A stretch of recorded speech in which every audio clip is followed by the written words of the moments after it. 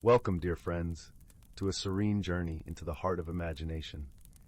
As the night gently unfolds, allow yourself to relax and drift into a world where whimsical dreams await.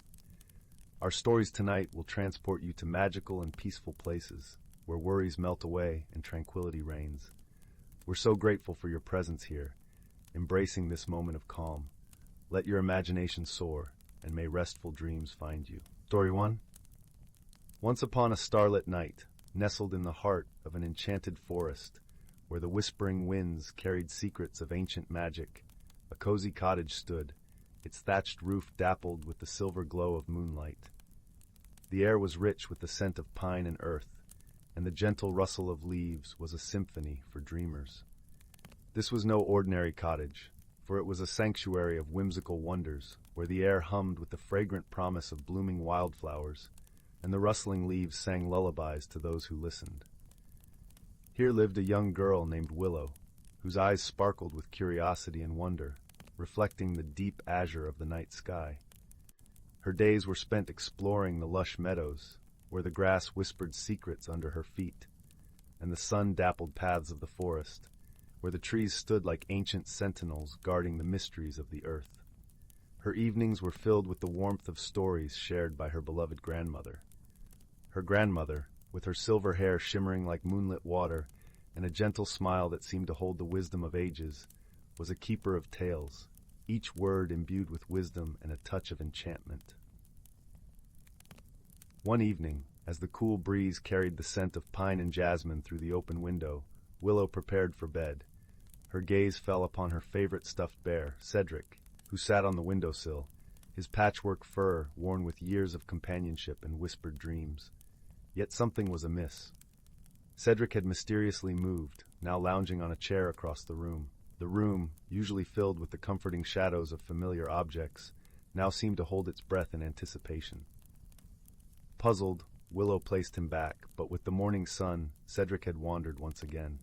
Intrigued and slightly unnerved, Willow sought the counsel of her wise grandmother.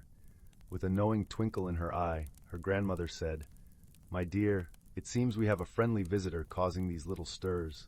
Let's discover who our mischievous guest might be."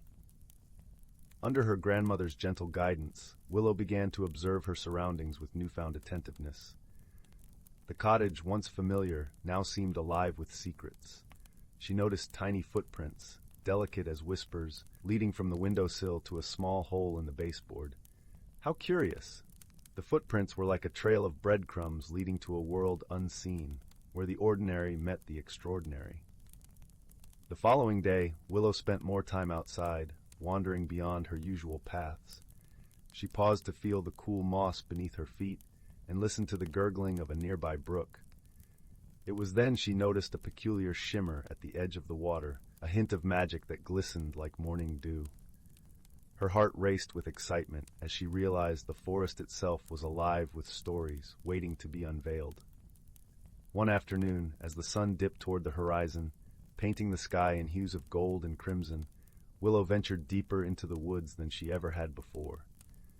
She stumbled upon a clearing where wildflowers bloomed in vibrant clusters, their petals swaying gently in the breeze.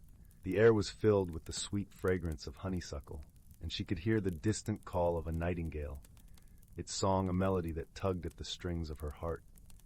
In this serene moment, Willow felt a profound connection to the land, as if the very soul of the forest was whispering its secrets to her. That night, as the fireplace crackled and shadows danced along the walls, they set out a saucer of honey and waited patiently. The forest outside hummed with the sound of crickets and the soft hoot of an owl, the night alive with whispers of magic. As the moon climbed higher, casting a silvery glow across the room, a tiny creature emerged from the hole, a merry little brownie with twinkling eyes and a cheerful grin that seemed to light up the room. "Why, hello there!" Willow's grandmother greeted warmly, her voice as soothing as the rustle of leaves. "We've been wondering who our new friend might be." The brownie, delighted to be discovered, introduced himself as Finan. His voice was as light as the summer breeze, and he spoke of his adventures through the forest, drawn to the warmth and kindness that permeated their cottage walls. His tales were filled with laughter and wonder, as he recounted the hidden nooks and crannies of the forest where magic thrived, unseen by most.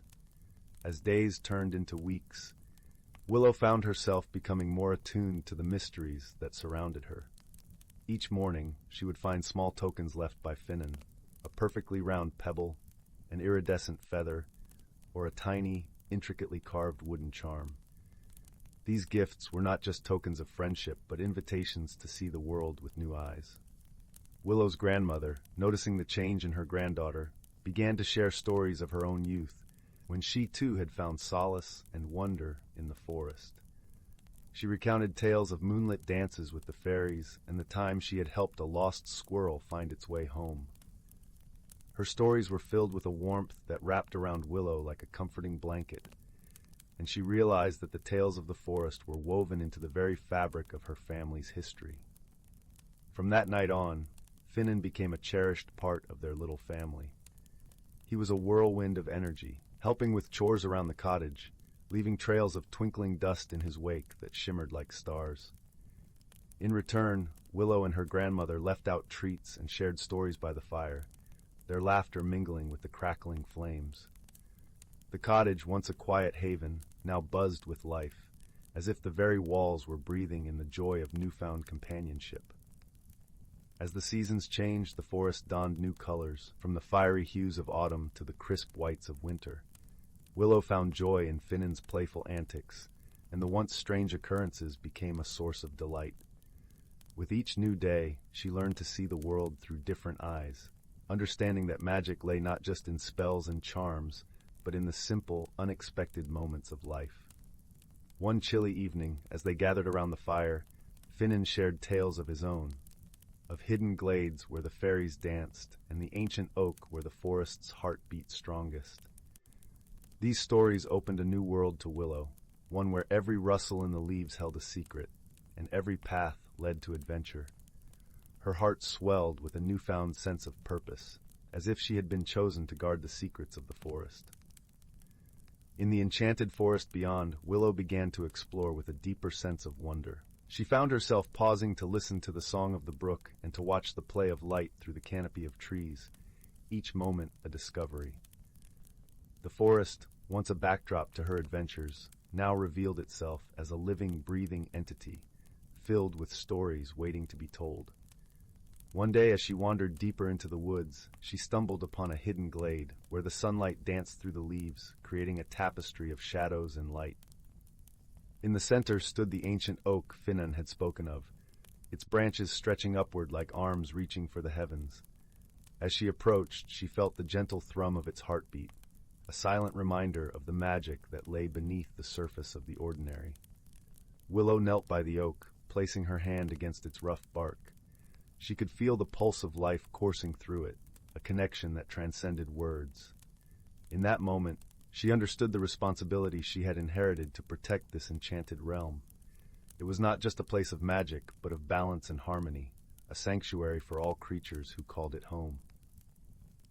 As time went on, Willow and her grandmother, guided by Finnan, began to nurture a small garden at the edge of the forest, planting seeds that would grow into herbs and flowers, each with its own magical properties.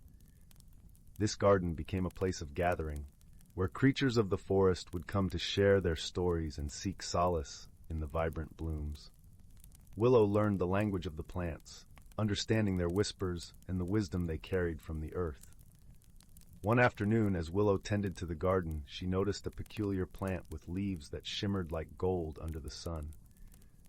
Her grandmother explained it was the elusive moonshade, a rare herb said to bloom only under the full moon. Entranced by its beauty, Willow decided to stay up that night to witness its bloom. As the moon reached its zenith, the garden was bathed in ethereal light, and the moonshade unfurled its petals, revealing a radiant flower that glowed with otherworldly luminescence. Willow felt a deep sense of fulfillment, knowing she was part of something truly magical. And so, as the embers glowed warmly in the hearth, and the night drew to a close, Willow would drift off to sleep, her dreams filled with the friendly antics of Finnan and the delightful secrets of the enchanted forest. Her heart swelled with gratitude, knowing that the greatest wonders often lay in the most unexpected places, hidden within the folds of everyday life, waiting for those who dared to look beyond the ordinary. Each day was a new beginning, a chance to uncover the magic that lay just beyond the veil of the known, in the heart of the enchanted forest she called home. Story 2. In the heart of the whispering wood, where ancient trees leaned together like conspirators sharing timeless secrets, there was a quaint little village named Willowbrook. This village, a hidden gem nestled among emerald meadows and silver streams, was home to cottages whose moss-covered roofs resembled soft blankets of nature's own making, and windows that twinkled like celestial bodies in the evening glow. The scent of fresh earth mingled with the crisp, floral notes of wildflowers, creating an intoxicating aroma that filled the air. The villagers of Willowbrook were known for their gentle natures and warm hearts, living lives interwoven with the subtle magic of their surroundings. Each villager had a unique connection to the land, whether it was through the vibrant gardens they tended or the melodious songs they sang, echoing through the woods like a gentle lullaby. Among them, none was more cherished than old Mr. Thistle, a toy maker whose shop was a kaleidoscope of joy. The air inside was forever imbued with the sweet fragrance of fresh pine and varnish, accompanied by the soft tick-tock of the clockwork animals that whirred and chirped. Wooden dolls with painted smiles and stuffed bears with eyes as bright and inviting as the morning sun lined his shelves, each a testament to his craftsmanship and kindness. One crisp autumn morning, as the leaves turned golden and the air carried the sweet scent of apples and cinnamon, something peculiar happened in Willowbrook. The villagers awoke to find that their socks had mysteriously disappeared. It was not just a case of one or two missing pairs, but every sock in every drawer and on every line had vanished without a trace. The village buzzed with confusion, the usual morning routine disrupted by a sense of playful urgency. Who could be taking our socks? Mrs. Honeydew wondered aloud, standing on her doorstep, her brow furrowed in bewilderment as a gentle breeze tugged at her apron strings. Her home, usually filled with the comforting aroma of freshly baked bread, now felt oddly incomplete without the familiar sight of her vibrant socks hanging by the hearth. "I've no clue," replied Mr. Thistle, his eyes twinkling with amusement as he chuckled softly. "But it seems our village has a mischief maker." The mystery of the vanishing socks brought the villagers together, uniting them in a shared quest. Every day they gathered at the village square, a vibrant tapestry of stories and laughter, sharing theories and ideas. The square, with its cobblestone paths and a majestic oak tree at its center, had always been a place of communal warmth. Yet despite their best efforts and the lively debates that ensued, the socks remained as elusive as the morning mist. One afternoon, as the sun dipped below the horizon, painting the skies in hues of rose and lavender, a young girl named Lila decided to investigate. Lila, with her curly auburn hair bouncing and eyes sparkling with unquenchable curiosity, was known for her keen observation and clever thinking, traits that often led her on adventures through the whimsical pathways of the Whispering Wood. Her adventurous spirit was nurtured by her grandmother's tales of woodland creatures and unseen wonders. Lila's first stop was Mr. Thistle's workshop. As she entered, the familiar scent of pine and varnish enveloped her like a comforting blanket. Mr. Thistle was busy carving a new wooden horse, its fluid lines taking shape beneath his skilled hands, each stroke of his chisel releasing a flurry of wood shavings that danced in the air. The soft glow of the lanterns cast a warm light on his weathered face, highlighting the years of wisdom etched into his features. "Mr. Thistle," Lila began, her voice a mixture of excitement and determination, "do you think there's any magic involved in our disappearing socks?" The old toy maker paused, his eyes twinkling behind his spectacles. "Magic is always a possibility in Willowbrook, my dear. But tell me, what have you observed?" Lila thought for a moment, recalling the peculiarities she had noticed. "Well, I observed that all the missing socks were brightly colored. None of the plain, dull ones are missing, and I saw tiny footprints in the dew near my window this morning." Mr. Thistle nodded thoughtfully, setting his chisel down. "Very observant, Lila. Perhaps we should ask our friend, the forest weaver." The forest weaver was a wise old spider residing at the edge of the Whispering Wood.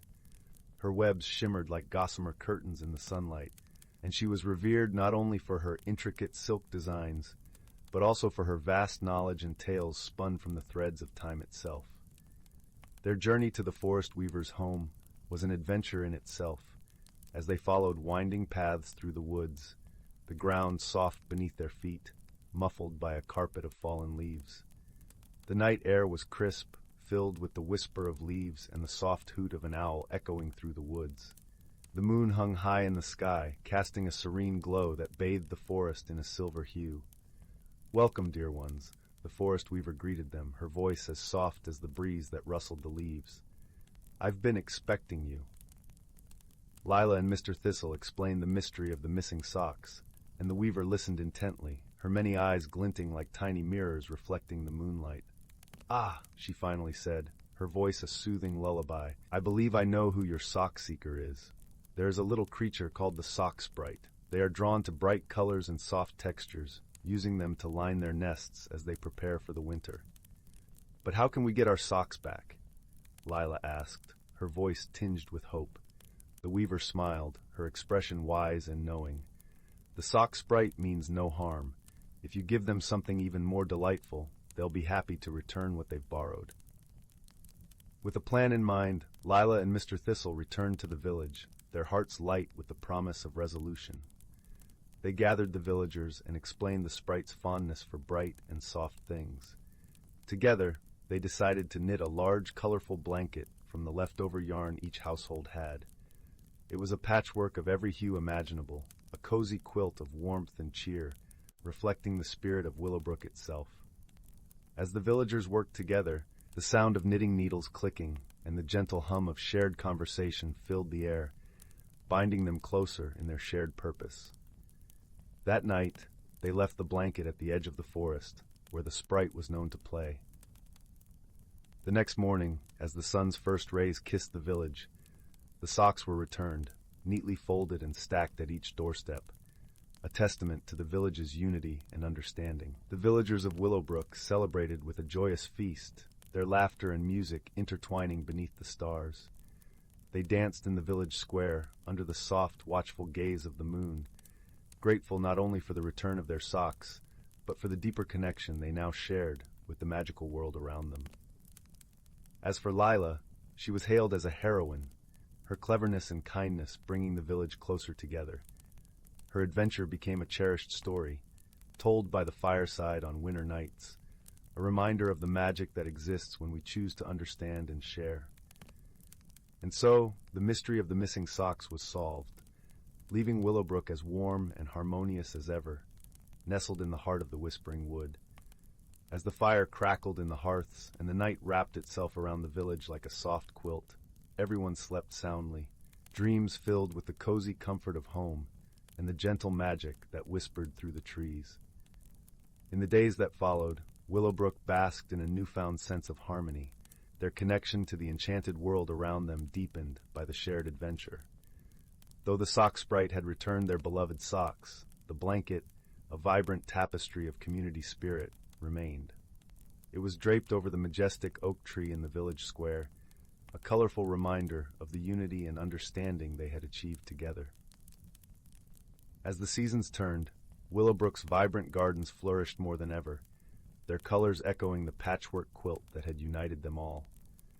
The villagers found new joy in storytelling, weaving tales under the stars, and sharing laughter that echoed through the woods like a song of gratitude.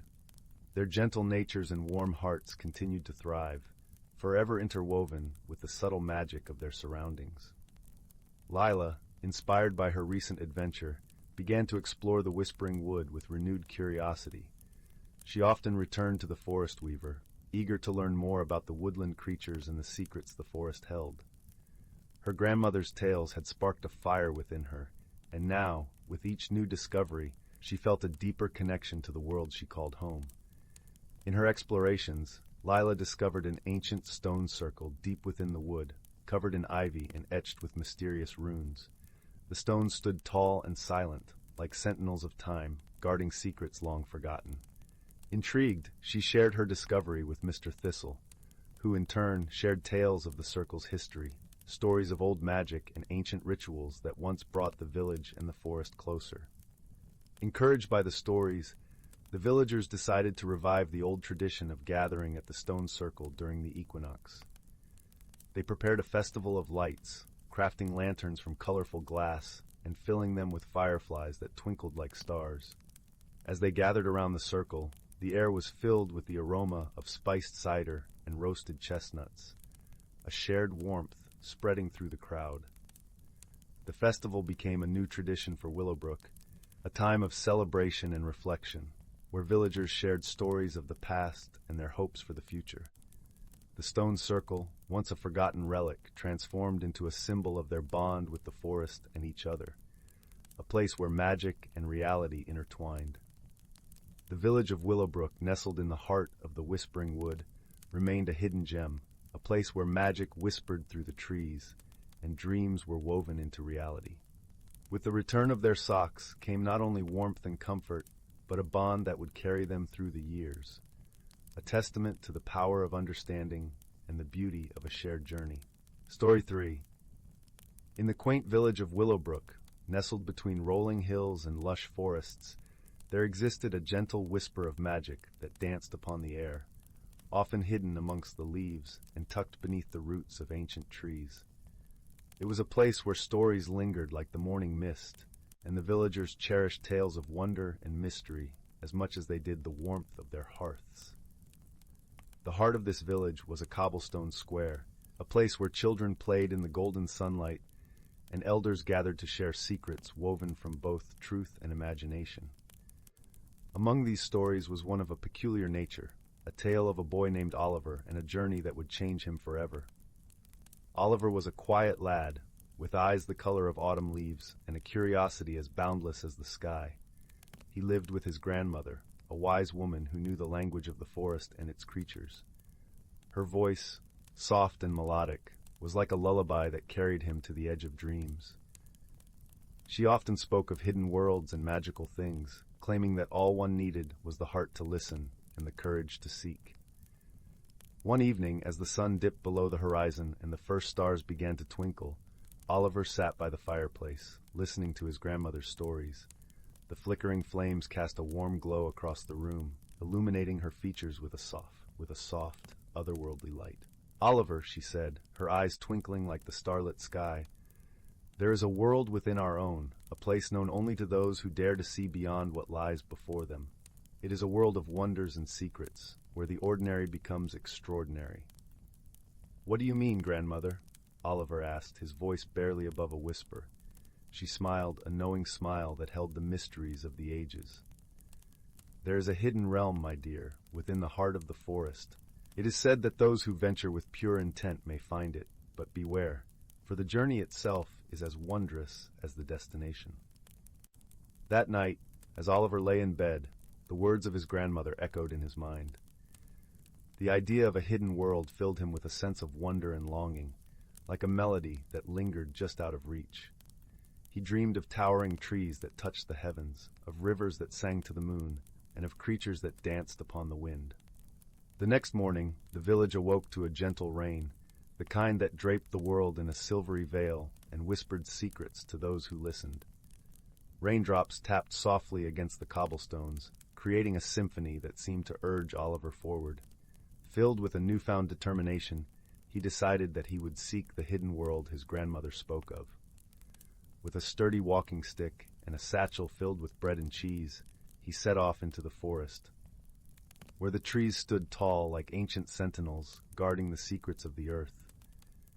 The air was thick with the scent of pine and damp earth, and the sound of birdsong filled the canopy like a chorus of tiny bells. Oliver walked for hours, the forest wrapping around him like a living thing. He followed a narrow path that twisted and turned, as if it too were alive, guiding him deeper into the heart of the woods. As he journeyed, he felt a change within himself, a quiet strength that grew with each step. He paused near a brook, watching as the water babbled over smooth stones, its song mingling with the rustle of leaves. There he encountered an old man with a long white beard and eyes that sparkled with wisdom. The man wore a cloak woven from leaves, and his presence seemed to be one with the forest itself. "Young traveler," the man said, his voice like the rustling of wind through the trees. "Do you seek the hidden world?" Oliver nodded, entranced by the man's presence. "Remember," the man continued, "the forest is a mirror, reflecting what is in your heart. Approach it with love and respect, and it will reveal its wonders to you." Oliver bowed his head in gratitude, feeling the weight of the man's words settle within him like a seed waiting to grow. As he continued his journey, he carried the encounter with him, a reminder of the interconnectedness of all things. It was late afternoon when he stumbled upon a glade, a place untouched by time, where the sunlight danced upon a crystal-clear pond. At its center stood a tree unlike any other, its bark shimmering with hues of silver and gold. Oliver approached, his heart beating with a rhythm both foreign and familiar. As he reached out to touch the tree, he felt a warmth spread through his fingers, a gentle pulse that seemed to echo his own heartbeat. It was then that he noticed a small, ornate box nestled within the roots, intricately carved and glowing with a soft, ethereal light. Curiosity piqued, Oliver knelt and carefully opened the box. Inside lay a stone, smooth and cool to the touch, swirling with colors that shifted like the northern lights. As he held it, a voice, soft and melodic, filled his mind. "Welcome, seeker of the hidden world. You have found the Heartstone, a gift and a guide. With it, you will see what is unseen and hear what is unspoken." Startled, Oliver looked around, but the glade was silent, save for the gentle rustle of leaves. The voice, however, seemed to come from within, a whisper of the soul. "Do not fear, young one," the voice continued. "The journey ahead is yours to make, and the Heartstone will light your way. But remember, it is wisdom and kindness that will unlock the doors of this hidden realm."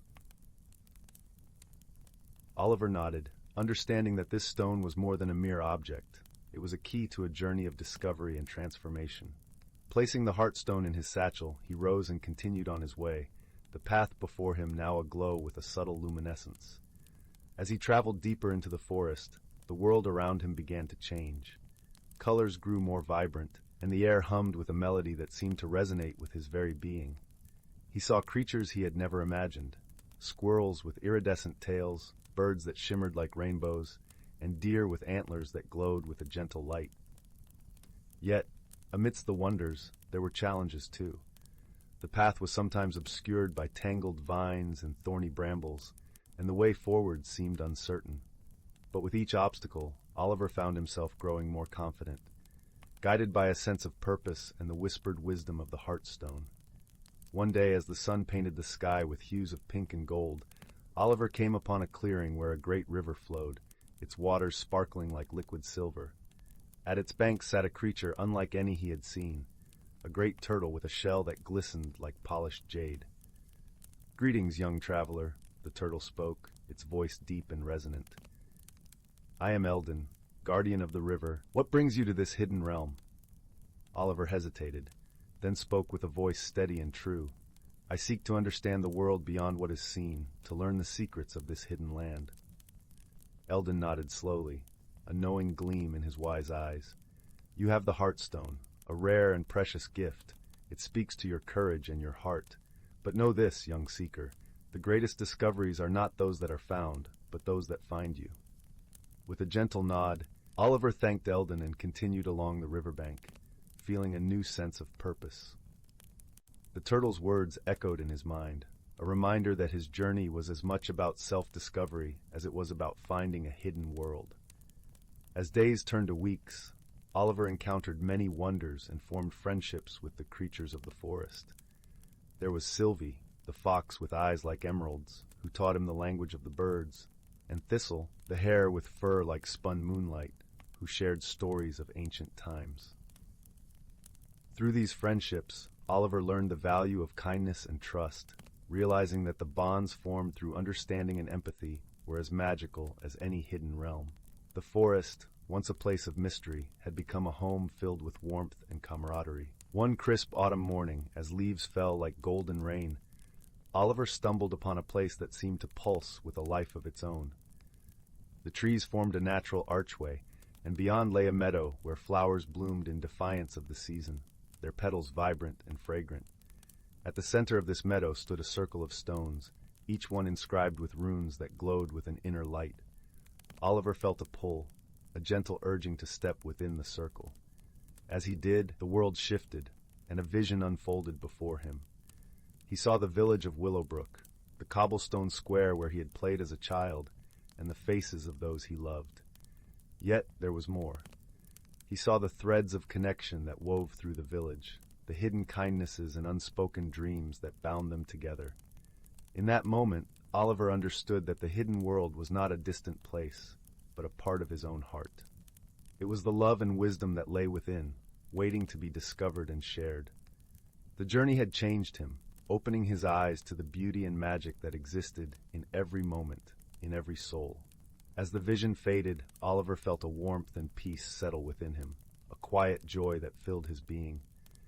The Heartstone, now a part of him, glowed softly, a reminder of the journey and the lessons learned. With a heart full of gratitude, Oliver returned to Willowbrook, where his grandmother awaited him by the hearth. Her eyes, filled with love and pride, welcomed him home. "You have discovered much, my dear," she said, embracing him with a warmth that melted away the chill of his journey. "The hidden world is not a place, but a way of seeing, a way of being." Oliver nodded, understanding that the true magic lay in the connections formed and the wisdom gained. The village, once so familiar, now seemed alive with possibilities, each moment a chance to weave a story of kindness and love.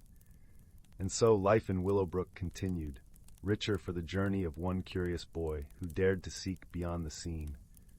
Oliver, now a young man, shared his tales by the fireside, his voice a soothing balm that carried the promise of wonder and the comfort of home. The villagers listened, their hearts touched by the magic of his words, and the hidden world became a part of them too, a shared dream that lingered like a gentle melody in the cool evening air. In the heart of the forest, where the trees whispered secrets to the wind, the Heartstone glowed softly, a beacon of light and love, waiting for the next seeker to listen and learn.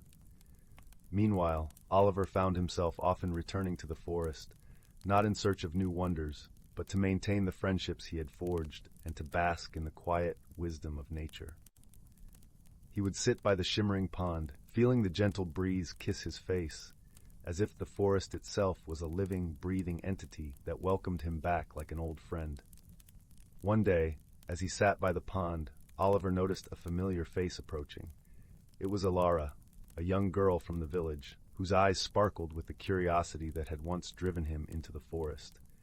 She had heard tales of his adventures and was eager to learn of the world beyond the village. "I want to see the hidden world too," she said, her voice filled with determination. Oliver smiled, recognizing a familiar spark of adventure. "The hidden world is all around you, Alara," he said gently. "It's in the laughter of the brook, the rustle of the leaves, and the stories we share. You just need to open your heart and listen." Taking her hand, he led her to the meadow of stones, where the runes still glowed with their quiet light.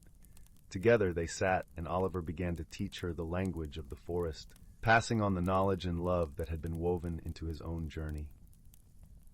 As Alara listened, her eyes widened with wonder, and Oliver knew that a new journey was beginning, a cycle of discovery and growth, where the magic of the hidden world would continue to thrive in the hearts of those who dared to seek it. Through Alara, the legacy of the Heartstone would live on, a testament to the enduring power of curiosity, courage, and connection. And so the tale of Oliver and the hidden world became a part of Willowbrook's lore, told and retold in the village square, a story of hope and transformation that resonated through generations. The Heartstone remained a guiding light, its glow a reminder of the endless possibilities that lay within each soul, waiting to be discovered and shared. In the end, Oliver realized that the hidden world was not about the magic itself, but about the connections it fostered, the bonds between him and the forest, between him and Alara, and between generations of villagers who would continue to explore the wonders of their own hearts. As he watched Alara's eyes light up with the promise of adventure, Oliver felt a profound peace, knowing that the hidden world was alive and well, nestled in the heart of Willowbrook, and in every story waiting to be told. As years passed, Oliver's journeys into the forest became less about discovery and more about communion with the world he had come to love. He found solace in the rustling leaves, the babbling brooks, and the soft whispers of the wind. The forest had become a sanctuary, a place where he could reflect and find peace. One winter's day, as snowflakes danced down from a slate-gray sky, Oliver made his way to the glade where he had first found the Heartstone. The world was hushed and still, the usual chorus of forest sounds muted by the soft blanket of snow. As he approached the shimmering tree, he found an unexpected visitor. Eldon, the great turtle, had come ashore, leaving a trail in the snow. "Eldon," Oliver greeted, his voice carrying an echo of nostalgia. "What brings you here on such a cold day?" The turtle's eyes twinkled with their ageless wisdom.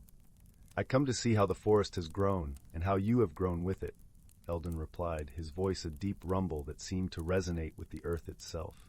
As they spoke, Oliver shared stories of the village, of Ilara's adventures, and of the many changes that had come with time. Eldon listened intently, his presence a reminder of the enduring nature of the forest and its inhabitants. "Change is the only constant," Eldon mused, his gaze moving from the snow-laden branches to Oliver's thoughtful face. "The forest teaches us that life is a cycle, a series of beginnings and endings, each one a chance to learn and grow." Oliver nodded, feeling the truth of Eldon's words settle within him. The village, too, was changing, as new generations brought fresh stories and dreams to the cobblestone square. Yet, like the forest, it remained a place of deep roots and strong connections, where the past was woven into the fabric of the present. As the afternoon light began to wane, Eldon prepared to return to the river. "Remember, Oliver," he said, "the Heartstone is a symbol of the journey, not its end. Keep seeking, keep learning, and the hidden world will always be yours." With a heart full of gratitude, Oliver watched as Eldon made his way back to the water, the turtle's shell catching the last rays of the setting sun. Alone in the glade, Oliver felt a profound kinship with the forest, a sense of belonging that transcended time and place. Returning to the village that evening, Oliver found Ilara waiting by the hearth, her eyes bright with stories yet to be told. Together they sat by the fire, the warmth of the flames a mirror to the warmth in their hearts. "Tell me more, Oliver," Ilara implored, her voice filled with the wonder that had once driven him into the forest. And so, Oliver spoke of his day with Eldon, of the snow-kissed glade, and the timeless wisdom of the great turtle. As his words wove a tapestry of images and emotions, Ilara listened, her imagination ignited by the possibilities of the hidden world. Through their shared tales, Oliver and Ilara kept the magic of the Heartstone alive, ensuring that the spirit of the forest and its hidden wonders would continue to inspire and guide the people of Willowbrook. And in doing so, they discovered that the true essence of the hidden world was found not in distant lands, but in the connections they nurtured, the stories they shared, and the love that bound them together. In the heart of the forest, where the wind carried secrets and the trees whispered songs of old, the Heartstone remained a beacon of light and love, its glow a testament to the enduring power of curiosity, courage, and connection. It was a reminder that the journey was never truly over, and that each new seeker would find their own path to the hidden world, guided by the stories of those who had come before. Once upon a time, in a village nestled between the emerald embrace of ancient forests and the azure whisper of a meandering river, there lived a young boy named Finn. His home was a quaint stone cottage with a thatched roof, perched at the edge of the village where the cobblestone path met the sprawling greenery. The air was often filled with the scent of pine and wildflowers, a symphony of nature that played alongside the gentle hum of village life. Finn had a heart as vast as the skies above, filled with dreams of adventures and mysteries waiting to be unraveled. Every evening, as the golden sun dipped below the horizon and painted the sky with hues of lavender and rose, Finn would sit by the riverbank, his feet dangling above the cool, gentle waters. The river sang its own melody, a gentle symphony of flowing water and rustling reeds, harmonizing with the evening chorus of crickets hidden in the tall grass.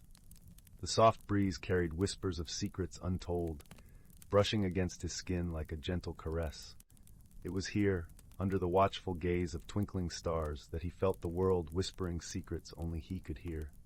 His closest companion was a wise old owl named Sage, with feathers like soft snow and eyes that glimmered with wisdom beyond centuries. Sage had not always been an owl. Once he had been a great wizard, known across lands for his knowledge of the ancient arts. A mysterious spell had transformed him into his current form, and only a heart as pure as Finn's could see him for who he truly was. Sage had chosen to remain by Finn's side, finding solace in the boy's innocence and curiosity. One particular evening, as the air was infused with the sweet perfume of blooming night jasmine, Finn noticed something unusual. A soft, luminescent glow emanated from the depths of the river, pulsating like a heartbeat. Intrigued, he leaned closer, his curiosity weaving a tapestry of wonder and anticipation. Sage perched nearby, observing with knowing eyes. "Oh, Sage," Finn murmured, "do you see that light? It's like the river holds a secret of its own." Sage fluffed his feathers, a sign of both amusement and agreement. "Indeed, young Finn, the world often conceals its wonders beneath layers of the ordinary." Encouraged by Sage's words, Finn decided to uncover the mystery of the glowing river. The next day, he returned with a small wooden boat, crafted by his own hands, its surface smooth and polished from hours of sanding. He pushed it into the water and set sail toward the source of the enigmatic light, with Sage flying overhead, a guardian in the silent sky. As Finn paddled deeper into the river's heart, the landscape transformed around him. The trees leaned in closer, their branches whispering secrets, and the water shimmered with a mystical light. It was as if he had entered a hidden world, one that only the brave or the pure of heart could witness. The journey was not without its challenges. As the sun began its descent, casting long shadows across the water, a gentle mist rolled in, shrouding the river in a veil of mystery.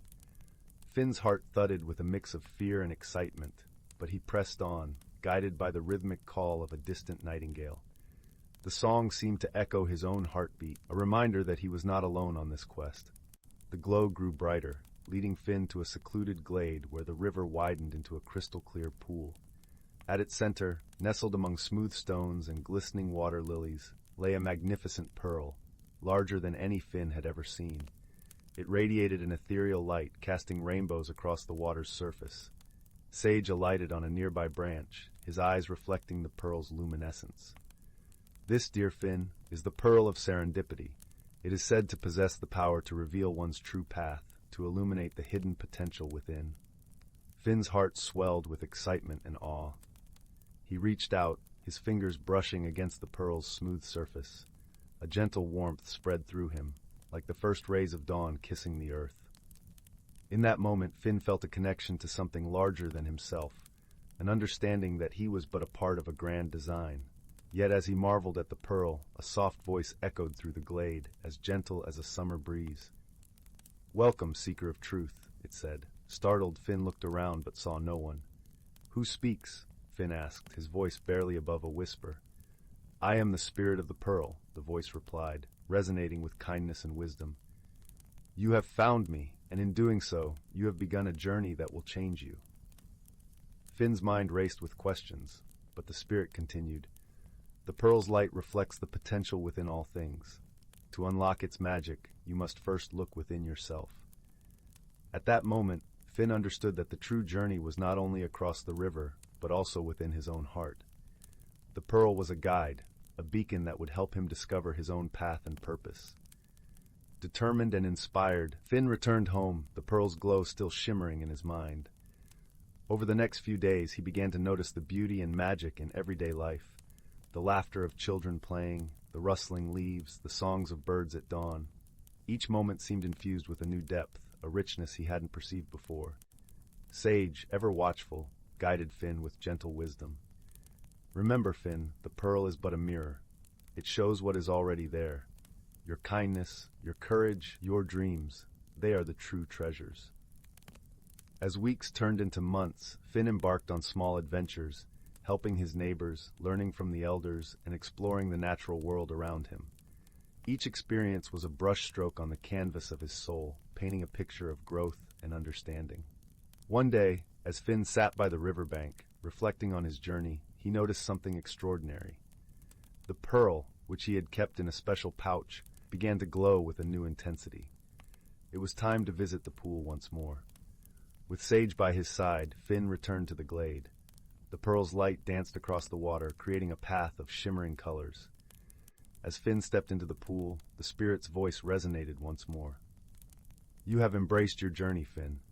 The pearl's magic has shown you the beauty of the world and the strength within yourself. You are ready for the next chapter. The pool's water swirled around Finn, a gentle embrace that filled him with warmth and peace. In that moment, he understood that the journey was never truly over. Each day was an opportunity to learn, to grow, to love. With newfound confidence and a heart full of gratitude, Finn returned to his village, carrying the pearl not as a treasure to keep, but as a reminder of the magic within. He shared his experiences with others, inspiring them to find their own paths, their own pearls of wisdom. As the days flowed into nights, Finn found himself drawn to the stories of the elders, those keepers of the village's history. One evening, nestled by a crackling fire, he listened to tales of ancient times, of heroes who had once walked the lands and the lessons they left behind. These stories captivated him, feeding his imagination and guiding his actions. He realized that though he was young, he was part of this unbroken chain, destined to leave his own mark. And so, in the gentle embrace of friendship and the guidance of a wise old owl, Finn discovered that the greatest journey was the one of the heart, where dreams and reality danced in harmony. As the years passed, he became a beacon of hope and kindness in his village, a testament to the power of believing in oneself and the magic that lies within. In the end, Finn's story was not just about a magical pearl or a hidden glade. It was about the light that shines in every heart, waiting to be discovered, nurtured, and shared. And as the stars twinkled above, casting their gentle glow upon the world, Finn knew that his journey had only just begun. As he sat once more by the riverbank, his thoughts wandered to a time when he was much older, guiding young seekers and sharing tales of his adventures. Perhaps one day he would tell them of the pearl and the glade and the wise old owl who had taught him to listen to the whispers of the world and the whispers within his own heart. And just maybe those stories would kindle the hearts of others, sparking new journeys of discovery and wonder in the gentle rhythm of life's eternal dance. Story 5. In a forest as old as time itself, where the trees reached high into the sky and their roots delved deep into the earth, there lay a hidden world teeming with life. This forest was not like any other, but rather a realm where the natural and the magical danced in harmony. The air always seemed to hum with a gentle melody, a song of the wind weaving through the leaves, accompanied by the soft rustle of creatures scurrying about their hidden lives. The scent of pine mingled with the sweet fragrance of wildflowers, creating an intoxicating aroma that enveloped the senses. In the heart of this forest, nestled between two ancient oak trees, there was a small clearing, illuminated by shafts of golden sunlight filtering through the canopy above. Here, a gentle stream babbled over smooth stones, its waters as clear as crystal, reflecting the vibrant greens and earthy browns of the forest around it. The air was cool and refreshing, carrying the faint scent of moss and damp earth. This place was known as the Glade of Seasons, for it was said that each corner of the glade held a secret tied to the turning of the year. In this glade lived a wise old tortoise named Myrrh. His shell was etched with intricate patterns that seemed to shift and change with the flicker of sunlight, as if the secrets of the forest were written upon his back. Myrrh was the keeper of stories, a gentle soul who had seen the forest through countless cycles of growth and rest, of birth and rebirth. His eyes were like pools of amber, deep and thoughtful, holding within them the knowledge of ages. One crisp autumn morning, as the leaves turned to shades of amber and gold, a young squirrel named Pippin scampered into the glade. Pippin's bushy tail twitched with excitement as he bounded over to Myrrh, his tiny paws barely making a sound on the soft earth. His fur was a vibrant russet, flecked with the colors of the forest, and his eyes shone with youthful curiosity. "Good morning, Master Myrrh," he chirped, his voice a bright note in the peaceful morning. "I have come to learn about the secrets of the seasons." Myrrh chuckled softly, the sound like the gentle rumble of distant thunder. "Ah, young Pippin," he said, his voice a soothing balm that seemed to wrap around the glade like a warm blanket. "The secrets of the seasons are woven into the very fabric of our world. They are stories passed down from generation to generation, whispering through the leaves and carried on the wings of the wind." Pippin's eyes widened, and he settled down beside Myrrh, eager to listen. The old tortoise began to speak, his words painting vivid pictures in the air.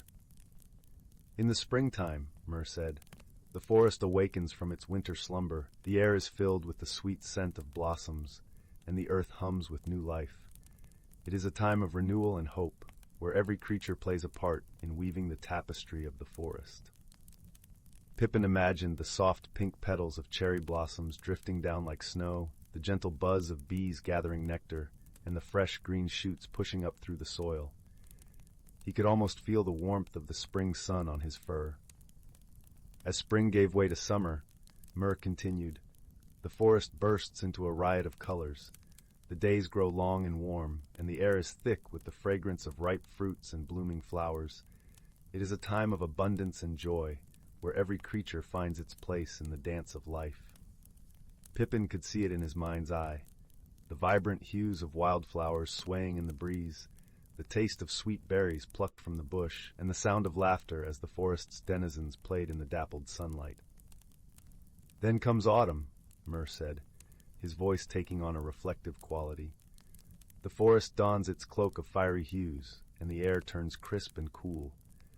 It is a time of reflection and preparation, where every creature gathers the bounties of summer and readies itself for the coming winter."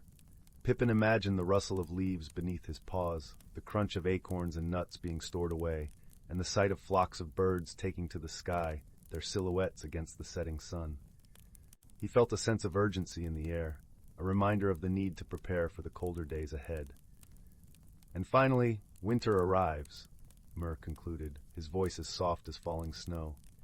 "The forest rests under a blanket of white, the world hushed and serene. It is a time of rest and introspection, where every creature finds solace in the quiet and awaits the return of spring." Pippin shivered slightly, imagining the crisp, cold air of winter, the sparkling frost on the branches, and the stillness that enveloped the forest like a lullaby. He could almost hear the quiet hush that descended over the glade, a peaceful silence that spoke of rest and renewal. "But what of the magic, Master Myrrh?" Pippin asked, his voice a whisper of awe. "What magic ties these seasons together?" Myrrh smiled, a slow, knowing smile that crinkled the corners of his wise old eyes. "The magic, dear Pippin, lies in the balance. Every season has its role, its place in the grand cycle of life. It is the harmony of these cycles that keeps our forest alive and thriving."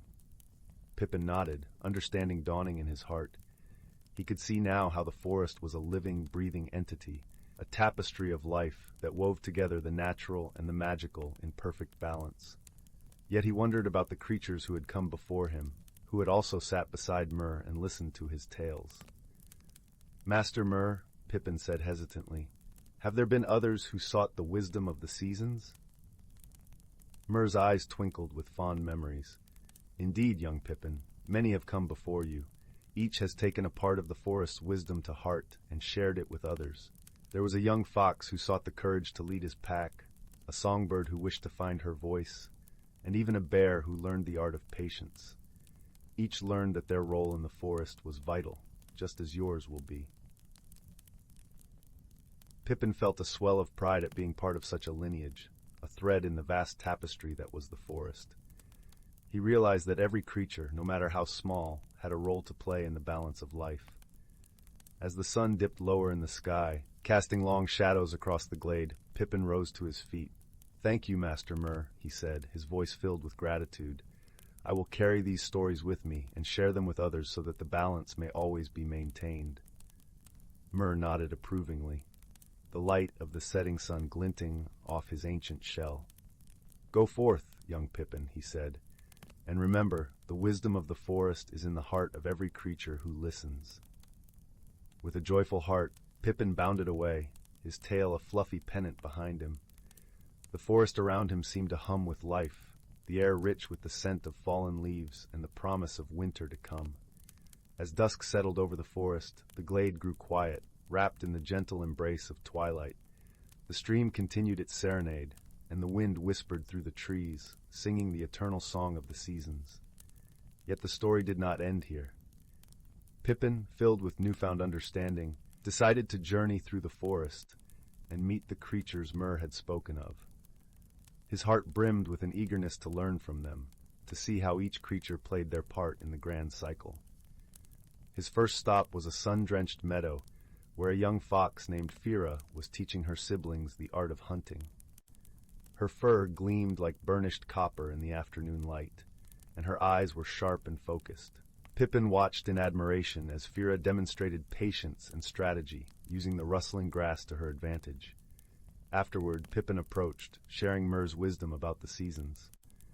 Fira listened intently, her ears perked, and thanked Pippin, promising to share the tales with her kin. Pippin's next encounter was with a songbird named Lyra, perched high in the branches of a sycamore tree. Her song was a cascade of notes, a melody that seemed to echo the forest's own music. Pippin sat below, mesmerized by the beauty of her voice, and when she paused, he shared the story of the seasons. Lyra chirped happily, explaining how the seasons influenced her songs, each note carrying the essence of time's passage. She promised to weave Myr's stories into her melodies, so all who heard would remember the balance of the forest. Finally, as the sun began to sink behind the horizon, casting the forest in a warm golden glow, Pippin met a bear named Bram, who was preparing for his winter slumber. Bram was a gentle giant, his presence a comforting solidity amidst the shifting forest. Pippin spoke of the patience and reflection of autumn and winter, and Bram nodded, his understanding deepening. He shared with Pippin his own stories of hibernation, of dreams that carried the essence of the forest's wisdom. As Pippin made his way back to the Glade of Seasons, the stars began to twinkle above, each one a tiny beacon in the darkening sky. The forest felt alive with the knowledge Pippin had shared, the stories cascading from creature to creature like a gentle ripple in a pond. When he returned to Myr, the old tortoise was waiting, a knowing smile on his wise face. "You have done well, young Pippin," Myr said, his voice filled with pride. "You have become a part of the forest's tapestry, a keeper of its timeless tales." Pippin beamed, his heart swelling with a sense of belonging and purpose. He had not only learned the secrets of the seasons, but had also become a vessel for their magic, a guardian of balance and harmony. And so, in the heart of the ancient forest, the story of life continued, woven with the threads of every creature who called it home. The seasons turned, the magic endured, and the glade remained a sanctuary of wisdom and wonder, whispering its secrets to those who chose to listen. In the days that followed, Pippin found himself increasingly attuned to the subtle nuances of the forest. He noticed the way the sunlight filtered through the leaves, casting ever-shifting patterns on the ground that seemed to dance with stories of their own. He understood the language of the rustling leaves and the songs of the birds as they heralded the changes around them. One evening, as the moon hung like a silver lantern in the sky, Pippin found a new sense of purpose stirring within him. He realized that his journey was not just about learning, but also about teaching. The stories he carried were meant to be shared, to inspire others to find their place in the forest's grand tapestry. With this realization, Pippin decided to host a gathering in the Glade of Seasons, inviting creatures from every corner of the forest. The air was filled with anticipation as they arrived, each bringing their unique presence to the circle that formed around Myr. The old tortoise began the evening with a tale of the forest's beginnings, a story of how the first seeds were planted by the winds of time, and how the forest had grown to encompass both magic and nature. His words wove a tapestry of history, connecting every creature to the roots of their shared home. As the night deepened, Pippin took his turn to speak, his voice imbued with the warmth of newfound wisdom. He shared the stories of Fira, Lyra, and Bram, of how each had embraced their roles in the cycle of life. The creatures listened with rapt attention, their eyes reflecting the flickering light of the fireflies that danced around them. In that moment, Pippin understood that the forest was not just a collection of trees and creatures, but a living, breathing entity united by the stories they shared. The magic lay in their connections, the way each tale intertwined with the next, creating a fabric of life that was both ancient and ever-renewing. As dawn approached and the first light of the new day kissed the treetops, the gathering concluded with a sense of unity and purpose. The creatures departed, each carrying a piece of the evening's magic with them, ready to spread it to every corner of the forest. Pippin, now a true guardian of the season's secrets, returned to Mur's side. The old tortoise looked at him with pride, recognizing in the young squirrel the promise of the forest's future. "You have become a true keeper of the stories, Pippin," Mur said, his voice a gentle caress. "Remember that the forest's magic lies not just in the changing seasons, but in the hearts of those who choose to listen and share." And so the cycle continued, the forest thriving with the vibrant energy of life. In the heart of it all, the Glade of Seasons remained a beacon of wisdom, a place where every creature could find solace and understanding. And Pippin, with his heart full of stories, became a cherished part of its timeless legacy. Story 6. Once upon a time, in the serene and enchanting forest of Moonlit Hollow, there was a quaint little village named Whispering Pines. This village nestled gently among the towering trees, where the whisper of the wind through their leaves was as soft as a lullaby. The villagers lived in harmony with nature and the magical creatures that roamed the woods. In the heart of the village stood a small bakery, its windows glowing warmly in the early morning light. This bakery was known throughout Whispering Pines for its delectable pastries and the sweet scent of cinnamon and honey that wafted from its chimney. It was run by a kind-hearted baker named Finn, whose smile was as warm as the fresh bread he baked each day. One crisp autumn morning, as the leaves danced gently to the ground, Finn was preparing his daily batch of cinnamon rolls when he noticed something peculiar. A small, shimmering footprint was etched into the flour dusting his work table. It was no bigger than a thimble, glistening as if sprinkled with stardust. Curious and a little bewildered, Finn wiped his hands on his apron and called out to a passing friend, a wise old squirrel named Hazel. Hazel had lived in the forest for many years and was known for her vast knowledge of the magical creatures that dwelled there. "Good morning, Hazel," Finn greeted, pointing to the mysterious footprint. "Have you ever seen anything like this before?" Hazel narrowed her tiny eyes, adjusting her spectacles made of 2 dewdrops strung together with spider silk. She scampered closer, her bushy tail twitching with interest. "Ah, Finn," she said in her gentle, crackling voice, "this looks like the footprint of a moonbeam sprite. They are rare visitors from the Silver Meadow, only appearing when there is a mystery to solve or a friend to help." Finn was intrigued. "A moonbeam sprite, you say? But why would one come to my bakery?" Hazel pondered for a moment, her whiskers twitching thoughtfully. "Perhaps they need your help, or perhaps there is something in your bakery they find fascinating." Determined to uncover the mystery, Finn decided to keep an eye out for any more unusual occurrences. The next day, as he rolled out dough for his famous honey cakes, he noticed something strange. His jar of golden honey was nearly empty, yet he hadn't used any since the previous day. He scratched his head, glancing around the cozy bakery, as if expecting answers to appear from the flour-dusted air. That evening, as the villagers gathered for the weekly storytelling circle around the fire, Finn shared his puzzling discoveries. The children listened wide-eyed, and the elder villagers nodded knowingly, some recalling tales of moonbeam sprites from their own youth. One villager, a gentle old woman named May, spoke up. "I remember when I was a girl, a sprite visited our home. They are drawn to kindness and warmth. Perhaps, Finn, they are attracted to the joy your bakery brings to the village." Encouraged by May's words, Finn decided to leave a small offering for the sprite.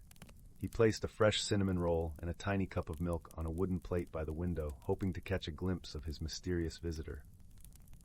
That night, a soft glow filled the bakery, and Finn awoke to the fluttering sound of delicate wings. He tiptoed quietly to the kitchen and peered in through the doorway. There, illuminated by the silvery moonlight streaming through the window, was a tiny sprite, no taller than a teacup, with wings that shimmered like 1,000 stars. The sprite moved gracefully, sipping the milk and nibbling on the cinnamon roll with delight. Not wanting to startle the creature, Finn simply watched, his heart filled with wonder. In the days that followed, the mysterious occurrences became a delightful routine. The sprite would visit each night, leaving behind trails of sparkling footprints and a sense of enchantment that lingered long after dawn. One morning, as Finn was sweeping the bakery floor, he stumbled upon a small, gleaming pebble tucked beneath the counter. It glowed softly with an inner light, pulsing gently like a heartbeat. Finn picked it up, feeling a warmth spread through his fingers. He showed the pebble to Hazel, who gasped in astonishment. "Finn, this is a heartstone, a gift from the moonbeam sprite. It is said to bring joy and prosperity to its keeper." Finn smiled, his heart swelling with gratitude. He placed the heartstone on the shelf above his work table, where it cast a gentle light across the room, infusing the bakery with a warmth that echoed the sprite's visits. With each passing day, the bakery flourished, its fame spreading beyond Whispering Pines. Villagers from neighboring towns came to taste Finn's pastries, drawn by the stories of the magical bakery blessed by a moonbeam sprite. As autumn gave way to winter, the sprite's visits became less frequent, until one night they stopped altogether. Though Finn missed the nightly glow and the sparkle of tiny footprints, he felt a deep sense of peace and fulfillment. The heartstone remained, a lasting reminder of the sprite's friendship and the magic that had touched his life. And so, Whispering Pines continued to thrive, its heart warmed by the kindness and mystery that had once graced its beloved bakery. And in the quiet moments of the evening, as the village settled into slumber, Finn would often gaze at the heartstone, feeling the gentle pulse of its light, a comforting reminder that magic and friendship were always just a heartbeat away. And so, with the fire crackling gently in the hearth, the villagers would drift into dreams, their hearts filled with warmth and wonder, knowing that sometimes the smallest mysteries hold the greatest magic of all. The end. Story 7. Once upon a time, deep within the heart of an ancient forest, there lived a young rabbit named Thistle. Though small in stature, Thistle possessed a remarkable gift, the ability to communicate with the trees and plants that surrounded her. On a crisp autumn evening, as Thistle nestled beneath the twisted roots of an ancient oak, she heard a faint whisper carried by the wind. It was the voice of the forest, calling out to her in a language only she could understand. "Thistle, brave one," the trees rustled. "A great darkness has fallen upon our realm, and only you can restore the balance." Thistle's eyes widened as a glimmering acorn tumbled from the oak's branches and landed at her feet. This was no ordinary acorn, for it radiated with a warm golden glow. "Within this sacred acorn lies the power to dispel the shadows that threaten our home," the trees explained. "You must embark on a journey beyond the forest's edge and seek out the forgotten realm of the Dryads, ancient guardians of nature's harmony." Though fear stirred within her, Thistle knew she could not ignore the forest's plea.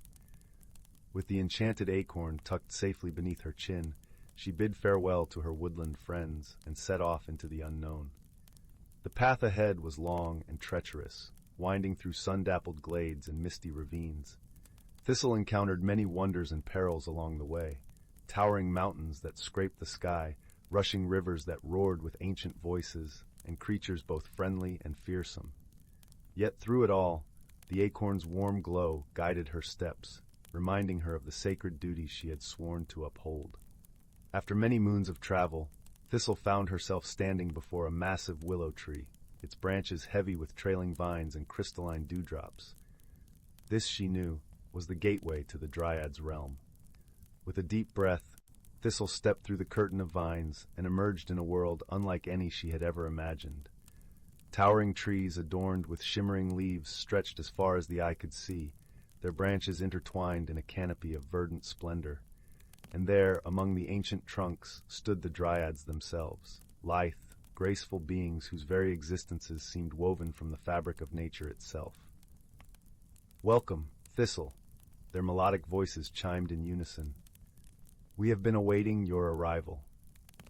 Thistle trembled as she recounted the darkness that had befallen her forest home, and the Dryads listened with solemn reverence. "The shadows you speak of are born of an ancient evil, a force that seeks to sever the sacred bond between the natural world and those who dwell within it," they explained.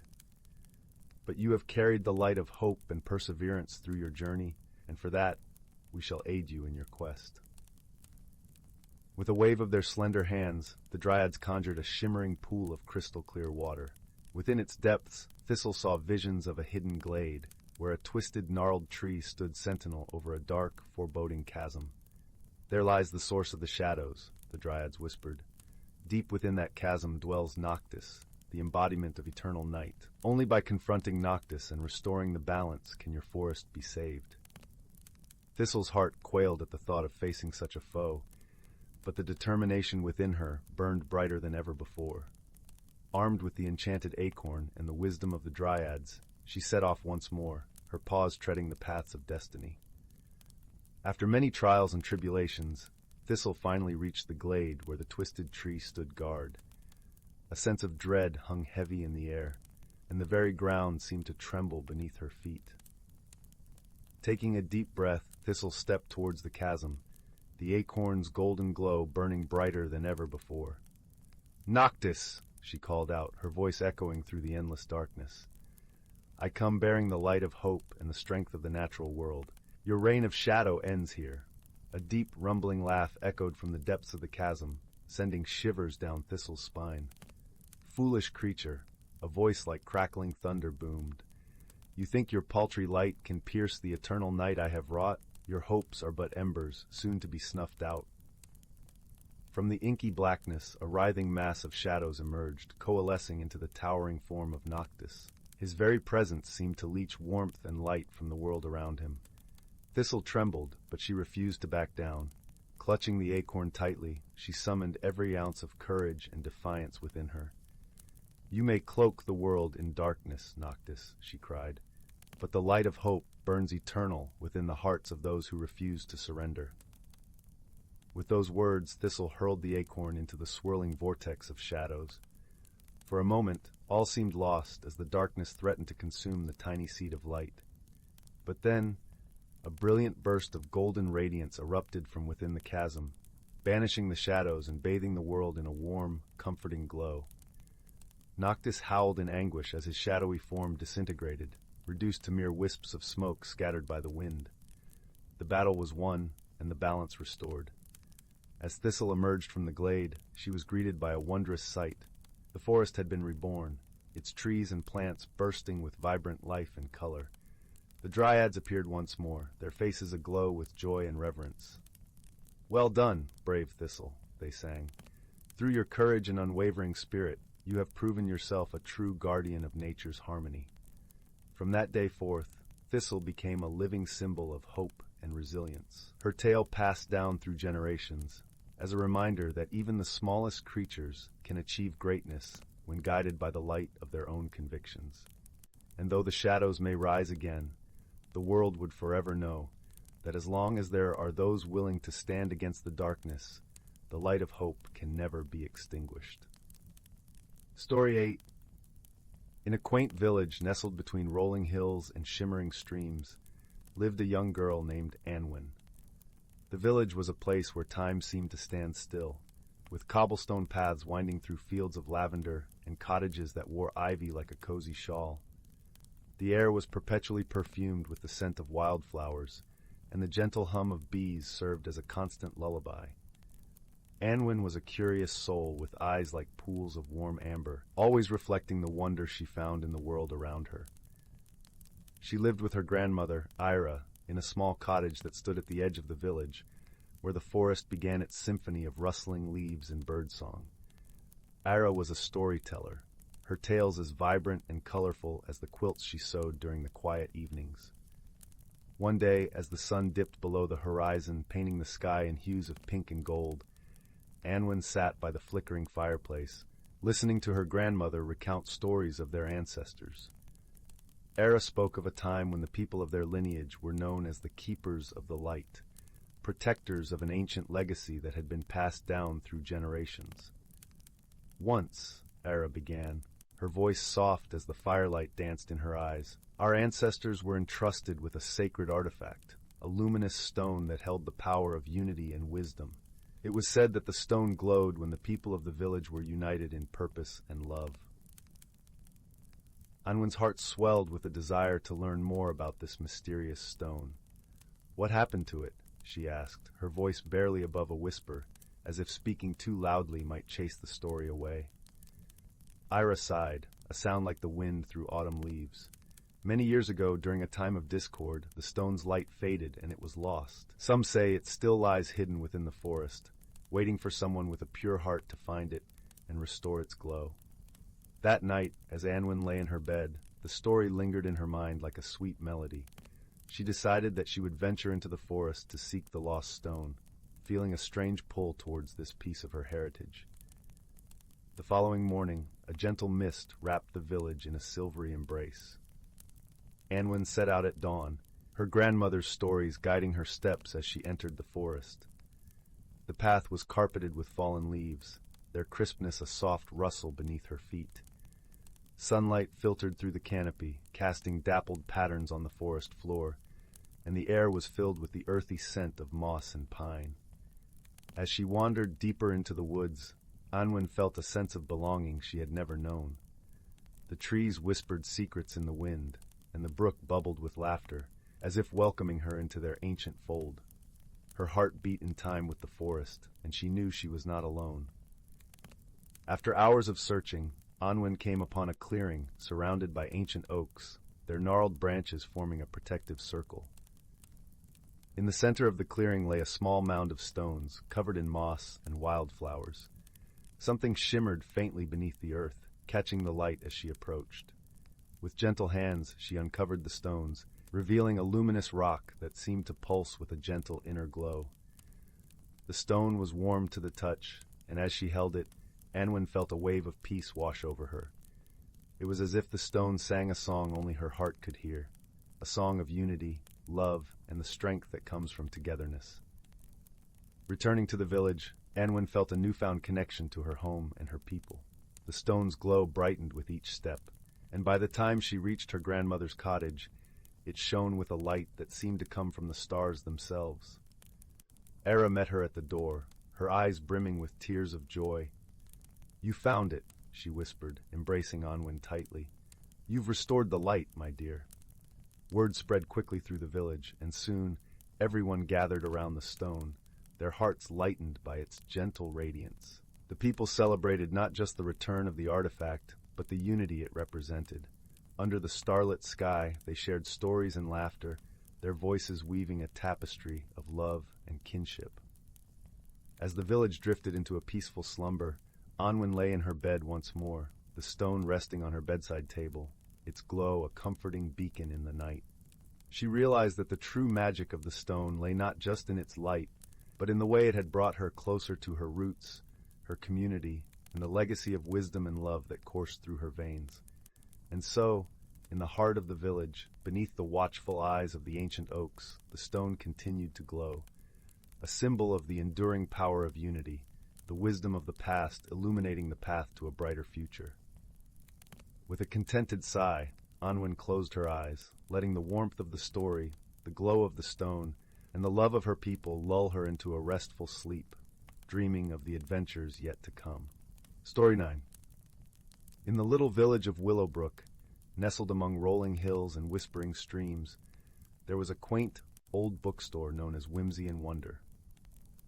Its shelves stretched from floor to ceiling, filled with books of every kind imaginable. The air inside was always warm, filled with the comforting scent of aged paper and polished wood. It was here that a young girl named Clara found herself spending most of her afternoons, losing herself in the pages of adventure and mystery. One particularly drizzly afternoon, as raindrops stitched a delicate pattern on the windows, Clara stumbled upon a dusty leather-bound book tucked away in a shadowed corner. Its cover was embossed with faded gold letters that read, "The Book of Whispers." Intrigued, Clara carefully opened it, and to her surprise, the pages were blank. Disappointed but curious, she decided to take the book home, thinking it might make a perfect sketch pad for her drawings. As night fell and the village was enveloped in a cozy hush, Clara sat by her bedroom window, the gentle patter of rain a soothing lullaby. She opened the book again, and as she did, she noticed a soft glow emanating from the pages. Words began to appear in elegant script, forming a story as if written by an invisible hand. It was a tale about a hidden world where everyday objects held magical secrets, waiting to be discovered by those with kind hearts and open minds. The book spoke of a magical quill, crafted from the feather of a mystical bird, said to bring stories to life. It lay hidden in the heart of the Whispering Woods, a place known for its enchanting beauty and gentle spirits. Clara's heart leapt with excitement and an adventurous spirit. She decided she must find this quill and learn its secrets. The next morning, with the sun peeking through the clouds and painting the village in soft hues of gold, Clara set out on her journey to the Whispering Woods. Along the way, she met a peculiar old man named Mr. Tibbles, who wore spectacles so large they seemed to magnify his twinkling eyes. Mr. Tibbles was the village storyteller, known for his vast knowledge of the woods and its wonders. "Ah, the Whispering Woods," he mused, adjusting his spectacles. "A place of great beauty and mystery. But remember, dear Clara, it is not strength or speed that will guide you to the quill, but wisdom and kindness." With Mr. Tibble's words in her heart, Clara ventured into the woods. The air was crisp, filled with the earthy scent of moss and pine. Sunlight danced through the leaves, casting playful shadows on the forest floor. As she walked deeper, she felt a gentle sense of calm, as if the woods themselves were whispering secrets of ancient times. It wasn't long before Clara encountered a small, timid squirrel named Oliver, who was frantically searching for his lost acorns. With a kind smile, Clara offered to help, and together they found the acorns nestled beneath a pile of autumn leaves. Grateful, Oliver decided to accompany Clara on her quest, chattering cheerfully and offering bits of wisdom about the forest. Further along, they came across a wise old turtle named Gertrude. Her shell was etched with patterns that told stories of the forest's past. "To find the quill," Gertrude said in a slow, gentle voice, "you must first listen to the whispers of the forest. They will guide you." Clara closed her eyes, allowing the forest sounds to envelop her. The rustle of leaves, the chirping of birds, and the soft murmurs of the wind seemed to form a melody, leading her deeper into the woods. After what felt like hours, Clara and her newfound friends reached a clearing bathed in golden light. In the center stood an ancient oak tree, its branches stretching towards the sky. Nestled within the roots was the quill, glowing softly with a magical light. As Clara reached out to take the quill, a gentle voice filled the air. "The quill chooses those who write with their hearts," it said. Clara understood that the quill's true magic lay not in the stories it could write, but in the intentions of the storyteller. With the quill in hand, Clara returned to the village, her heart filled with gratitude and wonder. She realized that the true journey had been one of self-discovery, learning the value of kindness, friendship, and wisdom. Back at Whimsy and Wonder, Clara began writing stories with the magical quill, sharing tales of her adventures and the lessons she had learned. The bookstore became a haven of warmth and imagination, drawing people from near and far who came to listen to Clara's enchanting stories. And so, in the gentle glow of the bookstore's lanterns, with the rain softly tapping on the windows, Clara's stories lived on, whispering secrets of magic and wonder to all who would listen. And in the heart of Willowbrook, where ordinary objects held extraordinary secrets, the spirit of adventure and kindness thrived, gently guiding all who ventured into the realms of imagination. Story 10. Once upon a time, nestled in the heart of a vast, verdant valley, there was a quaint little village named Willowbrook. The village was cradled by lush, rolling hills that were draped in the vibrant greens of ancient forests. In this serene haven, the melody of babbling brooks danced in the air, and the gentle rustling of leaves whispered secrets of time gone by. Willowbrook was a place where days seemed to stretch lazily under the golden sun, and nights wrapped themselves in a velvety cloak of stars. The villagers lived in harmony with nature, each day unfolding like a gentle lullaby. Among them was a young boy named Finn, whose eyes sparkled with the curiosity of 1,000 questions yet unanswered. Finn was known to wander far and wide, his trusty satchel slung over his shoulder. He had an insatiable thirst for adventure, coupled with a heart as warm as a summer's day. His best friend, a clever and loyal squirrel named Nutkin, was his constant companion. Nutkin, with his bushy tail and twitching nose, was no ordinary squirrel. He possessed the wisdom of the forest and a knack for finding hidden treasures. One late afternoon, as the sun dipped low, painting the sky in hues of amber and rose, Finn and Nutkin set off on one of their usual explorations. They meandered through the forest, the air rich with the scent of pine and earth. The light of the setting sun filtered through the canopy, casting dappled shadows that danced along the forest floor. As they ventured deeper, they stumbled upon something quite extraordinary. Nestled between the roots of an ancient oak, they found a peculiar, shimmering stone. It was unlike anything they had ever seen, a smooth, translucent orb that glowed softly with an inner light, as if it held a piece of the sky within. Finn picked up the stone, feeling a gentle warmth spread through his fingers. Nutkin chattered excitedly, his little paws pattering on Finn's shoulder. It was clear that this was no ordinary find. As Finn held the orb aloft, a soft, melodious hum resonated from within it, filling the air with a sense of wonder and magic. The stone, as it turned out, was a portal stone, a rare and magical object that could open doorways to hidden worlds. Finn and Nutkin gazed at each other, their eyes wide with excitement. They had heard tales of such things, whispered in the hushed tones of fireside stories, but never had they imagined they would stumble upon one. With a heart full of anticipation, Finn whispered to the stone, asking it to reveal its secrets. The orb responded, its glow intensifying, casting ethereal light around them. The forest seemed to hold its breath, and then, with a gentle pulse, the stone opened a shimmering portal, a gateway to another world. Without hesitation, Finn and Nutkin stepped through, leaving behind the familiar embrace of Willowbrook. The portal closed softly behind them, and they found themselves standing in a realm of unparalleled beauty. This hidden world was unlike anything they had ever imagined, a place where the landscape was alive with color and sound, where the air was filled with the fragrance of blooming flowers and the sweet song of unseen creatures. The grass beneath their feet was softer than the finest silk, and the sky above shimmered in shades of lavender and gold. Strange and wonderful plants grew in abundance, their blossoms nodding gently in the breeze. It was a place of enchantment, where every leaf and petal seemed to hum with magic. As they wandered through this wondrous world, Finn and Nutkin soon discovered that it was not uninhabited. They encountered a variety of gentle creatures, ethereal beings that glided gracefully among the trees, their voices a soothing melody. The creatures welcomed them with open arms, their eyes full of kindness and curiosity. Among these beings was a wise old guardian named Eldrin. Eldrin was a majestic, owl-like creature, his feathers shimmering like moonlight. He greeted Finn and Nutkin with a warm smile, his voice deep and resonant. "Welcome, travelers," he said, his eyes twinkling with ancient wisdom. "You have found your way to Etheria, the realm of hidden wonders. Here, the magic of the world flows freely, and all who enter are bound by the harmony of nature." Finn and Nutkin listened in awe as Eldrin spoke of the balance that sustained Etheria, a delicate equilibrium maintained by the unity of all its inhabitants. But as Eldrin continued, his voice grew somber. A shadow had fallen over the realm, a creeping darkness that threatened to disrupt the harmony they cherished. "We face a challenge," Eldrin explained, "a growing imbalance that we cannot resolve alone. We need the courage and wisdom of those from beyond our borders.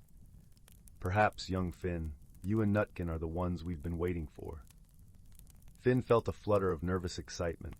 He was just a boy from Willowbrook, but the thought of helping this magical realm filled him with purpose. With Nutkin by his side, he vowed to do whatever he could to aid Etheria. Eldrin led them to the heart of the forest, where a majestic crystal tree stood, its branches reaching towards the heavens. This tree, Eldrin explained, was the source of Etheria's magic, its roots entwined with the very essence of the realm. Yet a dark vein of shadow had begun to creep through its bark, a sign of the imbalance threatening their world. "We must restore the balance," Eldrin said, "and it begins with understanding the source of this darkness." Finn and Nutkin listened intently, their determination growing with each word. They would embark on a journey to uncover the mystery behind the imbalance, a quest that would take them to the farthest corners of Etheria. With Eldrin's guidance, they set out on their journey, their path illuminated by the soft glow of the crystal tree. The creatures of Etheria watched them depart, their eyes filled with hope. As they traveled through this magical realm, Finn and Nutkin encountered wonders beyond their wildest dreams. They traversed lush meadows carpeted with flowers that sang softly in the breeze, crossed crystal-clear rivers that sparkled like liquid diamonds, and climbed towering mountains that touched the sky. Everywhere they went, they found traces of the imbalance, a shadow that lingered at the edges, a dissonant note in the melody of the land. Yet with each step, they also found new friends. The creatures of Etheria joined them on their quest, each offering their unique gifts and insights. There was Luna, a graceful deer with eyes like deep pools of wisdom. She guided them through the enchanted forest, her hooves barely touching the ground. Then there was Zephyr, a mischievous wind sprite who danced through the air, his laughter like the tinkling of bells. And finally there was Solara, a radiant butterfly whose wings shimmered with the colors of the dawn. She brought light to the darkest corners of their journey. Together, this motley band of friends faced challenges and solved puzzles, each trial bringing them closer to understanding the source of the imbalance. They learned that the darkness had begun when the ancient harmony between Etheria and the natural world outside had been disrupted. The portal stones, once abundant, had dwindled, their magic fading over time. Finn realized that the key to restoring balance lay in rekindling the connection between the two worlds. With Nutkin's cleverness and the help of their new friends, they devised a plan to restore the flow of magic between Etheria and Willowbrook. Their journey led them to the heart of the imbalance, a hidden valley where the magic of the portal stones was being drained by an ancient, forgotten spell. With courage and determination, Finn and his friends broke the spell, freeing the magic that had been trapped for so long. As the magic flowed once more, the darkness lifted and the balance was restored. Etheria bloomed with renewed vitality, its colors brighter, its melodies sweeter. The crystal tree glowed with a radiant light, its branches reaching out in gratitude. Finn and Nutkin, along with their Etherian friends, returned to the crystal tree, where Eldrin awaited them. The old guardian's eyes shone with pride and gratitude. "You have done what we could not," he said, his voice warm and full of emotion. "You have restored the harmony of our realm and rekindled the bond between our worlds." Finn and Nutkin beamed with joy, their hearts full of the warmth of friendship and accomplishment. They had come as visitors, but they were leaving as heroes, their hearts forever intertwined with the magic of Etheria. As a token of gratitude, Eldrin gifted Finn a small, glowing seed from the crystal tree, a symbol of the bond they had forged, and a reminder of the magic that lay within him. Finn tucked the seed safely into his satchel, knowing that it would forever connect him to this hidden world. With a final farewell, Finn and Nutkin stepped back through the portal, returning to the familiar embrace of Willowbrook. The village welcomed them with open arms, the evening air filled with the scent of blooming wildflowers and the soft murmur of the brook. Finn looked around at the valley he called home, his heart full of gratitude for the journey he had undertaken. He understood now that magic was not just in hidden worlds or enchanted stones, but in the friendships forged and the courage to face the unknown. As the stars began to twinkle in the night sky, Finn and Nutkin settled by the hearth, their hearts content. The warmth of the fire wrapped around them like a comforting embrace, and as they closed their eyes, the gentle hum of the portal stone echoed in their dreams. For in the heart of Willowbrook, where the magic of Etheria still lingered, Finn knew that the adventure would live on, a timeless story of friendship, courage, and the magic of believing in the impossible. And so they drifted off to sleep, cradled by the soothing symphony of the night, knowing that wherever their dreams might take them, they would always carry the light of Etheria within their hearts. Story 11. Title: The Whispering Glade. Once upon a time, in the gentle folds of a verdant valley, there was a quaint little village named Willowbrook. Nestled amid lush meadows and cradled by a crystal-clear brook, Willowbrook was a place where time seemed to saunter rather than sprint. The villagers lived in harmony with the bountiful land, tending to their gardens and fields with loving hands. Life in Willowbrook was simple, yet filled with the kind of magic that only a close-knit community can conjure. In this village lived a young girl named Lila, whose heart was as warm as the summer sun. Lila was known for her curiosity and her kind spirit, often seen wandering the fields with her best friend, a wise old tortoise named Tully. Tully had come into Lila's life one rainy afternoon when she had found him struggling to cross a muddy path. From that day on, the two were inseparable, sharing adventures and secrets as they explored the world around them. One crisp autumn morning, while the air was laced with the scent of fallen leaves and the sky was painted in hues of amber and gold, Lila and Tully set out on one of their explorations. The morning light danced through the branches, casting playful shadows on the ground as they walked. Their destination was a place few dared to venture, an ancient woodland known as the Whispering Glade, rumored to be filled with enchantments and hidden wonders. The path to the Whispering Glade was lined with towering trees, their leaves rustling like a gentle lullaby. As Lila and Tully entered the glade, a soft breeze swept through, carrying with it a symphony of whispers that seemed to speak directly to the heart. The air was cool and fragrant, infused with the scent of pine and earth, creating a serene and welcoming atmosphere. "Do you hear that, Tully?" Lila asked, her eyes wide with wonder. "It's as if the trees are talking." Tully nodded slowly, his wise eyes twinkling. "They say the glade holds secrets and stories from long ago. Perhaps today we shall uncover one." As they ventured deeper, the glade unveiled its treasures. Sunlight streamed through the canopy, illuminating patches of wildflowers that danced in the gentle breeze. Birds flitted from branch to branch, their songs weaving a delicate melody that mingled with the whispers of the trees. Amidst this enchanting setting, Lila spotted something unusual. Nestled between the gnarled roots of an ancient oak was a peculiar object, a small, intricately carved wooden box. Its surface was adorned with symbols that glowed faintly in the dappled light. Lila knelt down, her fingers tracing the delicate carvings. "What do you think it is, Tully?" she asked, her voice tinged with excitement. Tully took a moment to consider. "It looks like a keeper of stories. Perhaps it holds a tale just waiting to be told." With gentle hands, Lila carefully opened the box. Inside, she found a piece of parchment, worn and yellowed with age. As she unfurled it, the whispers of the glade seemed to swell, as if urging her to read. The parchment told the story of the Whispering Glade, revealing its origins as a place where the boundary between the natural world and the realm of magic was thin. It spoke of an ancient bond between the villagers and the woodland, a relationship nurtured through respect and gratitude. At the heart of the tale was a magical ability, a gift bestowed upon those who proved themselves kind of heart and pure of spirit. This ability was the power to understand the language of all living things, to hear their stories and learn from their wisdom. Lila's heart swelled with awe as she read, the words resonating deep within her. She looked around the glade, seeing it anew. The trees, the flowers, the creatures, they all had stories to share, and she yearned to hear them. "I wish I could understand," Lila whispered, closing her eyes and letting the whispers wash over her. In that moment, a warmth spread through her, as though the glade itself were embracing her. When she opened her eyes, the world seemed to shimmer with a newfound clarity. "Lila," Tully said, his voice carrying a hint of wonder, "I believe the glade has granted you its gift." Lila's eyes widened with realization.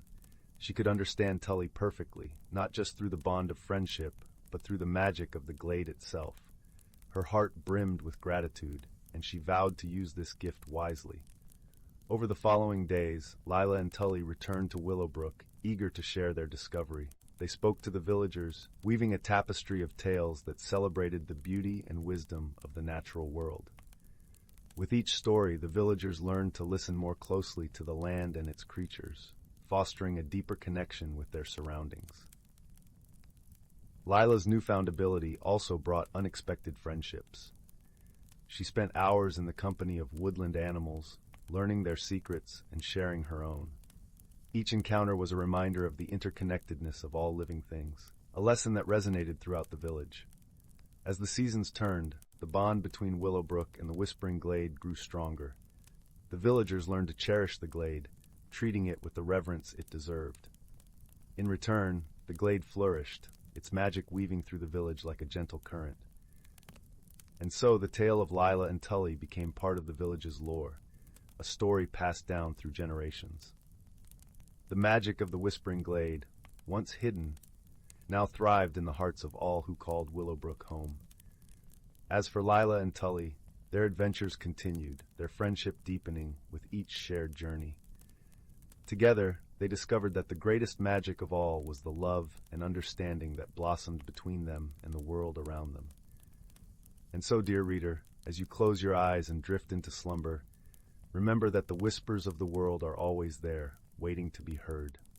Listen closely, and you too may find the magic in the everyday and the stories that bind us all. The end. Story 12. In a forest where the leaves whispered secrets to the wind and the streams sang lullabies to the earth, a hidden world thrived. This was a place where the boundaries between the known and the mysterious blurred, and the creatures who dwelt there lived in harmony with the gentle rhythms of nature. The forest was a tapestry of rich greens and browns, woven together with threads of sunlight that danced through the canopy. The air was sweet with the scent of pine and the earthy aroma of damp moss, creating a fragrant melody that embraced all who wandered through. It was here, under the watchful gaze of towering ancient trees, that the hidden lives of the forest denizens unfolded. Among these beings was a wise old tortoise named Eamon, whose shell was etched with patterns resembling the twisting branches of the trees above. Eamon moved with the deliberate grace of one who understood time's true nature, each step a conversation with the earth. His eyes held the deep wisdom of ages past, and his heart was as gentle as the first light of dawn. One crisp morning, as the sun painted the sky with strokes of pink and gold, Eamon found himself at the center of a gathering. Creatures of all kinds had come together, drawn by the whisper of an approaching change. The squirrels, with their bushy tails flicking like brushes on a canvas, chattered amongst themselves. Birds perched on branches, their feathers shimmering with the colors of the rainbow, while rabbits nibbled on clover, their ears twitching in anticipation. At the heart of the gathering was a small, shimmering pool, its surface like a mirror reflecting the sky. It was said that this pool held the spirit of the forest, a manifestation of its harmony and balance. But now, the pool shimmered with an unusual energy, a gentle ripple that spoke of a shift yet to come. Eamon, sensing the unspoken question that lingered in the air, raised his head. "Friends," he began, his voice as soothing as a lullaby, "the forest is our home, a sanctuary where balance is woven into every leaf and stone. But even here, where harmony reigns, we must heed the changes that nature brings." From the edge of the gathering, a young fox named Lyra stepped forward. Her fur was a rich tapestry of russet and gold, and her eyes sparkled with the curiosity of youth. "What does it mean, Eamon?" she asked, her voice a blend of wonder and concern. Eamon smiled gently, the corners of his eyes crinkling like the pages of a well-loved book. "Ah, Lyra, it means that the seasons are in conversation. The winter frost speaks of rest and reflection, while the spring whispers of new beginnings. Each season brings its own magic, each a thread in the fabric of our world." The creatures listened intently. The forest hushed as if holding its breath. It was then that a soft, warm breeze swept through the woods, carrying with it the scent of blooming wildflowers and a promise of renewal. The breeze danced around the gathering, a gentle caress that spoke of change, not to be feared but embraced. "Every creature has a role to play," Eamon continued, his voice a soft murmur against the backdrop of nature's symphony. "The trees lend us their wisdom, the rivers their song. We, in turn, offer our care and respect, ensuring the balance remains." Lyra nodded, her heart swelling with a newfound understanding. She could feel the pulse of the forest in the air, a heartbeat that resonated with her own. It was a connection deeper than words, a bond that tied every creature to the land and to each other.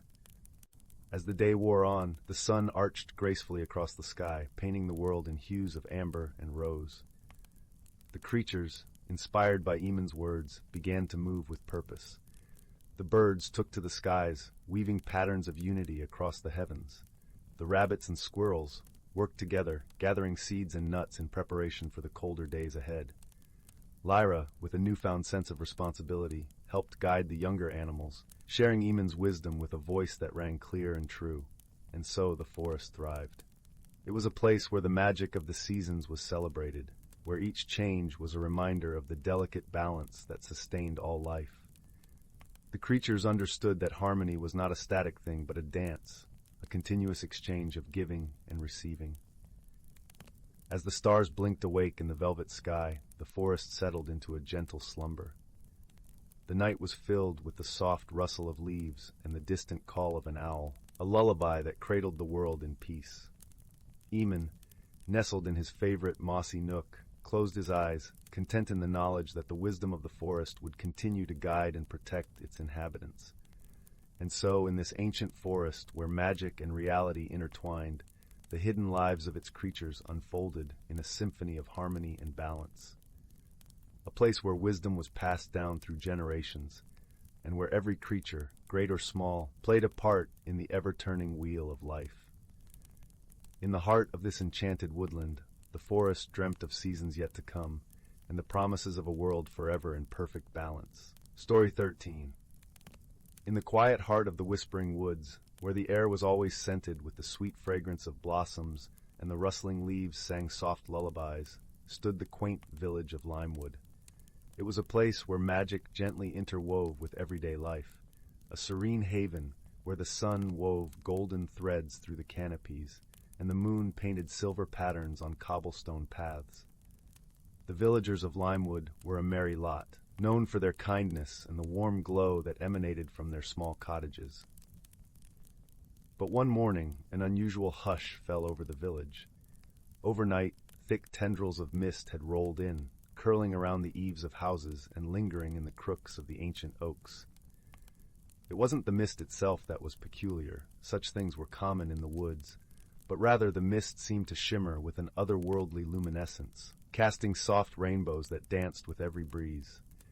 Among the villagers was a young girl named Sophie, whose auburn curls bounced as she walked, and whose eyes sparkled with the curiosity of 1,000 questions. Sophie loved mysteries, and the mysterious mist was an irresistible invitation for her inquisitive heart. She set out with her best friend, a small wise squirrel named Thistle, whose bushy tail twitched with excitement at the prospect of an adventure. "Do you think the mist is magical, Thistle?" Sophie asked, her voice barely above a whisper, as if speaking too loudly might scare away the secrets hidden within the fog. "I've never seen anything like it," Thistle replied, his tiny eyes reflecting the prismatic colors. "It feels like the forest is trying to tell us something." The pair decided to consult the oldest and wisest creature in the woods, an ancient owl named Orin. Orin lived in the highest boughs of the oldest tree, a grand oak whose roots cradled the village itself. As Sophie and Thistle approached, they could hear the gentle flutter of Orin's wings as he descended from his lofty perch. "Greetings, Sophie and Thistle," Orin hooted, his voice as smooth as the evening breeze. "What brings you to my tree today?" Sophie explained the unusual mist, her words flowing like the stream that wound its way through the forest. Orin listened intently, his head tilting ever so slightly to the side, a thoughtful expression in his amber eyes. "The mist you speak of," Orin began, "is the work of the Mist Mara, an elusive creature known for weaving fog that holds messages from the forest. They are gentle beings, but they seldom reveal themselves." "How do we find the Mist Mara?" Thistle asked, his tail twitching with anticipation. Orin blinked slowly, as if considering the weight of his own memories. "Mist Mara often leave trails of light that only the keenest of eyes can see.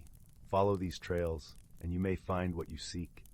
But be gentle, for the Mist Mara are shy and may scatter if startled."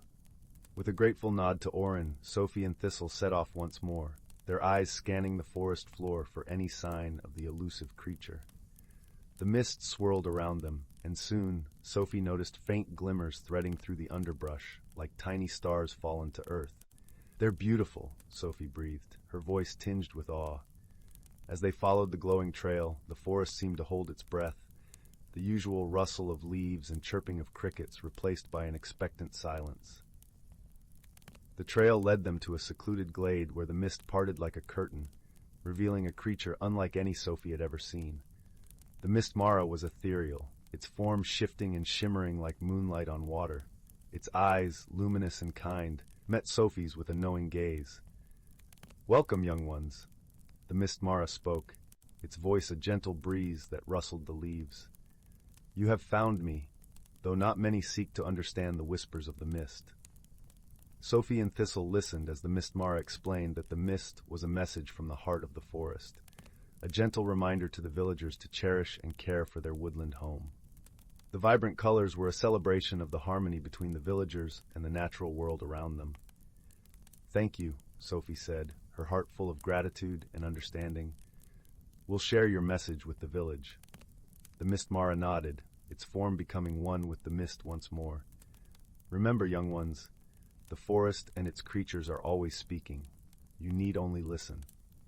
As Sophie and Thistle made their way back to Lymewood, the mist began to fade, its message delivered. The villagers, gathered in the village square, listened with rapt attention as Sophie shared the story of the Mist Mara and its gentle reminder. A renewed sense of unity and care for their magical home blossomed within their hearts.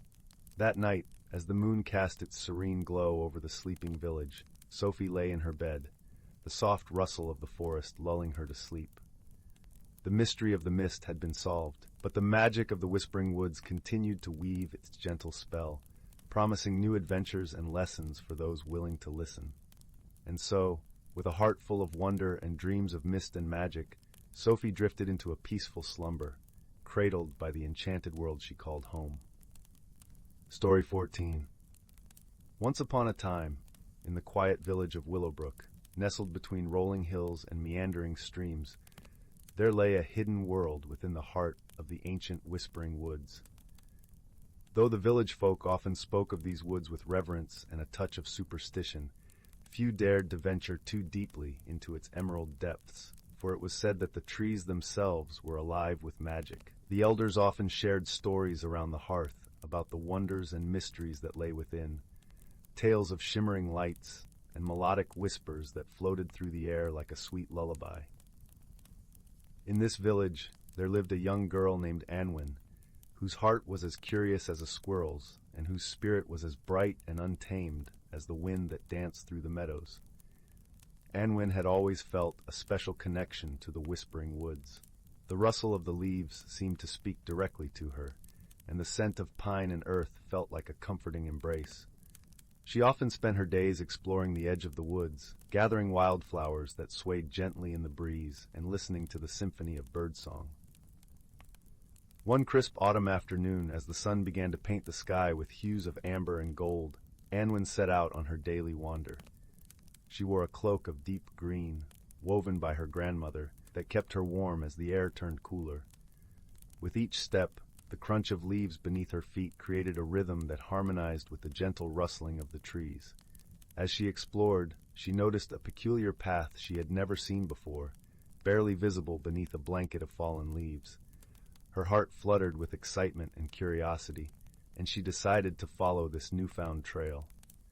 As Anwen ventured deeper into the woods, the world around her seemed to transform.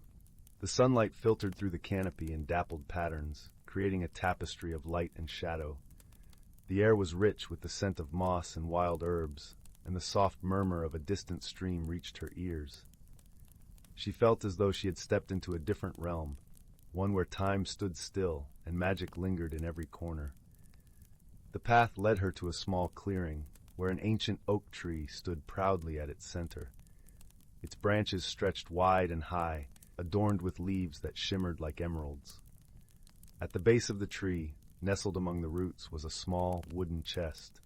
Intrigued, Anwen approached it with a sense of wonder. The chest was intricately carved with symbols she couldn't quite decipher, and its surface was worn smooth by time. With a gentle touch, Anwen opened the chest. Inside, she found a delicate silver locket, its surface etched with the same mysterious symbols. As she held it in her hand, she felt a warmth spreading from the locket, as if it held a heartbeat of its own. She carefully placed it around her neck, and in that moment, a gentle breeze swept through the clearing, carrying with it a whisper that seemed to come from the very heart of the woods. "Welcome, guardian," the voice murmured, soft and melodic like the rustle of leaves.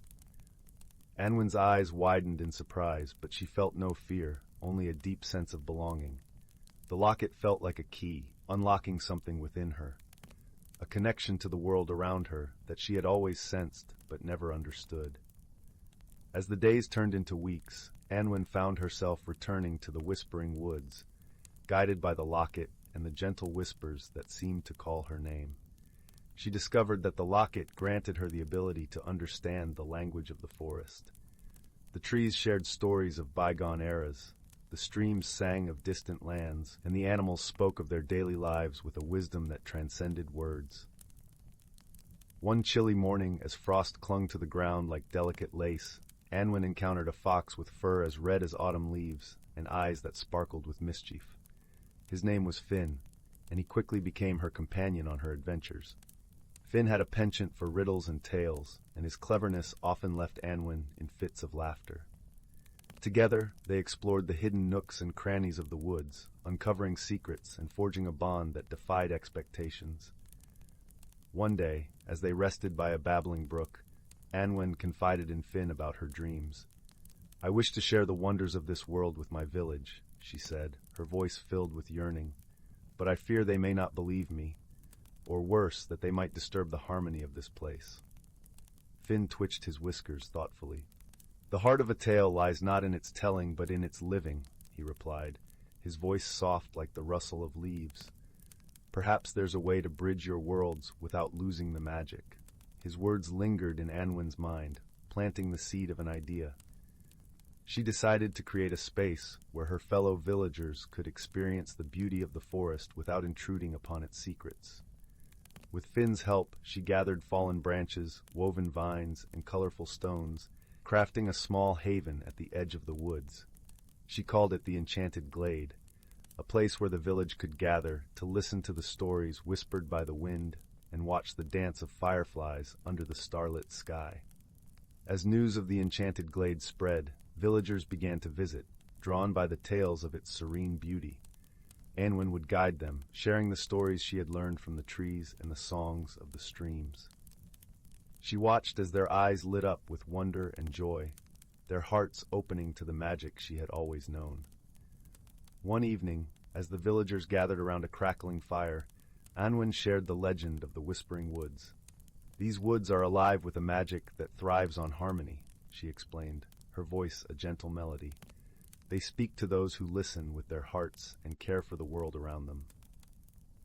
Her words resonated with the villagers, sowing seeds of understanding and respect. They realized that the magic of the woods was not something to be possessed or controlled, but a gift to be cherished and protected. The village and the forest began to coexist in harmony, each enriching the other with their presence. As the years passed, Anwen grew into a wise young woman, her bond with the woods deepening with each passing season. The locket remained a symbol of her connection, its warmth a constant reminder of the love and friendship she had found. Finn remained by her side, his cleverness and laughter a source of endless joy. Under her guidance, Willowbrook flourished. The villagers, inspired by Anwen's tales and the beauty of the Enchanted Glade, began to care for the land with renewed vigor. They planted trees, tended to the streams, and listened to the whispers of the wind, ensuring that the magic of the Whispering Woods would endure for generations to come. One clear, starry night, as Anwen and Finn lay beneath the ancient oak tree, she gazed up at the twinkling constellations and sighed with contentment. "Thank you, Finn," she murmured, her voice filled with gratitude, "for showing me the way and teaching me the true magic of friendship." Finn flicked his tail, his eyes twinkling with wisdom.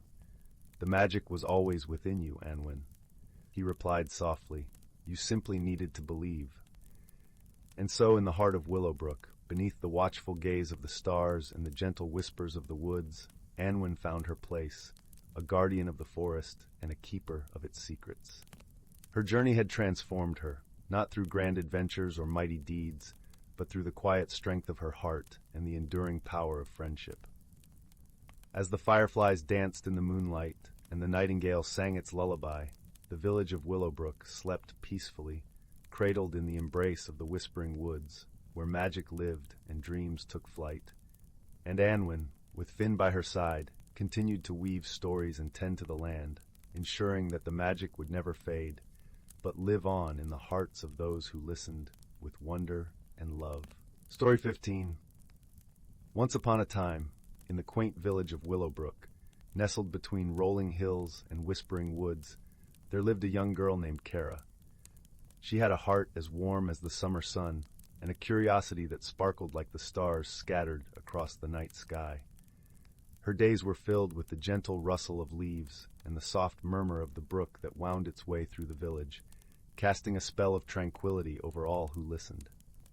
One crisp autumn morning, as the golden leaves danced in the breeze.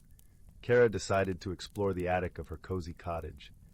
Dust motes floated lazily in the sunlight streaming through the small round window, casting a magical glow over the forgotten treasures that lay within.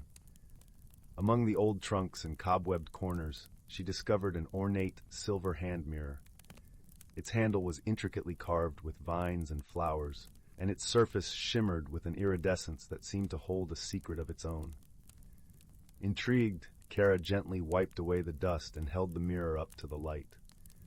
To her amazement, the reflection that stared back was not her own, but that of a lush, green forest, with trees that whispered ancient tales and creatures that peeked shyly from behind the foliage.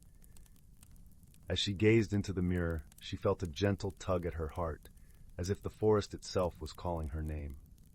With a sense of wonder and a hint of trepidation, Kara decided to follow the mirror's beckoning. She slipped the mirror into her satchel and set off towards the edge of the village, where the woods began their age-old dance with the wind. As she entered the forest, the air was filled with the sweet scent of pine and the soft hum of nature's symphony. As Kara ventured deeper into the woods, she met a wise old owl named Oliver, perched regally on a low-hanging branch. His eyes were as round and knowing as the moon, and he greeted her with a gentle hoot. "Welcome, young traveler," Oliver said in a voice that rumbled like distant thunder. "I see you have the Mirror of Meadowsweet. It is a rare and wondrous artifact, one that reveals the true heart of the world." Curiosity piqued, Kara asked, "What does the mirror want me to find?" "The mirror," Oliver explained, "shows the path to the heart of whispers, a place where the forest's deepest secrets are kept. But to reach it, you must first listen to the whispers and follow your heart." Thanking Oliver for his wisdom, Kara continued on her journey, her footsteps light and her heart full of anticipation. As she walked, she encountered a gentle deer named Pippin, who trotted beside her with a grace that seemed to belong to the wind itself. Pippin had a playful spirit and eyes that twinkled with mischief. "Hello, Kara," Pippin said in a voice as soft as a summer breeze. "Would you like some company on your journey? I know these woods like the back of my hoof." Kara smiled and nodded, grateful for the companionship. Together they wandered through the forest, listening to the rustling leaves and the bubbling brook that guided their way. With each step, Kara felt a deeper connection to the world around her, as if the forest were whispering its secrets just for her. As dusk began to paint the sky with hues of lavender and gold, they arrived at a clearing bathed in the gentle glow of the setting sun. In the center stood a grand, ancient tree, its trunk wide and gnarled, its branches stretching towards the heavens like wise old arms. This, Kara knew, was the heart of whispers. Gathered around the tree were creatures of all sizes and shapes, from the tiniest field mouse to the grandest stag.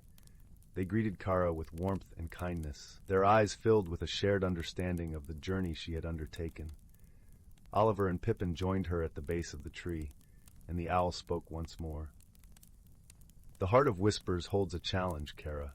To unlock its secrets, you must answer a riddle. But remember, it is not strength or might that will guide you, but wisdom and friendship." The forest fell silent, and Kara felt a gentle nudge from Pippin, who whispered, "Believe in yourself, Kara. You are never alone." Taking a deep breath, Kara stepped forward, and the tree's voice echoed softly in her mind. "I am not seen, but felt by all. I can soothe the soul and warm the heart. In times of need, I am a friend. What am I?" Kara pondered the riddle, feeling the gentle support of her friends around her. She thought of the warmth she felt when she held the mirror, the comfort of the forest's embrace, and the kindness of those who had helped her. Then, with a quiet certainty, she whispered, "Love. The answer is love." A gentle breeze swept through the clearing, and the tree's branches swayed in approval. The creatures gathered around cheered softly, their joy a melody that filled the air. The mirror in Kara's satchel glowed warmly, and she knew she had found what she had been seeking. As the stars began to twinkle overhead, Kara thanked Oliver and Pippin for their guidance and friendship. With the mirror's mystery unveiled, she felt a peacefulness settle in her heart, a reminder of the power of love and the beauty of the world around her.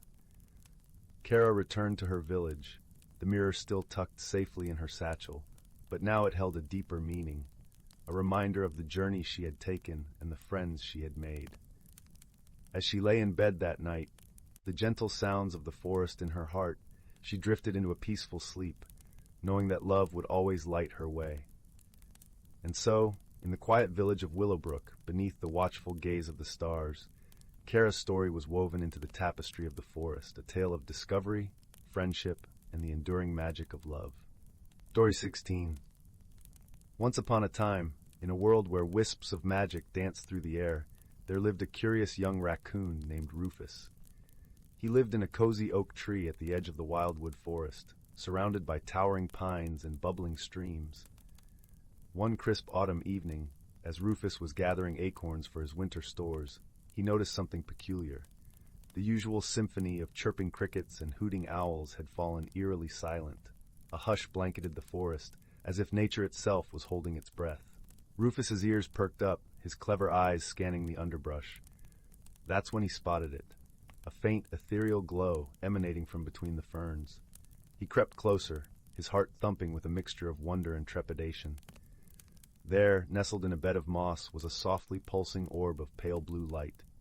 It cast a warm, comforting radiance over the glade, yet its presence seemed utterly mystifying. Rufus had never seen anything like it in all his woodland wanderings. As he studied the strange object, a rustling came from the bushes nearby. Out hopped Rufus's dear friend, Willow the hare. Her eyes grew wide at the sight of the mysterious orb.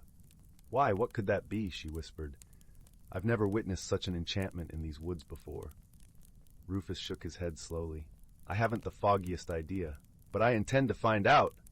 The two friends settled down to observe the glowing sphere, watching for any change or clue as to its origins. Hours drifted by, and still the orb pulsed steadily, bathing the glade in its gentle radiance. Just as Rufus was starting to grow drowsy, a fluttering of wings made him perk up again. A tiny figure alighted on a nearby toadstool. It was Zephyr, the wisest of the forest fairies. "Greetings, my friends," Zephyr said in her tinkling voice. "I sense you've discovered one of the forest's most wondrous secrets." Rufus and Willow exchanged a glance, their curiosity piqued. "Please, wise Zephyr, tell us about this strange light," Rufus implored. Zephyr smiled warmly. "This is no ordinary light, but a manifestation of the forest's pure, unspoiled magic. It appears but once every 100 years on the night of the autumn equinox to remind us all of nature's perfect balance and beauty."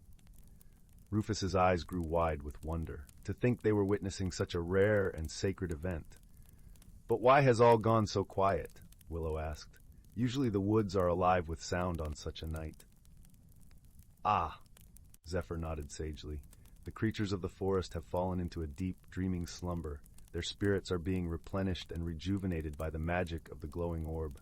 Come the dawn, they will awaken refreshed and full of new vitality to face the winter ahead."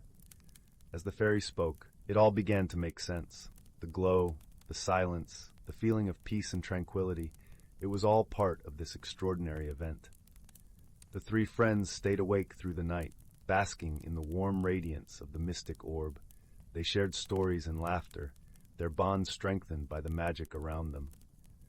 Finally, as the first rays of sunrise peeked over the forest canopy, the glowing light slowly faded. Yet its effects lingered in the joyous trilling of birds and the perky sway of wildflowers, manifestations of nature's renewed vibrancy. Rufus felt his heart swell with gratitude to have witnessed such an enchanting occurrence.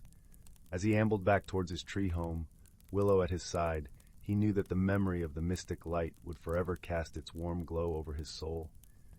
For in the wise words of Zephyr, the magic was a reminder that even in times of stillness and quiet, new life, hope, and wonder are semper renewing, patiently awaiting the next sunrise.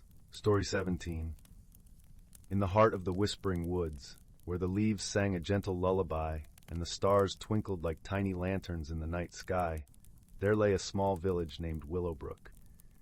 Known for its serene beauty and gentle folk, Willowbrook was a place where harmony reigned and magic danced subtly in the air, a gift from the ancient oaks that bordered the village like protective sentinels.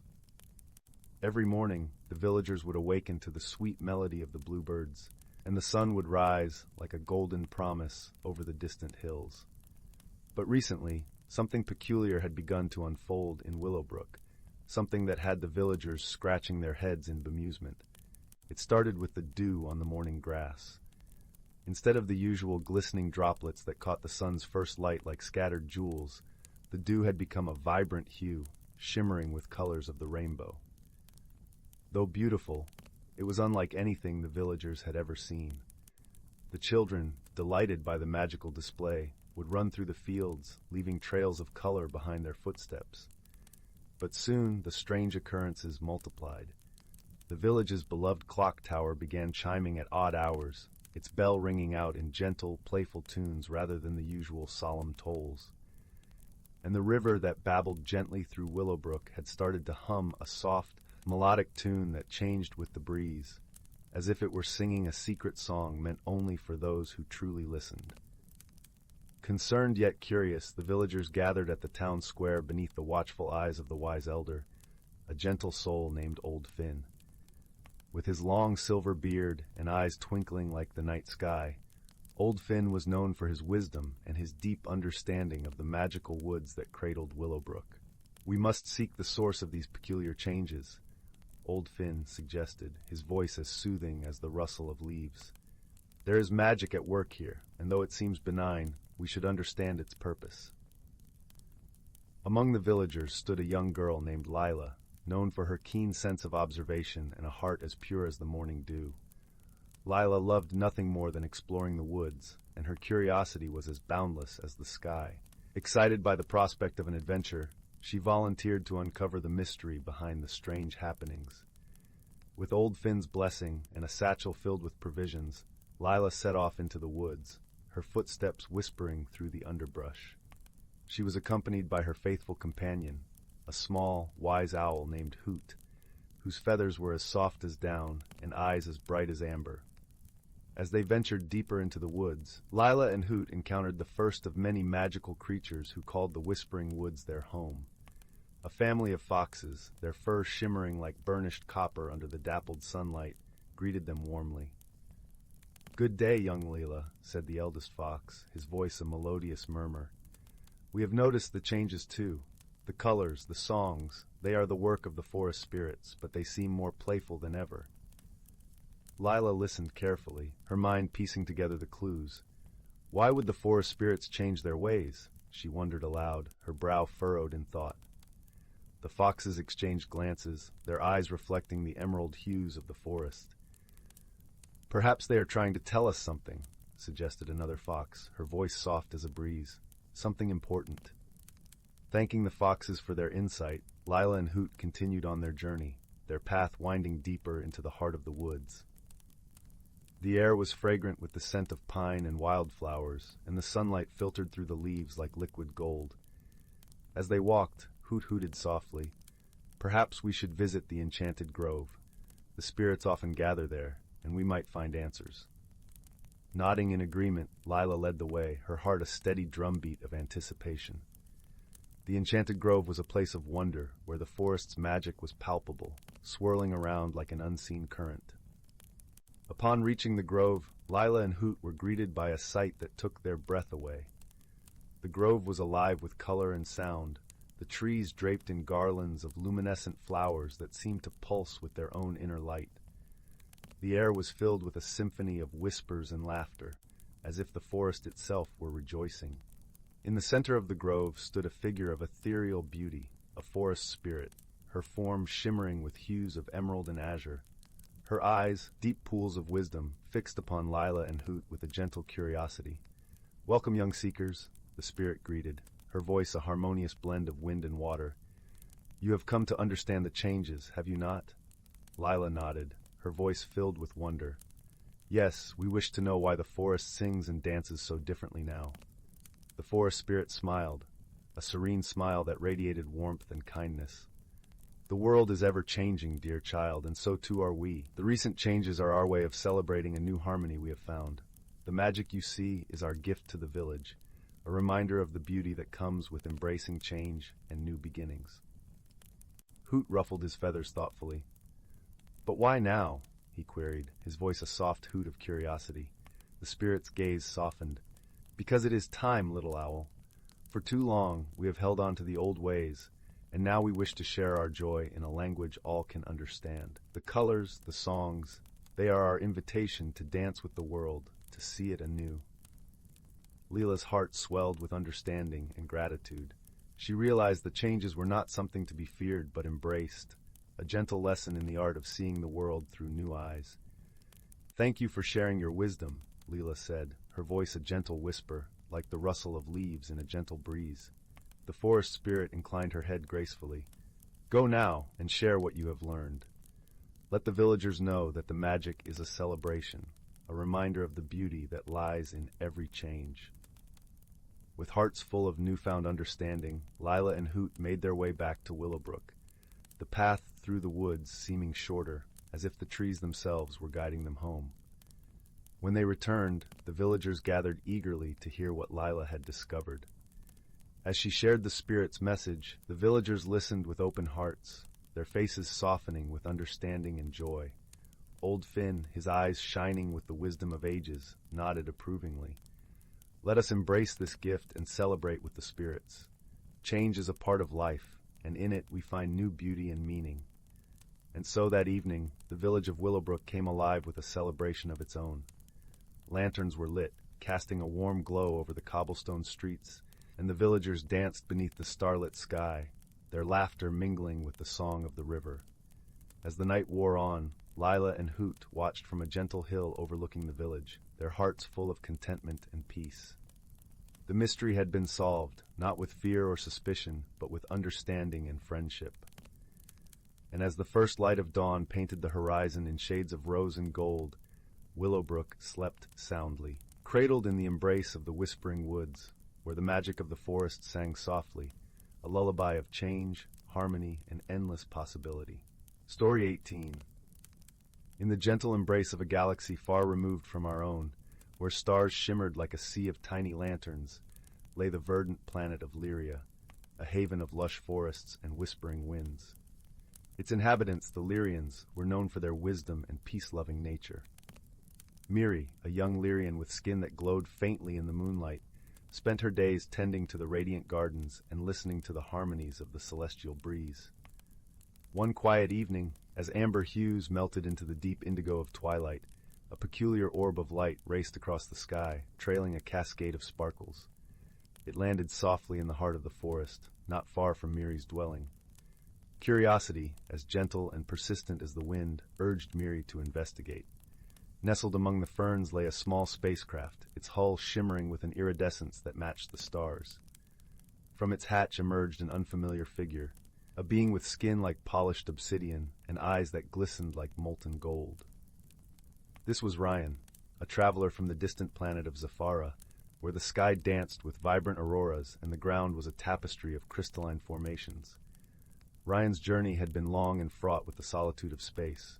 His ship, a marvel of Zephyrin engineering, now sat silent, its energy depleted. As Ryan surveyed his new surroundings, he felt a pang of uncertainty, his heart echoing the silence of his ship. "Hello," Miri called softly, her voice gentle as the rustle of leaves. Her presence, luminous and warm, startled Ryan, who hadn't anticipated meeting a native so soon. "Greetings," Ryan replied, his voice deep and resonant, yet tinged with apprehension. "I am Ryan, from the planet Zafara. It seems my journey has brought me to your world." Miri approached with cautious kindness, her eyes wide with wonder. "Welcome to Lyria, Ryan. I am Miri." She extended a hand, her touch light and sincere. Despite the initial awkwardness of their meeting, a spark of understanding flickered between them. Miri, generous in spirit, offered Ryan a place to rest and recover. The two shared stories under the canopy of stars, their words weaving a tapestry of distant worlds and shared dreams. In the days that followed, Ryan endeavored to repair his ship, while Miri introduced him to the serenity of Lyria's landscapes. Yet, as they spent more time together, subtle misunderstandings arose. Ryan, used to the brisk efficiency of his own people, sometimes misconstrued Miri's gentle pace as a lack of urgency. Meanwhile, Miri found Ryan's directness a little overwhelming at times, mistaking it for impatience. One afternoon, as they worked side by side in the garden, their differences reached a crescendo. Ryan, eager to make swift progress, suggested a more rapid approach to gathering energy for his ship, unintentionally dismissing Miri's careful methods. Miri, feeling unappreciated, retreated into a thoughtful silence.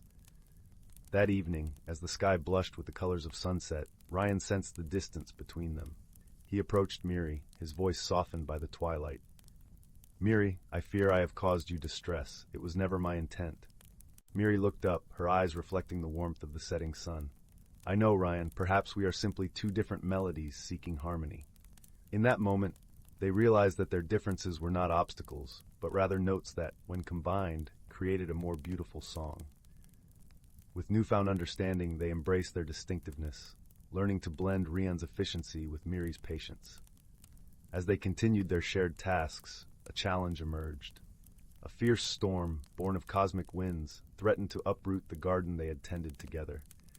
The storm's approach was swift, its roar a symphony of chaos. But Miri and Ryan, now attuned to each other, faced it together with courage and unity. Amidst the howling winds, Ryan drew upon his engineering prowess, devising a shelter that harnessed the energy of the storm to power his ship. Meanwhile, Miri, with her deep understanding of the land, fortified the garden, ensuring its survival. Their combined efforts not only protected the garden, but also revitalized Ryan's ship, infusing it with the energy needed for his journey home. As the storm subsided, leaving behind a sky washed clean and bright, a deep bond had formed between them, rooted in respect and shared purpose. The time came for Ryan to continue his journey. As he prepared to depart, he turned to Miri, gratitude and affection shining in his golden eyes. "You have taught me much, dear Miri. I now carry with me the wisdom of Lyria and the strength of our friendship." Miri, her heart full, replied, "And I, Ryan, have learned from you the courage to embrace the unknown and the beauty of different perspectives." With a fond farewell, Ryan's ship ascended into the sky, tracing a path of shimmering light across the heavens. Miri watched until it became a twinkle among the stars, her heart warmed by the friendship they had forged against the backdrop of the universe. And so, under the vast, embracing sky, Miri and Ryan's story became a part of the galaxy's own song, a melody of friendship and understanding that resonated across worlds, reminding all who heard it of the power of unity and the beauty of diversity. Story 19. Once upon a time, nestled in the heart of an ancient forest that whispered the secrets of ages past, there lay a quaint little village known as Willowbrook. Willowbrook was cradled by the arms of towering oaks and maples, their leaves shimmering like emeralds under the golden sun. The air was always fragrant with the scent of wildflowers and pine, and the gentle babbling of a brook provided a soothing lullaby to all who lived there.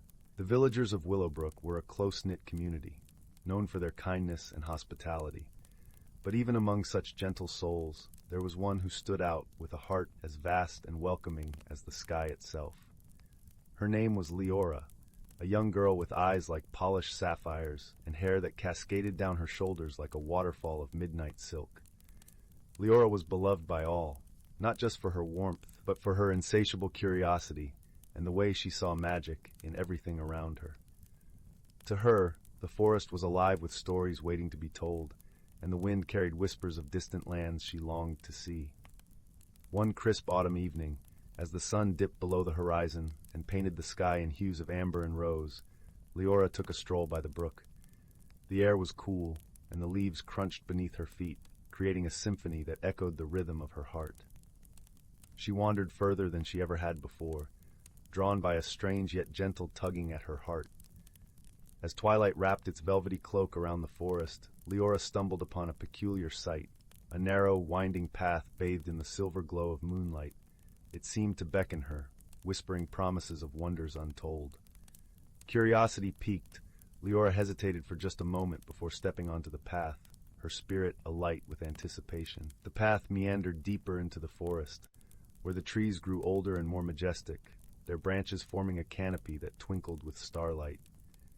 The air was rich with the earthy scent of moss and damp wood, and the gentle rustling of leaves seemed to sing a lullaby only Leora could hear.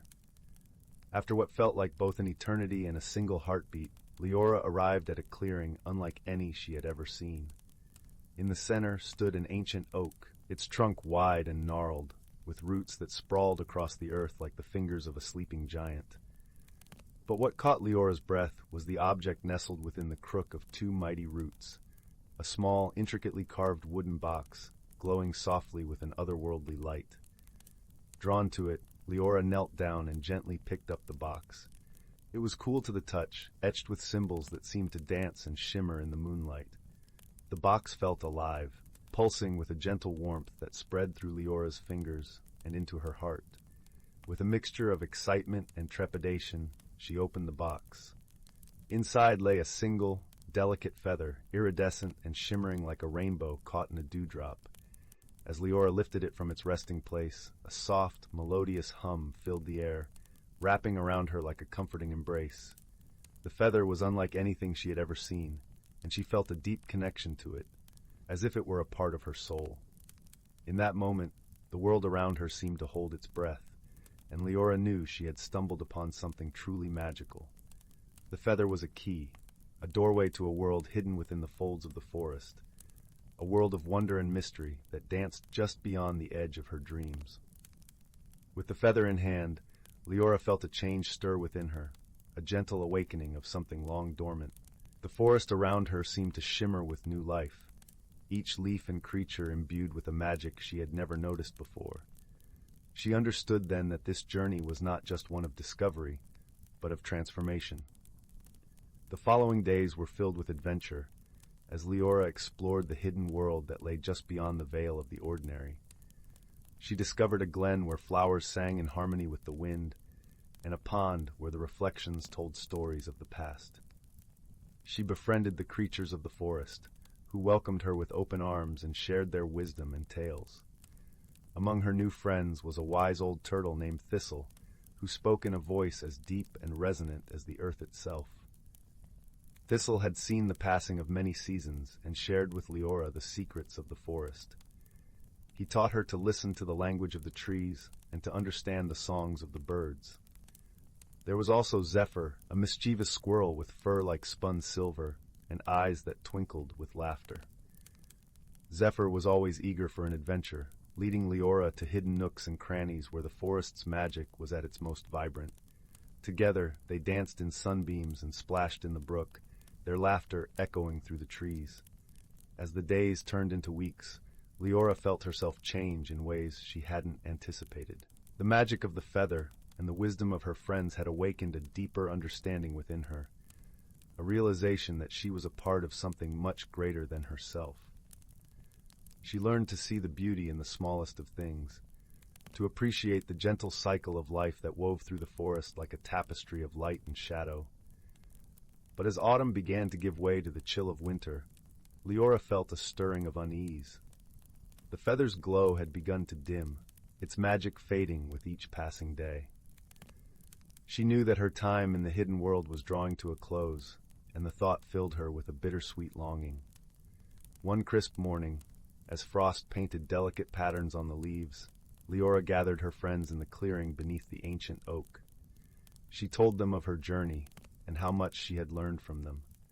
Her heart heavy with gratitude and sadness, she explained that it was time for her to return to Willowbrook and share the magic she had discovered. Thistle, with his wise, knowing eyes, nodded in understanding. "The magic of the feather has served its purpose," he rumbled gently. "It has opened your heart to the wonders of the world, and now it is your turn to be the light that guides others." Zephyr, though sad to see his friend go, chirped with encouragement.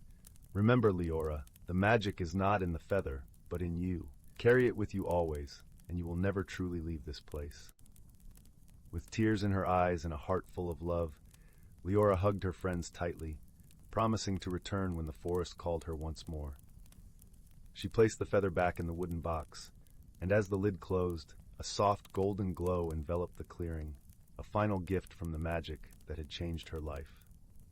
As Leora made her way back to Willowbrook, she carried with her the lessons she had learned and the friendships she had forged.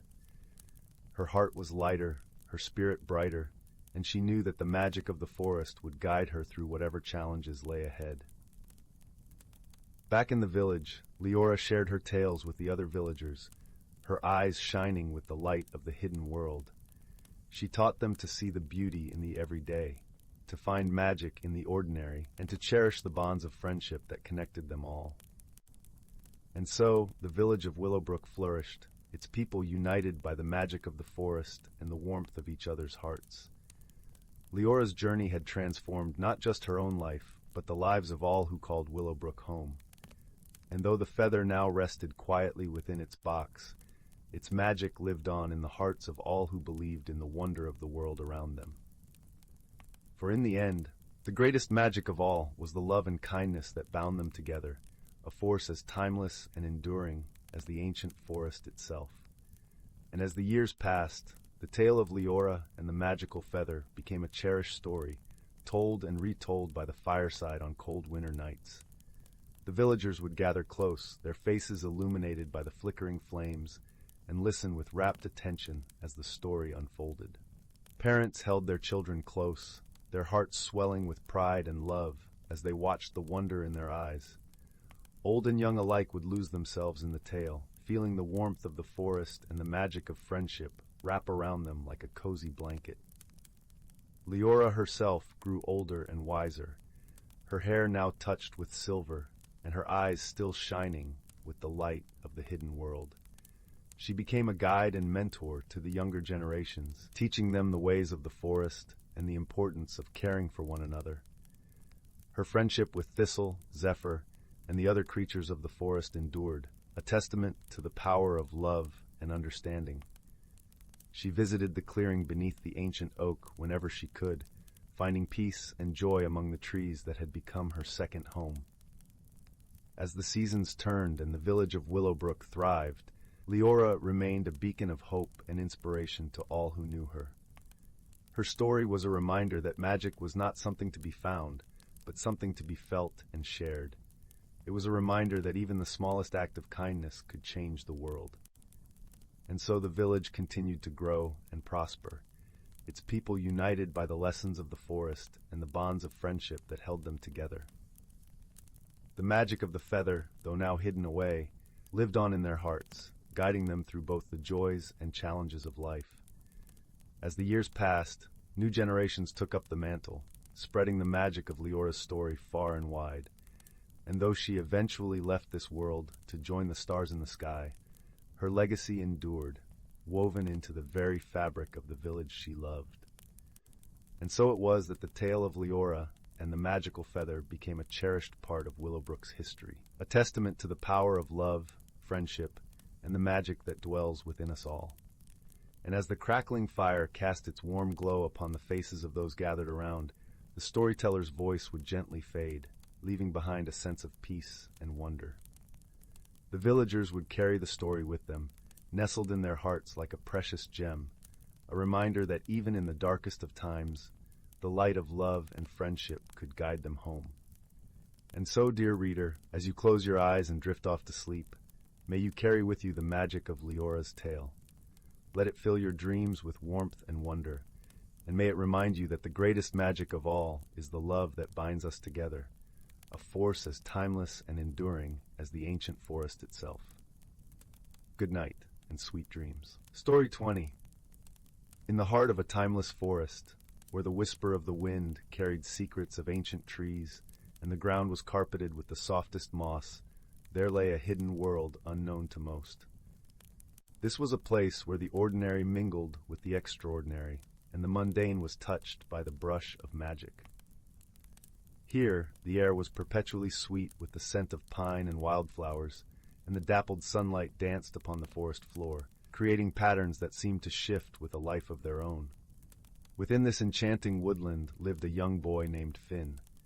Finn was a curious soul, his eyes always wide with wonder, and his heart open to the mysteries of the world.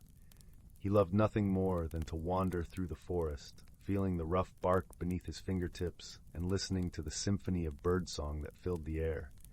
To Finn, the forest was not just a place, but a friend, a living, breathing entity that held countless stories waiting to be discovered. One crisp autumn morning, as the leaves blushed with hues of amber and gold, Finn set out on one of his explorations. The chill in the air was invigorating, and the forest seemed to hum with the promise of adventure. Finn's boots crunched against the fallen leaves, each step releasing the earthy fragrance of the woodland floor. As he ventured deeper into the forest, he stumbled upon a path he had never noticed before, partially obscured by a curtain of ivy. Intrigued, Finn pushed aside the ivy, revealing a narrow trail that wound its way through the trees. The path beckoned to him with an irresistible allure, as if inviting him to uncover its secrets. With a heart full of excitement, Finn followed the winding trail, his imagination alight with possibilities. The path led him to a small clearing bathed in sunlight, where a solitary oak tree stood majestically at its center. The tree was ancient, its gnarled branches stretching skyward, and its trunk thick and sturdy. At the base of the tree, nestled among the roots, Finn noticed something glinting in the sunlight. Curiosity piqued. He knelt down to take a closer look. Buried beneath a layer of fallen leaves was a small, intricately carved wooden box. The craftsmanship was exquisite, with delicate patterns etched into its surface, depicting scenes of lush forests and playful woodland creatures. Finn's fingers traced the carvings with reverence, feeling the smoothness of the wood beneath his touch. As he lifted the lid, he discovered the box contained a small, shimmering stone that glowed with an inner light. The stone was unlike anything Finn had ever seen. It was a deep azure, reminiscent of the sky at twilight, with flecks of silver that sparkled like stars. As he held it in his hand, he felt a gentle warmth radiating from the stone, a warmth that seeped into his skin and filled him with a sense of calm and wonder. Unbeknownst to Finn, this was no ordinary stone. It was the heart of the forest, a magical relic that had been hidden away for centuries, safeguarding the balance between the natural and mystical realms. The stone held immense power, capable of revealing the hidden world within the forest to those pure of heart. As Finn marveled at the stone, he heard a soft rustling from behind the oak tree. Startled, he turned to see a small creature peeking out from behind the trunk. It was a fox, its fur a vibrant russet, eyes bright and intelligent. The fox regarded Finn with a curious gaze, its head cocked slightly to one side. "Hello there," Finn said softly, instinctively sensing that this was no ordinary animal. The fox stepped forward cautiously, its bushy tail flicking behind it. To Finn's amazement, the fox began to speak, its voice gentle and melodic. "Greetings, young wanderer," the fox said. "I am called Leora, guardian of this forest. You have discovered the heart of the forest, a gift that is rarely bestowed upon mortals." Finn's eyes widened in surprise, but he felt no fear. Instead, he was filled with a sense of awe and curiosity. "What does it mean?" he asked. "Why was it hidden here?" Leora sat gracefully on her haunches, her gaze thoughtful. "The heart of the forest is a relic of great power. It connects our world to the hidden realms, allowing those who possess it to see beyond the veil that separates us. But with such power comes great responsibility. It is not meant for personal gain, but to protect and preserve the harmony of our world." Finn listened intently, the weight of the stone in his hand suddenly feeling more significant. "What should I do with it?" he asked. "The stone chose you, Finn," Leora replied. "It sensed your heart, your kindness, and curiosity. With it, you can see the hidden world within our forest, but you must promise to use its power wisely." Finn nodded solemnly, understanding the trust that was being placed in him. "I promise," he said earnestly. With that, Leora led Finn deeper into the forest, guiding him to places he had never imagined. As they walked, the air shimmered with a soft, ethereal glow, and the world around them transformed. Trees stretched taller, their branches weaving into intricate canopies that whispered ancient songs. Flowers bloomed with colors so vivid they seemed to pulse with life, and creatures of all shapes and sizes emerged from the shadows, their eyes filled with curiosity and warmth. Finn found himself in a realm where the ordinary rules of nature no longer applied.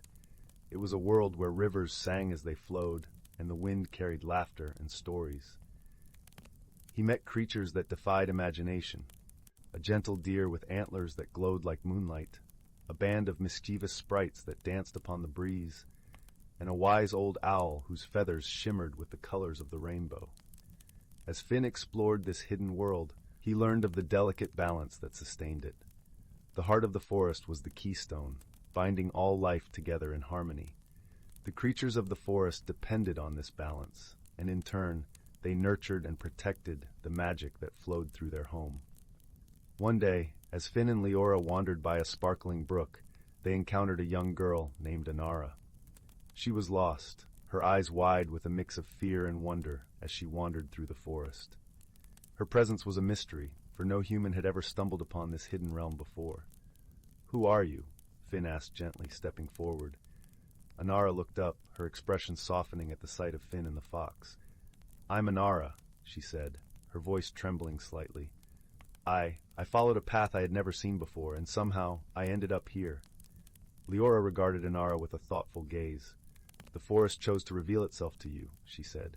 "Perhaps you, too, have a role to play in its tale." As Finn and Inara got to know each other, they discovered a shared love for nature and a deep sense of adventure. Inara was brave and resourceful, her quick thinking and kind heart making her a steadfast friend. Together, they ventured through the hidden world, learning from its inhabitants and uncovering the mysteries that lay within.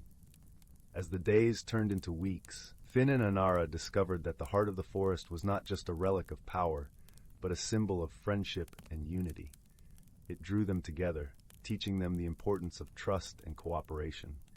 They learned to listen to the forest, to understand its needs and desires, and to protect the magic that made it so special. But not all was well in the hidden world. A shadow loomed on the horizon, a threat that sought to disrupt the balance that Finn and Inara had come to cherish. A group of ancient, malevolent spirits, long banished from the forest, had returned, seeking to claim the heart of the forest for themselves. They believed that by harnessing its power, they could bend the hidden world to their will. Finn and Inara knew they had to act quickly to protect the forest and its inhabitants. With Leora's guidance, they devised a plan to confront the spirits and safeguard the heart of the forest. It would require courage, ingenuity, and the strength of their friendship to overcome the challenge that lay ahead. On the eve of the full moon, when the magic of the forest was at its peak, Finn, Inara, and Leora gathered at the ancient oak tree where the heart of the forest had been hidden. The air was thick with anticipation, and the forest seemed to hold its breath, waiting for the outcome of the impending confrontation. As the moon rose high above the treetops, casting a silver glow upon the clearing, the spirits emerged from the shadows. They were ethereal and menacing, their forms shifting and changing like smoke in the wind. Their eyes glowed with an unnatural light, and their voices were a chorus of whispers that sent shivers down Finn's spine. "You cannot keep the heart from us," the spirits intoned in unison, their voices echoing through the clearing. "It belongs to us, and with it, we shall reshape this world." Finn and Inara stood their ground, the heart of the forest clasped firmly in Finn's hand. "This world is not yours to control," Finn replied, his voice steady and filled with determination. "The heart belongs to the forest and its people, and we will protect it." The spirits laughed, a chilling sound that reverberated through the trees. "You are but children," they sneered. "What can you do against our power?" But Finn and Inara were not alone. As they stood side by side, the forest rallied to their cause. The trees whispered encouragement, their leaves rustling in support. The creatures of the forest emerged from the shadows, their eyes filled with resolve and trust in the young guardians. With a gesture from Leora, the heart of the forest began to glow, its light growing brighter and stronger until it bathed the clearing in a radiant glow. The spirits recoiled, their forms flickering and wavering in the face of the stone's power. "Join hands," Leora instructed, "and let your hearts speak as one." Finn and Inara clasped hands, the warmth of their friendship infusing the heart of the forest with a power that was both ancient and new. Together they spoke words of unity and protection, their voices rising above the whispers of the spirits. The heart of the forest responded, its light expanding to encompass the entire clearing.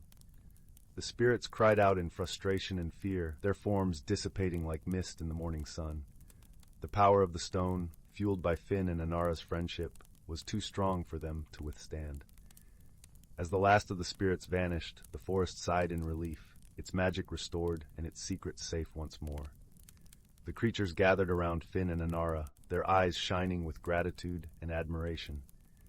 "You have done well," Leora said, her voice filled with pride.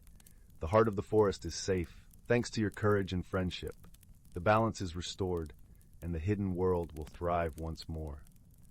Finn and Inara smiled at each other, their hearts filled with joy and a sense of accomplishment. They had faced a great challenge and emerged victorious, their friendship stronger than ever. The days that followed were filled with celebration and camaraderie. The forest flourished, its magic vibrant and alive, and the creatures rejoiced in the harmony that had been restored. Finn and Inara continued to explore the hidden world, their bond deepening with each adventure. As the seasons changed and the leaves fell once more, Finn and Inara knew that their time in the hidden world was coming to an end.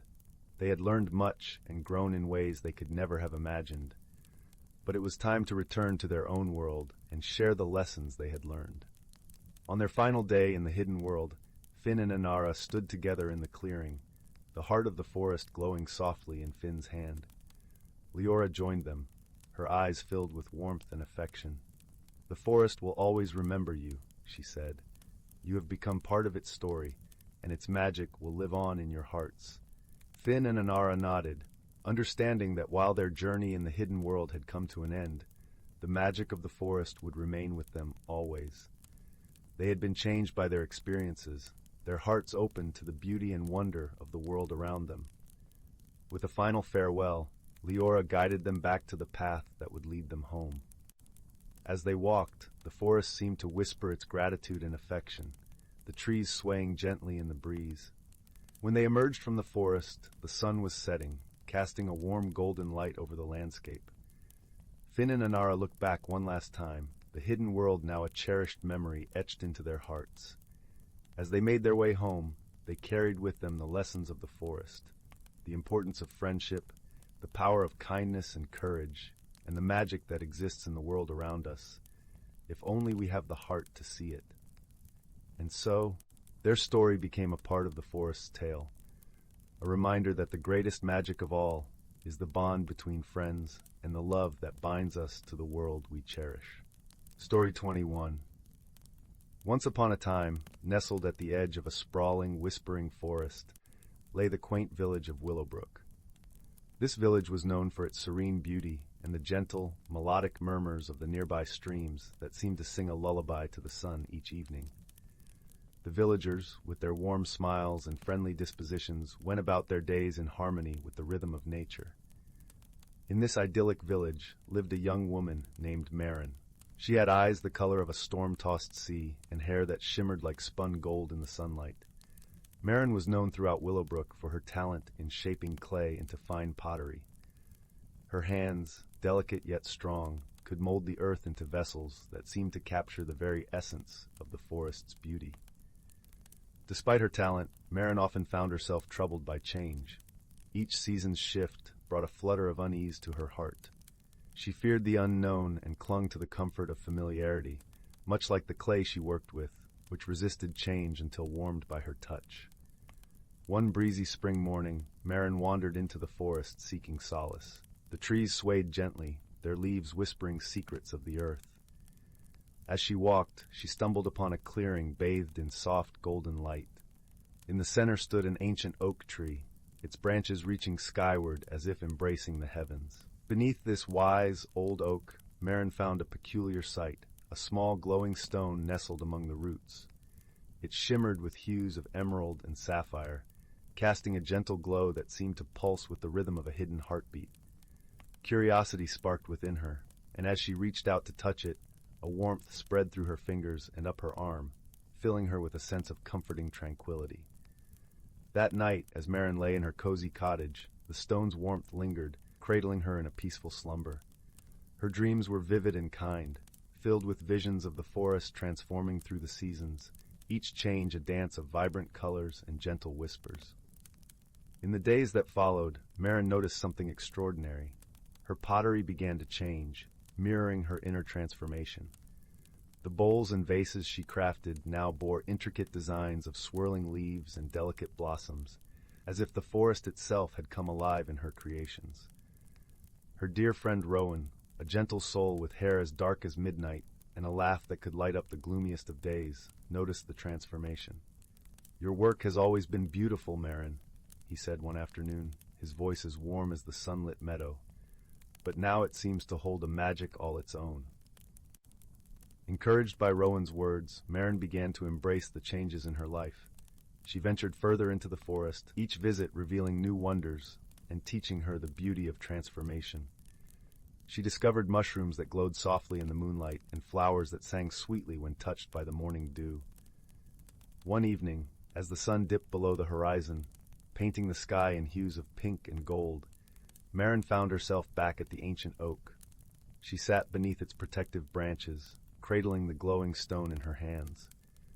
The stone pulsed gently, as if in time with her heartbeat, and she realized that it had become a part of her, a symbol of her journey and growth.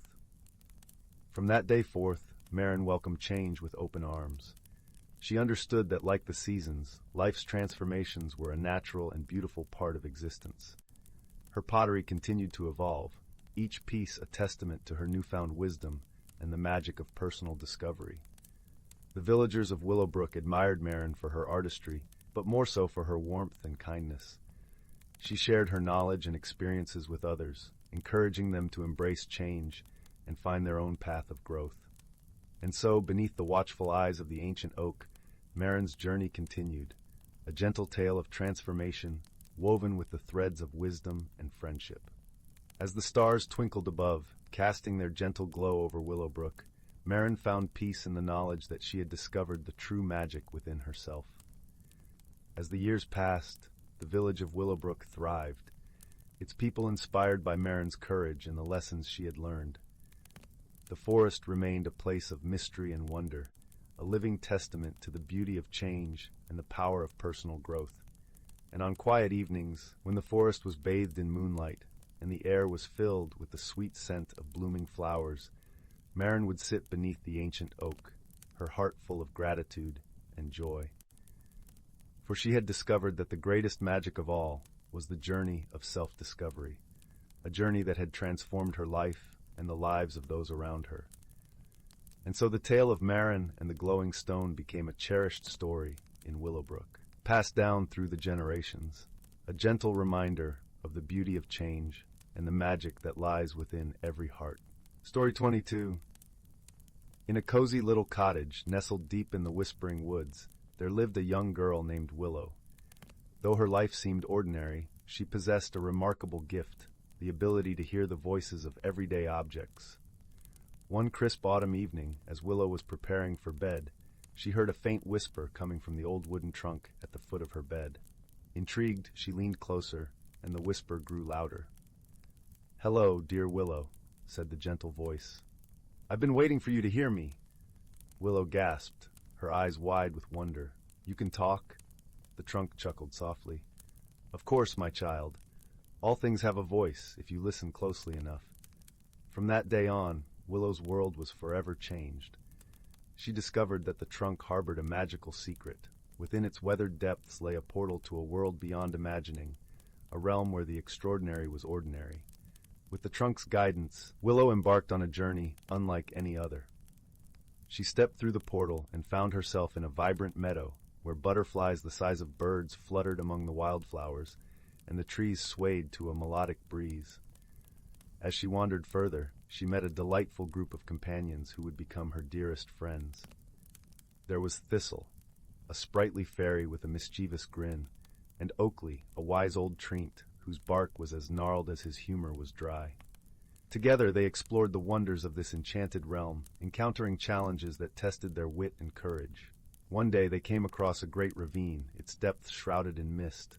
On the far side stood a towering castle, its spires piercing the clouds. "How shall we cross?" asked Willow, gazing into the swirling abyss. Thistle flitted about, her wings a blur of color. "Perhaps we could fly across?" Oakley shook his ancient branches. "Nay, little one, the winds are too treacherous." Willow pondered for a moment, then smiled. "I have an idea." From her pocket, she withdrew a simple piece of string. Closing her eyes, she focused her gift, listening to the whispers of the string. Slowly, it began to unravel, weaving itself into a sturdy bridge that arched over the ravine. With her friends by her side, Willow led the way across the bridge, her heart swelling with pride and confidence. The castle loomed ever closer, its secrets beckoning to be unveiled. As they approached the great gates, a booming voice echoed from within. "Who dares approach the citadel of wonders?" Willow stepped forward, her eyes shining with determination. "We are seekers of knowledge and friendship. We come in peace." The gates creaked open, revealing a grand courtyard where all manner of magical beings gathered. Unicorns grazed alongside griffins, while pixies darted among the fountains. In the center of the courtyard stood a regal figure, the Keeper of Wonders, guardian of this enchanted realm. With a warm smile, he welcomed Willow and her companions, recognizing the pure heart and wisdom within them. From that day forth, Willow and her friends became stewards of the citadel, learning the secrets of its magic and sharing their own stories and talents. Willow's gift, once a source of loneliness, had blossomed into a wellspring of joy and discovery. And each night, as she drifted off to sleep in her cozy cottage, she would hear the whispers of her dear friends, reminding her that wonder and friendship could be found in the most unexpected of places, if one only had the courage to listen. Story 23. Title: The Whispers of Willowwood. In the heart of an ancient forest, where the light filtered through emerald leaves and danced upon the forest floor in glimmers of gold, there lay a hidden world known only to those with the heart and eyes to see it. This was the realm of Willowwood, a place where time seemed to pause, and magic lingered in every breeze that rustled through the branches. At the edge of this enchanted world, nestled in a small, quaint cottage, lived a young girl named Lyra. Lyra was a curious soul, her eyes always wide with wonder, and her heart ever open to the mysteries that surrounded her. She lived with her grandmother, a wise woman who whispered stories of the woods and its ancient secrets by the light of the fireplace each evening. One crisp autumn morning, when the air was filled with the scent of pine and the promise of adventure, Lyra set out to explore the woods. Her grandmother had told her of a special day that came but once a year, when the forest would reveal its hidden heart to those pure of spirit and brave enough to seek it. As she walked deeper into the woods, the sounds of the world grew hushed, and a gentle guiding breeze seemed to nudge her forward. The path wound through towering oaks and slender birches, their leaves a symphony of russet and gold. The ground beneath her feet was carpeted with moss, soft and springy like an old friend's embrace, and the occasional crackle of twigs underfoot was the only sound in the serene silence. Lyra's footsteps led her to a clearing where the sunlight pooled like liquid honey. In the center stood an ancient willow tree, its branches trailing like the wispy hair of an old, gentle giant. There was something different about this tree, a kind of quiet majesty that spoke to Lyra's heart. As she approached, she noticed a curious sight. A small door, intricately carved, nestled in the trunk of the willow. A soft, musical voice whispered through the leaves. "Welcome, Lyra. You have found the heart of Willowwood." Startled but unafraid, Lyra replied, "Who are you? How do you know my name?" The tree sighed, a sound like a breeze through the reeds. "I am the spirit of the woods, the keeper of its secrets. You, dear child, have been chosen to undertake a journey that will change you forever." Intrigued and filled with a sense of destiny, Lyra reached for the door. It opened easily at her touch, revealing a staircase spiraling down into the earth. With a heart full of courage and curiosity, she descended into the depths. The staircase led her into a world unlike any she had ever imagined. A cavern stretched out before her, aglow with the light of thousands of luminescent flowers that clung to the walls like tiny stars. The air was alive with the soft hum of magic, and the gentle trickle of an underground stream provided a soothing melody. As she wandered deeper into this hidden realm, Lyra encountered creatures of wonder and whimsy. A family of silvery foxes with eyes like moonlit pools greeted her with playful bows, while a wise old tortoise carrying the map of the forest etched upon his shell ambled alongside her for a time, sharing stories of the ages. But it was a peculiar, shimmering orb resting upon a pedestal of roots that caught her eye. The orb pulsed with a gentle light, and as Lyra reached out to touch it, a warmth spread through her fingers, traveling up her arm and settling in her heart. The spirit of the woods spoke again, its voice a gentle breeze in her mind. "This is the Heartstone, a gift to those who seek with pure intent. It will grant you a glimpse into the true nature of things and the power to bring peace, where there is discord. With the Heartstone in her possession, Lyra felt an overwhelming sense of purpose. She knew she must return to the surface and use its power to bring harmony to her world. Emerging from the willow tree, the forest seemed brighter, more vivid, as if the very leaves whispered secrets of their own. Lyra's journey through the woods was now guided by an inner compass, a newfound understanding of the delicate balance that sustained the forest and all its inhabitants. Her first task came upon encountering a quarrel between two woodland creatures, a squirrel and a jay, each claiming ownership of the same acorn. With the Heartstone's guidance, Lyra gently mediated, showing them the abundance around and the joy of sharing. The squirrel and jay, realizing the folly of their argument, made amends and thanked Lyra with gifts of their own, a feather and a nut, tokens of their newfound friendship. As days turned to weeks, Lyra continued to wander the woods, bringing peace and understanding wherever she went. Each encounter taught her more about herself and the world, revealing the interconnectedness of all things. But the greatest challenge lay ahead. One evening, as the sun dipped below the horizon, painting the sky in hues of violet and rose, Lyra felt a tug at her heart. The forest was uneasy, the air heavy with a tension she could not ignore. With the Heartstone clutched tightly, she followed the pull of her heart to a hidden glade, where a great oak stood at the center. Beneath its sprawling branches, two ancient spirits, guardians of the forest, stood locked in a heated disagreement. Their voices, once harmonious as the wind in the trees, were now strained and discordant, their quarrel threatening to disrupt the balance of Willowwood. Lyra approached with quiet confidence, the Heartstone glowing softly in her hand. "Please," she implored, "let us find peace and understanding."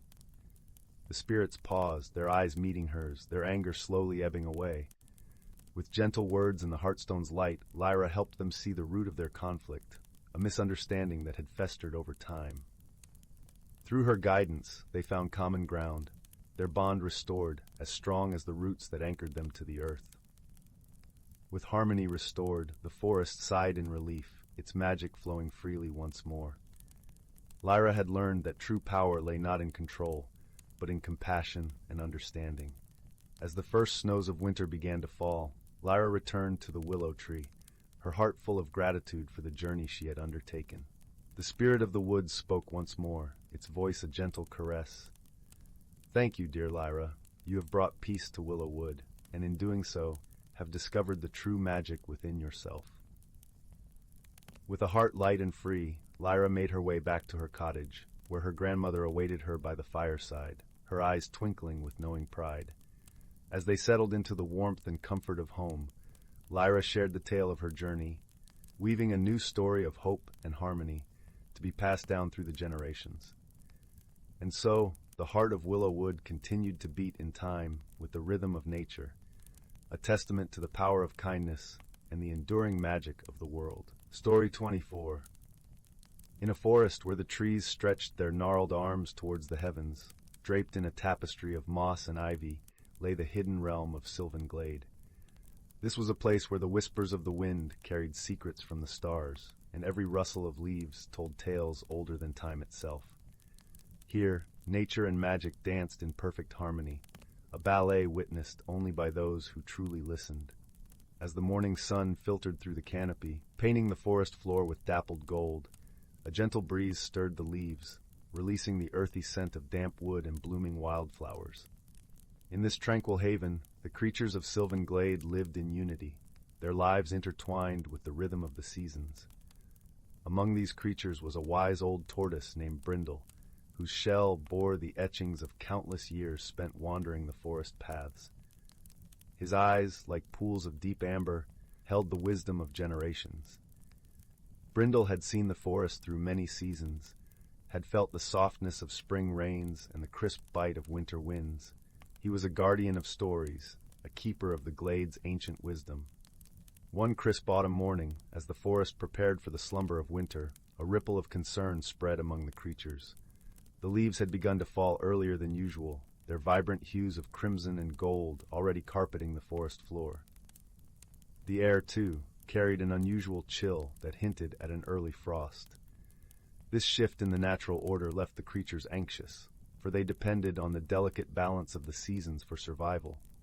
Brindle, with his slow, deliberate steps, called a gathering at the heart of Sylvan Glade, where the oldest oak cast its protective shadow. Creatures great and small assembled, their eyes wide with curiosity and concern. The air was filled with the soft rustling of wings and the gentle patting of paws as they settled around the ancient tortoise. From the branches above, a young squirrel named Pippin, whose fur was as soft as the autumn leaves, chattered nervously. "Brindle, what is happening to our forest? Why does the cold come so soon?" Brindle lifted his head, his voice a soothing balm.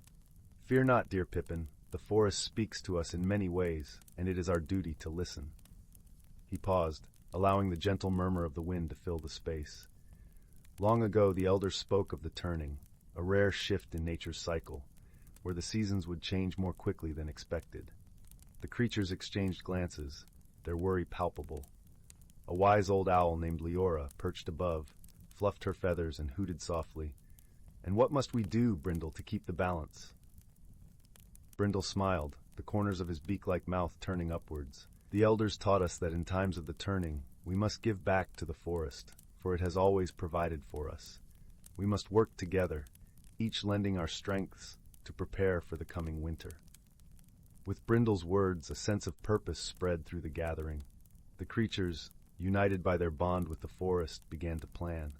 The squirrels, nimble and quick, set about collecting acorns and nuts, storing them in hidden caches. The birds, with their keen eyes, searched for berries and seeds, while the deer, gentle and serene, trampled paths through the underbrush, making it easier for the smaller creatures to move about.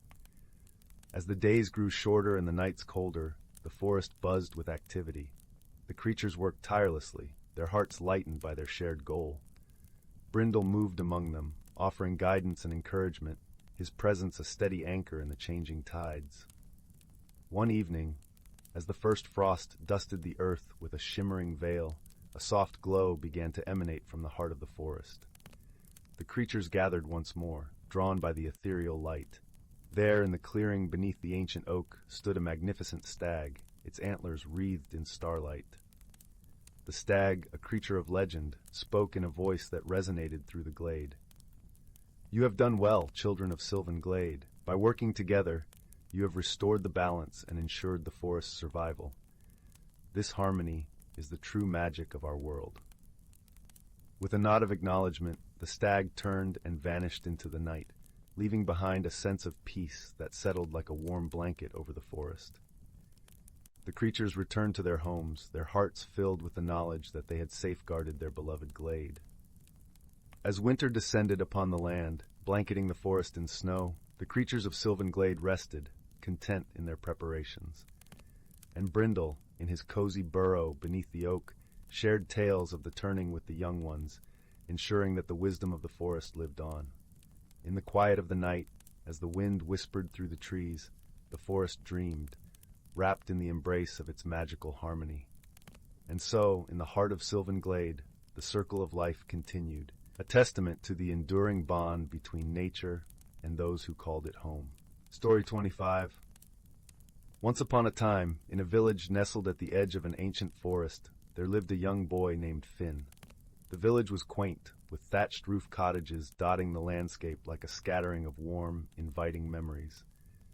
The forest, however, was a place of wonder and mystery, cloaked in a perpetual twilight that seemed to hum with secrets waiting to be uncovered. Finn was a curious child, his heart a vessel brimming with dreams of adventure and discovery. He had a knack for finding beauty in overlooked places, be it the dew-kissed petals of a flower or the soft rustle of leaves whispering secrets to the wind. His best friend, a spirited squirrel named Nutmeg, was his constant companion. Together they spent countless hours exploring the fringes of the forest, crafting tales of magic and bravery that danced in the air like autumn leaves caught in a gentle breeze. One chilly morning, as the village lay wrapped in the embrace of dawn's soft light, Finn awoke to find a letter slipped beneath his window. The envelope was unlike any he had seen before, made of a shimmering parchment that seemed to capture the hues of the sky at sunset. With trembling hands, Finn opened it, revealing a message written in an elegant script that flowed across the page like a river of stars. Dear Finn, it began, within the heart of the forest lies a hidden world, a realm untouched by time and shadowed in mystery. Seek the enchanted grove, where the air is sweet with the fragrance of possibility, and your heart shall find what it seeks. Finn's eyes sparkled with excitement, the words igniting a flame of curiosity that danced in his chest. He knew he must embark on this journey to discover the secrets that lay within the forest's embrace. With Nutmeg perched upon his shoulder, Finn set off, leaving the familiarity of the village behind as he ventured into the unknown.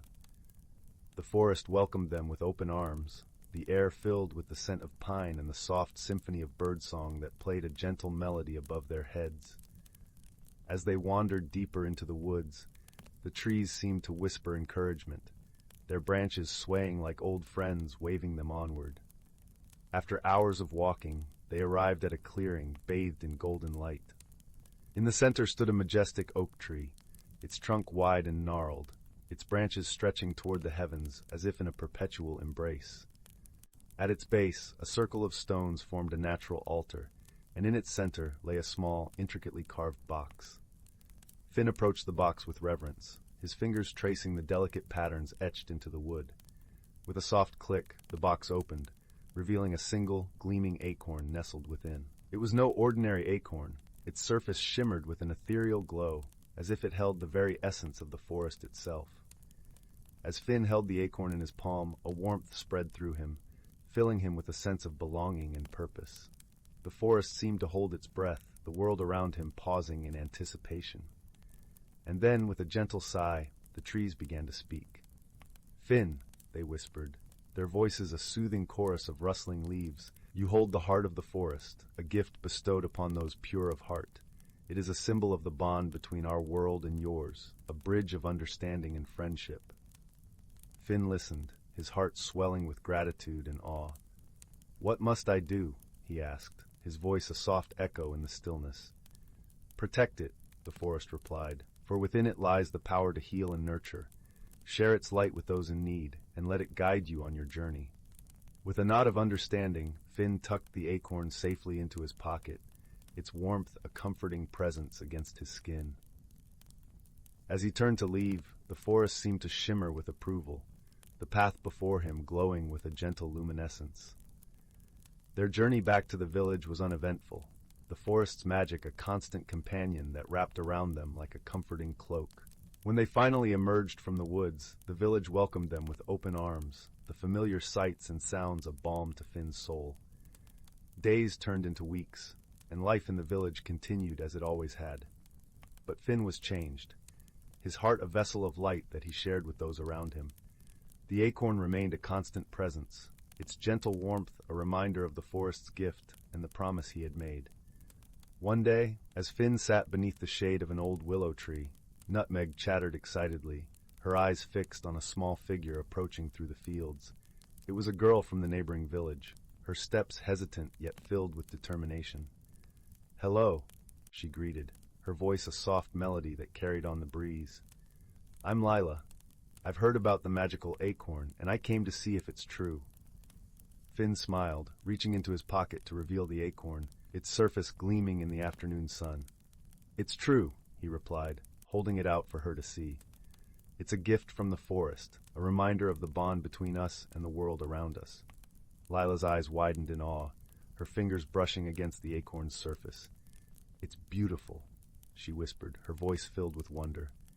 As they sat together beneath the willow tree, Finn shared his story, weaving a tapestry of magic and friendship that left Lila spellbound.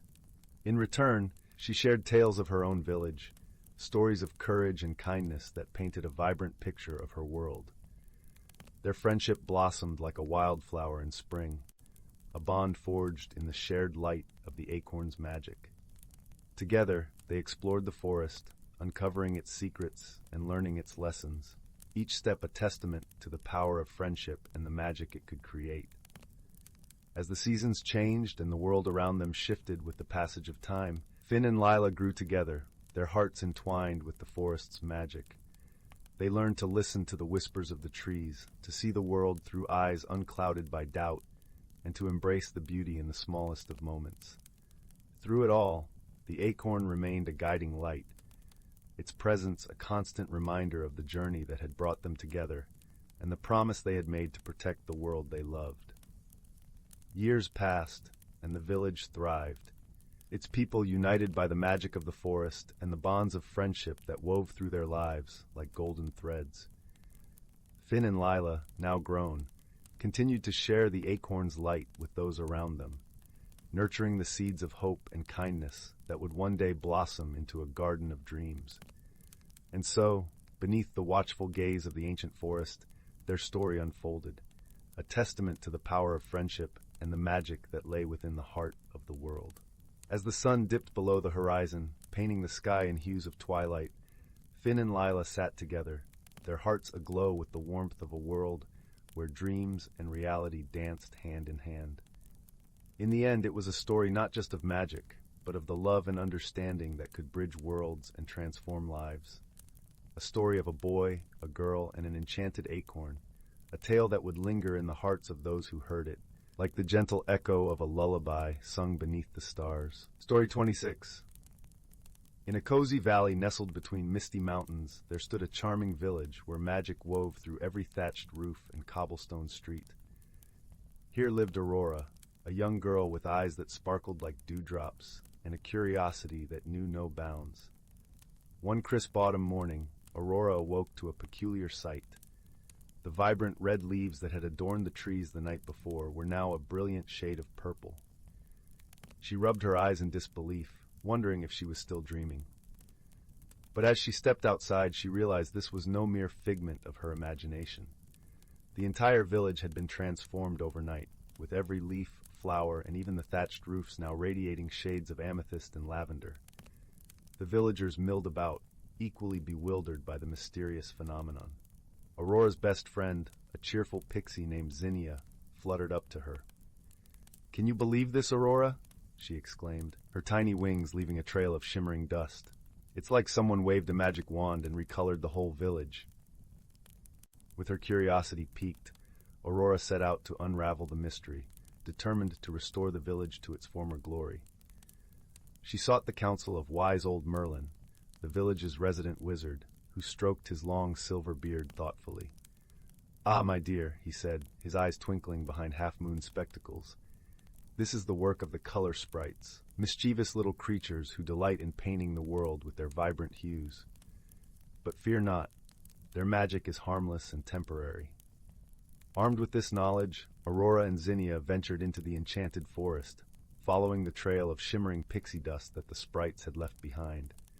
They soon stumbled upon a breathtaking sight, a clearing filled with tiny, winged beings frolicking amidst a kaleidoscope of colors. One particularly mischievous sprite noticed the pair and flew over, her tiny body shimmering with 1,000 shades. "Welcome, welcome," she giggled. "Do you like our handiwork? We thought the village could use a splash of color." Aurora politely explained that while the villagers appreciated their artistic flair, they would prefer their original hues. The sprite pouted for a moment, but then her face brightened with an idea. "Very well," she said. "But first, you must solve our riddle." The sprites gathered around, their wings humming with excitement, and presented a series of cunning puzzles and wordplay challenges. Aurora and Zinnia put their heads together, drawing upon their wit and wisdom to decipher each enigma. After a delightful game of riddles, the sprites were thoroughly impressed and agreed to undo their colorful mischief. With a wave of their tiny hands, a shimmering wave of magic rippled through the village, restoring the vibrant reds, oranges, and golds of autumn. As the sun set, Aurora and Zinnia returned to the village, greeted by the warm, familiar hues they had come to love. The villagers cheered and celebrated, grateful for the return of their beloved autumnal palette. From that day on, the sprites would occasionally pay a visit, leaving behind a playful trail of color for Aurora and her friends to decipher. And though their antics might cause a temporary stir, the village had learned to embrace the whimsical magic that danced through their cozy valley. For in this enchanted realm, even the most peculiar occurrences could be unraveled with an open heart, a clever mind, and the help of a few magical friends. Story 27. In a quaint village nestled between rolling hills and whispering forests, there lived a gentle soul named Maeve. Maeve was known for her curious nature and her love of wandering the winding paths that twisted through the woods and meadows surrounding her home. Her small, ivy-clad cottage was filled with curious trinkets and well-worn books, each a testament to her many adventures and the stories she cherished like old friends. One crisp autumn morning, as golden leaves danced on the breeze, Maeve set out for her daily stroll. The air was filled with the earthy scent of fallen leaves, and the soft rustle of the forest whispered secrets as she walked. Her path led her to an ancient oak tree, its gnarled branches stretching toward the sky like a wise old guardian of the forest. It was here, nestled in the roots of the tree, that Maeve discovered a small, intricately carved wooden box. Its surface was smooth and warm to the touch, and a gentle hum seemed to emanate from within.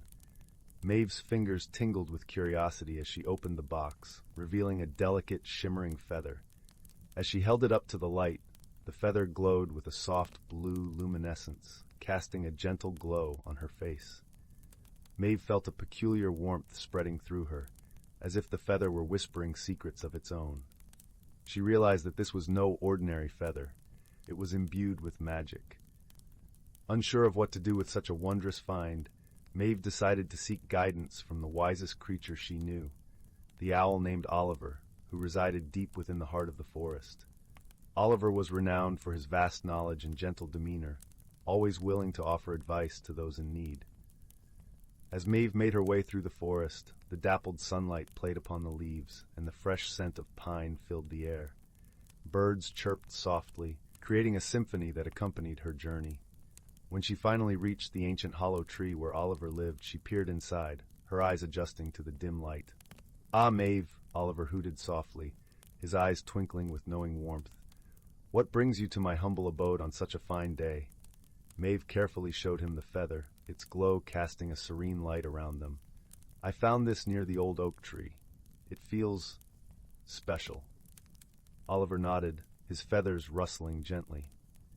"Indeed, you have found a feather of the skylark, a rare and magical bird.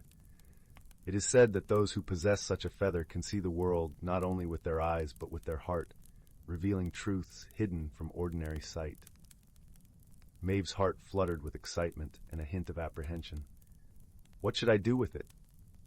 "Use it wisely," Oliver advised, "and it will guide you to those in need of your kindness and understanding." With this newfound purpose, Maeve set off on a journey through the village and beyond, the feather safely tucked into her satchel. The world seemed more vivid, the colors brighter, and the sounds clearer. As she walked through the village, she noticed things she had never seen before. The weary look in the baker's eyes, the hidden sadness in a child's smile, and the quiet longing in the tailor's gaze. Maeve realized that the feather had gifted her the ability to see beyond the surface, revealing the true emotions and desires of those around her. She began to use this gift to help others, offering a listening ear to the baker, a comforting word to the child, and a thoughtful gesture to the tailor. With each act of kindness, Maeve felt the feather grow warmer, its glow brightening with every heart she touched. As the days turned into weeks, Maeve's reputation as a gentle, understanding soul spread throughout the village and beyond. People came from far and wide to seek her counsel and friendship, drawn to the warmth and wisdom she freely offered. And though Maeve's journey was one of discovery and wonder, it was her kindness and empathy that truly transformed her world. One evening, as the sun dipped below the horizon and the sky blushed with the colors of dusk, Maeve returned to the ancient oak tree. The box lay open once more, and she gently placed the feather inside. As she did so, a gentle breeze rustled through the leaves, carrying with it a sense of peace and contentment. Maeve knew that the feather's magic would remain within her, a reminder of the power of understanding and compassion. She had learned that true magic lies not in the extraordinary, but in the simple acts of kindness that connect us all. And so, under the watchful branches of the old oak tree, Maeve sat quietly, her heart full of gratitude for the journey she had undertaken and the lives she had touched. The stars began to twinkle above, and the forest whispered a lullaby, wrapping Maeve in its gentle embrace. Knowing that she was exactly where she needed to be, Maeve closed her eyes, allowing the warmth of the feather's magic to guide her dreams into the night. Story 28. Once upon a time, nestled in the gentle folds of the whispering woods, there was a quaint little village named Larkspur Hollow. The village was a tapestry of cobblestone paths, thatched rooftops, and gardens bursting with the colors of wildflowers. It was a place where the air always seemed to carry the scent of freshly baked bread and the sound of laughter. In this village lived a young girl named Clara. Clara was known for her boundless curiosity and her knack for finding beauty in the most unexpected places. Her auburn hair danced in the wind like autumn leaves, and her eyes twinkled with the promise of adventure. She lived with her grandmother, a wise woman who knew stories older than the trees themselves. One crisp autumn morning, as Clara wandered through the woods collecting acorns and pine cones, her attention was caught by a peculiar glint beneath a blanket of fallen leaves. She knelt down and brushed away the leaves to reveal a small, intricately carved wooden box. It was cool to the touch, with tiny, delicate engravings of vines and stars that seemed to shimmer in the dappled sunlight.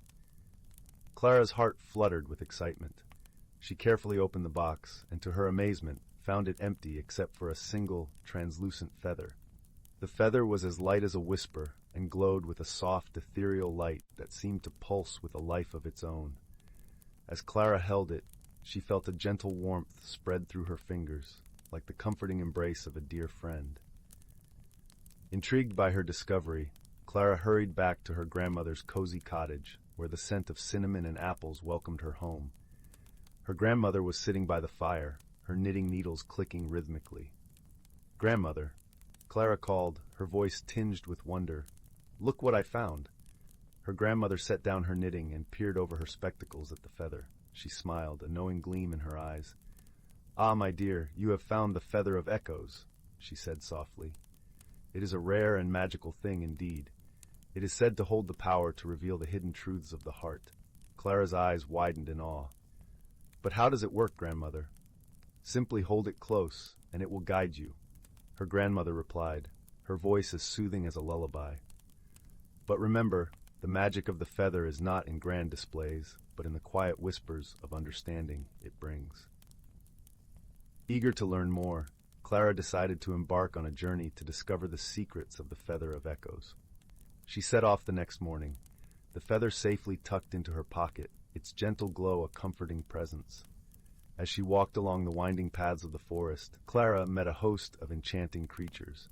There was Finn, the wise old owl with feathers as soft as moonlight, who perched on a branch and offered advice in a voice as deep and resonant as the forest itself.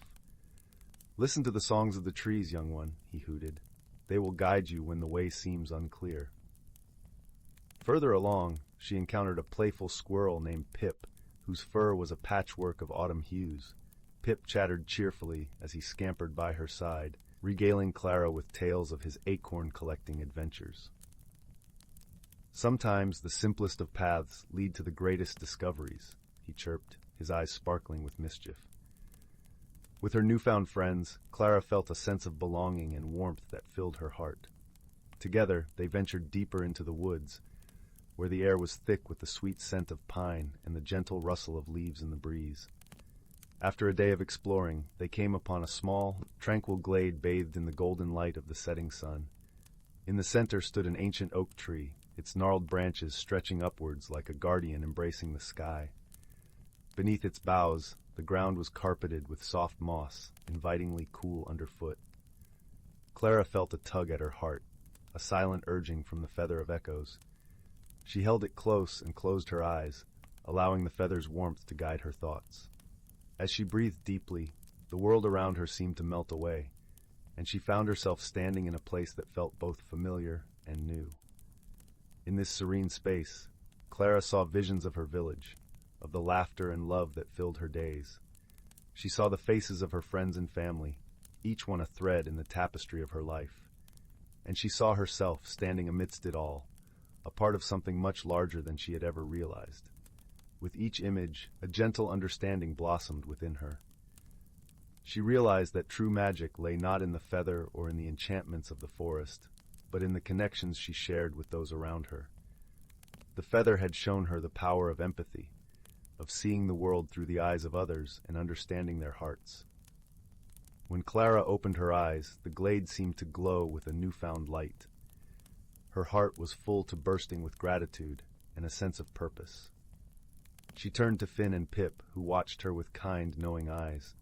"Thank you," she said softly, her voice carrying the warmth of the setting sun. "Thank you for helping me see." Finn nodded, his feathers rustling like pages of an ancient book. "The feather of echoes has shown you what truly matters, young one. Hold it close, and its wisdom will always be with you." Pip scampered up to Clara and placed a tiny acorn in her hand. "For your journey home," he said with a cheeky grin. "Remember, even the smallest treasures can hold the greatest joys." With a heart full of newfound understanding and a promise of return, Clara bid farewell to her friends and made her way back to Larkspur Hollow. As she walked, the feather of echoes nestled in her pocket, its gentle glow lighting her path homeward. When Clara arrived at her grandmother's cottage, the night sky was a blanket of stars, twinkling like 1,000 tiny lanterns. Her grandmother greeted her with a warm embrace and a mug of steaming cocoa, the aroma wrapping around Clara like a comforting hug. As they sat by the fire, Clara shared the story of her journey, of the friends she had made and the wisdom she had gained. Her grandmother listened with a smile, her eyes shining with pride. "You have learned well, my dear," she said softly, her voice as soothing as a lullaby. "The feather of echoes has shown you the true magic of our world, the magic of understanding and love." Clara nodded, her heart filled with a warmth that would never fade. She knew that no matter where her adventures might lead, the lessons of the feather of echoes would always guide her. And so, as the fire crackled softly in the hearth and the stars watched over them, Clara drifted into a peaceful sleep, her dreams filled with the gentle whispers of the forest and the promise of new beginnings. And in the quiet of the night, the feather of echoes lay beside her, its glow a soft, comforting light in the darkness, a beacon of the magic that lived in the heart of Larkspur Hollow. Story 29. In the quaint and undulating hills of Everwhisper Valley, where the sun casts a warm golden glow over the emerald fields, lay the village of Mistwood. This village was unlike any other, for it nestled comfortably in the embrace of a gentle enchantment, a magic as old as the towering oaks that bordered its land. The villagers of Mistwood lived in harmony with the creatures of the forest, sharing tales and wisdom beneath the boughs of ancient trees, their laughter mingling with the rustling leaves. The air was often filled with the scent of honeysuckle and fresh rain, a balm to the soul. Among the villagers was a kind and curious young woman named Linnea. Her heart was as tender as the petals of the violets she tended in her garden, and her mind as lively as the brook that babbled by her window. Linnea loved nothing more than to wander the woods with her satchel, collecting herbs and speaking to the forest's myriad inhabitants. One serene morning, as the mist clung softly to the ground and the dew kissed the flowers, Linnea noticed something peculiar. Her favorite path, which wound through a grove of whispering willows, appeared to be different. The familiar trail seemed to twist in unexpected directions, and the trees, usually so steadfast, seemed to subtly shift their positions. Feeling a gentle flutter of intrigue, Linnea decided to investigate this mystery. She packed a small basket with bread and cheese, tucked a flask of warm tea into her coat, and set off along the path. As she walked, the forest seemed to hum with a quiet energy, as if holding its breath in anticipation. Linnea paused occasionally to listen to the chatter of squirrels and the soft hoot of an owl still awake in the daylight, hoping for some clue. But the creatures merely blinked at her with knowing eyes, as if they too were pondering the forest's secret. It wasn't long before Linnea encountered a curious sight. A small, iridescent fox with eyes like moonlit pools sat calmly on a moss-covered log, its bushy tail curled around its feet. The fox, noticing Linnea, flicked an ear in her direction and beckoned her closer with a tilt of its head. "Good morn," Linnea greeted softly, kneeling to meet the fox's gaze. "You seem to know something about these strange happenings." The fox's eyes twinkled with a hint of mischief. "Indeed, dear Linnea," it replied in a voice that was a gentle whisper on the wind. "The forest has been restless, its paths rearranging like the pages of a book for a reason." Linnea listened intently, the cool earth grounding her as the fox continued. A wise old tree, the heart of these woods, has lost its song. Without it, the forest cannot find its rhythm. A song? Linnea echoed, intrigued. How might I help the tree reclaim it? The fox's gaze softened with gratitude. Seek the elder of the glade, a creature of great wisdom. They reside where the sun bathes the land in its golden glow, where the waters sing and the flowers dance. With a nod of understanding, Linnea rose, her heart buoyed by a sense of purpose. She thanked the fox, who offered her a reassuring nuzzle, and continued on her way, her steps guided by the fox's cryptic directions. The path led her deeper into the forest, where the trees grew taller and the air richer with the scent of pine and wildflowers. At last, she arrived at the glade, a serene clearing bathed in sunlight, where a gentle stream wove its way through fields of blooming daisies. In the center of this tranquil haven stood the elder, a magnificent stag with antlers like silver branches. His presence was calming, his eyes pools of ancient wisdom. Linnea approached reverently, her heart filled with quiet awe. "Wise elder," she began, her voice a respectful murmur, "I seek to restore the song of the old tree, so the forest may find peace once more." The stag regarded her with kind eyes, his voice resonant as the deep earth. The song was lost because the tree's heart has grown weary. It needs the light of friendship and the warmth of understanding to rekindle its melody. Linnea thought for a moment, then smiled softly. "I will gather voices of love and kindness from the village. Together we will weave a song of hope." With the elder's blessing, Linnea returned to Mistwood, her heart alight with determination. She gathered her friends and neighbors, sharing the tale of the tree's plight and the need for their voices. The villagers, ever willing to lend their support, agreed to join her in a gathering at the old tree. The next morning, as dawn painted the sky with hues of rose and gold, the villagers arrived at the forest's edge, their voices a gentle murmur of excitement. Linnea led them along the winding path, the trees seeming to bend closer to listen. At last, they reached the ancient tree, its bark gnarled and majestic, its branches stretching toward the heavens. The villagers formed a circle around it, their eyes alight with hope and warmth. With Linnea at the helm, they began to sing, a melody woven from the laughter of children, the wisdom of elders, and the love of friends. Their voices rose and fell like the tides, carrying with them the essence of the village's heart. As the final notes faded into the ether, a gentle breeze stirred the leaves, and the forest seemed to sigh with contentment. The tree, its bark glowing faintly with an inner light, hummed softly, a gentle, melodious sound that resonated through the earth. The villagers watched in awe as the forest's paths realigned themselves, the trees returning to their harmonious dance. Linnea felt a warm glow of satisfaction spread through her, knowing that together they had restored balance to the woods. With grateful hearts, the villagers returned to Mistwood, their spirits lifted by the day's events. Linnea lingered a moment longer, her eyes meeting the fox's once more as it watched from the shadows, a silent guardian of the forest's secrets. "Thank you," she whispered, her voice carrying on the breeze. The fox nodded, its eyes shining with appreciation, before disappearing into the underbrush.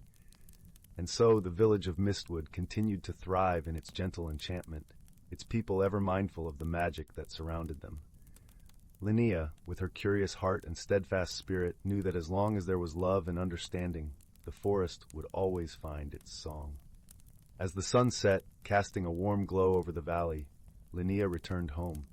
She sat by her window, a cup of chamomile tea cradled in her hands, watching as the stars began to twinkle in the velvet sky. In that moment, she felt a deep sense of peace, knowing that the world was just a little bit brighter, thanks to the power of friendship and the magic of the forest. Story 30.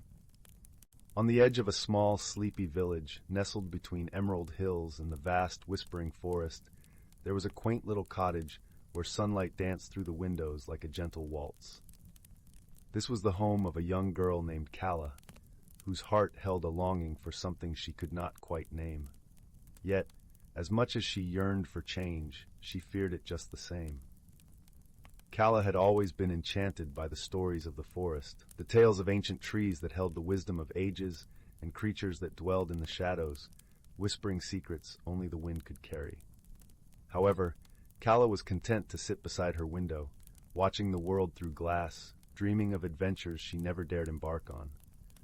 One autumn evening, as the golden sun dipped below the horizon, painting the sky in hues of rose and lavender, Calla found herself drawn to the edge of the forest. The air was crisp, carrying the earthy scent of fallen leaves and the promise of secrets untold. She wrapped her shawl tighter around her shoulders, its fabric soft and comforting, as she wandered deeper into the woods. As Calla walked, the world around her seemed to hum with life. The trees, with their branches like arms stretched towards the heavens, rustled with whispers that only she could hear.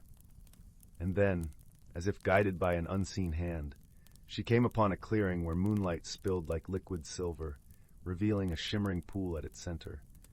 Kneeling by the water's edge, Calla gazed into the pool, where the moon's reflection danced on its surface. It was then she noticed something curious, a delicate flower, unlike any she had seen before, blooming at the water's edge. Its petals were a soft, luminescent blue, glowing ever so slightly, as if kissed by the moon itself. The sight filled her with a sense of wonder so profound that it stirred something deep within her heart. With a gentle touch, Calla reached out to the flower, her fingers brushing its cool, silky petals. In that instant, a ripple spread across the water, and she felt a warmth blossom in her chest, filling her with a courage she had never known. It was as if the flower had unlocked a hidden door inside her, one that led to a world of possibilities. The days that followed were a time of transformation for Calla. The flower, which she had named Luna, became her constant companion. Every day she would return to the clearing, tending to it, speaking to it as if it were an old friend. And as she nurtured the magical bloom, she found herself changing too. Her dreams became vivid landscapes of color and light, filled with paths she walked with newfound confidence. She began to explore the forest more often, her fear melting away with each step. It was during one of these explorations that she met a kind-hearted fox, its fur a brilliant russet that glowed in the dappled sunlight. This fox, whom she named Ember, became her guide and teacher. With gentle nudges and soft, knowing eyes, Ember taught Calla the secrets of the forest. He showed her where the sweetest berries grew, how to listen to the songs of the birds, and where to find the hidden paths that led to breathtaking vistas. Through Ember's guidance, Calla learned to see the world not as a place to fear, but as a wondrous tapestry of life and magic. One day, as autumn turned to winter and the first snowflakes danced through the air, Calla felt a stirring within her, a longing to share what she had learned.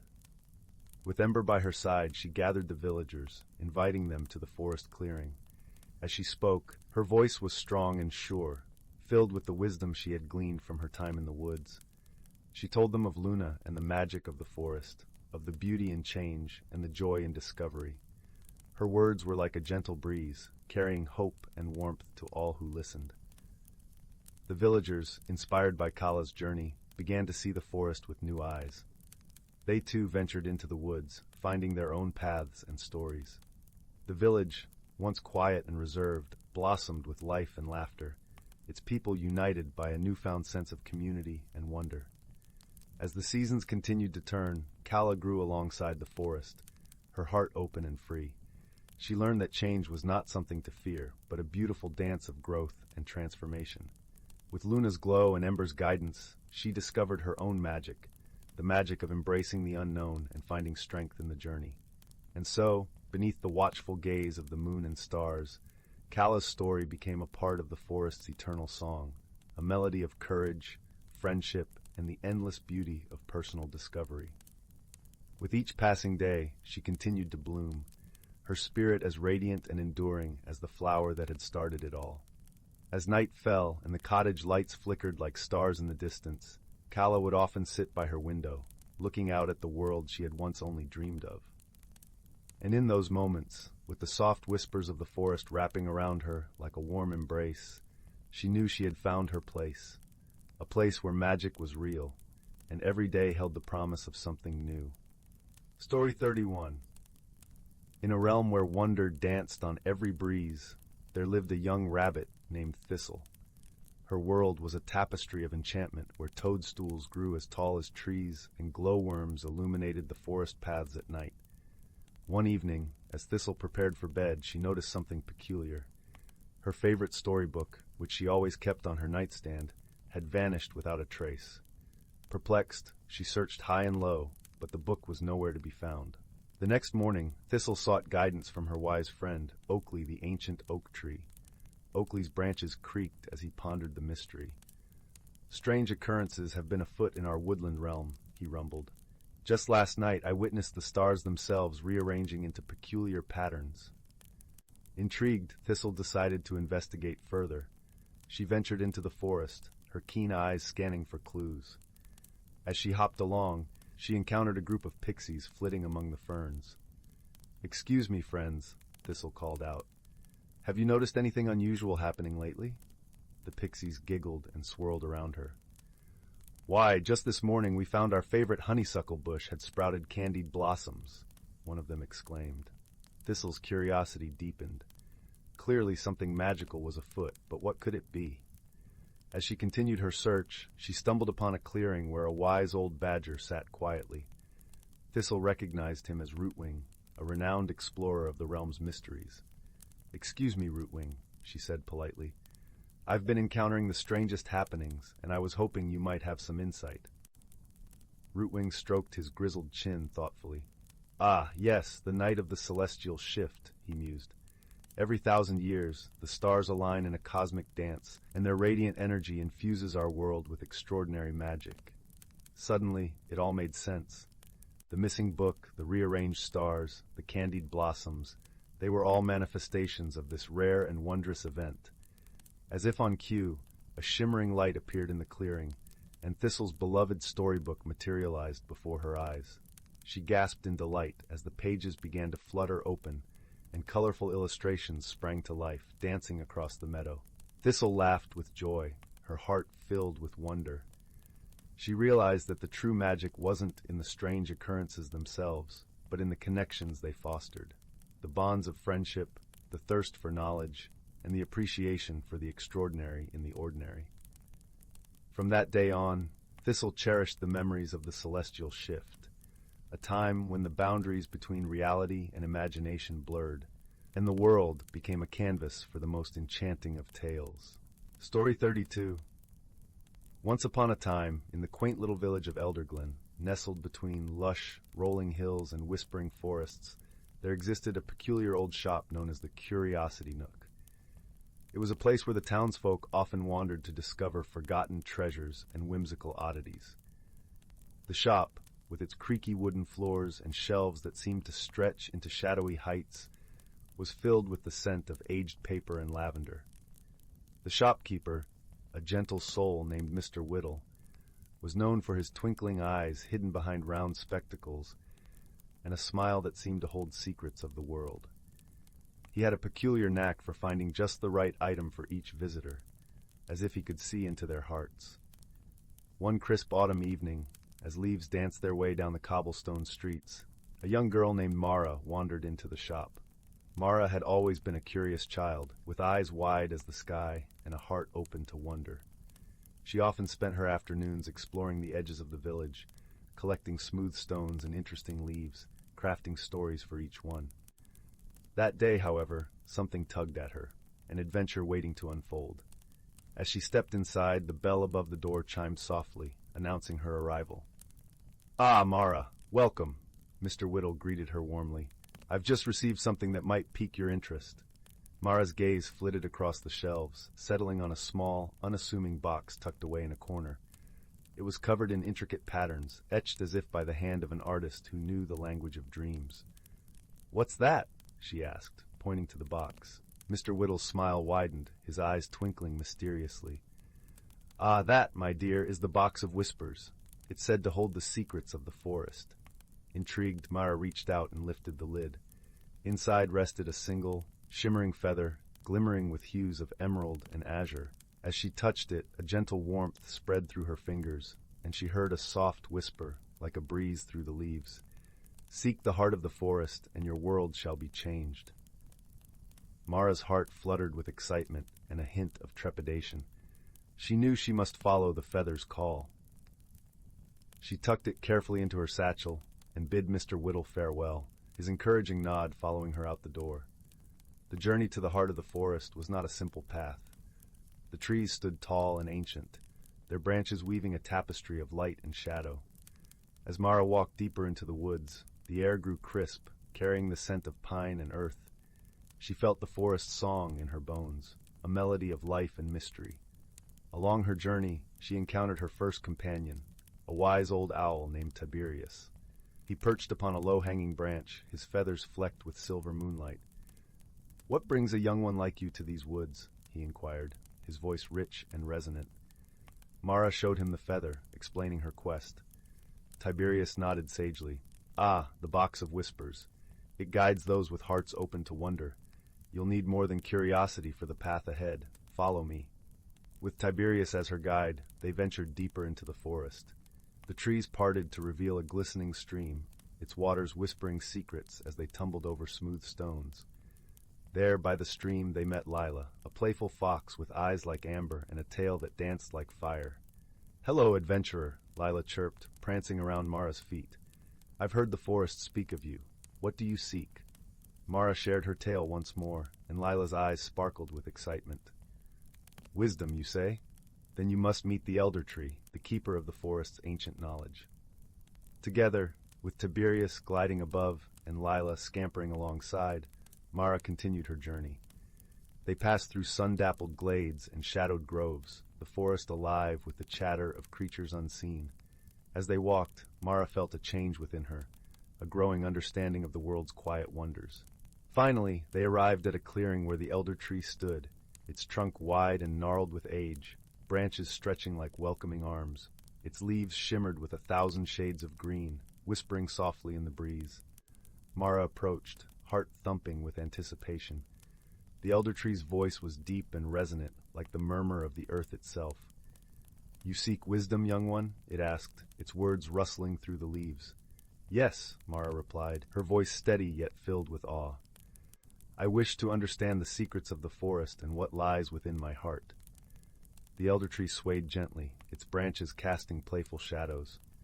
"The greatest wisdom, my dear, lies not in knowing all, but in understanding oneself and the world around you. Listen to the whispers of your heart, and you shall find your way." Mara stood quietly, absorbing the elder tree's words. She realized then that the journey had already begun to change her, not through answers, but through the questions she learned to ask. With a newfound sense of peace, she thanked the elder tree and her companions. Tiberius bowed his wise head, and Lila nuzzled her hand warmly. Together, they retraced their steps through the forest, the path now illuminated by the soft glow of understanding. As Mara emerged from the woods, the village of Elderglen, bathed in the golden light of sunset, she felt a gentle shift within her. The world seemed richer, the colors more vibrant, the sounds more harmonious. She had discovered not only the secrets whispered by the forest, but also the melody within her own heart. Back at the Curiosity Nook, Mr. Whittle awaited her return, his smile knowing and kind. "Ah, Mara, I see the forest has shared its wisdom with you." Mara nodded, her eyes bright with gratitude. "Yes, it has. Thank you, Mr. Whittle, for showing me the way." And so, with the feather safely tucked away as a reminder of her journey, Mara returned to her life in Elderglen, forever changed by the whispers of the forest. She carried with her the gentle wisdom that the greatest adventures often lead us back to ourselves. And as she drifted into sleep each night, the forest's lullaby cradled her dreams, a promise of the wonders yet to be discovered in the world around her. Story 33. Title: The Whispering Map. Once upon a time, in a quaint village cradled within the gentle embrace of rolling hills and dense, whispering forests, there lived a young girl named Arya. Her bright eyes sparkled with the wonders of the world, and her laughter was like the tinkling of distant wind chimes. Arya spent her days exploring the lush green meadows that carpeted the village outskirts, often accompanied by her best friend, a clever fox named Finn. Their friendship was a tapestry woven from shared dreams and whispered secrets, one that defied the expectations of the villagers who, though fond of tales themselves, were often wary of things that strayed from the ordinary. The village itself was a place where time seemed to move at its own gentle pace. Cobblestone paths wound their way between cozy cottages with thatched roofs, and gardens spilled over with vibrant wildflowers and the scent of herbs carried on the breeze. The heart of the village was the bustling market square, where vendors sold everything from fresh produce to hand-woven scarves dyed in the colors of the sunset.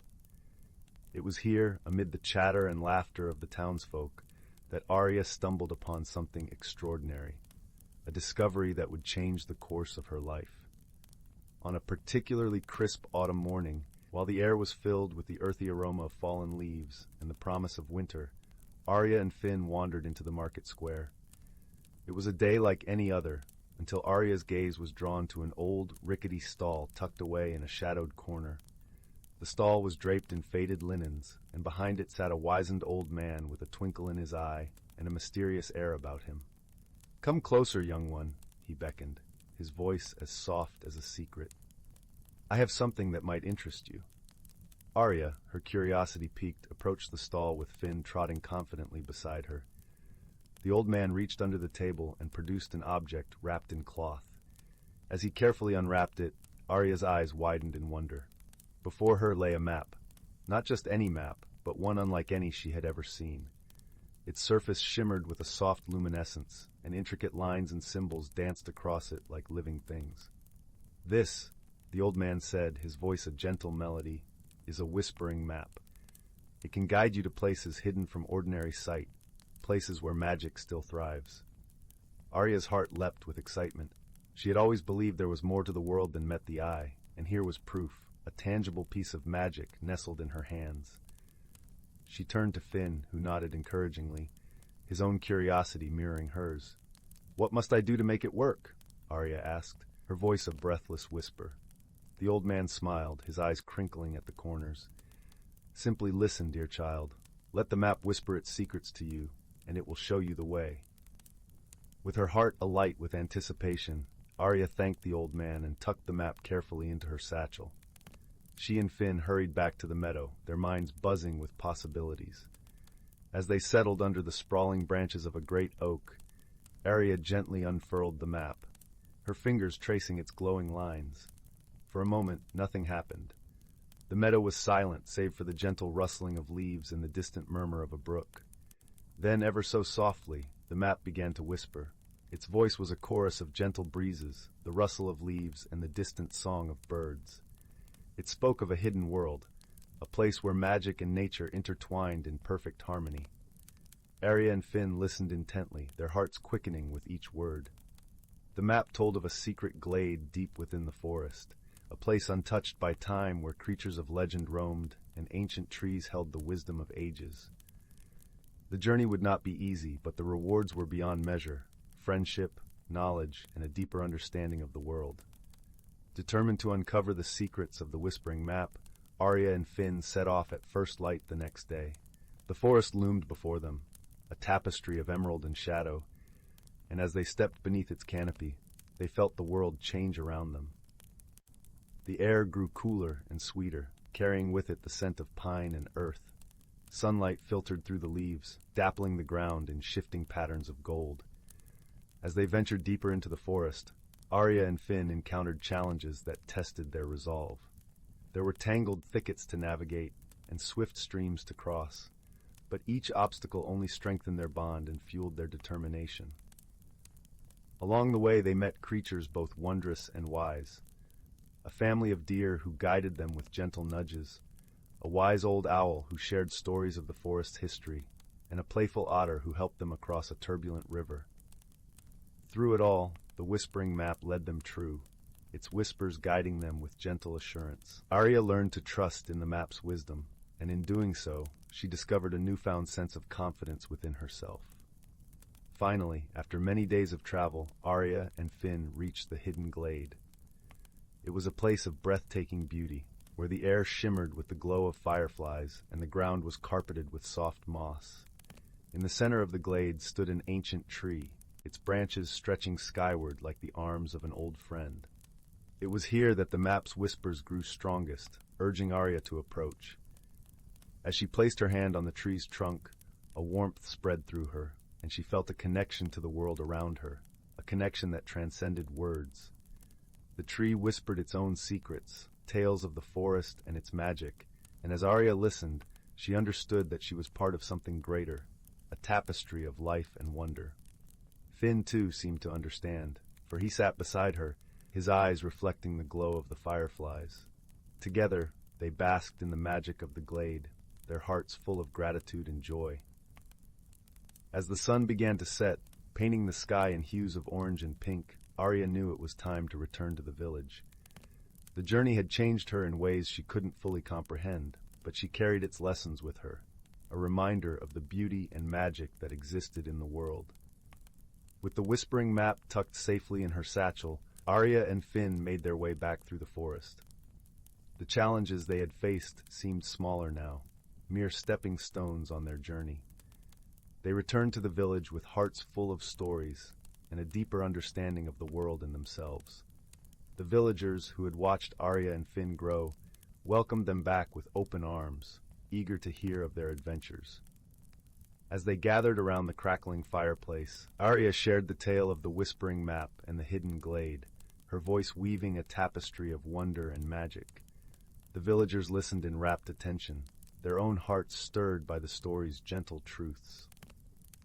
In the days that followed, Arya and Finn continued to explore the world around them, guided by the wisdom of the whispering map and the lessons they had learned. Their friendship, a bond that defied expectations, grew stronger with each passing day, a testament to the power of trust and love. And so, in a village cradled within the gentle embrace of rolling hills and whispering forests, Arya and Finn lived a life rich with wonder and magic, their hearts forever open to the hidden worlds that lay just beyond sight.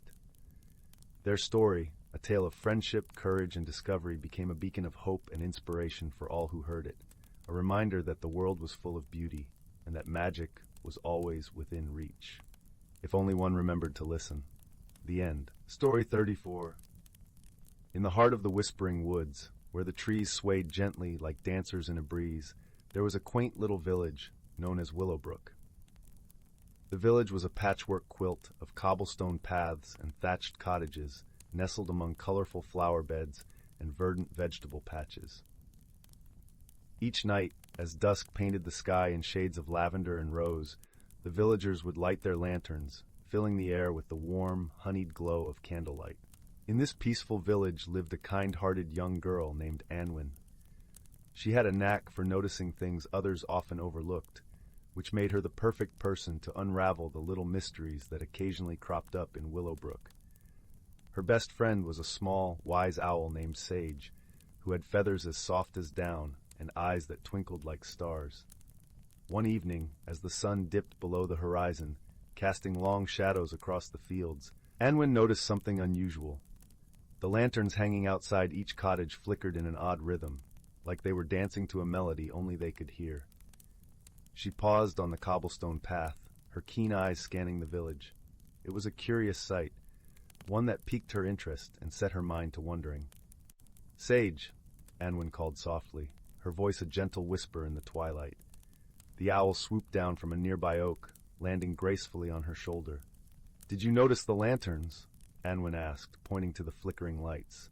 Sage tilted his head, his eyes reflecting the shimmering glow. "Indeed," he hooted thoughtfully.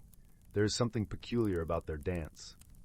Anwen nodded, her curiosity now fully awakened. "Let's find out what's causing it," she suggested, her voice filled with the quiet determination that always accompanied her little investigations. Together, Anwen and Sage began their gentle exploration, moving from one cottage to the next, observing the lanterns closely. The air was cool and sweet, carrying the scent of blooming honeysuckle and the distant song of crickets. As they walked, they met old Mrs. Thistledown, the village baker, who was setting out freshly baked loaves to cool by her window. The warm, yeasty fragrance wrapped around them like a cozy blanket.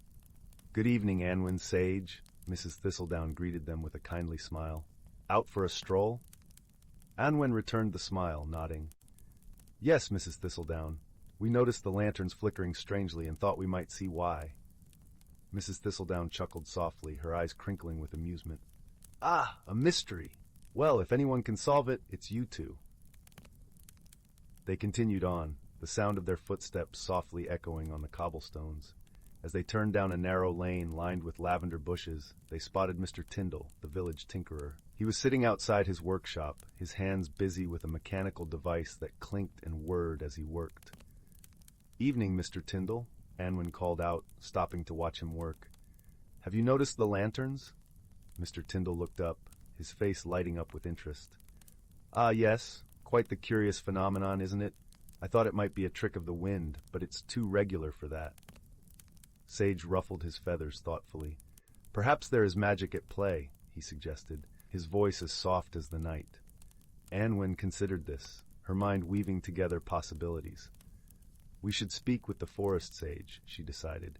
"He knows more about magic than anyone." The forest sage lived in a cozy, vine-covered cottage deep in the whispering woods. It was a place where the air was filled with the chatter of wildlife and the gentle rustle of leaves. Anwen and Sage made their way there, their path lit by the flickering lanterns that lined the village. Upon reaching the forest sage's home, they found him sitting by his hearth, the room filled with the comforting scent of herbs and the soft crackle of a fire. He was a gentle soul, with eyes that seemed to hold the wisdom of ages. "Ah, Anwen, Sage," he greeted them warmly, his voice as soothing as a lullaby. "What brings you to my door this evening?" Anwen explained the mystery of the flickering lanterns, her words carrying the excitement of discovery. The forest sage listened intently, nodding thoughtfully. "There's an old tale," he said finally, "of the lantern spirits, a playful group that visits villages to bring light and happiness. They dance among the lanterns, weaving magic into their glow." Anwen's eyes widened with wonder. "So the lanterns are dancing with the spirits?" The forest sage smiled, a twinkle in his eye. "It would seem so, my dear.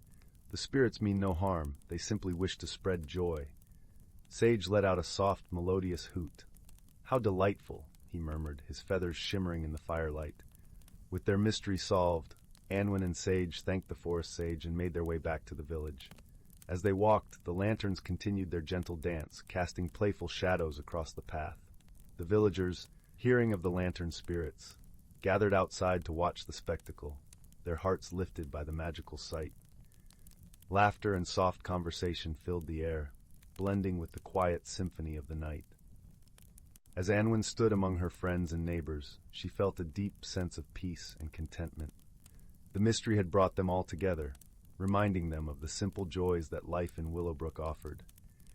And so, under the watchful eyes of the twinkling stars, the village of Willowbrook continued its gentle journey through the night, cocooned in the warmth of friendship and the light of the dancing lanterns. As the last of the laughter faded into the night, Anwen knew that the whispering woods held many more stories waiting to be told, each as magical and comforting as the last. Story 35. Once upon a time, in a land where the clouds were made of candy floss and the rivers flowed with sparkling lemonade, there was a quaint little village known as Whimsywood. Whimsywood was the kind of place where the sun always shone just a little bit brighter, and the birds chirped in melodious harmony with the laughter of its inhabitants. In this village, there lived 3 peculiar friends. Pippin the jolly jester, who wore shoes that squeaked with every step. Marigold, the kind-hearted herbalist, whose hair was the color of ripe strawberries. And Barnaby, a round and rosy-cheeked inventor known for his marvelous, if somewhat unpredictable, contraptions. One sunny morning, as the trio gathered under the shade of the great marshmallow tree, they noticed something odd. The village's famous rainbow well, known for its magical waters that changed color with every season, was not shimmering as it should. Instead, the colors were all jumbled, creating a murky swirl that looked more like muddy soup than a rainbow. "Oh dear," sighed Marigold, brushing a strand of her strawberry-colored hair behind her ear. "Without the well's magic, the flowers won't bloom with their usual brilliance, and the lemonade in the river might lose its sparkle." Pippin, with a twinkle in his eye, did a little jig that made his shoes squeak, trying to lighten the mood. "Fear not, my friends. This sounds like a problem that calls for a touch of creativity and a sprinkle of fun." Barnaby scratched his head, the gears in his mind already whirring. "What if we could create a color collector to gather the missing hues from the world around us and restore the well to its former glory?" With a plan in mind, the trio set off on their quest. Their first stop was the Candy Floss Clouds, where Pippin used his acrobatic skills to leap and gather fluffy pink clouds in a large basket. Pink should definitely be part of the rainbow, he laughed, his shoes squeaking in agreement. Next, Marigold led them to the Meadow of Sunbeams, where she whispered sweetly to the golden sunflowers. As if in response, the flowers tilted their heads, releasing a shower of glistening yellow pollen. Marigold collected it carefully, adding it to their growing collection of colors. Barnaby, ever the inventor, had been tinkering along the way, creating a peculiar contraption from gears, springs, and a dash of imagination. It was a machine with a large funnel at the top and a series of tubes that whirred and clicked with anticipation. Their journey continued to the crystal caverns, where they found shimmering blue crystals that hummed with a gentle melody. As they collected the crystals, the sound seemed to weave itself into the very air, making their hearts feel light. As they returned to Whimsywood, the sun began to dip below the horizon, painting the sky with strokes of orange and purple. "Quickly, to the well!" urged Barnaby, his cheeks flushed with excitement. Once at the Rainbow Well, they set their plan into motion. Barnaby's color collector stood tall beside the well, its funnel eagerly awaiting the colors they had gathered. With a flourish, Pippin tossed in the fluffy pink clouds, Marigold added the golden pollen, and Barnaby gently placed the blue crystals. The machine whirred and clanked, its tubes aglow with the captured hues. Suddenly, with a joyful chime, it released a radiant beam of colors, arching gracefully into the well. The waters shimmered, each color finding its rightful place until the well glowed with a brilliant, harmonious rainbow. The villagers gathered around, their faces alight with wonder and joy. The flowers in the fields began to bloom with renewed vigor, and the river sparkled with effervescent bubbles once more.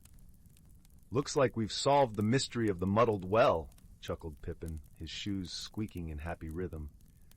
"And we've done it together, with kindness and a bit of ingenuity," added Marigold, her eyes twinkling like the stars above. Barnaby, beaming with pride, adjusted his contraption, which now played a delightful tune, adding to the village's evening symphony. From that day on, the Rainbow Well shone brighter than ever, a testament to the power of friendship and creativity. And as the three friends sat beneath the great marshmallow tree, watching the stars dance in the night sky, they knew that in Whimsywood, magic was always just a sprinkle of imagination away. And so, as the village drifted into peaceful slumber, the gentle breeze carried a whisper of laughter and dreams, ensuring that all who slept would awaken with hearts full of joy and wonder. The end. Story 36.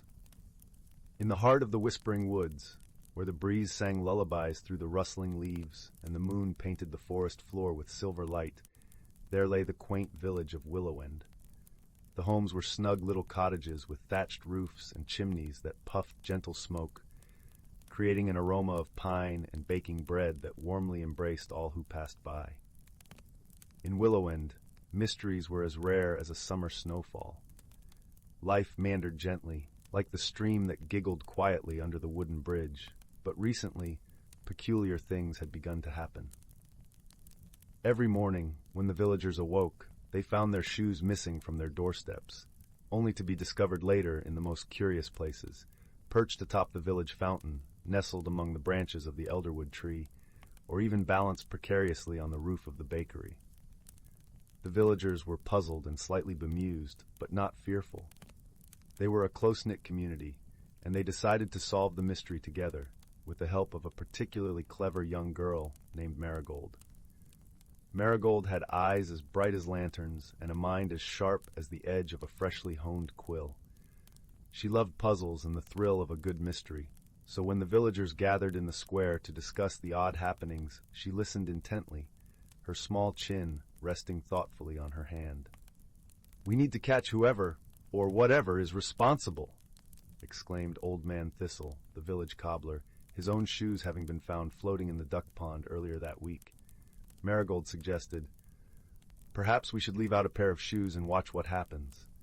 If we're patient and observant, we might discover the culprit." And so that evening, Marigold and her best friend, a sprightly fairy named Pippin, who lived in the heart of a great oak tree, devised a plan. Pippin was a tiny creature, not much taller than a teacup, with wings that shimmered like sunlit dew. He had a mischievous grin and a heart full of kindness. Together, they placed a pair of worn boots just outside Marigold's door and tucked themselves away to watch. Pippin perched on Marigold's shoulder, his wings folded delicately against his back, as they peered out from behind the curtains. The night deepened, and the village grew hushed under the blanket of stars. Just as Marigold was beginning to feel the first pull of sleep, a soft rustling caught her attention. From the shadows emerged a small, furry creature with eyes like polished amber and a tail that flicked curiously behind it. "Aha!" whispered Pippin, his wings fluttering with excitement. "It's a moon mouse!" Moon mice were rare and gentle creatures, known only to those who dwelled near the ancient moonflower glade. They were harmless, though notoriously fond of collecting and hiding things that shimmered or shone in the moonlight.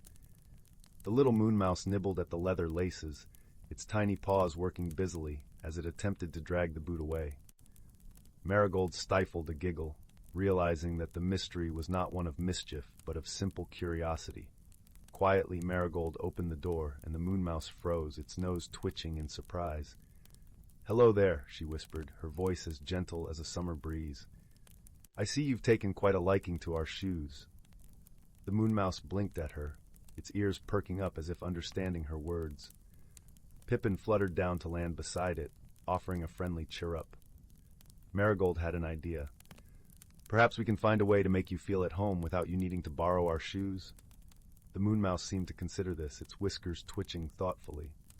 Marigold and Pippin spent the next day gathering shiny pebbles and bits of colorful glass, which they arranged in a small circle near the edge of the village where the moon mice might come and play. They also left out some sweet crumbs and seeds as a gift. That night, the villagers watched in wonder as the moon mice arrived, drawn by the sparkling treasures. Their eyes glowed with delight, and they scampered about, chattering happily to one another. From that day forward, the shoes remained undisturbed, and the moon mice found joy in their new playground. The villagers, charmed by their new nocturnal neighbors, often left little trinkets and treats for the moon mice, who became a beloved part of the Willow End community. And so, in the gentle glow of the moon, peace returned to the village, with a deeper understanding and a new friendship woven into the tapestry of their lives. Marigold and Pippin, proud of their clever solution, often visited their little friends, sharing stories and laughter under the watchful eyes of the twinkling stars. The mystery of the missing shoes was solved not with suspicion or fear, but with kindness and a willingness to understand, a lesson that warmed the hearts of all who called Willow End their home. And as the villagers drifted to sleep each night, their dreams were filled with the soft patter of tiny feet and the sweet whispers of the whispering woods. Story 37. Once upon a time, nestled in a grove where the forest whispered secrets to the wind, there stood a small, ivy-covered cottage with a roof that sloped as if in a perpetual nod of welcome. Inside lived a gentle soul named Clara, known far and wide for her skillful weaving. Her tapestries, vibrant with colors that seemed to shimmer like the surface of a river under the moonlight, were admired by all who saw them. Yet Clara herself felt like a loose thread in the fabric of her own life. Clara loved the predictability of her days, the rhythmic clatter of loom and shuttle providing a comforting cadence. But lately she sensed a quiet discontent weaving its way through her heart, like a shadow threading through sunlight. She yearned for something more, a change she couldn't quite articulate. One autumn afternoon, as the leaves blushed with gold and russet, Clara stepped outside, her fingers wrapped around a mug of warm cider. The air was crisp and full of the earthy scent of fallen leaves. Just beyond her garden, where the wildflowers nodded in agreement with the breeze, stood an ancient oak tree, its branches sprawling like a welcoming embrace. As she wandered closer, Clara noticed something peculiar. At the base of the oak, where its roots curled like fingers through the earth, lay a small, forgotten door. It was weathered and carved with intricate runes that danced in the dappled sunlight. Curiosity fluttered in her like a new leaf unfurling, and with a gentle push, the door swung open with the softest sigh. Inside, the air shimmered with possibilities, and Clara found herself in a space that was both familiar and wondrously new. This was the realm of the forest folk, beings of gentle magic who nurtured the land and all its creatures. Their haven was alive with colors more vivid than any Clara had ever woven, a tapestry of life itself, unfurling in every direction. The forest folk welcomed Clara with smiles that glowed like the first light of dawn. Leading the way was Alder, a wise elder with eyes that twinkled like stars caught in a canopy of leaves. "Welcome, dear Clara," he said, his voice as soothing as a lullaby. "We've been expecting you." Clara's heart fluttered with both excitement and trepidation. "Expecting me?" she asked, her voice a whisper among the leaves. "Indeed," Alder replied, gesturing for her to follow. "It's time for you to discover what's been growing inside you, like a seed waiting for spring." As Clara walked with Alder and the other forest folk, she noticed how the path beneath her feet seemed to transform with each step, a mosaic of stones and moss that mirrored her swirling thoughts. They guided her to a glen where the air hummed with a gentle magic, and the sky was a quilt of twilight hues. In the center of the glen stood a loom, unlike any Clara had ever seen. It was crafted from silver birch and moonlight, its threads spun from the dreams of the woodland creatures. "Here," Alder said, "you will weave a tapestry not with your hands, but with your heart." Clara hesitated, her fingers brushing the ethereal threads. She closed her eyes, inhaling deeply, the scent of pine and possibility filling her senses. As she began to weave, the threads responded to her emotions, each strand a reflection of her inner world. At first, the tapestry was a chaotic jumble of colors, a storm of uncertainty and fear of the unknown. But as Clara continued, she felt the presence of the forest folk surrounding her, their warmth and encouragement flowing into her very being. Slowly, she began to see patterns emerge, shapes that spoke of growth and transformation. With each pass of her hands, Clara wove her fears and doubts into something beautiful, a landscape of change filled with small, shimmering stars of hope. She realized that change, though daunting, was a natural part of life, much like the turning of seasons or the growth of a tree from a tiny acorn. The forest folk watched as Clara's tapestry grew, their gentle smiles reflecting her blossoming confidence. "You're doing wonderfully," Alder murmured, his voice carrying the same warmth as the sunlit glen. As the final thread slipped into place, Clara opened her eyes to behold her creation, a tapestry of her journey, vibrant and alive. It was a piece of art that mirrored her own transformation, capturing the beauty of embracing change and the strength found in vulnerability. With a newfound sense of peace, Clara thanked the forest folk for their guidance. "You've shown me that change is not something to fear, but something to welcome," she said, her voice filled with gratitude. As she stepped back through the door into her own world, Clara felt the autumn breeze brush her skin, carrying with it a whisper of the magic she had discovered within herself. The forest, once a backdrop to her life, now seemed a living tapestry of its own, vibrant and welcoming. Back in her cozy cottage, Clara returned to her loom with a heart full of inspiration. Her tapestries now carried the essence of her journey, each piece a reminder of the beauty that could be found in embracing the unknown. And so, as the days turned to weeks and the forest donned its winter cloak, Clara's heart remained open, her spirit woven into the very fabric of the world around her. She had found her place within the tapestry of life, where change was not an ending, but a beginning, a magical transformation that would continue to unfold with each new day. And so under the gentle watch of the stars and the whispering leaves, Clara's story of personal growth and magical transformation became a lullaby sung by the forest itself, a testament to the power of embracing one's true self. Once upon a time, nestled in a grove where the forest whispered secrets to the wind, there stood a small, ivy-covered cottage with a roof that sloped as if in a perpetual nod of welcome. Inside lived a gentle soul named Clara, known far and wide for her skillful weaving. Her tapestries, vibrant with colors that seemed to shimmer like the surface of a river under the moonlight, were admired by all who saw them. Yet Clara herself felt like a loose thread in the fabric of her own life. Clara loved the predictability of her days, the rhythmic clatter of loom and shuttle providing a comforting cadence. But lately she sensed a quiet discontent weaving its way through her heart, like a shadow threading through sunlight. She yearned for something more, a change she couldn't quite articulate. One autumn afternoon, as the leaves blushed with gold and russet, Clara stepped outside, her fingers wrapped around a mug of warm cider. The air was crisp and full of the earthy scent of fallen leaves. Just beyond her garden, where the wildflowers nodded in agreement with the breeze, stood an ancient oak tree, its branches sprawling like a welcoming embrace. As she wandered closer, Clara noticed something peculiar. At the base of the oak, where its roots curled like fingers through the earth, lay a small, forgotten door. It was weathered and carved with intricate runes that danced in the dappled sunlight.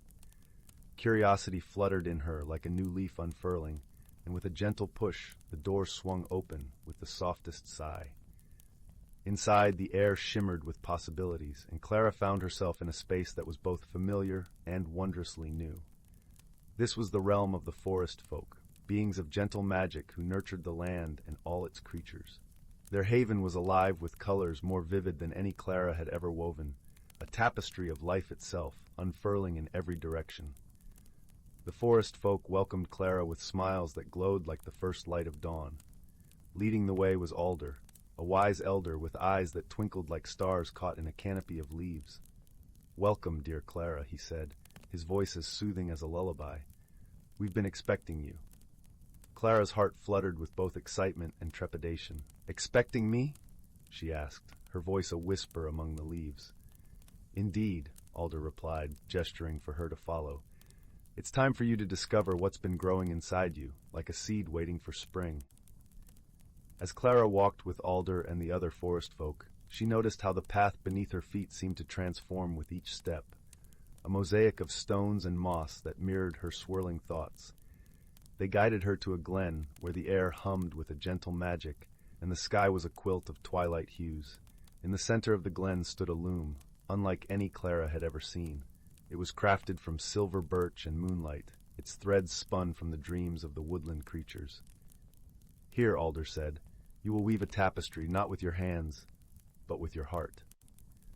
Clara hesitated, her fingers brushing the ethereal threads. She closed her eyes, inhaling deeply, the scent of pine and possibility filling her senses. As she began to weave, the threads responded to her emotions, each strand a reflection of her inner world. At first, the tapestry was a chaotic jumble of colors, a storm of uncertainty and fear of the unknown. But as Clara continued, she felt the presence of the forest folk surrounding her, their warmth and encouragement flowing into her very being.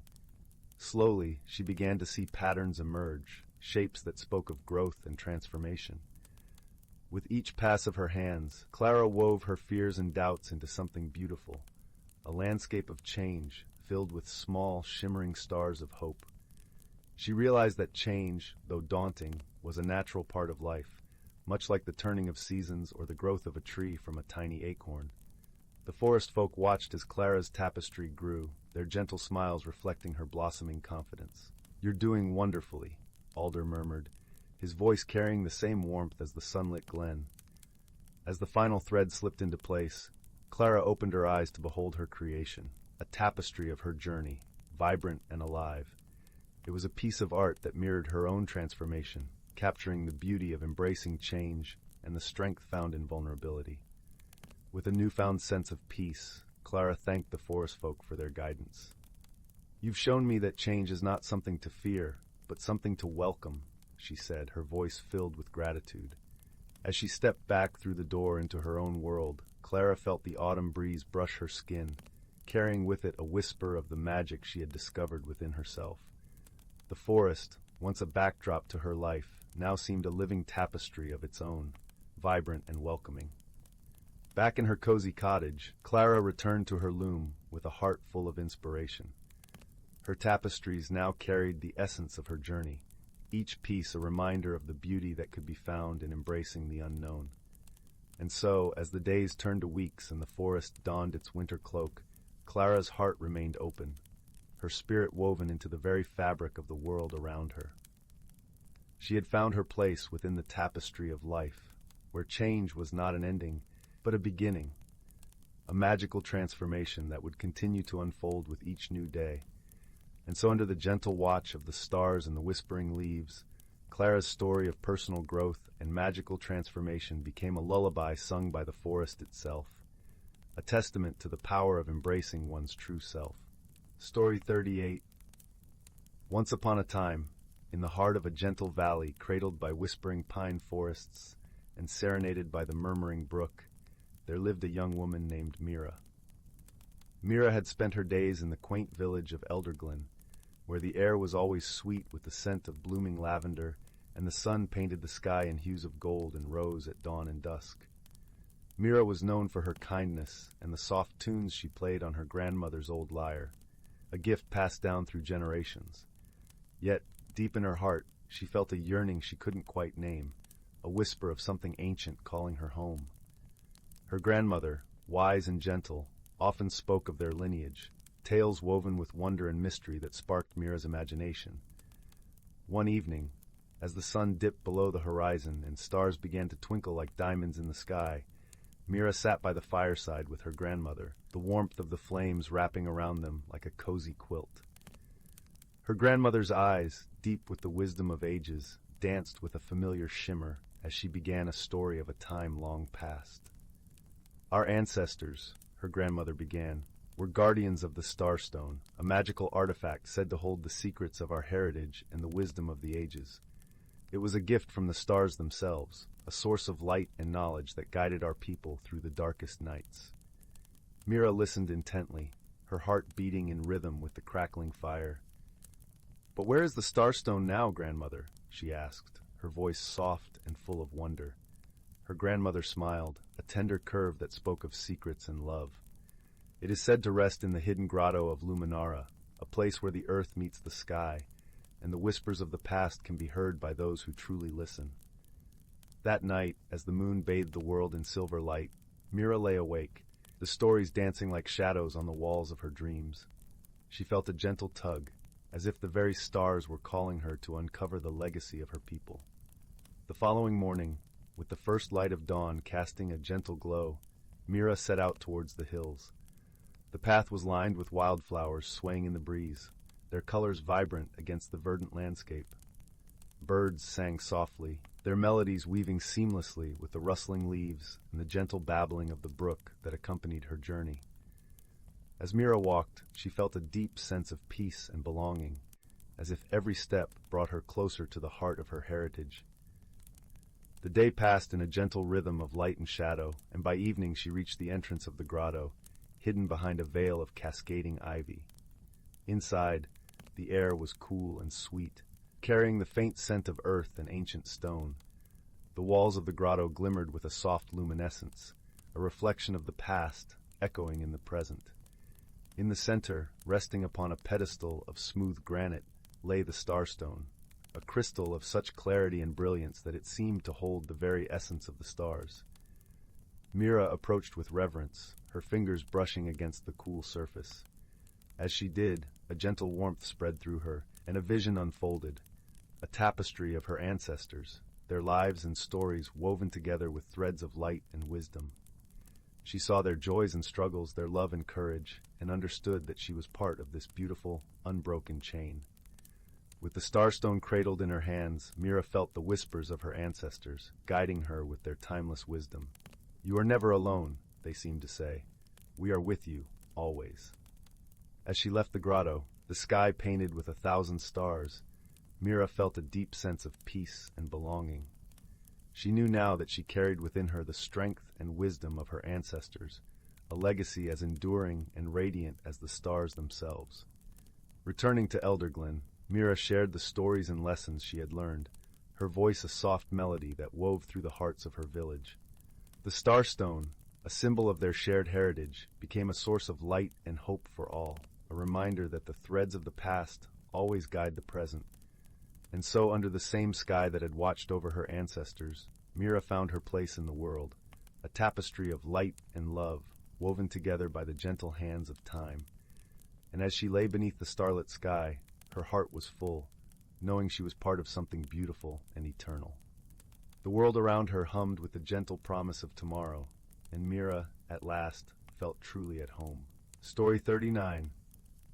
In the heart of the evergreen wood, where the trees whispered ancient secrets and the morning mist wove through the branches like a silken scarf, there lay a small village named Willowbrook.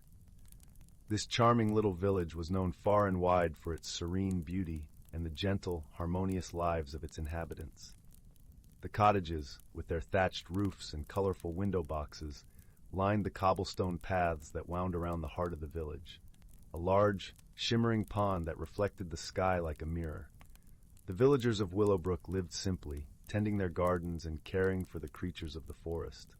Among them was a kind-hearted young girl named Lila, with hair the color of autumn leaves and eyes that sparkled like sunlight dancing on the pond's surface.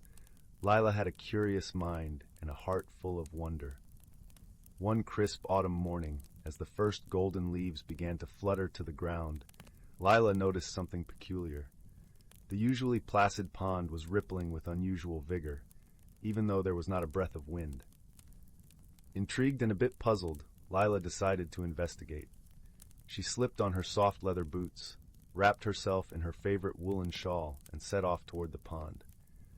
As she approached the water's edge, she noticed small, glowing orbs bobbing just beneath the surface, casting a warm, amber glow in the cool morning light. Lila had never seen anything like them before. The sight was beautiful, yet it piqued her curiosity even more. Just then a gentle voice spoke from behind her. It was Mrs. Thistle, the wise old herbalist of Willowbrook, known for her vast knowledge of the forest and its mysteries. Her silver hair was pulled back in a neat bun, and her eyes twinkled behind round spectacles. "Good morning, Lila," Mrs. Thistle greeted warmly, her voice as soothing as a lullaby. "I see you've noticed the pond's new adornments." "Yes, Mrs. Thistle," Lila replied, her voice tinged with excitement. "Do you know what they are?" Mrs. Thistle smiled enigmatically.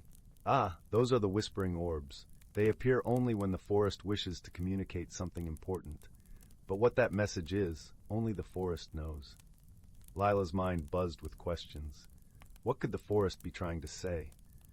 Determined to uncover the mystery, she asked Mrs. Thistle for guidance. "Follow the signs the forest gives you," Mrs. Thistle advised gently. "Listen with your heart, and you will find the answers you seek." With newfound resolve, Lila set off into the forest, her senses attuned to the whispers of the trees and the rustling of leaves underfoot. The air was crisp and fragrant, filled with the earthy scent of fallen leaves and the distant aroma of pine. As she wandered deeper into the woods, she noticed a peculiar trail of shimmering leaves leading away from the path. They glimmered with the same amber hue as the orbs in the pond. Trusting her instincts, Lila decided to follow the trail. The leaves led her to a small clearing bathed in sunlight, where a group of forest creatures had gathered.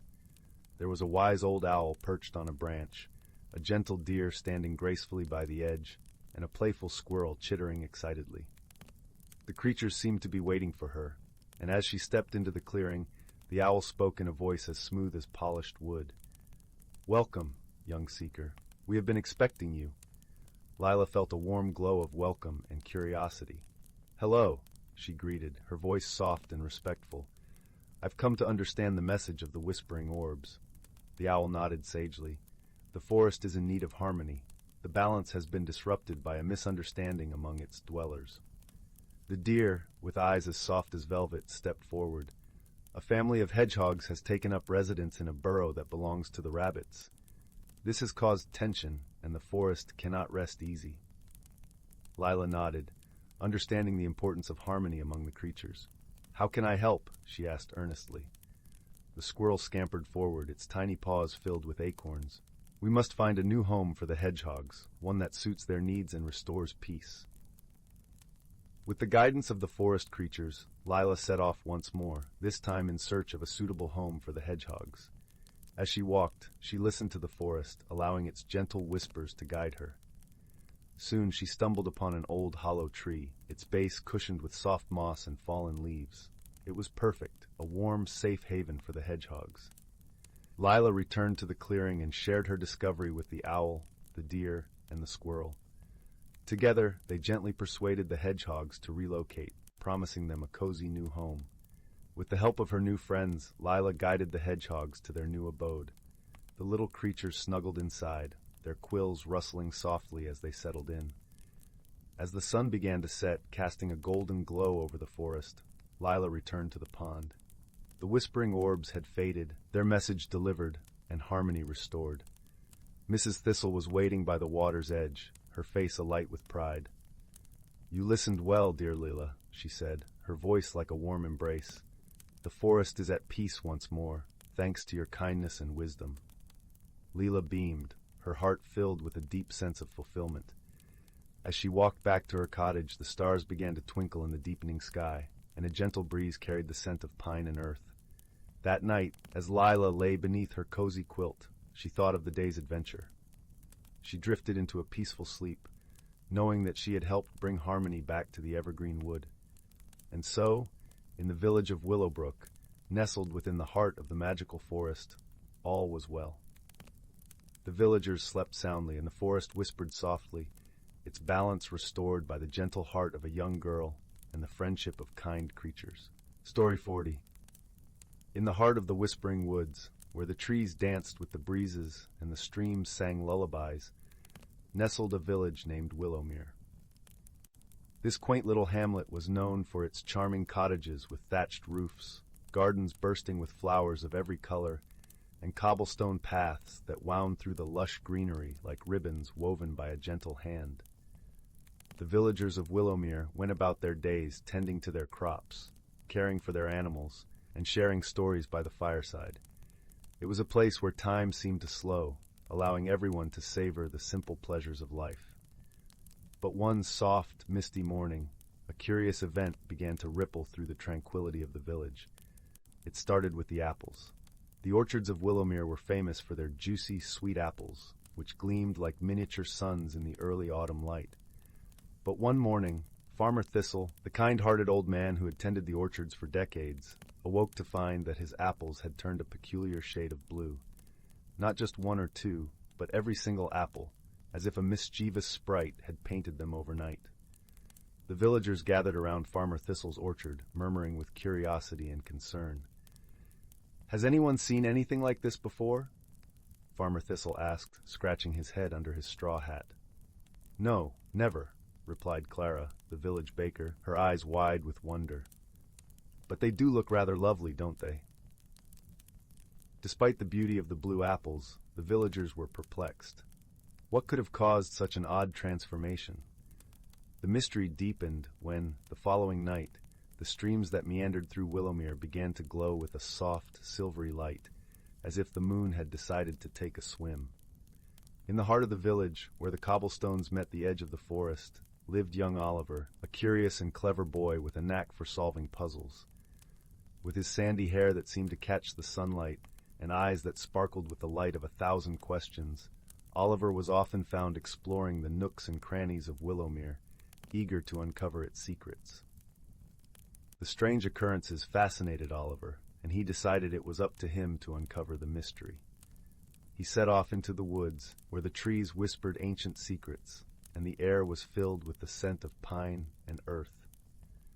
As he wandered deeper into the forest, he came upon a small clearing he had never seen before. In the center of the clearing stood a wise old owl perched on a branch, its feathers a tapestry of browns and whites, and eyes that shone like amber jewels. The owl, known as Eldrin, was the oldest and wisest creature in the whispering woods, often sought for counsel by those who needed guidance. "Good day, Oliver," Eldrin hooted softly, his voice as soothing as the rustle of leaves. "What brings you to this part of the woods?" "Good day, Eldrin," Oliver replied, bowing respectfully. "Strange things are happening in Willowmere. The apples are blue, and the streams are glowing. I was hoping to find some answers." Eldrin nodded, his gaze thoughtful. "These are peculiar happenings indeed. But remember, young one, that the forest speaks to those who listen closely." With Eldrin's cryptic advice in mind, Oliver retraced his steps to Willowmere, pondering the wise owl's words. That evening, as the sun dipped below the horizon and the stars began to twinkle in the deepening sky, Oliver sat by the glowing stream, listening intently to the gentle babble of the water. As he listened, he noticed something he hadn't before. Tiny voices, like the softest chimes, whispering just below the surface of the water. "The stream speaks," he realized with a start, leaning closer to hear the lilting voices. "We are the moon sprites," the voices sang in unison, their tones as delicate as the tinkling of bells. "We have come to play under the moon's gentle glow, to to paint the apples and light the streams, for the world needs a touch of magic now and then. Oliver's heart skipped with delight. The mystery had a magical explanation. He looked up at the moon, which hung in the sky like a guardian pearl. "But why choose Willowmere?" he asked softly, hoping the sprites would hear his question. "Your village is a place of kindness and warmth," the sprites replied, their voices echoing like a lullaby. "We wish to share a bit of our magic with those who cherish the simple beauty of life." With the mystery solved, Oliver felt a wave of peace wash over him. He thanked the moon sprites and promised to share their story with the villagers, who would surely be enchanted by the tale of magical visitors, bringing wonder to their humble home. The next morning, with the village gathered in the square, Oliver recounted his adventure in the woods and the words of the moon sprites. The villagers listened with wide eyes and soft smiles. Their hearts warmed by the thought that their beloved Willowmere had been chosen for such a special gift. Farmer Thistle chuckled, his eyes twinkling. "Blue apples and glowing streams, what a delightful bit of magic to brighten our days." And so the strange occurrences in Willowmere became a cherished story, a reminder that even in the quietest of places, magic could be found, if only one took the time to listen. The villagers continued their lives with a newfound appreciation for the wonders around them, and Oliver, with his insatiable curiosity, knew that the Whispering Woods still held many secrets waiting to be discovered. As the seasons turned and the village settled back into its gentle rhythm, the moon sprites continued to visit from time to time, their presence a gentle reminder of the enchantment that lingered just beyond the edge of the forest. And every night, as the stars twinkled above and the streams sang their silvery song, the people of Willowmere slept peacefully, lulled by the knowledge that they were part of a world where magic was as real as the love they shared. Story 41. Once upon a time, in a cozy little village nestled among rolling hills, there lived a young girl named Lily. She was a curious soul, always drawn to the mysteries that lurked in the most ordinary of places. One crisp autumn evening, as Lily sat by the crackling fireplace, she noticed something peculiar about the old wooden rocking chair her grandmother used to sit in. The chair seemed to glow ever so slightly, its warm hues dancing in the flickering light. Lily drew closer, her heart pounding with excitement, and noticed a small carved symbol on the chair's arm, a swirling pattern she had never seen before. As she traced the intricate design with her finger, a sudden warmth enveloped her, and the room around her began to spin. In a blink of an eye, Lily found herself transported to a magical realm unlike anything she had ever imagined. Towering trees with leaves of every hue surrounded her, their branches swaying in a gentle breeze that carried the sweet scent of wildflowers. Lily gasped in wonder, her eyes wide with disbelief. A soft rustling in the nearby bushes caught her attention, and out stepped a curious creature, a small furry being with bright, inquisitive eyes and a twitching nose. "Welcome, dear Lily," the creature spoke in a warm, friendly voice. "I am Thistle, a guardian of this enchanted forest." Lily could hardly believe her ears. A talking animal? But how is this possible? Thistle let out a cheerful chuckle. "Oh, my dear, there are many wonders in this world that defy our understanding. Your grandmother's rocking chair holds an ancient magic, a portal to a realm where ordinary objects come alive with extraordinary abilities." As if on cue, a tall, slender tree nearby bent down its branches, revealing a smiling face carved into its bark. "Greetings, young one," the tree spoke in a deep, resonant voice. "I am Oakley, and this is my home, the Whispering Woods." Lily was enchanted by the talking tree and the friendly creature before her. She had so many questions, but before she could ask, Thistle spoke again. "Lily, our realm is in need of your help. A dark force has been spreading through the forest, threatening to extinguish the magic that keeps us all alive. We must journey to the heart of the woods and seek the wisdom of the ancient willow tree."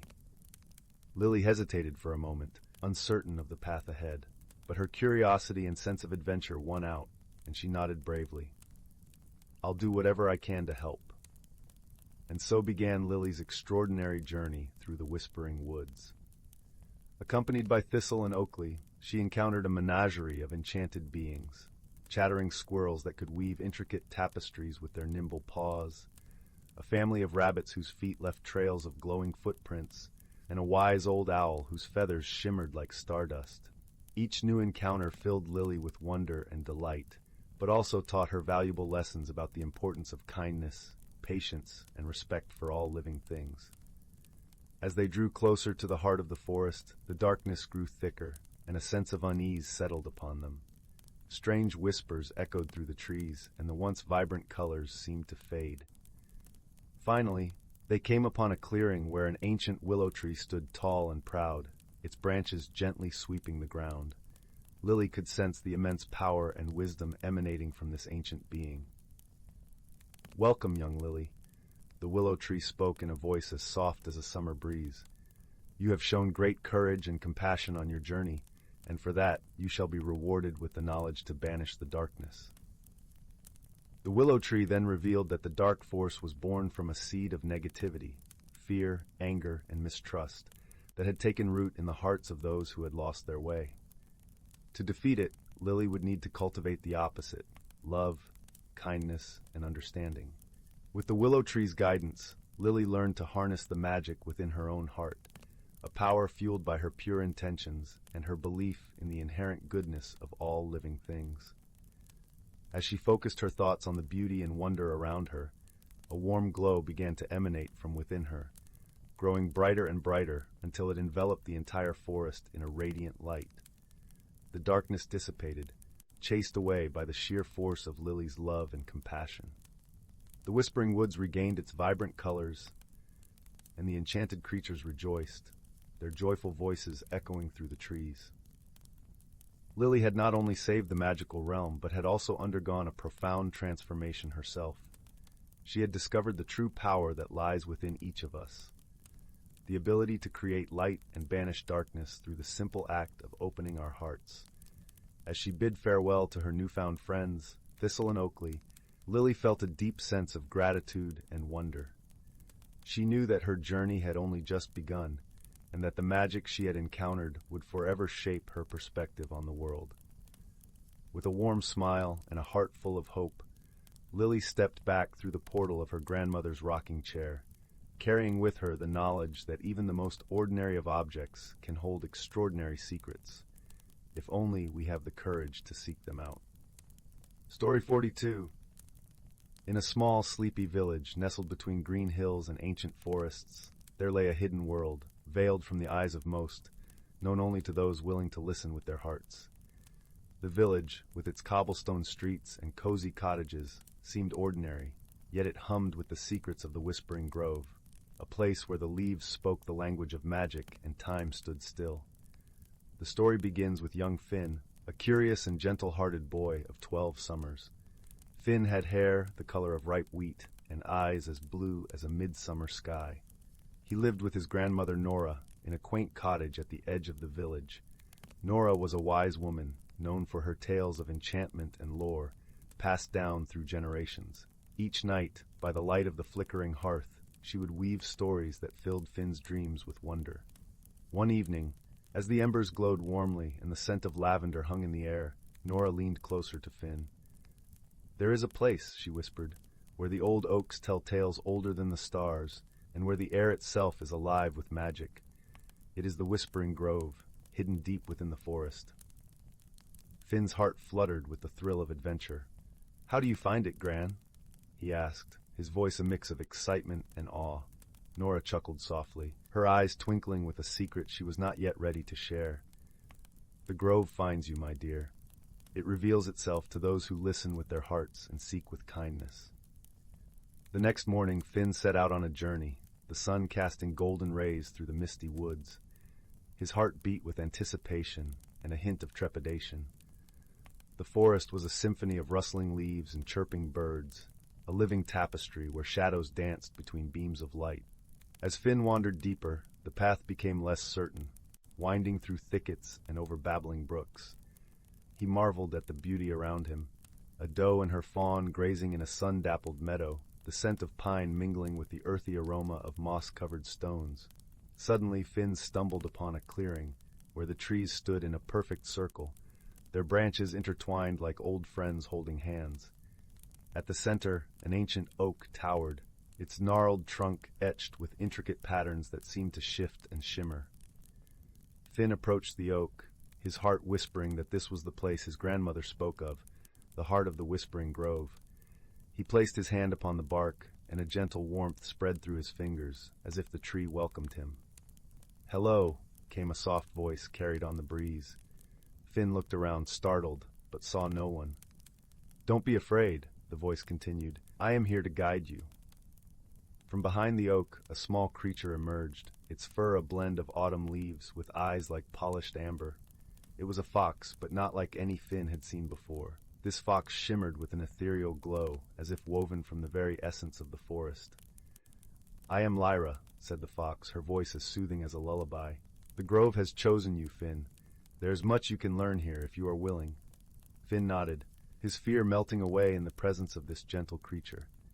"I want to learn," he said earnestly. Lyra led Finn through the grove, where every step revealed wonders. They came upon a pond, its surface like molten silver, where water lilies bloomed and dragonflies danced. The air was filled with the sweet fragrance of honeysuckle and the soft hum of bees. As they walked, Lyra spoke of the balance of nature, the interwoven threads that connected all living things. She showed Finn how to listen to the whispers of the wind, to understand the language of the trees and the songs of the birds. Finn felt a transformation within him, a growing awareness of the world beyond himself. His heart swelled with a newfound appreciation for the beauty and magic that surrounded him. Days turned into weeks, and Finn returned to the grove whenever he could, learning from Lyra and the wise old oak. He discovered that the grove held not only beauty, but also secrets and mysteries. One day, Lyra led him to a hidden glen where the air shimmered with a golden light. "This is the heart of the grove," Lyra explained, her voice reverent. "It is here that the magic of the forest is strongest." Finn gazed in awe at the glen, feeling the pulse of magic in the air. It was a place of pure wonder, where time seemed to pause and the world hushed in respect. But as with all tales, darkness sometimes looms at the edges of light. One evening, as Finn sat beneath the ancient oak, he noticed a shadow creeping into the grove. It was subtle at first, a chill in the air, a dimming of the vibrant colors that painted the leaves. Lyra appeared beside him, her usually bright eyes clouded with concern. "There is a disturbance," she said. "A sadness has touched the forest, and it threatens to unravel the harmony of the grove." Finn listened intently, feeling the weight of the grove's distress. "What can we do?" he asked, his voice steady with determination. Lyra smiled gently, her trust in Finn unwavering. "The answer lies within the heart of the grove, but you must be cautious, for the journey is not without its trials." With Lyra by his side, Finn set off towards the glen, where the golden light had dimmed to a pale glow.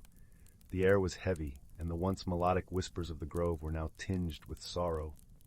As they entered the glen, Finn felt a tug at his heart, a yearning to heal the sadness that seeped through the forest. He knelt by the heart of the grove, placing his hands on the earth, feeling the pulse of life beneath his fingers. In that moment, a vision unfolded before him, a vision of the grove as it once was, vibrant and alive, and of the shadow that had crept in, born of neglect and discord in the world beyond. Finn understood then that the grove was a reflection of the world, its magic intertwined with the hearts of those who knew of its existence. To restore the grove, he needed to bring harmony not only within its bounds, but also beyond. With Lyra's guidance, Finn set about his task. He spoke to the villagers, sharing the wonders of the forest and the importance of living in balance with nature. He taught them to listen to the whispers of the trees and to cherish the beauty that surrounded them. Slowly, the shadow began to lift, replaced by a gentle light that spread through the grove. The colors brightened, and the air filled once more with the sweet melodies of life. Finn returned to the glen, where the heart of the grove now pulsed with a warm, golden glow. He felt a deep sense of peace, knowing that the magic of the forest was safe once more. As he stood there, Lyra appeared beside him, her fur glowing with the light of 1,000 sunsets. "You have done well, Finn," she said, her voice filled with pride. "The grove will always be here for you, a place of magic and wonder." Finn smiled, his heart full of gratitude and joy. He knew that the grove was more than just a hidden world within the forest. It was a part of him, a place where he had discovered the true meaning of friendship and the power of harmony. And so, with the light of the grove guiding him, Finn returned to the village, knowing that the magic he had found would stay with him always, whispering its secrets to those who dared to listen with their hearts. Story 43, Story 44, Story 45, Story 46, Story 47, Story 48, Story 49, The Whispering Woods and the Lantern of Luminara. In the small village of Amberley, nestled at the edge of the Whispering Woods, tales of enchantment and mystery were as old as the trees themselves. The woods were a place of wonder, where the air was thick with secrets and magic lingered in the rustling leaves. Yet it was also a place avoided by many, for deep within its heart lay a hidden world, known only to those with the courage to seek it. The village was a cozy cluster of thatched roof cottages, surrounded by fields of lavender that swayed gently in the breeze, filling the air with a soothing fragrance. The villagers were kind and simple folk, their days marked by the rhythm of the seasons and the quiet pleasures of rural life. In one such cottage lived a young girl named Leora. She had hair the color of autumn leaves and eyes that sparkled with curiosity. Leora was known for her gentle nature and the way she seemed to understand the whispers of the wind and the songs of the birds. She often spent her afternoons wandering the edges of the whispering woods, listening to the stories the forest had to tell. One cool autumn evening, as the setting sun painted the sky in hues of orange and pink, Leora sat at her window, gazing out at the woods. Her heart longed for adventure, and she felt a pull towards the trees, as though they were calling her name. "Leora," her mother called from the kitchen, "come help me with supper." Leora reluctantly tore her gaze from the window and joined her mother. As they prepared the meal, her mother spoke of the coming winter and the preparations they must make. But Leora's mind drifted back to the woods, to the stories of hidden worlds and magical beings that her grandmother used to tell. That night, as the village lay quiet under a blanket of stars, Leora lay awake in her bed, listening to the gentle rustle of the leaves outside. Unable to resist the call of adventure any longer, she quietly slipped out of bed, wrapped a warm cloak around her shoulders, and tiptoed out of the cottage. The moon cast a silvery glow over the landscape as Leora made her way towards the Whispering Woods. The air was crisp and carried the scent of pine and earth. As she entered the woods, the trees seemed to lean in, welcoming her into their embrace. The deeper she ventured, the more the forest came alive. The leaves whispered secrets, and the branches formed intricate patterns against the sky. Leora felt a sense of wonder and awe, as though she were stepping into a dream. After walking for what felt like hours, Leora came upon a clearing bathed in moonlight. In the center stood an ancient oak tree, its twisted branches reaching towards the heavens. Beneath the tree lay a small, flickering light, like a star fallen to earth. Curious, Leora approached the light and discovered it was a lantern, crafted from delicate glass and metal, its surface etched with intricate patterns. The lantern glowed with a soft, warm light that seemed to pulse with life. As she reached out to touch it, a voice, gentle and melodic, echoed through the clearing. "The Lantern of Luminara," it said, "a beacon for those who seek the hidden world." Leora looked around, but saw no one. "Who are you?" she asked, her voice barely a whisper. The voice replied, "I am the spirit of the forest, and I have watched over these woods for centuries. The lantern is a gift for those with pure hearts and the courage to seek the truth." Leora felt a thrill of excitement mixed with apprehension. She had heard of the Lantern of Luminara in her grandmother's tales, a magical object that could reveal the hidden world within the Whispering Woods. "Will you accept the lantern and embark on a journey of discovery?" the voice asked. Leora nodded, her heart pounding with anticipation. "Yes, I will." As she lifted the lantern, its light grew brighter, illuminating the clearing with a warm, golden glow. The air shimmered, and the world around her seemed to shift and change. The trees swayed gently, their leaves whispering secrets in a language she couldn't quite understand. With the lantern in hand, Leora began her journey deeper into the woods. The path before her was bathed in light, and she felt a sense of peace and purpose guiding her steps. As she walked, Leora encountered creatures she had only heard of in stories. A family of fireflies danced around her, their tiny lights twinkling like stars. A wise old owl perched on a branch, its eyes gleaming with wisdom. And a gentle deer with antlers like branches nodded in greeting as she passed. Each encounter filled her with a sense of wonder and belonging, as though she were part of a world she had always known in her heart. The forest seemed endless, a labyrinth of trees and shadows, but Leora felt no fear. The lantern's light guided her, and she trusted in its magic to lead her to the hidden world.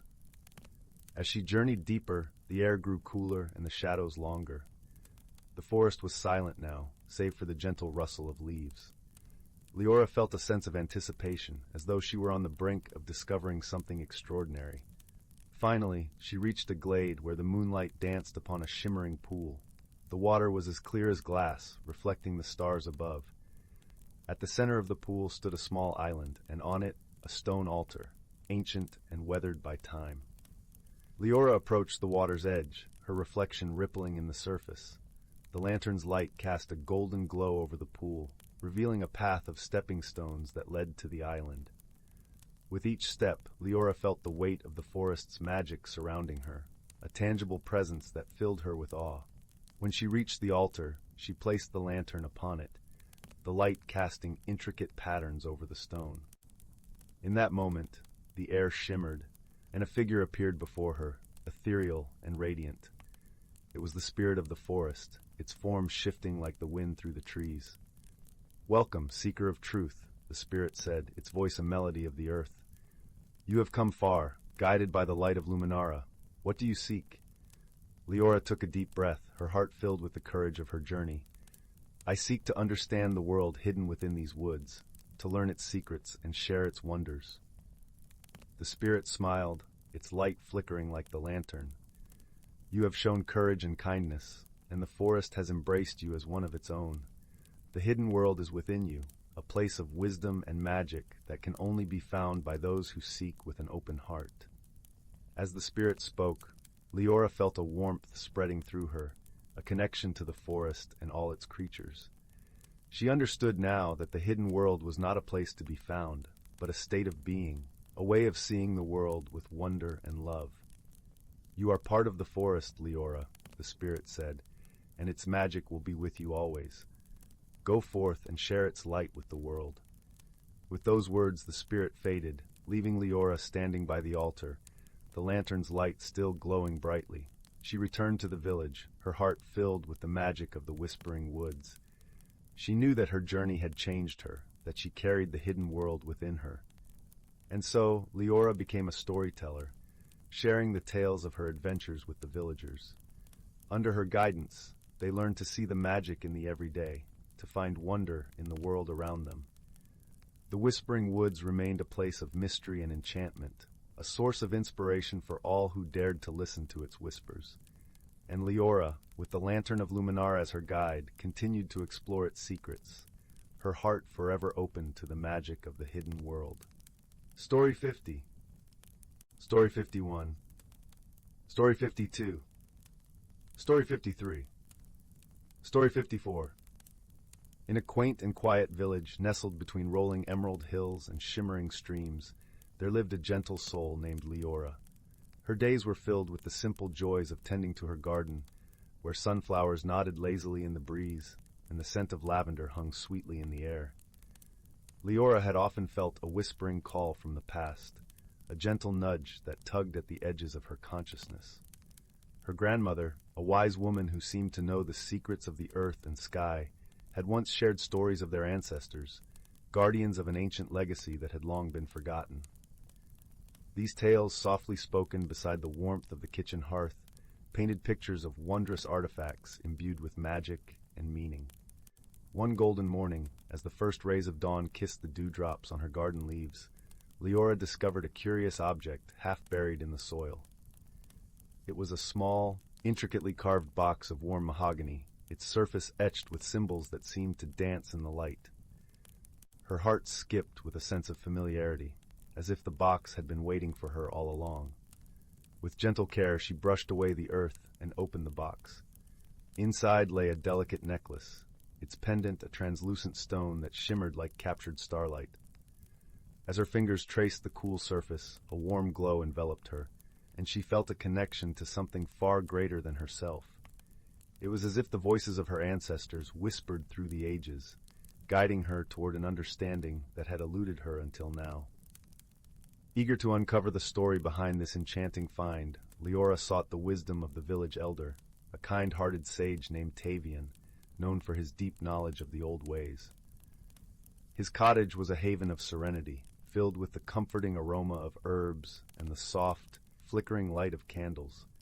Tavian listened intently as Leora recounted her discovery, nodding with a knowing smile. "Ah, my dear," he said, his voice as soothing as a lullaby. "You have found the Heartstone, a symbol of unity and strength passed down through generations. It holds the essence of our heritage and the wisdom of those who came before us." The elders shared tales of their ancestors, a community bound by friendship and harmony, who revered the natural world and lived in balance with its rhythms. The Heartstone, he explained, was a reminder of their values, kindness, courage, and the enduring power of love. As Leora listened, she felt a deep sense of belonging, as if the threads of her life were weaving into a tapestry that spanned across time. The lessons of her ancestors resonated within her, teaching her that true strength lies in the bonds we forge and the love we share. With newfound clarity, Leora returned to her garden, the Heartstone resting warmly against her chest. She began to see her world through different eyes, the vibrant colors of the flowers, the gentle rustle of the leaves, the symphony of birdsong that filled the air. Each moment was a gift, a reflection of the legacy she now carried forward. As the sun dipped below the horizon, painting the sky in hues of rose and gold, Leora sat beneath the old willow tree, its branches swaying softly in the evening breeze.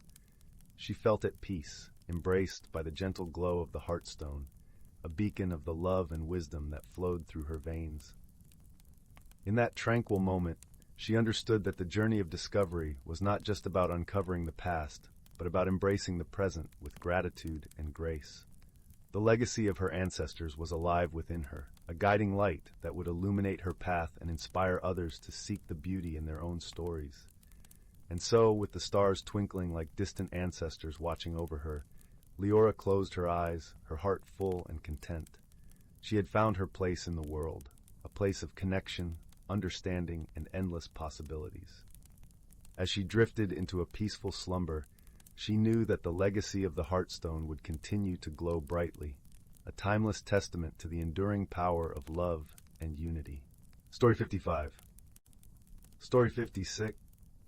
Story 50. Once upon a time, in a small village nestled among the rolling hills, there lived a young girl named Willow. Although her life seemed ordinary, she possessed a remarkable gift, the ability to communicate with the trees and plants that surrounded her home. From a tender age, Willow had felt a deep connection to nature, as if the very essence of the forest coursed through her veins. She would spend countless hours wandering through the trees, listening to their gentle whispers and marveling at the intricate tapestry of life that flourished beneath their boughs. One fateful day, as Willow sat beneath the boughs of her favorite oak tree, she heard a faint murmur that seemed to beckon her deeper into the forest. Intrigued, she followed the call, her heart pounding with excitement and a touch of apprehension. As she ventured farther into the woods, the sounds of the world she knew faded away, replaced by a symphony of unfamiliar melodies, the rustling of leaves, the gentle trickle of a hidden stream, and the melodic trills of birds she had never encountered before. Suddenly, Willow found herself standing before an ancient, gnarled tree unlike any she had ever seen. Its twisted branches seemed to reach out to her, beckoning her closer. Without hesitation, she placed her hand upon its weathered bark, and in that moment, the world around her shimmered and shifted. Willow gasped as she found herself transported to a realm where the boundaries between reality and dreams blurred. This was the hidden world within the heart of the forest, a place where magic thrived and the impossible became possible. As she explored this wondrous realm, Willow encountered beings she had only heard of in fairy tales, playful sprites darting amongst the wildflowers, wise old tree guardians whose bark had been etched with the stories of centuries, and gentle creatures that seemed to be made of living leaves and petals. One such being, a kindly old willow tree named Rowan, took Willow under his gentle guidance, teaching her the ways of this enchanted realm and the secrets of the natural world. He revealed to her the existence of a powerful, ancient artifact, the emerald seed, which had the ability to restore balance and harmony to any ecosystem it touched. Rowan explained that the emerald seed had been stolen by a group of mischievous sprites who, in their playful ignorance, had disrupted the delicate balance of the forest. Without the seed's power, the once vibrant realm was slowly withering, its magic fading with each passing day. Willow, her heart filled with determination, vowed to embark on a quest to recover the emerald seed and restore the hidden world to its former glory. With Rowan's guidance and the friendship of a merry band of woodland creatures, she set off on a journey that would test her courage, her wit, and her unwavering connection to the natural world. Along the way, Willow faced challenges that seemed insurmountable: treacherous ravines, tangled briar patches, and cunning riddles posed by the trickster sprites. Yet, with each obstacle she overcame, her bond with the forest grew stronger, and her understanding of the intricate web of life deepened. In one particularly harrowing encounter, Willow found herself trapped in the lair of a fearsome wyvern, a beast whose very breath could wither the mightiest of trees. But it was her compassion and her ability to communicate with the natural world that saved her. She calmed the wyvern's rage by offering it a soothing melody woven from the songs of the forest, reminding the creature of its own connection to the living world. Finally, after countless trials and tribulations, Willow came face to face with the mischievous sprites who had stolen the emerald seed. To her surprise, they were not malicious beings, but rather playful and curious creatures who had simply underestimated the power they held.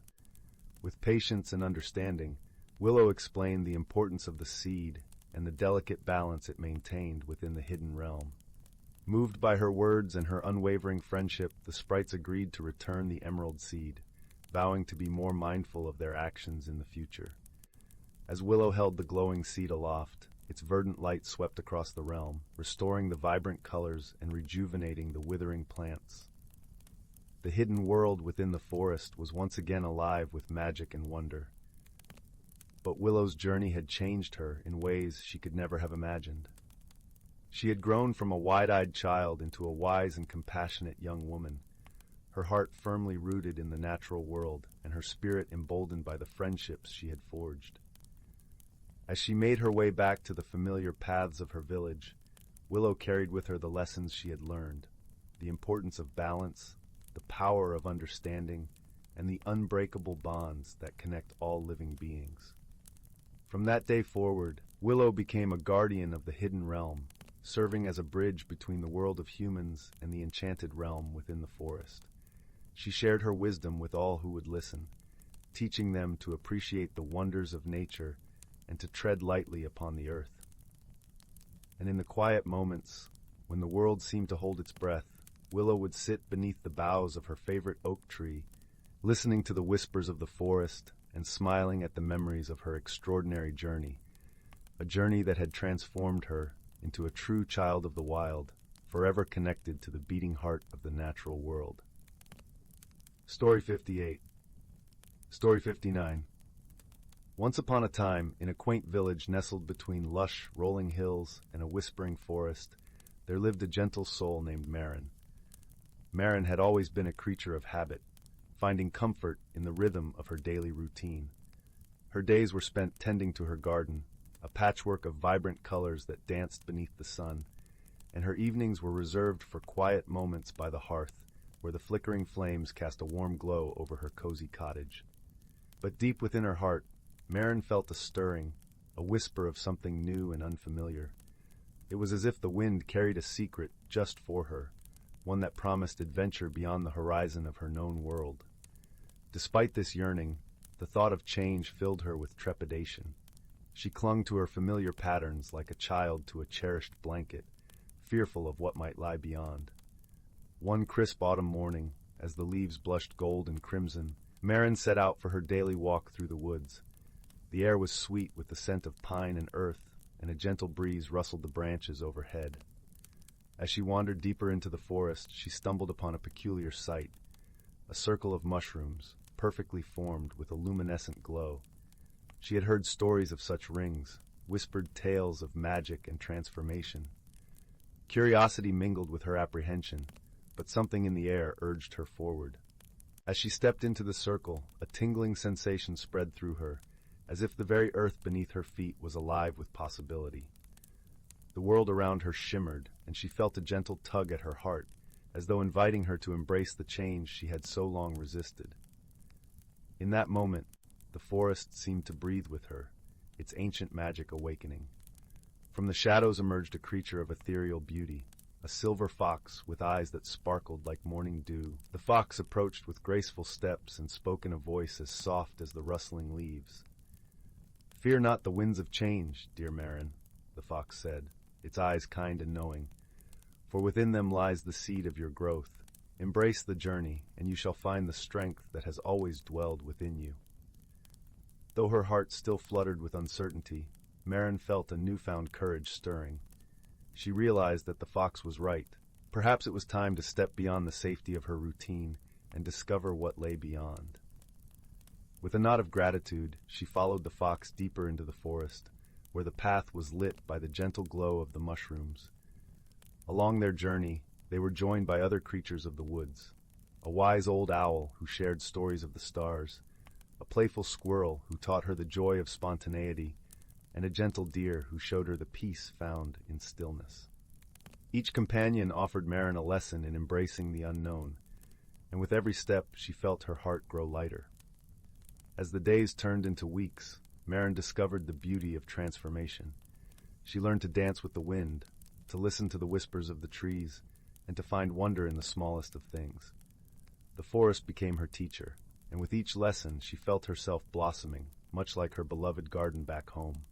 One evening, as the sun dipped below the horizon, painting the sky in hues of lavender and rose, Marin stood at the edge of a glistening lake. The fox, who had become a dear friend, stood beside her. The reflection on the water was that of a woman transformed, not by magic alone, but by the courage to embrace her own potential. "You have grown, dear Marin," said the fox, its voice filled with pride. "You have found your way through the forest of your fears, and now the world is yours to explore." Marin smiled, her heart brimming with gratitude for the journey she had undertaken and the companions who had walked beside her. She understood now that change was not something to be feared, but a gentle nudge from the universe, inviting her to become her truest self. With a heart full of newfound wisdom and an adventurous spirit, Marin returned to her village. Her garden seemed even more vibrant, as if reflecting the transformation within her. And though her routine had shifted, she found joy in the balance of old comforts and new discoveries. As the seasons turned, Marin continued to nurture her garden and her heart, always remembering the lessons of the forest. And on quiet evenings, as she sat by the crackling fire, she would tell tales of her journey to those who sought her wisdom, sharing the magic of personal growth and the beauty of embracing change. And so, in the gentle embrace of the village and the whispers of the forest, Marin lived her days with a heart open to the wonders of the world, knowing that true magic lay not in resisting change, but in welcoming it with open arms. Story 60. 61. Story 62. Story 63. Story 64. Story 65. Story 66. Story 67. In the heart of an ancient forest, where sunlight filtered through a canopy of whispering leaves, a hidden world thrived in a delicate balance of harmony and magic. This was a realm where the whispers of the wind carried secrets older than time, and where the creatures, both seen and unseen, lived lives intertwined with the very soul of nature. One such creature was Neem, a gentle doe with eyes as deep and knowing as the forest itself. Her coat was the color of autumn leaves, a rich tapestry of amber and gold, blending seamlessly with the dappled sunlight that danced across the forest floor. Neem was a guardian of the forest's secrets, entrusted with the ancient wisdom passed down through generations of her kind. As the forest hummed with the vibrant energy of early autumn, the air tinged with the scent of earth and pine, Niam sensed a change. The whispers of the trees spoke of a disturbance, a ripple in the harmony that held their world together. The leaves rustled with urgency, and the brook that babbled over moss-covered stones did so with a note of concern. Curious and concerned, Niam set out to uncover the source of this disturbance. Her hooves were silent upon the soft earth, her presence a quiet whisper in the symphony of the forest. Along her path, she encountered Finbar, a wise old owl perched high in the branches of a towering oak. His feathers were the color of storm clouds, and his eyes gleamed with the light of countless moonlit nights. Niam, he called in a voice like the rustle of ancient parchment. The forest speaks of an imbalance. The clouds gather their strength, yet the rains do not fall. The rivers run low, and the creatures grow anxious. We must find the cause and restore the harmony. Niam nodded, her heart heavy with the responsibility she felt for her forest home. Together, she and Finbar set off deeper into the woods, following the subtle signs that nature left for those who knew how to read them. As they ventured further, the forest grew denser, the canopy above a quilt of green and gold. The sunlight flickered like 1,000 tiny flames, casting playful shadows on the ground. They were joined by Aisling, a rabbit with fur as soft as the morning mist, and eyes that sparkled with curiosity. She hopped alongside Niam, her nose twitching with determination. "I heard your call, Finbar," Aisling said, her voice as light as a breeze. "The forest is my family, too. I will help in any way I can." Together, the trio journeyed on, their path winding through groves of ancient trees and fields of wildflowers that swayed gently in the breeze. They listened to the songs of the birds and the rustle of the leaves, seeking clues in the patterns of nature. Finally, they reached a clearing where the earth seemed to hold its breath. Here, the magic of the forest was palpable, a shimmering presence that danced in the air. In the center of the clearing stood a great stone, worn smooth by time and weather, its surface etched with symbols that told the story of the forest. As they approached, the stone began to glow with a soft, ethereal light, and a gentle voice spoke, seeming to rise from the very heart of the earth. "Welcome, guardians of the forest," the voice intoned, resonating with the strength of the mountains and the softness of the falling rain. "The balance of this world is delicate, and it is in peril. The seasons have shifted, their rhythms disrupted by the actions of those who do not understand their power." Niam, Finbar, and Aisling listened intently, their hearts united in purpose. They knew that the balance of the forest depended on the cyclical dance of the seasons, each playing its part in the grand tapestry of life. Without the rains of autumn, the seeds could not grow, and the rivers would not flow to nourish the land. The voice continued, its tone filled with wisdom and hope. "To restore balance, you must seek the heart of the storm. There, you will find the key to unlocking the rains.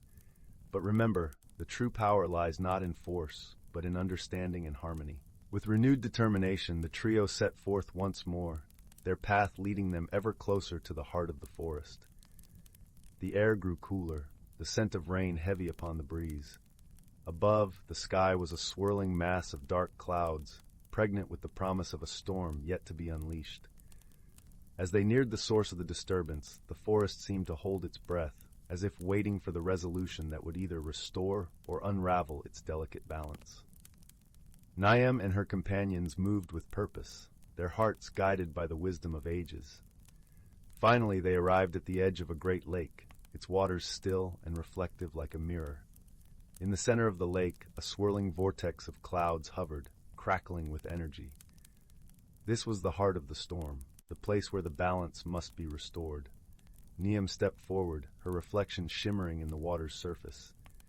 She closed her eyes and reached deep within herself, seeking the connection that bound her to this land. Finbar and Aisling stood beside her, lending their strength and faith to the effort. In the stillness, Niam heard the voice of the forest once more, a whisper of leaves and the gentle caress of the wind. "Remember, Niam, the key is in understanding. The storm is not your enemy, but a partner in this dance of life." With this wisdom, Niam opened her eyes and spoke to the storm, not with words, but with the language of the heart. She shared her love for the forest, her respect for the cycles of nature, and her desire to restore the harmony that had been disrupted. As her message resonated through the air, the storm responded, the clouds parting to reveal a sky painted with hues of gold and pink. Raindrops began to fall, gentle and life-giving, soaking into the earth and filling the rivers once more. The forest sighed with relief, its balance restored. The creatures emerged from their hiding places, their hearts light with gratitude. Niam, Finbar, and Aisling stood together on the shore of the lake, their spirits intertwined with the magic of the moment. As the sun dipped below the horizon, casting a warm glow over the land, Niam turned to her companions with a serene smile. "We have done it, my friends. The forest will thrive once more, its harmony preserved for future generations." And so, under the sheltering canopy of the ancient forest, the hidden lives of its creatures continued in peace, their world a testament to the power of understanding and friendship. As the stars twinkled above, the forest settled into a gentle lullaby, carrying the promise of new beginnings and the enduring wisdom of the natural world. Story 68. Once upon a time, in a village nestled between rolling hills and whispering forests, there lived a curious young girl named Leela. Her eyes were the color of the morning sky, and her heart was as vast as the ocean. Lila spent her days exploring the meadows and woods around her home, but her dreams were filled with places she had yet to discover. One crisp autumn morning, as the leaves danced in the gentle breeze, Lila stumbled upon an ancient map tucked inside an old book in her grandmother's attic. The map was unlike any she had seen, with swirling lines and shimmering ink that seemed to change color in the light. At its center was a place called the Enchanted Hollow, a realm rumored to be filled with wonder and magic. With a spark of excitement in her heart, Lila decided she would find this mysterious place. She packed a small satchel with her favorite blanket, a loaf of bread, and a flask of warm tea. As she stepped outside, the morning sun painted the sky in hues of pink and gold, and she could feel the promise of adventure in the crisp air. Lila followed the map's winding path through towering trees and across babbling brooks. The forest was alive with the rustling of leaves and the songs of birds, creating a symphony that carried her forward. As she ventured deeper, she encountered a peculiar creature, a fox with fur as white as snow and eyes that gleamed like emeralds. The fox greeted her with a nod and, sensing her quest, offered to guide her through the forest. Together, they traversed paths cloaked in mist and fields carpeted with wildflowers, their colors vivid against the earth. The fox led Lila to a clearing where the air was sweet with the scent of honey, and a gentle stream sparkled under the sun's golden rays. Here, the fox pointed to a small, hidden trail that seemed to disappear into the earth itself.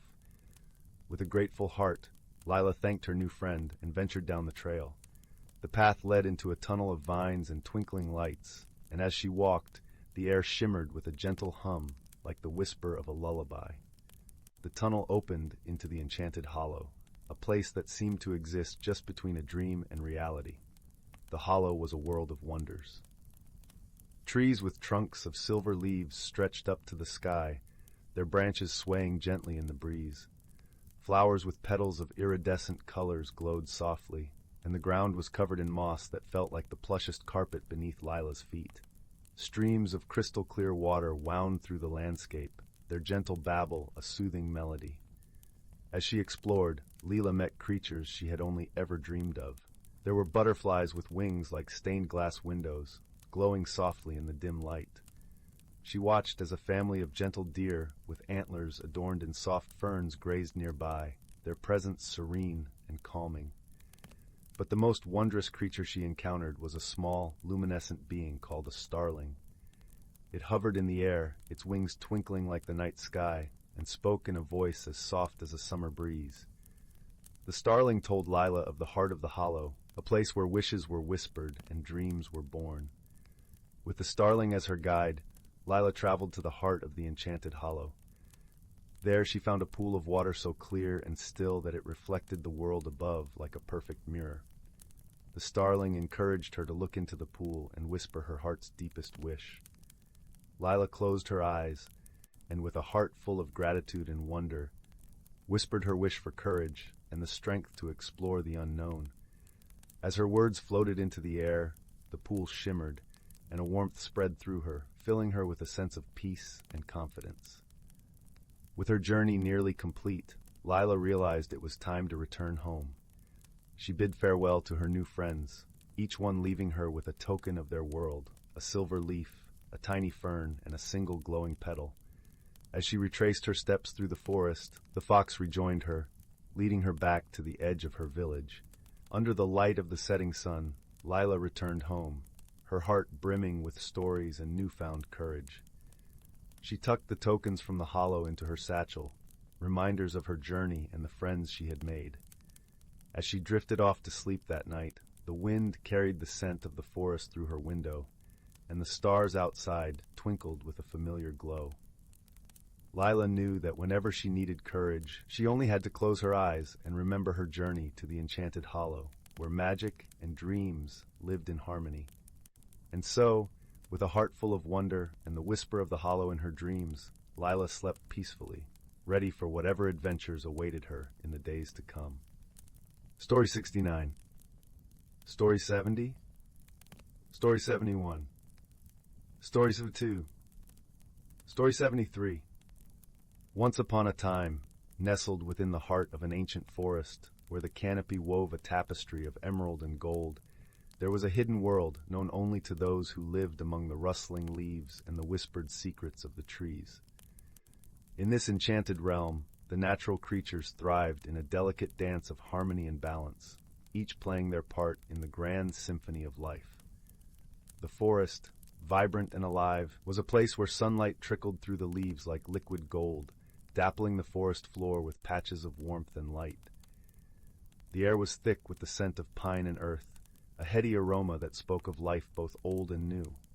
Here, every rustle of a leaf, every chirp of a cricket, and every babbling brook added its note to the soothing melody of nature. Amidst this serene setting, there lived a wise old owl named Orin. Orin's feathers were the color of moonlight, and his eyes were like pools of amber, deep and knowing. He was the keeper of the forest's wisdom, a role passed down through generations of his lineage. Orin had watched over the forest for many years, guiding its inhabitants with gentle advice and stories of old. One crisp autumn evening, as the leaves turned to shades of crimson and gold, a young fox named Finley approached Orin. Finley was a curious creature, with a coat as fiery as the autumn leaves and eyes that sparkled with youthful wonder. He had heard tales of the magical phenomena that graced the forest with the changing of the seasons, and he was eager to learn more. "Wise Orin," Finley began, his voice a soft murmur in the quiet of the evening, "I've heard whispers of the magic that comes with the turning of the seasons. Can you tell me more about it?" Orin, perched upon a sturdy branch of an ancient oak, ruffled his feathers thoughtfully. "Ah, young Finley," he replied, his voice as smooth as the whispering wind, "the magic of the seasons is a wondrous thing indeed. It is the breath of the forest, the rhythm of life itself." Finley's eyes widened with anticipation, and he settled himself at the foot of the tree, ready to absorb every word. Orin gazed down at the eager fox, a gentle smile in his eyes, and began to weave his tale. "In the spring, when the world awakens from the slumber of winter," Orin said, "the forest is kissed by the gentle rains, and the earth rejoices with new life. Flowers blossom, their petals opening like tiny hands reaching for the sun, and the air is filled with the sweet fragrance of new beginnings." Finley could almost smell the spring blossoms as Orin spoke, and he imagined the vibrant colors painting the forest floor, a tapestry of nature's own making. "And then comes summer," Orin continued, "when the forest basks in the warmth of the sun, and the days stretch long and lazy. The leaves whisper secrets to one another in the gentle breeze, and the rivers sing a song of joy as they dance over smooth stones." The young fox imagined himself playing in the sun-dappled glades, the heat of the sun on his back, and the cool caress of the river against his fur. "But as the days grow shorter," Orin said, his voice tinged with nostalgia, "autumn arrives, painting the forest in hues of fiery splendor. It is a time of gathering, of preparing for the chill of winter. The harvest is bountiful, and the world is a patchwork of gold and scarlet." Finley's mind filled with images of leaves crunching beneath his paws, the crisp air carrying the scent of ripe apples and wood smoke. And finally, winter blankets the forest in a quilt of snow, Orin said softly. The world is hushed, wrapped in a serene stillness. It is a time of rest, of reflection, when the forest dreams of the spring to come. Finley imagined the quiet beauty of winter, the snowflakes dancing in the air like tiny stars, the world wrapped in a soft white embrace. But remember, dear Finley, Orin advised, his gaze meeting the young fox's, with each season comes its own challenges and lessons. It is the balance of nature, a cycle that reminds us of the importance of harmony. Finley nodded, a newfound understanding settling in his heart. He realized that the magic of the seasons was not just in their beauty, but in the way they taught the forest and its inhabitants to live in balance with one another. Thank you, Orin, Finley said, his voice filled with gratitude. I will remember your words. As the sun dipped below the horizon, painting the sky with strokes of pink and lavender, Finley trotted back to his den, his mind alight with the wonders of the forest. He knew that he, too, was a part of this magical world, and he was determined to play his part in maintaining its harmony. In the days that followed, Finley shared Orin's wisdom with his fellow creatures, helping them prepare for the coming winter and reminding them of the beauty and challenges of each season.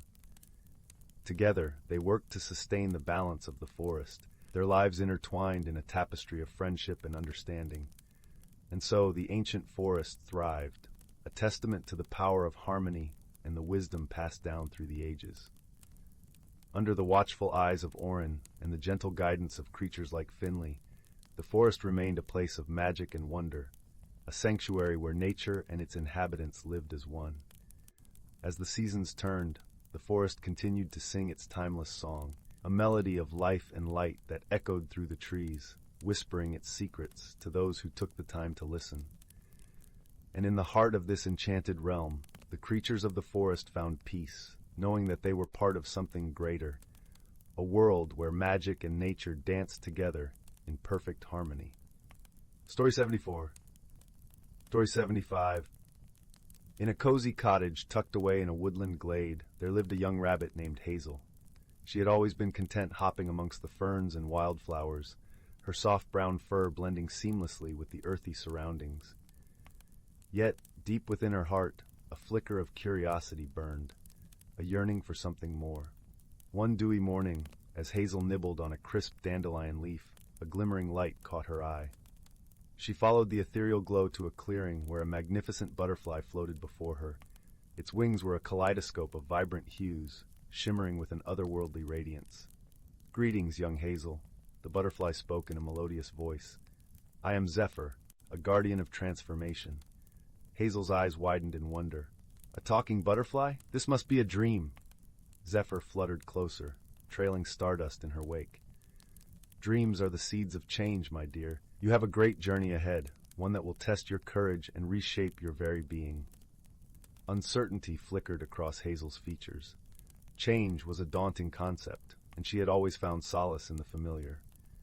"But I'm just a simple rabbit," she protested. "What journey could possibly await me?" With a warm chuckle, Zephyr replied, "The most wondrous transformations often begin with the smallest of seeds. Look within, and you will find a spark waiting to be fanned into a brilliant flame." Before Hazel could respond, a rustling came from the undergrowth, and two of her dearest friends emerged, Oakley the wise old oak tree, and Flutter the hummingbird. "Do not fear, little one," Oakley rumbled, his bark rough yet comforting. "We will be with you every step of the way." Flutter zipped excitedly around Hazel's head. "Oh, this is going to be such an adventure. You'll see. It will be simply dazzling." Reassured by her friend's presence, Hazel turned to Zephyr. "What must I do?" The butterfly's wings shimmered with magic. "Seek the enchanted grove, where the veil between worlds grows thin. There, you will undergo a transformation that will reveal your true self." With a deep breath, Hazel nodded. Though apprehensive, she knew this was a journey she must embark upon. And so, with Oakley and Flutter by her side, Hazel set off into the unknown, her paws treading paths she had never dared explore before. The forest seemed to come alive with each step, whispering secrets in the gentle whispers of the wind. After many twists and turns, they arrived at the enchanted grove, a vibrant meadow where moonbeams danced across a shimmering stream. Hazel gazed in awe at the ethereal beauty surrounding her. Suddenly, a warm glow emanated from within her, and she felt her body beginning to shift and change. Her fur transformed into downy feathers of the richest brown, and her paws melded into delicate wings. Oakley and Flutter watched in wonderment as their friend emerged from her cocoon, reborn as a magnificent owl. Hazel stretched her wings, reveling in her newfound form, and took to the skies with a joyous hoot. As she soared above the treetops, bathed in the soft moonlight, Hazel realized that the spark Zephyr had spoken of was her own inner strength and resilience. The journey had been one of self-discovery, revealing the beauty and grace that had been within her all along. With a grateful heart, Hazel descended to her friends, her eyes shining with wisdom. "Thank you," she said, her voice now a gentle coo. "Without your guidance and unwavering support, I may never have found the courage to spread my wings." Oakley and Flutter beamed with pride, for they knew that their friend had blossomed into her truest, most radiant self. From that day forth, Hazel took to the night skies, her keen eyes ever watchful for those in need of guidance. And whenever a fellow creature felt lost or uncertain, she would share the lessons she had learned. That change, though daunting, can be an opportunity for growth and transformation, and that true beauty lies not in physical form, but in the courage to embrace one's authentic self. Story 76. Once upon a time, nestled in a quaint village, where cobblestone paths wound through mossy green hills, there stood an ancient bookshop called the Rustling Pages. The shop was a treasure trove of stories, its shelves overflowing with dusty tomes and leather-bound volumes that whispered tales of far-off lands and forgotten times. The air inside was perpetually filled with the comforting aroma of old paper and ink, mingling with the faint scent of lavender from the garden outside. In this bookshop, a young girl named Clara spent her afternoons. Clara had a curious heart and an imagination as vast as the skies above the village. She loved to lose herself among the pages, discovering new worlds and meeting characters who felt like dear friends. Yet what Clara cherished most was her time spent with Mr. Whittle, the kind, bespectacled owner of the Rustling Pages. Mr. Whittle had been a fixture in the village for as long as anyone could remember, his gentle demeanor and twinkling eyes a source of comfort to all who entered his shop. One rainy afternoon, as droplets tapped a melodic rhythm against the window panes, Clara stumbled upon a peculiar book tucked away in a corner. Its cover was worn and unassuming, but when she opened it, she found its pages blank, save for a small, hand-drawn map. Curiosity piqued, she showed the book to Mr. Whittle. "Ah, you've found the Book of Whispers," he said with a smile, his voice as warm and rich as hot chocolate on a cold day. "It's said to hold a secret, but only those with a true heart can uncover it." Intrigued, Clara decided to take the book home and study the map more closely. That night, as the village lay wrapped in the quietude of slumber, Clara sat by her bedroom window, the book open on her lap. She traced the lines of the map with her finger, feeling a tingling sensation as she did so. Suddenly, the room around her seemed to shimmer, and before she knew it, Clara was standing in a forest unlike any she had ever seen. The air was crisp and cool, carrying the scent of pine and earth. Sunlight filtered through the canopy above, casting dappled patterns on the forest floor. Birds chirped a gentle melody, and a brook babbled softly nearby. Clara felt a sense of wonder wash over her, but also a hint of uncertainty about this unexpected adventure. As she began to walk, Clara encountered a peculiar creature perched on a fallen log. It was a squirrel, but unlike any squirrel she had seen before. Its fur was a soft shade of lavender, and its eyes sparkled with an intelligence that seemed almost human. "Welcome, traveler," the squirrel chirped, its voice as light as a summer breeze. "I am Sylvie, guardian of the Whispering Woods. What brings you here?" Clara explained her discovery of the book and the map, her voice tinged with both excitement and bewilderment. Sylvie listened attentively, her bushy tail twitching thoughtfully. "The Book of Whispers has brought you here for a reason," Sylvie said. "Many seek its secrets, but few are chosen. You must journey to the heart of the forest to uncover what you seek. Fear not, for I shall accompany you." With Sylvie as her guide, Clara ventured deeper into the woods. They were soon joined by another unexpected companion, a wise old owl named Osric, who had a penchant for riddles and an encyclopedic knowledge of the forest's lore. His feathers were a patchwork of browns and whites, and his eyes gleamed with kindness. Together, the trio navigated the forest's winding paths, each step bringing them closer to the heart of the forest. Along the way, they encountered various creatures, each with their own stories and wisdom to share. There was a family of rabbits who spoke of the importance of community, a fox who taught them the value of patience, and a chorus of frogs who sang songs about the beauty of the present moment. As they journeyed, Clara found herself growing more attuned to the forest, her senses sharpening to the world around her. She felt a deep connection to the land and its inhabitants, a bond that seemed to strengthen with each passing moment. Eventually, the group arrived at a serene glade, bathed in the soft glow of twilight. At its center stood an ancient tree, its trunk wide and gnarled, its branches stretching skyward as if in silent prayer. Clara knew instinctively that they had reached the heart of the forest. "Here lies the secret of the Book of Whispers," Sylvie said, her voice barely a whisper itself. "But to uncover it, you must look within your own heart." Clara approached the tree, her heart beating in time with the gentle rustling of its leaves. She closed her eyes and took a deep breath, feeling the earth beneath her feet and the life that pulsed around her. In that moment of stillness, Clara understood. The secret was not a tangible thing, but a realization, a deeper understanding of herself and the world. She saw the importance of kindness, the strength in wisdom, and the magic in friendship. Her journey had been one of discovery, not only of the forest's wonders, but of the light within her own heart. When Clara opened her eyes, the glade seemed to shimmer with a newfound radiance. She turned to Sylvie and Osric, gratitude filling her words as she thanked them for their guidance and companionship. With a gentle smile, Sylvie nodded. "The forest is always here, as are we, should you ever need us again." As the first stars began to twinkle in the evening sky, Clara found herself back in her bedroom, the Book of Whispers resting quietly on her lap. She felt a warmth inside, a comforting glow that she knew she would carry with her always. And so, Clara's days of adventure were not confined to the pages of books alone, but lived on in her heart, a testament to the magic of discovery, friendship, and the gentle wisdom of the world around her. As she drifted off to sleep, the forest's melody lingered in her dreams, a lullaby of whispers guiding her into the night. Story 77.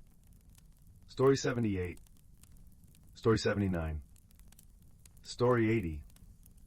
In the heart of an ancient forest, where the canopy of towering oaks whispered secrets in the language of rustling leaves, there lay a world unseen by hurried eyes. Here the boundary between the earthly and the enchanted was as thin as a spider's silk, shimmering with the dew of dawn and the gold of setting sun. This was a realm where the natural creatures lived hidden lives, weaving tales of harmony and balance in concert with the rhythm of the seasons. As the first blush of spring unfurled across the forest, a gentle awakening stirred among its denizens. The air was laced with the sweet scent of blooming wildflowers, and the babble of brooks was a lullaby for all who dwelled within. Among them was a wise old tortoise named Berwin, whose shell was etched with the stories of centuries. Berwin moved slowly, but his mind was sharp as the breeze that danced through the budding branches. Berwin had a special bond with a young squirrel named Leora.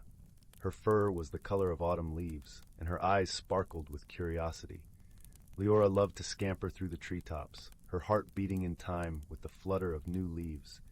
She was always eager to learn, and Berwin, with his ancient wisdom, was her favorite teacher. One bright morning, as the sun cast dappled patterns on the forest floor, Leora found Berwin near a gnarled oak, basking in the warmth. "Berwin," she chattered, her voice as lively as the songbirds, "why do the seasons change? And what makes the weather dance between sun and rain?" Berwin opened his eyes slowly, a smile creasing his leathery face. "Ah, Leora, that's a tale old as the forest itself," he began, his voice deep and soothing, like the murmur of distant thunder. "The seasons are the breath of the earth. Each one has its time and purpose, a harmony that holds the world together." He gestured with a slow movement of his head towards the sky, where clouds drifted lazily. It is said that the winds carry whispers from the ancients, and with them the magic that changes leaf to bloom, bloom to fruit, and fruit to rest. This magic, dear Leora, is the balance we all must keep. Leora listened, her eyes wide with wonder. But how do we keep this balance, Berwin? Through respect and care, my dear, Berwin replied. Each creature, no matter how small, plays a part. The bees that dance from flower to flower, the roots that drink from the earth, and even the rain that nourishes us all. We live not just for ourselves, but for the world around us. As spring gave way to the golden hues of summer and the forest buzzed with life, Leora took Berwin's words to heart. She watched as the bees hummed their tireless song, gathering nectar with a precision that only nature could command. She marveled at the way the sun's warmth coaxed the sweet scent of pine into the air, a fragrance that mingled with the laughter of brooks and the rustle of leaves. The forest was a tapestry of life, each thread vibrant and essential. Leora learned to listen to the whispers of the wind, to feel the pulse of life beneath her paws. She understood the importance of her place within this delicate dance. As the sun began to dip lower in the sky, painting the forest in hues of amber and sienna, the whispers of change rustled through the leaves once more. The air grew crisp, and the scent of earth and wood smoke mingled, signaling the approach of autumn. One evening, as the moon hung low and round like a lantern, Leora found Berwin nestled beneath a canopy of red and gold. "Berwin, the air feels different, and the forest is changing again," she observed, her voice now tinged with the wisdom she had gathered through the seasons. Berwin nodded, his eyes reflecting the gentle glow of the moon. "Yes, Leora, the earth is preparing to rest, and soon the world will be blanketed in the quiet of winter. It is a time for reflection and renewal." Leora settled beside him, the crisp leaves crunching softly beneath her. "And when will spring return, bringing its magic and life?" "In time, dear Leora," Berwin said softly. "The world turns in its gentle rhythm, a cycle that teaches us patience and trust. We must honor the gifts of each season, for they are the heartbeats of the earth." As the stars twinkled like fireflies in the vast expanse above, Leora understood the deep truth in Berwin's words. The forest, with all its hidden lives and magical phenomena, was a testament to the power of balance and harmony. Each season brought its own gifts and lessons, a reminder that life was a wondrous journey, best traveled with kindness and wisdom. With this knowledge cradled in her heart, Leora curled up beside Berwin, their breaths mingling in the cool night air. Together they listened to the lullaby of the forest, a melody as timeless as the stars above. And so, beneath the watchful gaze of the moon, the ancient forest continued its eternal dance. A sanctuary of peace and magic, where creatures great and small lived in harmony with the world and each other. Story 81. Story 82. In a hidden glen of the ancient forest, where towering trees stood like sentinels and gentle streams whispered their timeless songs, the creatures of the woodland lived in a delicate balance. Among the tall oaks and whispering willows, a tapestry of life thrived, woven together by the seasons and the gentle hands of time. Here the air was crisp with the scent of pine and earth, and the sun filtered softly through the canopy, casting dappled patterns on the forest floor. In this magical place, where the line between reality and enchantment blurred like the morning mist, lived a wise old tortoise named Bertram. Bertram was known throughout the forest for his gentle nature and profound wisdom, passed down from generation to generation. His shell, a mosaic of greens and browns, was like a living map of the forest, etched with the stories of ages past. One golden morning, as the first rays of sunlight kissed the dew-laden leaves, Bertram awoke to a soft rustling nearby. Peeking out from beneath a cluster of ferns was a young squirrel named Pippa, her fur a vibrant russet that matched the autumn leaves. Pippa was curious and spirited, always eager to learn from the world around her. "Good morning, Bertram," Pippa chirped, her eyes bright with wonder. "I heard the wind singing a different tune last night. Do you know what it means?" Bertram smiled, his eyes twinkling with the reflections of the forest. "Ah, Pippa, the wind carries the wisdom of the seasons," he replied in his soothing, gravelly voice. "When it whispers, it tells of changes to come, of balance and harmony that must be maintained." Intrigued, Pippa settled beside Bertram, her fluffy tail curling around her paws. Tell me more, she urged, eager to soak in the knowledge like sunlight. The forest is a living tapestry, Bertram began, and each creature, each leaf, and each breeze plays its part. The wind you heard is the herald of winter, reminding us of the time to prepare, to gather, and to reflect. As Bertram spoke, the forest around them seemed to come alive with the essence of his words. The leaves rustled softly, adding their own gentle chorus to his tale. Pippa listened intently, her heart beating in rhythm with the world around her. Long ago, Bertram continued, there was a time when the balance of the forest was threatened. The river ran dry, and the trees wilted under an unrelenting sun. It was through the wisdom of the elders and the unity of the creatures that harmony was restored. Pippa's eyes widened in awe. How did they do it? She asked, her voice barely a whisper. They listened to the forest, Bertram replied, his voice like a warm embrace. They learned to understand its needs and to care for it as it cared for them. The secret lies in the harmony of give and take, in nurturing the land that nurtures us. As the morning sun climbed higher, casting a gentle warmth over the glen, Pippa felt a deep sense of peace settling within her. She looked around, seeing the forest with new eyes, each tree and creature a vital part of the whole. Bertram watched her with a gentle smile, knowing that the seeds of wisdom had taken root. Remember, little one, he said, the forest is our home, and we are its guardians. With wisdom and kindness, we can preserve its magic for generations to come. With that, Pippa scampered up a nearby tree, her heart full of the promise of a new day. She would share Bertram's wisdom with her friends, ensuring the harmony of the forest would continue to thrive. As the sun dipped below the horizon, painting the sky in hues of pink and gold, the forest settled into a tranquil hush. The creatures nestled into their homes, wrapped in the comfort of Bertram's timeless tales. And so, in the quiet heart of the ancient forest, a gentle balance was maintained, woven together by the wisdom of the past and the promise of the future. The trees stood tall, the streams sang softly, and the wind carried with it the enduring harmony of a world at peace. Story 83. Once upon a time, deep within the heart of an ancient forest, there lived a young rabbit named Thistle. Though small in stature, Thistle possessed a remarkable gift, the ability to communicate with the trees and plants that surrounded her. On a crisp autumn evening, as Thistle nestled beneath the twisted roots of an ancient oak, she heard a faint whisper carried by the wind. It was the voice of the forest, calling out to her in a language only she could understand. Thistle, brave one, the trees rustled. A great darkness has fallen upon our realm, and only you can restore the balance. Thistle's eyes widened as a glimmering acorn tumbled from the oak's branches and landed at her feet. This was no ordinary acorn, for it radiated with a warm golden glow. Within this sacred acorn lies the power to dispel the shadows that threaten our home, the trees explained. You must embark on a journey beyond the forest's edge and seek out the forgotten realm of the Dryads, ancient guardians of nature's harmony. Though fear stirred within her, Thistle knew she could not ignore the forest's plea. With the enchanted acorn tucked safely beneath her chin, she bid farewell to her woodland friends and set off into the unknown. The path ahead was long and treacherous, winding through sun-dappled glades and misty ravines. Thistle encountered many wonders and perils along the way, towering mountains that scraped the sky, rushing rivers that roared with ancient voices, and creatures both friendly and fearsome. Yet through it all, the acorn's warm glow guided her steps, reminding her of the sacred duties she had sworn to uphold.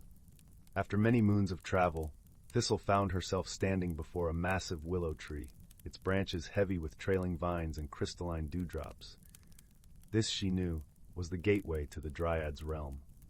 With a deep breath, Thistle stepped through the curtain of vines and emerged in a world unlike any she had ever imagined. Towering trees adorned with shimmering leaves stretched as far as the eye could see, their branches intertwined in a canopy of verdant splendor. And there, among the ancient trunks, stood the Dryads themselves, lithe, graceful beings whose very existences seemed woven from the fabric of nature itself. "Welcome, Thistle," their melodic voices chimed in unison. "We have been awaiting your arrival." Thistle trembled as she recounted the darkness that had befallen her forest home, and the Dryads listened with solemn reverence. The shadows you speak of are born of an ancient evil, a force that seeks to sever the sacred bond between the natural world and those who dwell within it, they explained. But you have carried the light of hope and perseverance through your journey, and for that, we shall aid you in your quest. With a wave of their slender hands, the Dryads conjured a shimmering pool of crystal-clear water. Within its depths, Thistle saw visions of a hidden glade, where a twisted, gnarled tree stood sentinel over a dark, foreboding chasm. There lies the source of the shadows, the Dryads whispered. Deep within that chasm dwells Noctis, the embodiment of eternal night. Only by confronting Noctis and restoring the balance can your forest be saved. Thistle's heart quailed at the thought of facing such a foe, but the determination within her burned brighter than ever before. Armed with the enchanted acorn and the wisdom of the Dryads, she set off once more, her paws treading the paths of destiny.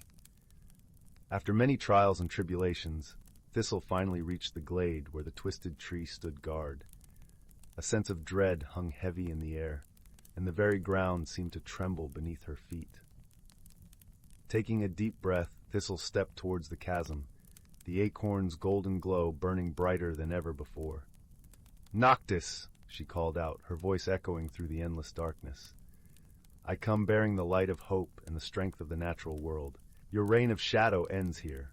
A deep, rumbling laugh echoed from the depths of the chasm, sending shivers down Thistle's spine. "Foolish creature," a voice like crackling thunder boomed. "You think your paltry light can pierce the eternal night I have wrought? Your hopes are but embers, soon to be snuffed out."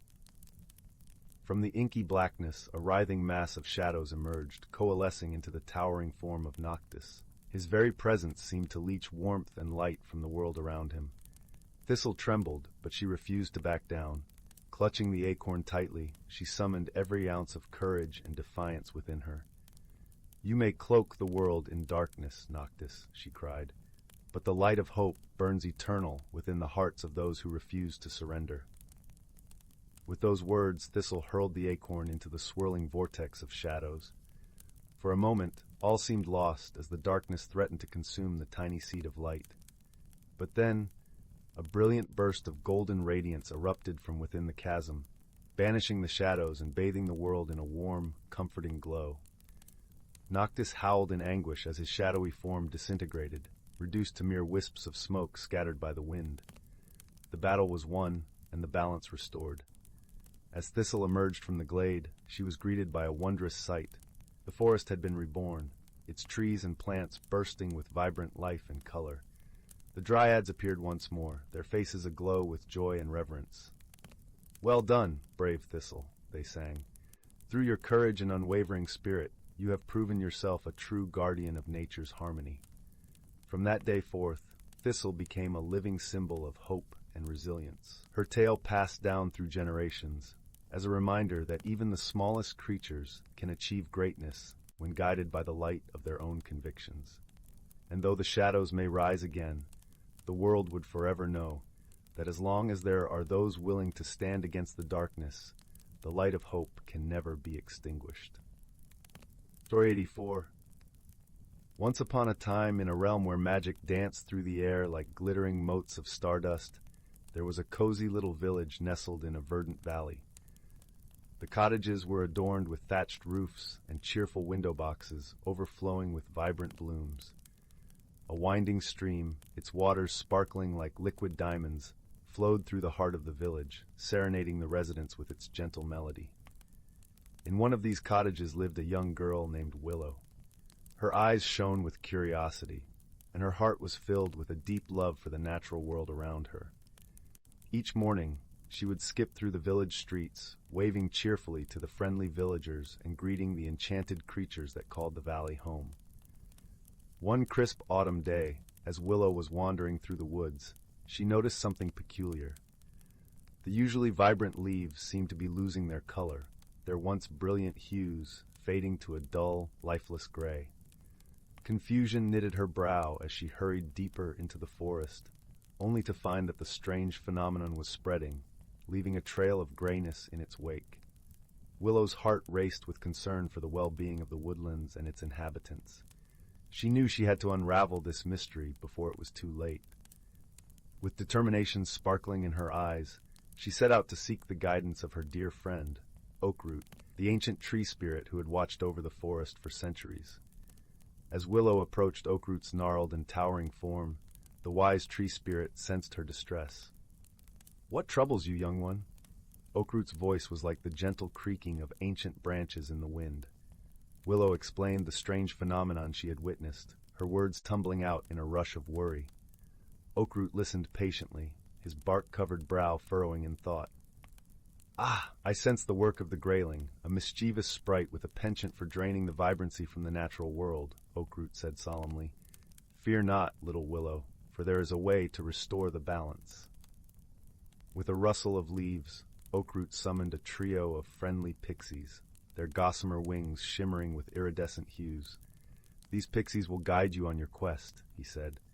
"Together, you must seek out the grayling's lair and find a way to persuade him to undo his mischief." Willow's heart swelled with determination, and she nodded resolutely. Hand in hand with the pixies, she embarked on a whimsical journey through the enchanted forest, following the trail of grayness that led deeper and deeper into the heart of the woodlands. Along the way, they encountered wondrous sights and helpful creatures. A family of curious gnomes offered them a basket of fresh-baked treats to sustain them on their quest. A wise old owl, perched atop a twisted branch, shared invaluable insights into the grayling's habits and whereabouts. At last, they reached a secluded glade, where a peculiar mist hung in the air, casting a dull pall over the surroundings. In the center of the glade stood a twisted, gnarled tree, its bark as gray as ash. Willow and the pixies exchanged a knowing glance. This was the grayling's lair. As they approached the tree, a small, impish figure emerged from a knothole, his mischievous eyes twinkling with delight. "Well, well, what have we here?" The grayling chuckled, his voice like the rustling of dry leaves. Willow stepped forward, her heart beating with a mixture of apprehension and determination.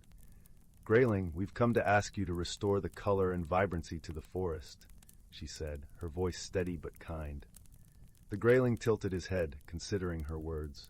"And why would I do that?" he asked, a hint of mischief dancing in his eyes. It was then that one of the pixies fluttered forward, her gossamer wings sparkling like 1,000 tiny rainbows. With a gentle smile, she began to weave a tale of the beauty and joy that vibrant colors brought to the forest. The brilliant hues of the autumn leaves, the cheerful blossoms that dotted the meadows, the rich greens of the ancient trees. As the pixie spoke, the grayling's expression softened, and a wistful look crossed his impish features. Willow seized the opportunity, adding her own words of wisdom and appeal to the grayling's sense of whimsy and delight. Slowly but surely, the grayling's mischievous demeanor melted away, replaced by a newfound appreciation for the beauty and vibrancy he had inadvertently drained from the forest. With a wave of his gnarled hand, he released a shimmering burst of energy that rippled outward, restoring the brilliant hues to the woodlands. Willow and the pixies watched in wonder as the color and life flooded back into the forest, the leaves regaining their fiery autumnal shades, the flowers blooming with renewed vibrancy, and the very air seeming to sparkle with renewed energy. The grayling, his eyes shining with childlike delight, turned to Willow and the pixies. "Thank you, my friends," he said, his voice tinged with genuine gratitude. "You have shown me the true beauty of color and the joy it brings to this realm." From that day forth, the grayling became a cherished protector of the forest's vibrant hues, using his magic to enhance and celebrate the natural wonders that surrounded him. And Willow, her heart brimming with joy and gratitude, continued to wander the enchanted woodlands, her spirit ever entwined with the magic and wonder that thrived within its ancient boughs. Story 85. Story 86. Once upon a time, nestled in the heart of an ancient forest, there lay a little village named Willow Glen. The village was surrounded by trees so tall that their tops seemed to brush the clouds, and every morning the air was filled with the sweet scent of pine and the gentle rustle of leaves whispering secrets to the wind. The villagers were kind-hearted folk, living in harmony with nature and each other, in cottages that seemed to have sprouted from the earth itself. In this peaceful hamlet lived a young girl named Lila.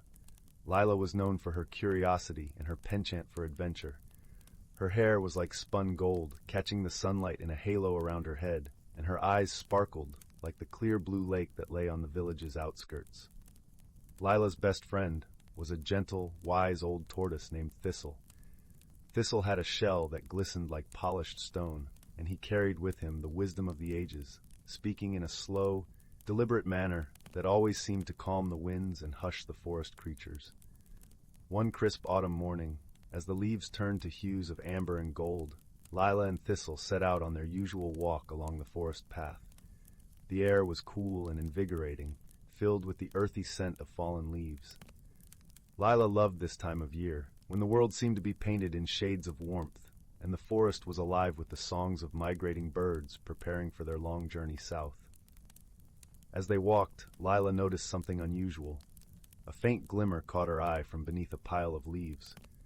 Curiosity piqued. She knelt down and brushed the leaves aside, revealing a small, intricately carved wooden box. It was adorned with patterns of swirling vines and flowers, and at its center was an emblem of a tree with deep roots and flourishing branches. "Thistle, look at this!" Lila exclaimed, her voice tinged with wonder. "What do you think it is?" Thistle regarded the box with his wise old eyes, blinking slowly. "It seems to be a very special box, Lila. Perhaps it holds a secret waiting to be discovered." With trembling fingers, Lila opened the lid, and inside she found a delicate silver key, its bow shaped like a tiny, intricate tree. The key gleamed in the dappled sunlight, and Lila felt a strange warmth spreading through her as she held it. She sensed that this key was no ordinary object. It was imbued with magic. "What do you suppose it unlocks?" Lila mused aloud, her imagination already conjuring images of hidden doors and secret worlds. "There is only one way to find out," Thistle replied, ever the voice of calm reason. "We must search and see what lies ahead." And so began their journey, a quest to uncover the mystery of the silver key. Lila and Thistle wandered through the forest, following paths both familiar and new. The trees whispered encouragement as they passed, and the forest seemed to guide them with a gentle hand. As the afternoon sun dipped lower in the sky, casting long shadows across their path, they reached a part of the forest that Lila had never seen before. It was a grove of ancient oaks, their trunks thick and gnarled, their branches twisting and reaching toward the heavens like the arms of giants. In the center of the grove stood a massive tree, larger than any Lila had ever encountered. Its bark was a deep, rich brown, and it exuded a sense of timelessness and majesty. Lila approached the tree, drawn by an invisible force. As she laid her hand on its trunk, she felt a gentle thrumming beneath her fingers, as if the tree had a heartbeat of its own. "Do you feel that, Thistle?" Lila whispered, her voice filled with awe. Thistle nodded slowly. "This tree is ancient and wise, Lila. It holds many secrets within its bark." Just then, Lila noticed something extraordinary. Set into the trunk of the tree was a small, ornate lock, crafted in the same style as the key she held. Her heart raced with excitement as she inserted the key and turned it. There was a soft click, and the lock fell away, revealing a hidden door. With bated breath, Lila pushed the door open, and she and Thistle stepped inside. They found themselves in a hidden world, a place of wonder and magic. The air was filled with the scent of wildflowers and the gentle hum of bees. Sunlight filtered through the canopy above, casting patterns of light and shadow on the forest floor. Before them lay a path lined with flowers of every color imaginable, their petals glistening like jewels. The path wound its way through the trees, leading deeper into this enchanted realm. As they walked, Lila marveled at the beauty around her. She saw butterflies with wings that shimmered like rainbows, and birds whose songs were as sweet as the finest melodies. The forest creatures here were unlike any she had seen before, gentle and curious, coming close to greet her and Thistle with friendly eyes. "It's as if this place is waiting for us," Lila said, her voice filled with wonder. "Yes, Lila," Thistle agreed. "I believe this world has been hidden away, waiting for someone who possesses both the key and the heart to appreciate its wonders." The path led them to a clearing where a crystal-clear spring bubbled forth from the earth. The water sparkled in the sunlight, and as Lila and Thistle approached, they saw their reflections gazing back at them, smiling and serene. "This place is magical, Thistle. I feel different here," Lila said, her voice soft with emotion. Perhaps it is the magic of the forest, or perhaps it is the magic within you that is awakening, Thistle replied with a knowing smile. They spent the afternoon exploring this hidden world, discovering its secrets and marveling at its beauty.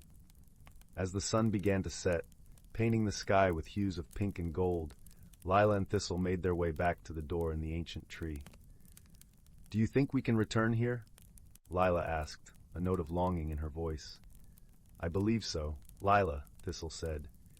"As long as you hold the key and the desire in your heart, this place will remain open to you." With a final glance at the enchanted forest, Lila and Thistle stepped through the door and back into their own world. The door closed softly behind them, the lock once again hidden from view.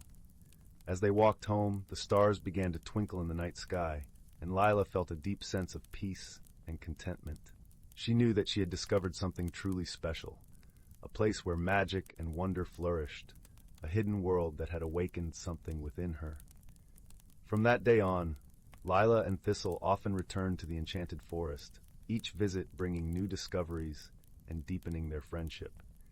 The hidden world became a place of refuge and joy, a reminder of the magic that lay within the natural world and within themselves. And as the years passed, Lila grew into a wise and compassionate young woman, her heart forever touched by the magic of the forest and the gentle wisdom of her dear friend Thistle. She learned that the greatest treasures were not always those that could be seen or touched, but those that lay within the heart, waiting to be discovered.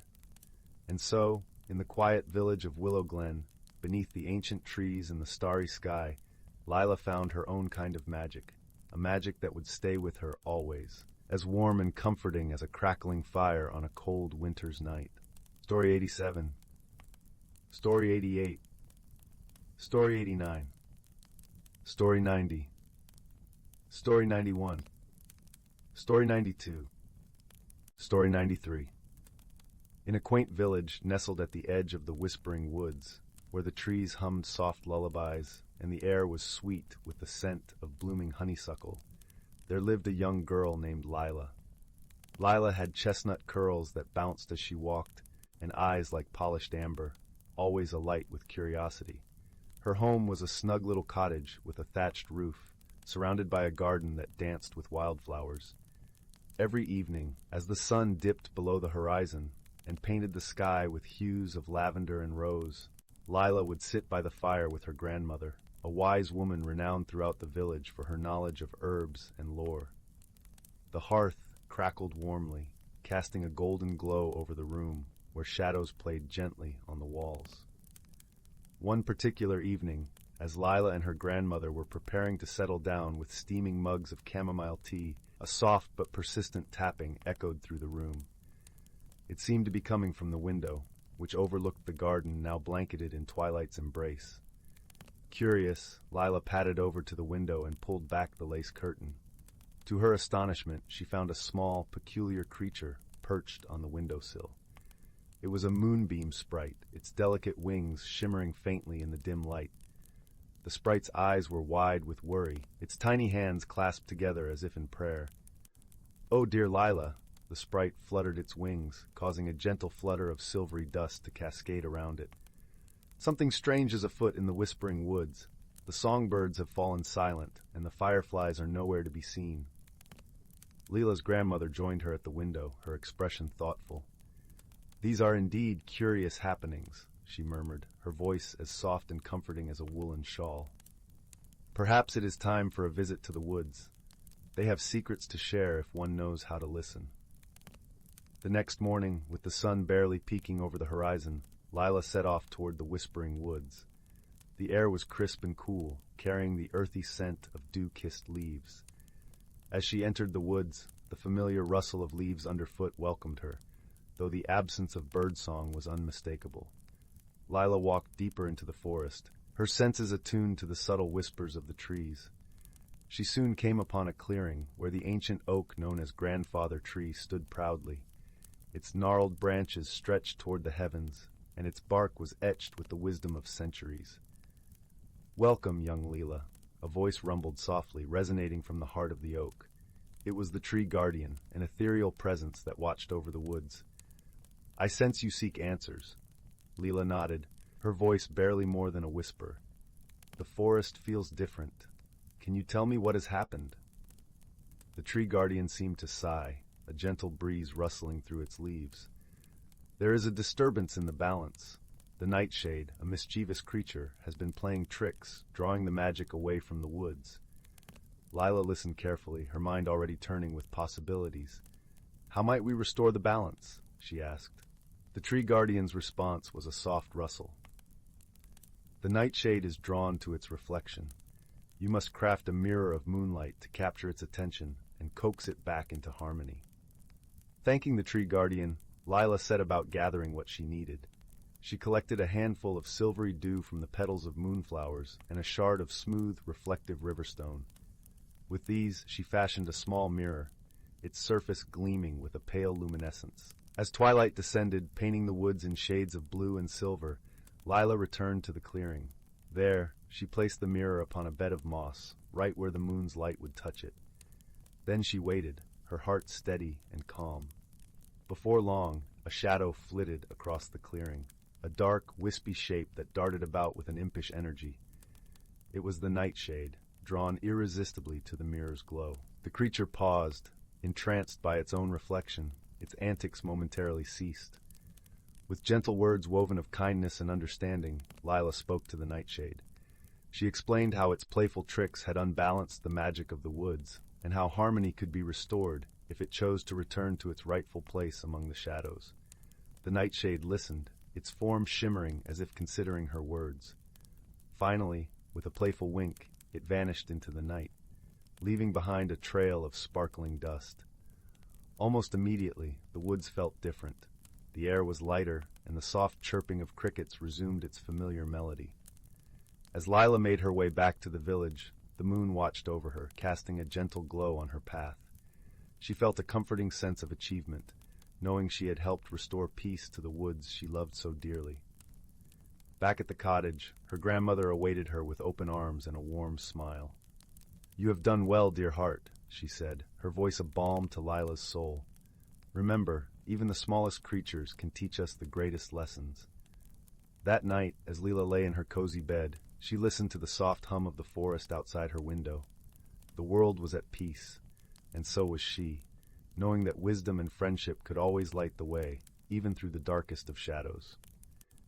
And with that comforting thought, she drifted into a gentle, restful sleep, cradled by the whispers of the woods. Story 94.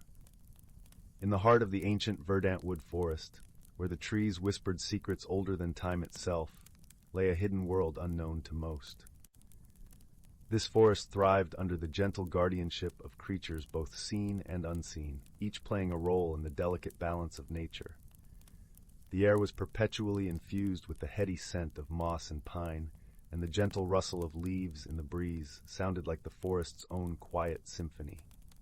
At the center of this lush wilderness was a particularly grand oak, known as the elder tree. Its vast branches stretched towards the sky, and its roots delved deep into the earth, connecting it to all the life surrounding it. This venerable tree was the heart of the forest, a living repository of wisdom and magic. It was said that the elder tree had witnessed the changing of countless seasons, each one leaving its mark in the rings of its trunk. As spring unfurled her emerald banners across the landscape, a gathering began beneath the oak's expansive canopy. This was a time of renewal and celebration, marking the beginning of another cycle of growth and abundance. Creatures of every kind convened here, the nimble-footed deer with their gentle eyes, the wise old owls with feathers as soft as the dusk, and the industrious squirrels, their fur a flash of russet among the greenery. Even the tiniest of beings, like the glittering dragonflies and the industrious ants, found their place in this circle of life. Among these creatures was a young fox named Rowan. With fur as bright as autumn leaves and eyes the color of amber, he was known for his curiosity and kindness. Rowan had grown up hearing the stories of the elder tree and the magic that pulsed throughout the forest, and he dreamed of understanding the mysteries that lay hidden within the woods. On this particular day, the air was alive with the scent of blooming wildflowers and the distant song of the river winding its way through the forest. Rowan found himself seated at the foot of the elder tree, listening intently, to the stories being shared. The forest elders, wise creatures who had lived through many seasons, spoke of the importance of harmony and balance, of how every creature, no matter how small, contributed to the whole. As the sun dipped lower in the sky, casting a warm, golden light across the forest floor, an unexpected visitor arrived. It was Zephyr, a gentle spirit of the wind, who often roamed the skies and danced among the treetops. Zephyr's presence was as light as a whisper, and whenever he appeared, the leaves would shimmer and sway, as if greeting an old friend. "Rowan," Zephyr called softly, his voice barely more than a breeze, "come walk with me."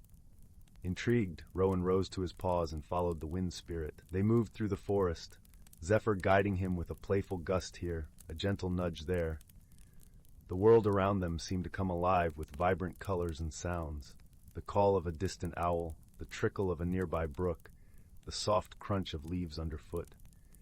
As they wandered deeper into the woods, Zephyr began to share stories of the seasons and the magic they carried. "Each season brings its own gifts," Zephyr explained. "Spring brings renewal and hope, summer warmth and abundance, autumn wisdom and reflection, and winter rest and resilience. The forest thrives because each season knows its place and purpose." Rowan listened intently, his heart swelling with understanding. He realized that just as the seasons worked together, so too did the creatures of the forest, each with their own role to play in maintaining the harmony of their home. Their journey led them to a clearing where the ground was carpeted with soft, fragrant moss and the sky above was a canvas of twinkling stars. Here Zephyr paused, allowing Rowan to take in the beauty of the world around him. "Remember this, young Rowan," Zephyr continued, his voice gentle and wise.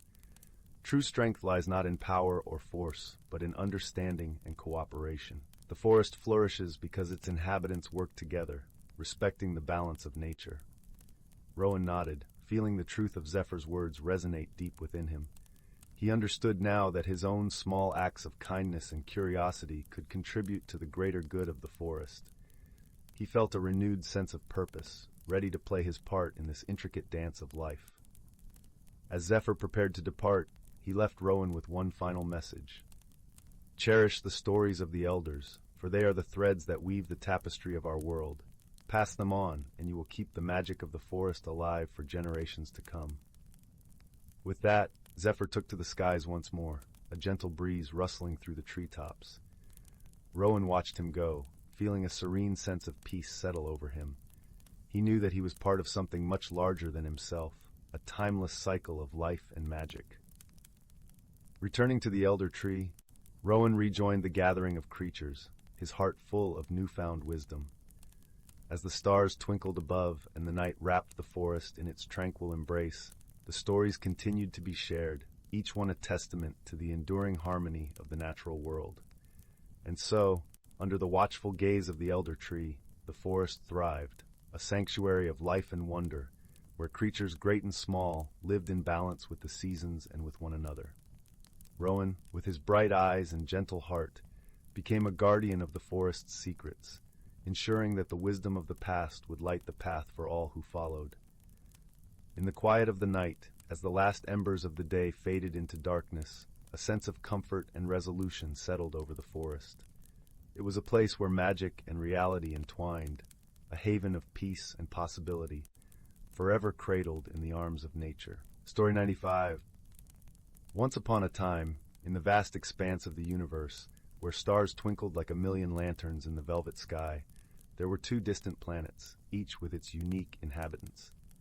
One was the lush, emerald-covered planet of Verdantia, home to the gentle Verdantians, creatures resembling elegant deer with shimmering leaf-like antlers that glowed softly in the moonlight. The other was the arid, rust-colored world of Farum, inhabited by the Ferites, sturdy beings with metallic skin and eyes that sparkled like polished gemstones. Despite the vast distance separating their worlds, a series of cosmic events had aligned to bring together two unlikely companions. From Verdantia came Lyra, a curious and kind-hearted Verdantian, whose antlers glowed with the soft light of 1,000 tiny stars. From Farum came Zeph, a resourceful and resilient Ferrite, whose metallic skin gleamed like polished copper. Their meeting was not by chance, but by the workings of an ancient interstellar tradition known as the convergence. A rare event when the gravitational forces of their planets aligned perfectly, creating a temporary bridge of shimmering light connecting the two worlds. It was said that during the convergence, those who dared to cross the bridge would gain wisdom and insight beyond their wildest dreams. Lyra, with her adventurous spirit, and Zeph, driven by a desire to understand the universe beyond his own world, both embarked on this mystical journey. They met at the bridge's midpoint, where the air was thick with shimmering particles of stardust, and the silence was punctuated only by the gentle hum of cosmic energies. At first, their encounter was marked by misunderstanding. Lyra, with her gentle grace and ethereal presence, found Zeph's sturdy metallic form intimidating. Meanwhile, Zeph, accustomed to the harsh conditions of Farum, mistook Lyra's delicate appearance for fragility. They exchanged polite, cautious greetings, both unsure of what to make of the other. Their initial attempt to communicate was fraught with confusion. Lyra spoke in soft, melodic tones, her words like a gentle breeze rustling through leaves, while Zeph's voice had the resonance of deep, rolling thunder. Each struggled to understand the other's language, and their efforts were met with awkward silences and hesitant gestures. But the Bridge of Light was a place of magic, and its energies soon worked to bridge not just the gap between their worlds, but between their hearts. As they journeyed further across the bridge, facing the challenges of the unknown together, they began to learn each other's ways. One night, as they rested beneath a canopy of stars that shone brighter than any they had ever seen, Lyra shared the stories of her ancestors, tales of harmony and growth among the forests of Verdantia. Her antlers glowed softly, casting a gentle light that enveloped them both. Zeph listened intently, his eyes reflecting the light like mirrors, and in that moment he saw not fragility, but a strength that was gentle and enduring. In return, Zeph spoke of Farum, of the resilience required to thrive in its harsh landscapes. He described the beauty he found in the patterns of rust on ancient stones, and the way the sun set the sky ablaze with fiery hues. As he talked, Lyra began to see the world through his eyes, recognizing the strength and beauty in the starkness he described. Their bond deepened as they faced shared challenges. The bridge was not without its trials, and they encountered storms of cosmic energy that threatened to sweep them away. In those moments, they leaned on each other for support, Lyra's wisdom guiding them through the storm's chaos, and Zeph's strength anchoring them against its force. Through these trials, they found comfort in each other's presence. Lyra discovered that Zeph's solid form was a source of warmth and protection, while Zeph found solace in Lyra's gentle light, which calmed his heart and soothed his spirit. As the convergence drew to a close and the bridge began to fade, Lyra and Zeph stood at its end, looking back at the journey they had shared. They had come to understand that friendship was not about sameness, but about embracing each other's differences and finding strength in unity. With a newfound appreciation for their own worlds and each other's, they prepared to return to their planets. As they parted, they exchanged a promise to carry the lessons they had learned into their lives, ensuring that the Bridge of Light would remain, not in the sky, but in their hearts. And so, under a sky ablaze with the fading glow of the convergence, Lyra and Zeph returned to their homes, forever changed by the friendship they had forged among the stars. Though they were separated by the vastness of space, they knew that their bond would endure, shining brightly like the stars above, a testament to the power of understanding and the magic of friendship. Story 96. Once upon a time, in a verdant forest where the trees stretched their branches towards the heavens, there lived a community of creatures whose lives were intricately woven into the fabric of nature itself. In this enchanted realm, the whispers of the wind carried ancient melodies, and the babbling brooks sang softly of the secrets they had witnessed over the centuries. At the heart of this mystical forest dwelled a wise old oak tree, its gnarled bark etched with the memories of 1,000 summers. Perched among its branches was a family of owls, guardians of the woodland lore. The eldest owl, whose eyes shone like 2 moons, had seen the forest through countless cycles of rebirth and renewal. One crisp autumn evening, as the leaves danced in a gentle breeze, The young owlets gathered around their elder, eager to learn the ways of the forest. The wise old owl cleared his throat and began to speak, his voice rich and melodious. "My dear ones, this forest is a sacred place, where every living being plays a vital role in maintaining the delicate balance of nature. From the smallest insect to the mightiest oak, each creature has a purpose, a thread woven into the tapestry of life." The owlets listened intently, their feathers ruffling in the cool night air. "Look around you, my children," the elder continued. "See how the squirrels meticulously gather their winter stores, ensuring the survival of their kind. Observe the bees as they flit from flower to flower, pollinating the plants that sustain us all. Even the mushrooms that sprout from the fallen logs play their part, recycling the nutrients of the earth." As the wise owl spoke, the forest seemed to come alive with a symphony of sounds, the rustling of leaves, the chittering of insects, and the distant call of a nightingale. The owlets marveled at the intricate tapestry of life that surrounded them. "But our forest is not merely a place of survival," the elder added, his eyes twinkling with ancient wisdom. "It is a realm where magic breathes life into every season, where the cycles of nature are celebrated with reverence and wonder." With a sweep of his wing, the old owl gestured towards the distant horizon, where the first hints of autumn's fiery hues were beginning to blaze across the treetops. As the leaves turn crimson and gold, the forest prepares for its annual slumber, embracing the chill of winter with grace and acceptance.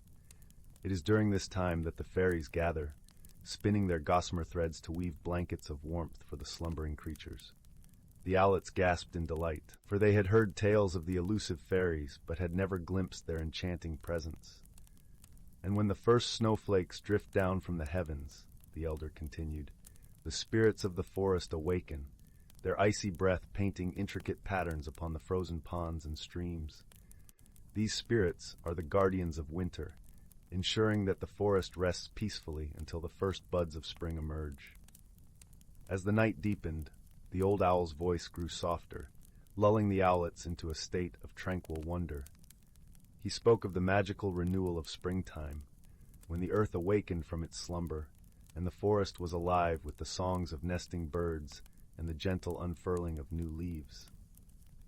He described the vibrant energy of summer, when the forest basked in the warmth of the sun, and the air was thick with the fragrance of wildflowers. Throughout his tales, the wise old owl wove a tapestry of interconnectedness, reminding his young charges that every creature, every plant, and every element of the forest played a vital role in maintaining the delicate balance of nature. "Remember, my dear ones," he whispered as the first rays of dawn peeked through the canopy. "The wisdom of the forest has been passed down through generations, a sacred trust that we must honor and protect. For it is only through our reverence for the natural world that we can ensure its beauty and magic will endure for centuries to come." As the sun rose over the ancient forest, the owlets blinked sleepily, their hearts filled with a newfound appreciation for the wonders that surrounded them.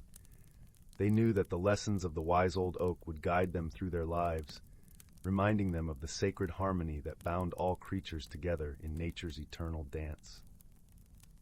Story 97. Story 98. Once upon a time, in the quaint little village of Willowbrook, nestled between gentle rolling hills and whispering woods, lived a young boy named Finn. His days were filled with the sweet simplicity of village life, gathering wildflowers with his friends, listening to the soothing lull of the babbling brook, and exploring the endless wonders of the forest that bordered his home. Willowbrook was a place where the grass was always a lush emerald, and the air carried the fragrance of honeysuckle and freshly baked bread. Each evening, the sun would cast a golden glow across the thatched rooftops, promising the village another peaceful night. One serene afternoon, as Finn wandered through the forest, his gaze fell upon something peculiar. It was a small, ornately carved box, half hidden beneath a blanket of fallen leaves. The box was crafted from a rich, dark wood and adorned with intricate patterns that seemed to shimmer in the dappled sunlight. Curiosity piqued, Finn carefully lifted the box into his hands. As he did, a gentle warmth spread through his fingers, as though the box were alive with a quiet, comforting pulse. With a soft click, The box opened to reveal a single, delicate feather inside, iridescent and gleaming with colors that danced like the northern lights. This was no ordinary feather. It whispered secrets to Finn's heart, unlocking a sense of magic he had never known. The feather granted Finn an extraordinary ability to understand the language of the forest creatures, and so began his wondrous journey of discovery and wonder. Finn's first encounter was with a wise old owl named Sage, who perched regally on a gnarled branch. Sage's eyes, deep and knowing, regarded Finn with a hint of amusement. "Ah, young one," he hooted softly, "the forest speaks to those who listen. What brings you to our sacred woods?" Finn explained his newfound gift, and Sage nodded sagely, his feathers rustling like pages of an ancient book. "There is much to learn in these woods, but remember, wisdom is the key to understanding." With Sage as his guide, Finn journeyed deeper into the heart of the forest, where sunlight wove through the canopy in threads of gold. Along the way, he met a myriad of creatures, each with a story to tell and a lesson to share. There was Willow, the gentle deer, who taught Finn the importance of patience and observation.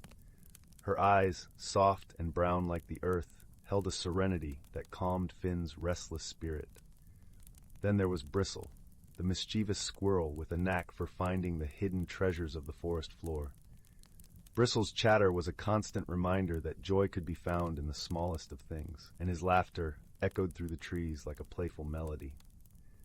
As Finn's journey continued, he found himself in a secluded glade where the air was thick with the scent of pine and the ground was carpeted with soft moss. Here, he encountered a challenge, a riddle posed by the enigmatic Mist, an ethereal fox with eyes like liquid moonlight. Mist spoke in a voice that was both melody and mystery. "To unlock the secret of the forest's heart, you must answer this. What is it that speaks without words, guides without force, and is felt but never seen?" Finn pondered the riddle, feeling the cool breeze brush against his cheek, hearing the rustle of leaves and the distant call of a nightingale. He closed his eyes, letting the symphony of the forest fill his senses. And then, with a smile, he answered, "It is love." Mist nodded, her eyes twinkling with approval. "Indeed, young Finn, love is the language that binds us all, the unseen force that guides our hearts." With the riddle solved, the forest unveiled its deepest secret, a hidden grove where the ancient wisdom of nature was inscribed on the stones, like whispers of time. Here, Finn learned that true magic lay not in power or grand gestures, but in the kindness shared between friends, the quiet moments of understanding, and the gentle touch of love that connected all living things. As the sun dipped below the horizon, casting the forest in a soft twilight glow, Finn returned to Willowbrook, his heart forever changed. The village welcomed him home with open arms, unaware of the magical journey he had undertaken. Yet Finn carried with him the lessons of the forest, whispering them to those who would listen, weaving them into the fabric of village life. And so, under the watchful gaze of the moon and stars, Willowbrook continued to thrive, a place where ordinary objects held extraordinary secrets, and where the gentle power of love and wisdom prevailed. With a heart full of warmth and a spirit enriched by the wonders of the forest, Finn drifted into peaceful slumber, knowing that the magic of the feather and the lessons it had taught would remain with him always. And in the quiet of the night, the forest whispered its eternal lullaby, cradling Willowbrook in its timeless embrace. Story 99. In the heart of the whispering woods, where sunlight filtered through ancient, towering trees and cast dappled patterns on the soft forest floor, there nestled a quaint little village. The village was known as Willowbrook, famous for its lush gardens and the gentle, melodic hum of the river that wound its way through the land. In Willowbrook, the residents lived harmoniously with the magical creatures that dwelled in the forest. Among these creatures were the Fae, tiny beings with wings like gossamer, who tended to the flowers and whispered secrets to the wind. There were also the wise owls, who perched high above in their leafy abodes, watching over the village with kind, knowing eyes. One peaceful evening, as the sun dipped below the horizon and painted the sky in hues of orange and purple, an unusual event began to unfold. The villagers noticed that each morning the flowers in their gardens were blooming in peculiar patterns, spirals and stars, unlike anything they had seen before. The villagers were puzzled, for these flowers seemed to change their formations overnight, as if by some unseen hand. Among the villagers was a gentle-hearted girl named Leora.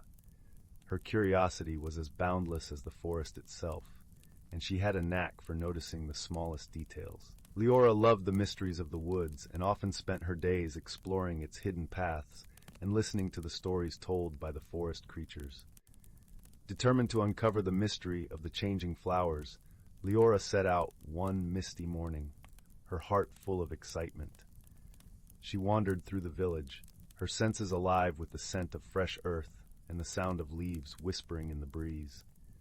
As she approached the edge of the village, she was greeted by the soft, musical laughter of the Fae, who flitted around her like a shower of glittering rain. "Good morning, Leora," sang a Fae with wings that shimmered like pearls. "What brings you to the woods today?" "Good morning, dear friends," Leora replied with a smile. "I'm hoping to solve the mystery of the enchanted flowers. Have you seen anything unusual in the forest?" The Fae exchanged knowing glances, their eyes twinkling with mischief and delight. "Perhaps you should speak with Elderwise," suggested another Fae, her voice as gentle as a lullaby. "He knows many things and might have the answers you seek." Eager to visit Elderwise, the wise old owl, Leora thanked the Fae and made her way deeper into the forest. The air was cool and fragrant with the scent of pine and wildflowers, and as she walked, the ground beneath her feet felt like a soft, comforting carpet of moss. Elderwise's home was a grand, ancient oak tree, its bark gnarled and wise, and its branches spreading wide like welcoming arms. Leora approached the tree with reverence and called up into the leafy heights. "Elderwise, wise owl of the forest, may I speak with you?" From high above, a gentle hoot echoed through the branches, followed by the soft rustling of feathers. Elderwise descended gracefully, his eyes as deep and mysterious as the night sky fixed kindly upon her. "Ah, young Leora," he said, his voice a warm, resonant melody. "What brings you to my tree this fine day?" Leora explained the strange occurrences in the village gardens, her voice filled with wonder and a touch of concern. Elderwise listened intently, nodding his head with understanding. "Ah, the flowers," he mused, his gaze turning thoughtful. "I have heard whispers of a playful spirit who roams the woods at night. This spirit, known as the petal weaver, delights in creating beauty in the most unexpected ways." Leora's eyes widened with intrigue. "The petal weaver? How fascinating!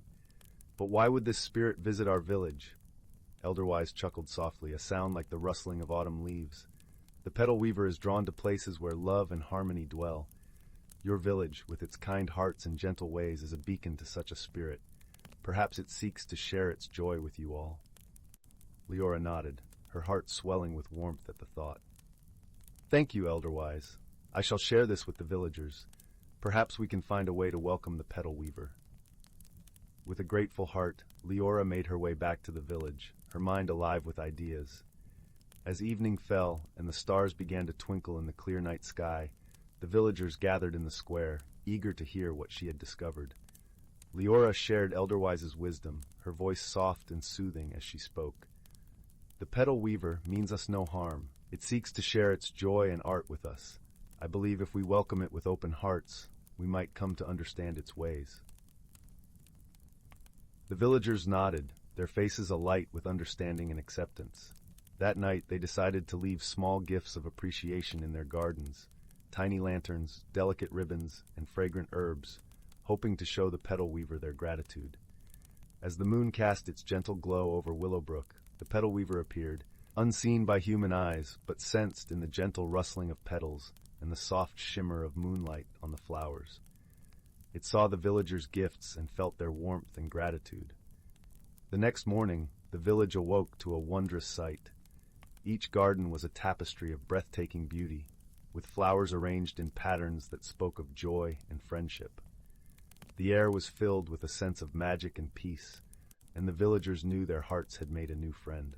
From that day on, the petal weaver became a cherished part of Willowbrook's lore, its visits bringing delight and wonder to the village. And Leora, with her gentle spirit and love for the mysteries of the world, continued to explore the forest, knowing that the greatest magic of all was the love and kindness shared among friends.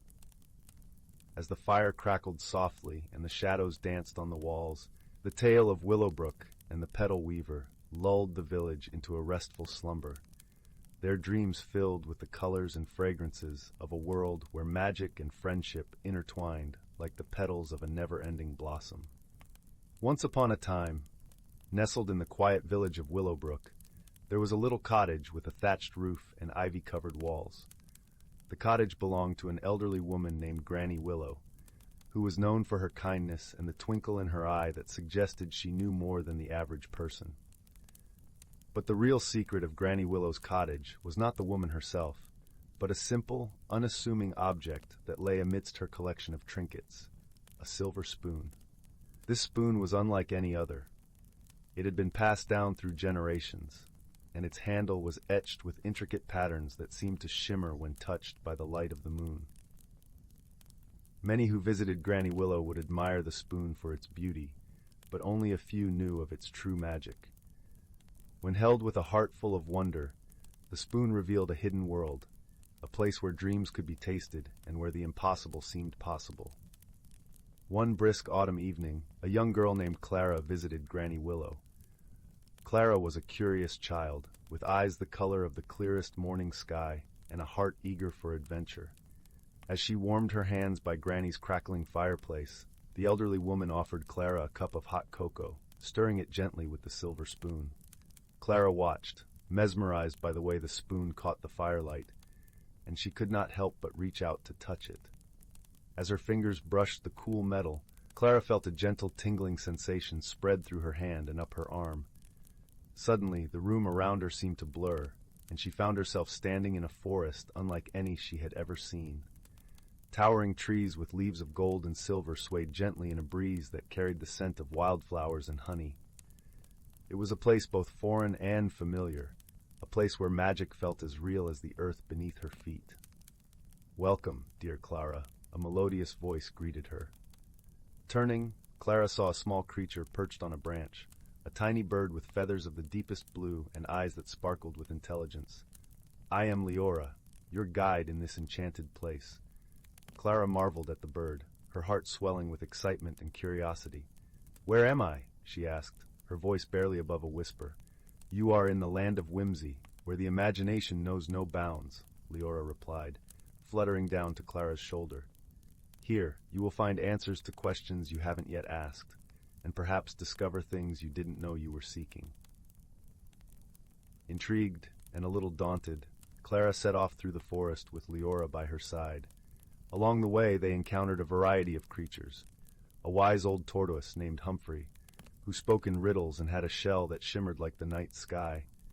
A playful fox named Finn, whose laughter was as infectious as a summer breeze.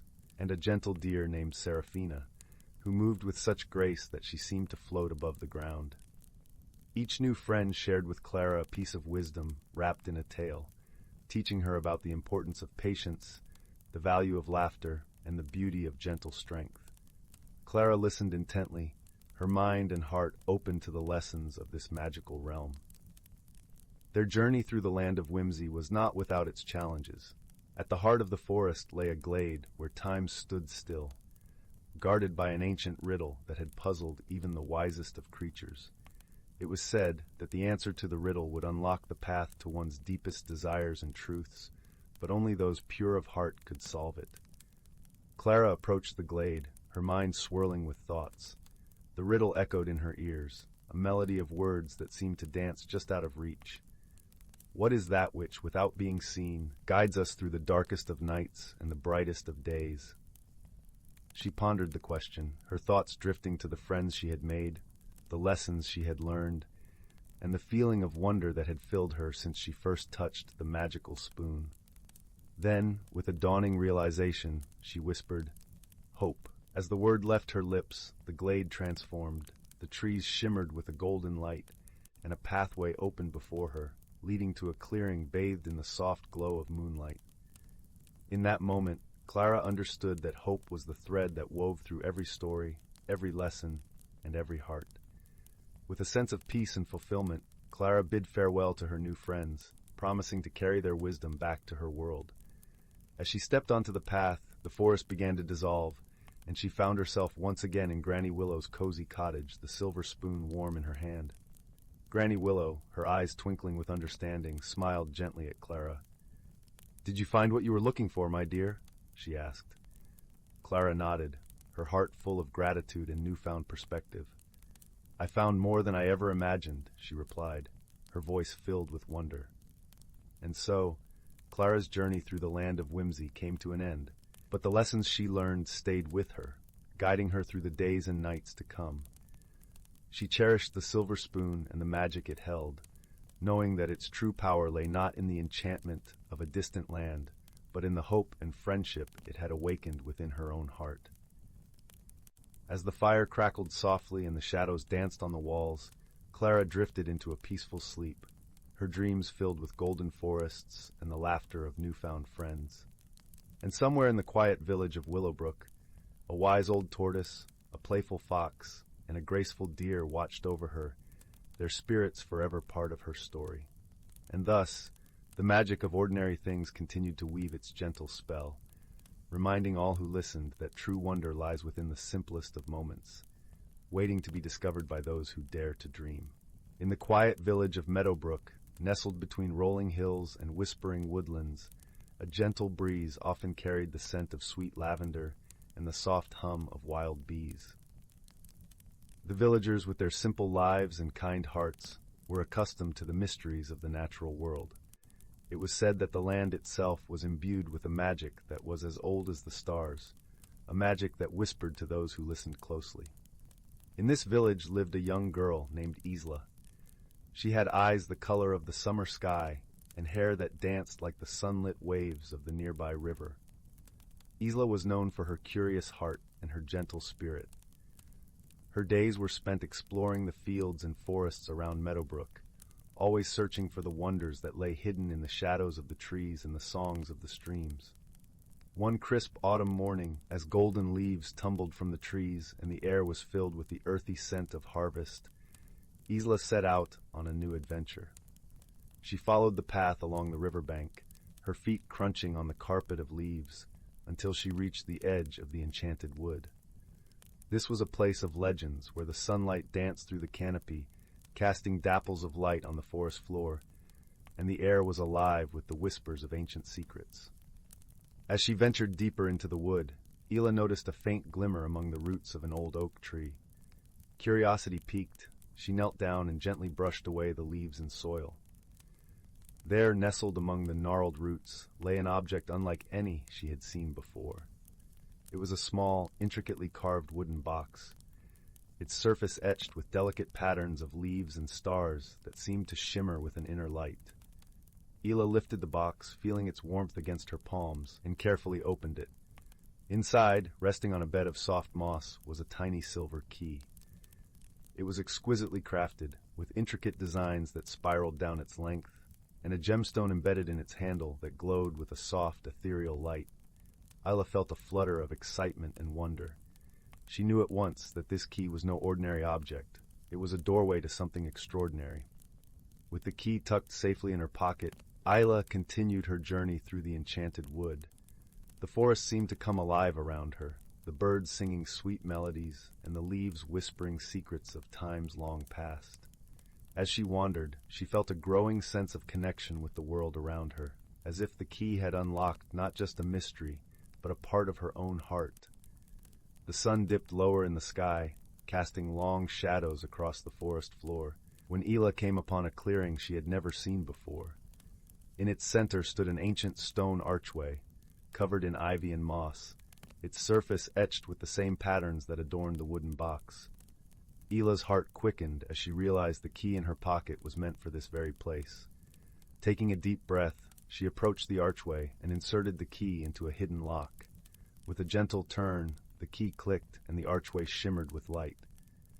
A soft, inviting glow filled the clearing, and a doorway appeared within the arch, revealing a lush, vibrant world beyond. Stepping through the archway, Isla found herself in a breathtaking garden, filled with flowers that glowed with an inner light, their petals shimmering in every color of the rainbow. The air was filled with the sweet scent of blossoms and the gentle hum of bees, and a stream of crystal-clear water wound its way through the garden, its surface sparkling in the sunlight. In the heart of the garden stood a magnificent tree, its branches reaching high into the sky and its trunk wide and sturdy. Isla felt drawn to it, as if it were calling to her. As she approached, she noticed a figure seated beneath its boughs. It was a boy, about her age, with hair as dark as the night and eyes that glimmered like stars.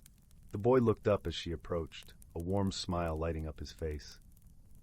"Welcome, Isla," he said, his voice gentle and kind. "I am Kai. This garden is a special place, hidden from the world but connected to it in many ways.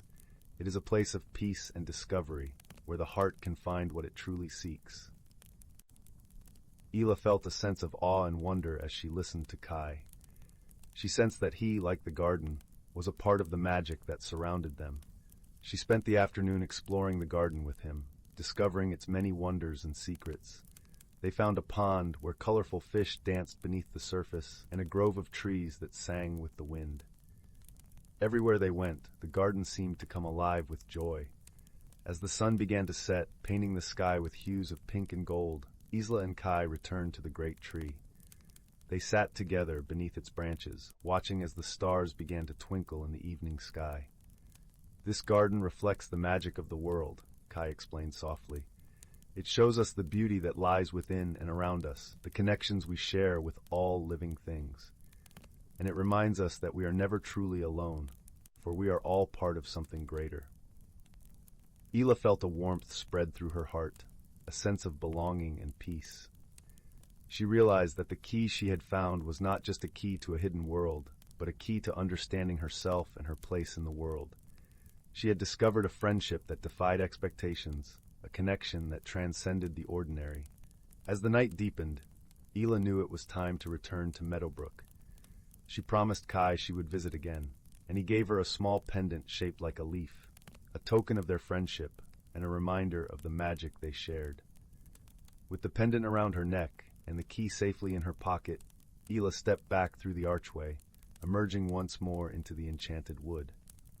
The forest was quiet now, bathed in the soft glow of moonlight, and the path home seemed to welcome her with open arms. As she walked back to the village, Isla felt changed. She carried with her the lessons of the garden and the warmth of her new friendship.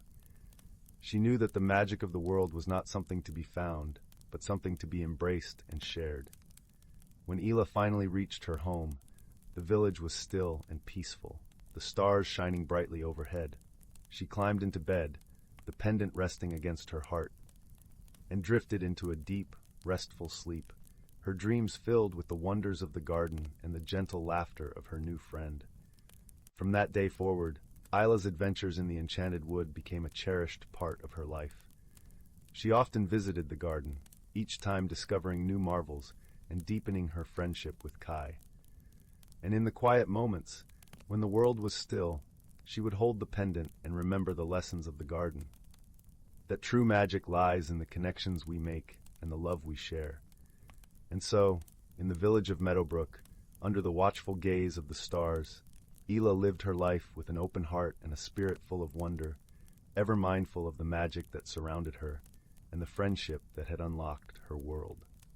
Once upon a time, deep within an ancient forest, there lived a young girl named Willow. The towering trees that surrounded her humble cottage seemed to whisper secrets of a world unseen, hidden from the eyes of those who could not hear the language of nature.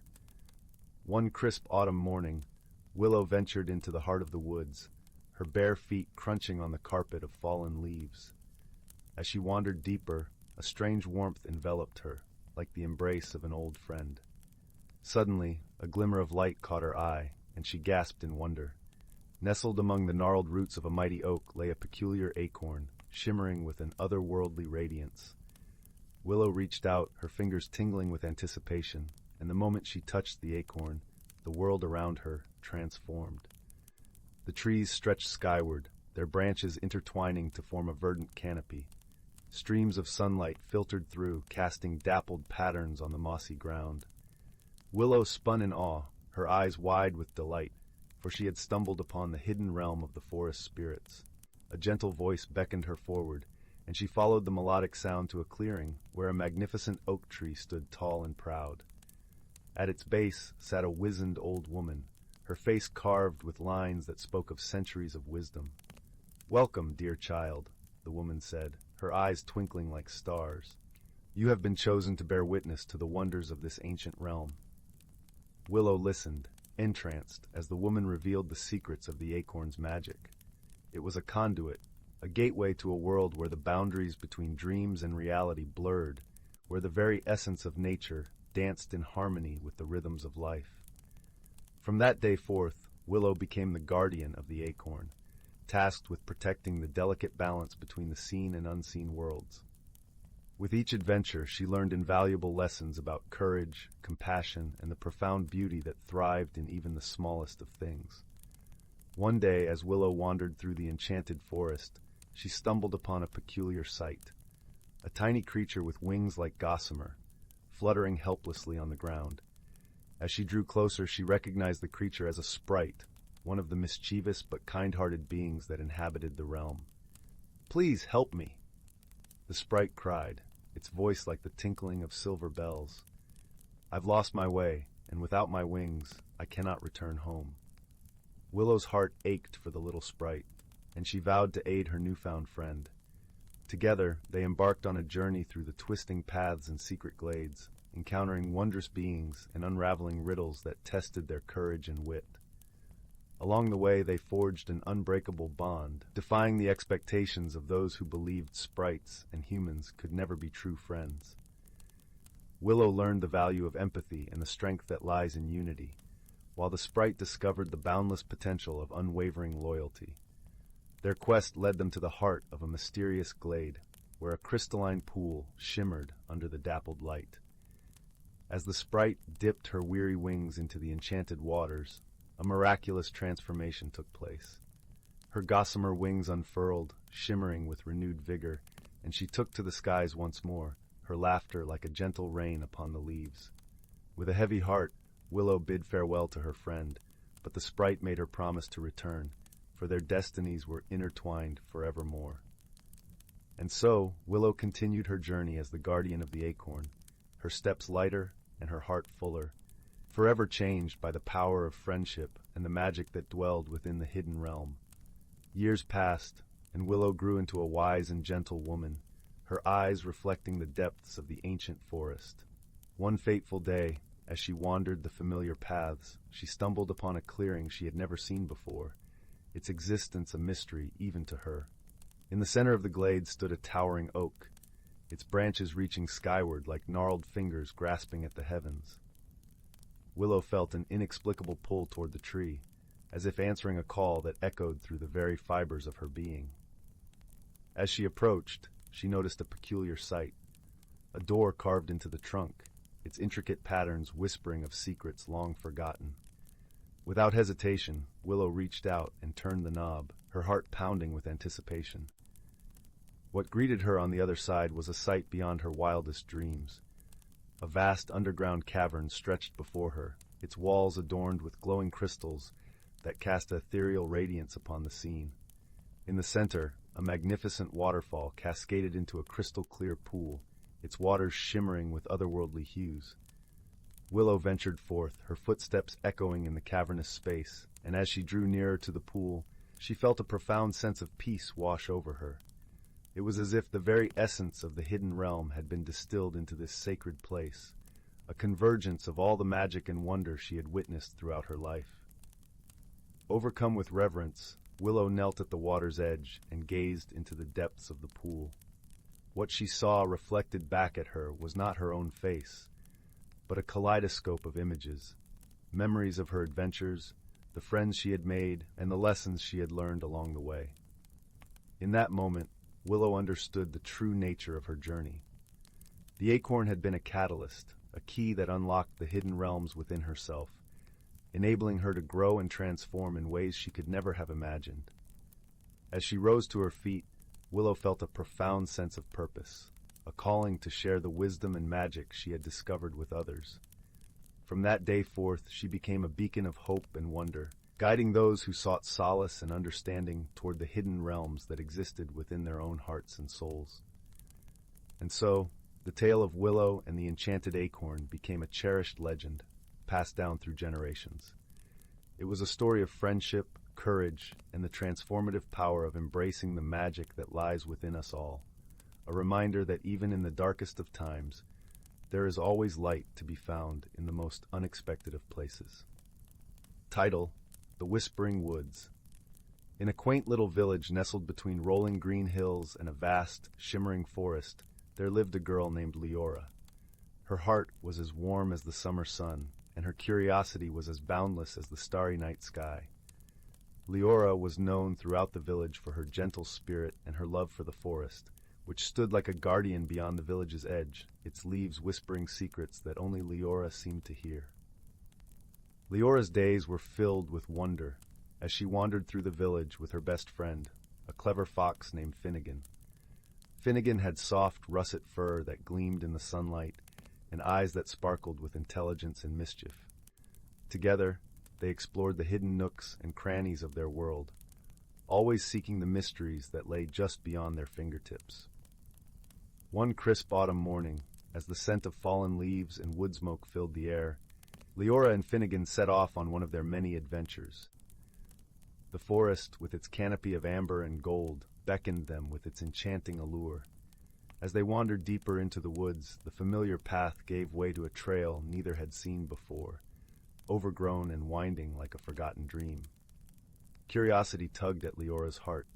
"Shall we see where it leads, Finnegan?" she asked, her voice a soft melody in the quiet of the forest. Finnegan twitched his bushy tail in agreement, his eyes alight with excitement. Together they stepped onto the path, feeling the crunch of leaves beneath their feet and paws, the cool breeze whispering through the trees like a gentle lullaby. As they delved deeper, the forest seemed to change around them. The light grew softer, filtered through a veil of delicate branches. The air was filled with the earthy scent of moss and the distant, melodic calls of unseen birds.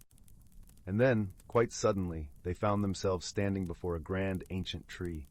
Its trunk was wide and gnarled, its bark etched with the passage of time. From within its depths came a soft, glowing light, warm and inviting. Leora approached the tree with reverence, her heart pounding with a sense of discovery. As she reached out to touch the bark, the light pulsed gently, and a soft, musical voice filled the air.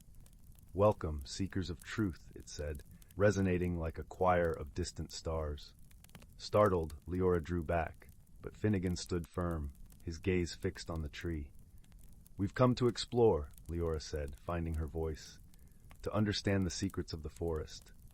The tree's light shimmered in response, casting a gentle glow that seemed to wrap around them like a warm embrace. "You have found the heart of the Whispering Woods," the voice explained, "a place where the stories of the forest come to life, where the past and the future entwine." As the words washed over them, the world around Leora and Finnegan began to change. The forest shimmered and shifted, revealing a hidden world teeming with magic and wonder. Creatures of all shapes and sizes appeared, their eyes twinkling with ancient wisdom and playful curiosity. There were tiny fairies flitting about on gossamer wings, their laughter like the tinkling of bells. Majestic stags with antlers that glowed like moonlight stood among the trees, watching with gentle eyes. Leora felt a thrill of joy and awe. This hidden realm was a tapestry of life and magic, woven together by threads of light and shadow. She and Finnegan wandered through this enchanted world, marveling at its beauty, until they came upon a small clearing. In the center of the clearing stood a stone pedestal, upon which rested a small ornate box. Its surface was intricately carved with patterns that seemed to shift and change, catching the light and drawing the eye with their mesmerizing dance. Leora approached the box, her fingers tracing the delicate carvings. "What is this?" she asked, her voice barely above a whisper. The tree's voice answered, its tone gentle and wise. "This is the Box of Echoes, a vessel of memories and dreams. It holds the stories of those who have come before and those yet to come. To open it is to embark on a journey of discovery and transformation." Leora felt a flutter of excitement in her chest. She glanced at Finnegan, who nodded encouragingly, his eyes bright with anticipation. Taking a deep breath, Leora lifted the lid of the box. A soft, golden light spilled forth, and the air was filled with the sound of distant music, like the echoes of a long-forgotten melody. Leora and Finnegan leaned closer, drawn into the light, and found themselves swept away on a journey through time and space. They drifted through scenes of wonder and mystery, witnessing the lives of those who had walked the forest paths before them. They saw a young girl, much like Leora, who had befriended a mischievous raccoon and discovered the secret of the singing stones. They watched as an elderly man, with hair as white as snow, found solace and wisdom among the trees, guided by the gentle touch of a wise owl. With each story, Leora felt a connection, a thread binding her to the tapestry of life that stretched across time. She realized that every creature, every soul that had passed through the forest, had left an imprint, a story that was woven into the very fabric of the whispering woods. As the final echoes of the music faded, Leora and Finnegan found themselves back in the clearing, the box of echoes glowing softly on its pedestal. The tree's voice spoke once more, filled with warmth and kindness. You have seen the stories of the past, and now it is time for you to shape the future. The whispering woods are yours to protect, to cherish, and to share with those who seek their magic. Leora felt a deep sense of purpose, a newfound understanding of her place in the world. She knew that the forest held secrets beyond imagination, but it was also a living, breathing entity that needed love and care. With Finnegan by her side, she vowed to honor the stories of the past and to create new tales for the future. As the sun dipped below the horizon, painting the sky in hues of pink and gold, Leora and Finnegan made their way back to the village. The forest, once a place of mystery, now felt like a friend, a sanctuary filled with whispers of hope and dreams. From that day on, Leora and Finnegan became the guardians of the Whispering Woods, sharing its magic with all who sought it. Their adventures became legends, stories shared around warm fires on cold winter nights. And as the stars twinkled in the velvet sky, the forest stood watch, its heart beating with the stories of those who had come before and those who would come after. For in the Whispering Woods, every soul was a part of the grand tapestry of life, woven together by love, friendship, and the timeless magic of the world. The tale of Leora and Finnegan is a reminder that the world is filled with wonder and wisdom, waiting to be discovered by those with open hearts and curious minds. As you drift into slumber, may your dreams be filled with the magic of the Whispering Woods, where stories live and secrets dance in the light of the moon. The Whispering Woods and the Enchanted Lantern. In the quiet hamlet of Elderglen, where the stars seemed to hang a little lower and the moonlight painted silver paths on cobblestone streets, there lived a young girl named Lila. Lila had a heart as bright as the sun and an imagination as vast as the night sky. Her favorite pastime was to wander into the Whispering Woods, a forest that bordered the village and held secrets as old as time itself. The villagers often spoke in hushed tones about the forest, spinning tales of enchantments and ancient spirits that roamed its shadowed paths. Despite these whispered warnings, Lila felt an irresistible pull towards the woods, a curiosity that bubbled within her like a brook in spring. One crisp autumn evening, as the sky blushed with the colors of sunset, Lila set out towards the woods, her steps light with anticipation. The air was cool, and the ground beneath her feet was a tapestry of rustling leaves, their colors a medley of gold, crimson, and amber. As she entered the forest, a gentle breeze greeted her, carrying with it the scent of pine and earth, whispering secrets that only the trees could know. Lila walked deeper into the woods, where the trees grew taller and their branches intertwined like old friends sharing stories. She marveled at the way the sunlight danced through the canopy, casting playful shadows on the forest floor. Every rustle of leaves seemed to be a greeting, every chirp of a bird a song just for her.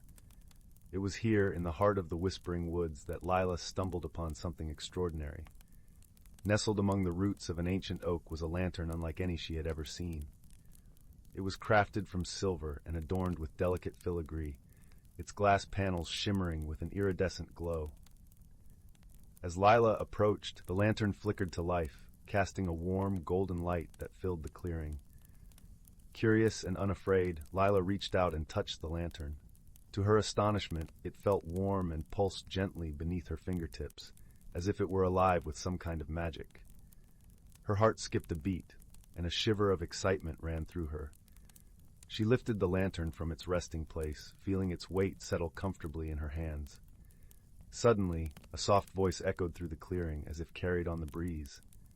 "Welcome, Keeper of the Light," it said, its tone gentle and ancient. Lila looked around, wide-eyed but strangely calm. She saw no one, yet the voice seemed to come from everywhere and nowhere all at once. "Who are you?" Lila asked, her voice barely a whisper. "I am the spirit of the Whispering Woods," the voice replied. "And you, dear child, have found the Lantern of Kindling. It holds the power to reveal the unseen and to guide the lost." Lila's eyes widened with wonder. "What must I do with it?" she inquired, her heart alight with curiosity. "Follow the lantern's glow, and it will lead you on a journey beyond your wildest dreams," the voice answered. "But remember, true magic lies not in the lantern itself, but in the heart of its bearer." With that, the voice faded away, leaving Lila alone in the clearing, the lantern's glow casting a circle of warmth around her. She took a deep breath, feeling a sense of purpose settle within her. The Whispering Woods beckoned her onward, and she knew instinctively that her adventure was just beginning. As she walked, the lantern lit her path, its glow illuminating the hidden wonders of the forest. She saw flowers that bloomed with an ethereal light, their petals whispering ancient songs. She marveled at the way the trees seemed to lean closer, their branches forming arches that guided her like silent guardians. The forest was alive with magic, and Lila felt a profound sense of connection to it all. She realized that the Whispering Woods were not a place of fear, but of wonder and discovery. And as she ventured deeper, she knew that the lantern was more than just a guide. It was a key to unlocking the mysteries that lay hidden within her own heart. As twilight deepened into night, Lila found herself standing before a great oak, its trunk wide enough to house a family of foxes. The lantern's light flickered, casting long shadows that danced across the forest floor. She paused, feeling a sense of anticipation in the air. It was then that she noticed a small door set into the base of the oak, almost hidden among the gnarled roots. The door was intricately carved with symbols that seemed to shift and change under the lantern's glow. With a steadying breath, Lila reached out and turned the handle, the door creaking open to reveal a staircase spiraling downward into darkness. Without hesitation, Lila stepped inside, the lantern's light guiding her descent.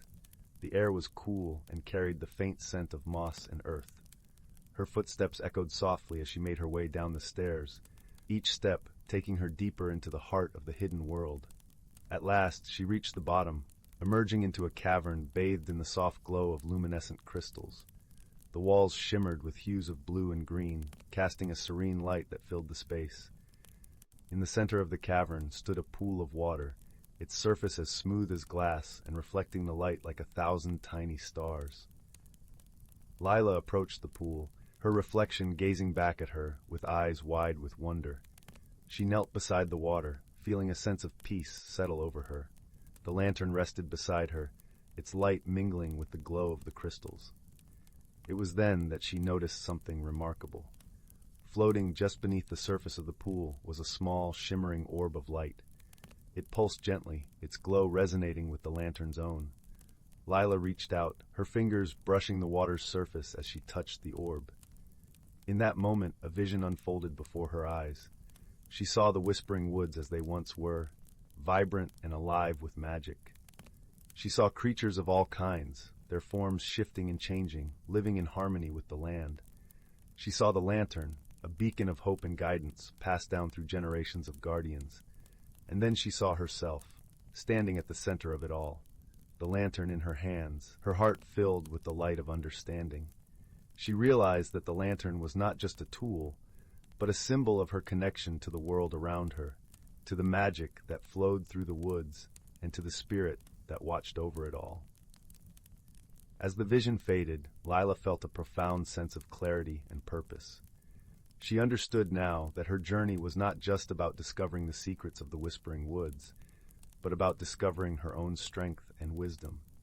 The lantern had shown her the way, but it was her heart that would guide her. With renewed resolve, Lila stood, the orb of light rising from the pool to rest in the palm of her hand. It felt warm and alive, a piece of the forest's magic that she carried within her. She knew that her journey was far from over, but she was ready to face whatever challenges lay ahead. As she made her way back up the staircase, the lantern's glow lighting her path, she felt a sense of gratitude for the adventure that had brought her to this moment.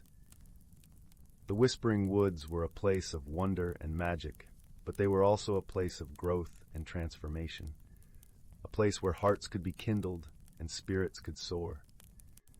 When she emerged once more into the forest, the first light of dawn was beginning to paint the sky in shades of pink and gold. The woods were waking, their voices a gentle chorus that welcomed the new day. Lila stood for a moment, the lantern in one hand and the orb of light in the other, feeling a sense of peace and belonging. With a smile, she began her journey home, the path ahead bright with possibility.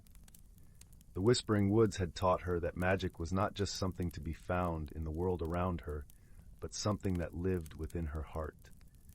And as she walked, the lantern's light guiding her steps, she knew that she would always be a keeper of that light, a guardian of the magic that connected them all. And so Lila's adventure in the Whispering Woods came to an end, but her story was just beginning. For in her heart, she carried a light that would never fade, a light that would guide her through the darkest of nights and the brightest of days. And with each step she took, the world seemed a little brighter, a little more magical, because of the light she carried within. Once upon a time, in the serene and enchanting forest of Moonlit Hollow, there was a quaint little village named Whispering Pines. This village nestled gently among the towering trees, where the whisper of the wind through their leaves was as soft as a lullaby. The villagers lived in harmony with nature and the magical creatures that roamed the woods. In the heart of the village stood a small bakery, its windows glowing warmly in the early morning light. This bakery was known throughout Whispering Pines for its delectable pastries and the sweet scent of cinnamon and honey that wafted from its chimney. It was run by a kind-hearted baker named Finn, whose smile was as warm as the fresh bread he baked each day.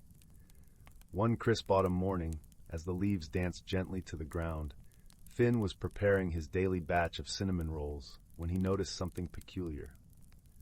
A small, shimmering footprint was etched into the flour dusting his work table. It was no bigger than a thimble, glistening as if sprinkled with stardust.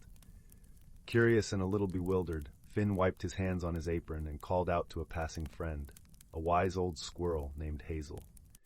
Hazel had lived in the forest for many years and was known for her vast knowledge of the magical creatures that dwelled there. "Good morning, Hazel," Finn greeted, pointing to the mysterious footprint. "Have you ever seen anything like this before?" Hazel narrowed her tiny eyes, adjusting her spectacles made of 2 dewdrops strung together with spider silk. She scampered closer, her bushy tail twitching with interest. "Ah, Finn," she said in her gentle, crackling voice, "this looks like the footprint of a moonbeam sprite. They are rare visitors from the Silver Meadow, only appearing when there is a mystery to solve or a friend to help." Finn was intrigued. "A moonbeam sprite, you say? But why would one come to my bakery?" Hazel pondered for a moment, her whiskers twitching thoughtfully. "Perhaps they need your help, or perhaps there is something in your bakery they find fascinating."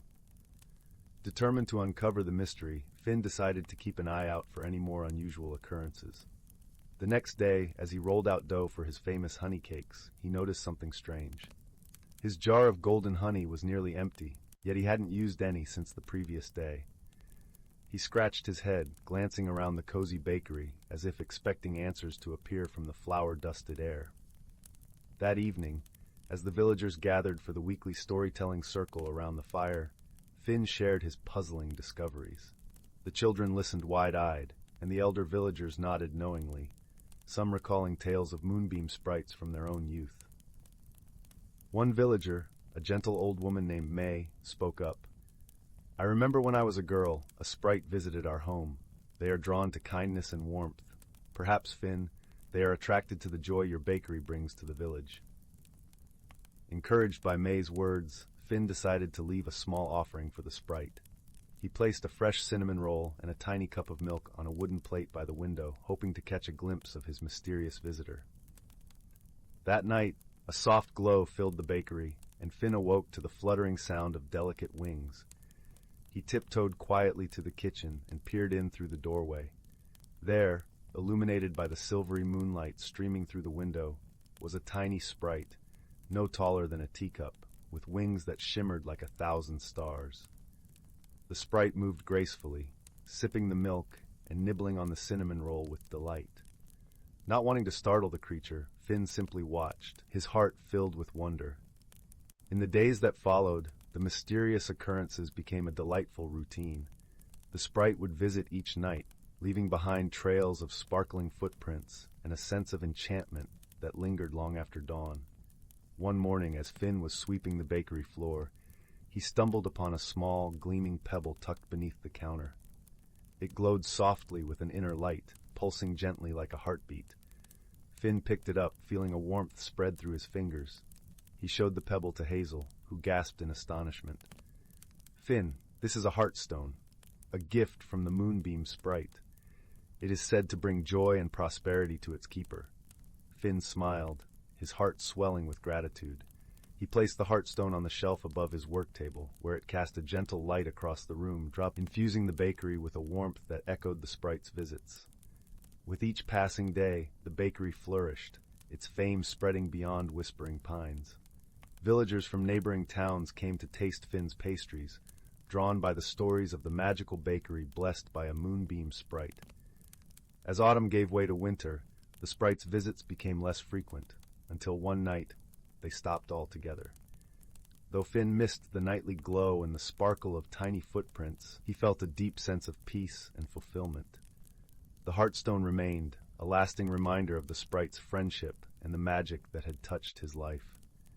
And so, Whispering Pines continued to thrive, its heart warmed by the kindness and mystery that had once graced its beloved bakery. And in the quiet moments of the evening, as the village settled into slumber, Finn would often gaze at the heartstone, feeling the gentle pulse of its light, a comforting reminder that magic and friendship were always just a heartbeat away. And so, with the fire crackling gently in the hearth, the villagers would drift into dreams, their hearts filled with warmth and wonder, knowing that sometimes the smallest mysteries hold the greatest magic of all. The end. In the heart of a quaint little village, nestled at the edge of an ancient whispering forest, there lived a young woman named Leora. The village was a place where time seemed to slow, where the golden hues of autumn leaves lingered long into winter, and the scent of warm bread and pinewood fires filled the crisp air. Leora, with her hair like golden wheat fields and eyes the color of the summer sky, found herself standing at the threshold of change, yet hesitant to cross it. Leora had always been content with the rhythm of village life. She enjoyed the gentle rustling of the trees, the melody of the brook that wound its way through the forest, and the comforting routine of daily chores. But lately, a restlessness had begun to stir within her, like a whispering breeze urging her towards something she couldn't quite see or name. One evening, as the sun dipped below the horizon and the sky blushed with shades of lavender and rose, Leora took a walk into the forest. The path was familiar, lined with moss-covered stones and flanked by towering oaks whose branches intertwined like old friends, sharing secrets. Yet as she wandered deeper, she felt a subtle shift in the air, a tingling sensation that made her skin prickle with anticipation. It was then she stumbled upon a curious sight. In a small clearing bathed in moonlight stood an ancient tree unlike any she had seen before. Its trunk was wide and gnarled, with roots that twisted like the stories of old. But what caught her breath was its leaves, each one a shimmering crystal, catching the moon's light and casting a kaleidoscope of colors across the forest floor. Drawn by an invisible thread, Leora approached the tree, feeling a strange sense of familiarity, as if it had been waiting for her all along. As she rested her hand upon its trunk, a gentle warmth spread from her fingertips, and she felt a soft, thrumming energy beneath her palm. "Welcome, dear one," a voice like rustling leaves whispered. Startled, Leora looked around, but saw no one. It was as if the tree itself had spoken, its voice resonating within her very soul. "Who are you?" Leora asked, her voice barely above a whisper.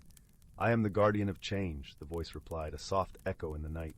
"I exist to guide those who seek transformation and to mirror the growth within their hearts." Leora felt a rush of emotions, curiosity, fear, and a deep yearning for something she could not yet understand. But I fear change, she confessed. I am not ready to leave behind what I know. The tree's leaves shimmered, casting a gentle glow. Change is not about leaving behind, but about embracing what is to come. It is a journey of discovery, a dance between what was and what will be. As Leora stood beneath the tree's protective canopy, she felt a sense of peace wash over her. It was as if the tree's wisdom seeped into her very being, whispering of courage and potential untapped. In the days that followed, Leora returned to the forest often, seeking the comfort of the guardian and the clarity that each visit brought. She spoke of her fears, her dreams, and her longing for understanding. And with each whispered word, the tree offered gentle guidance, teaching her to listen to the winds of change and to trust in the path that unfolded before her.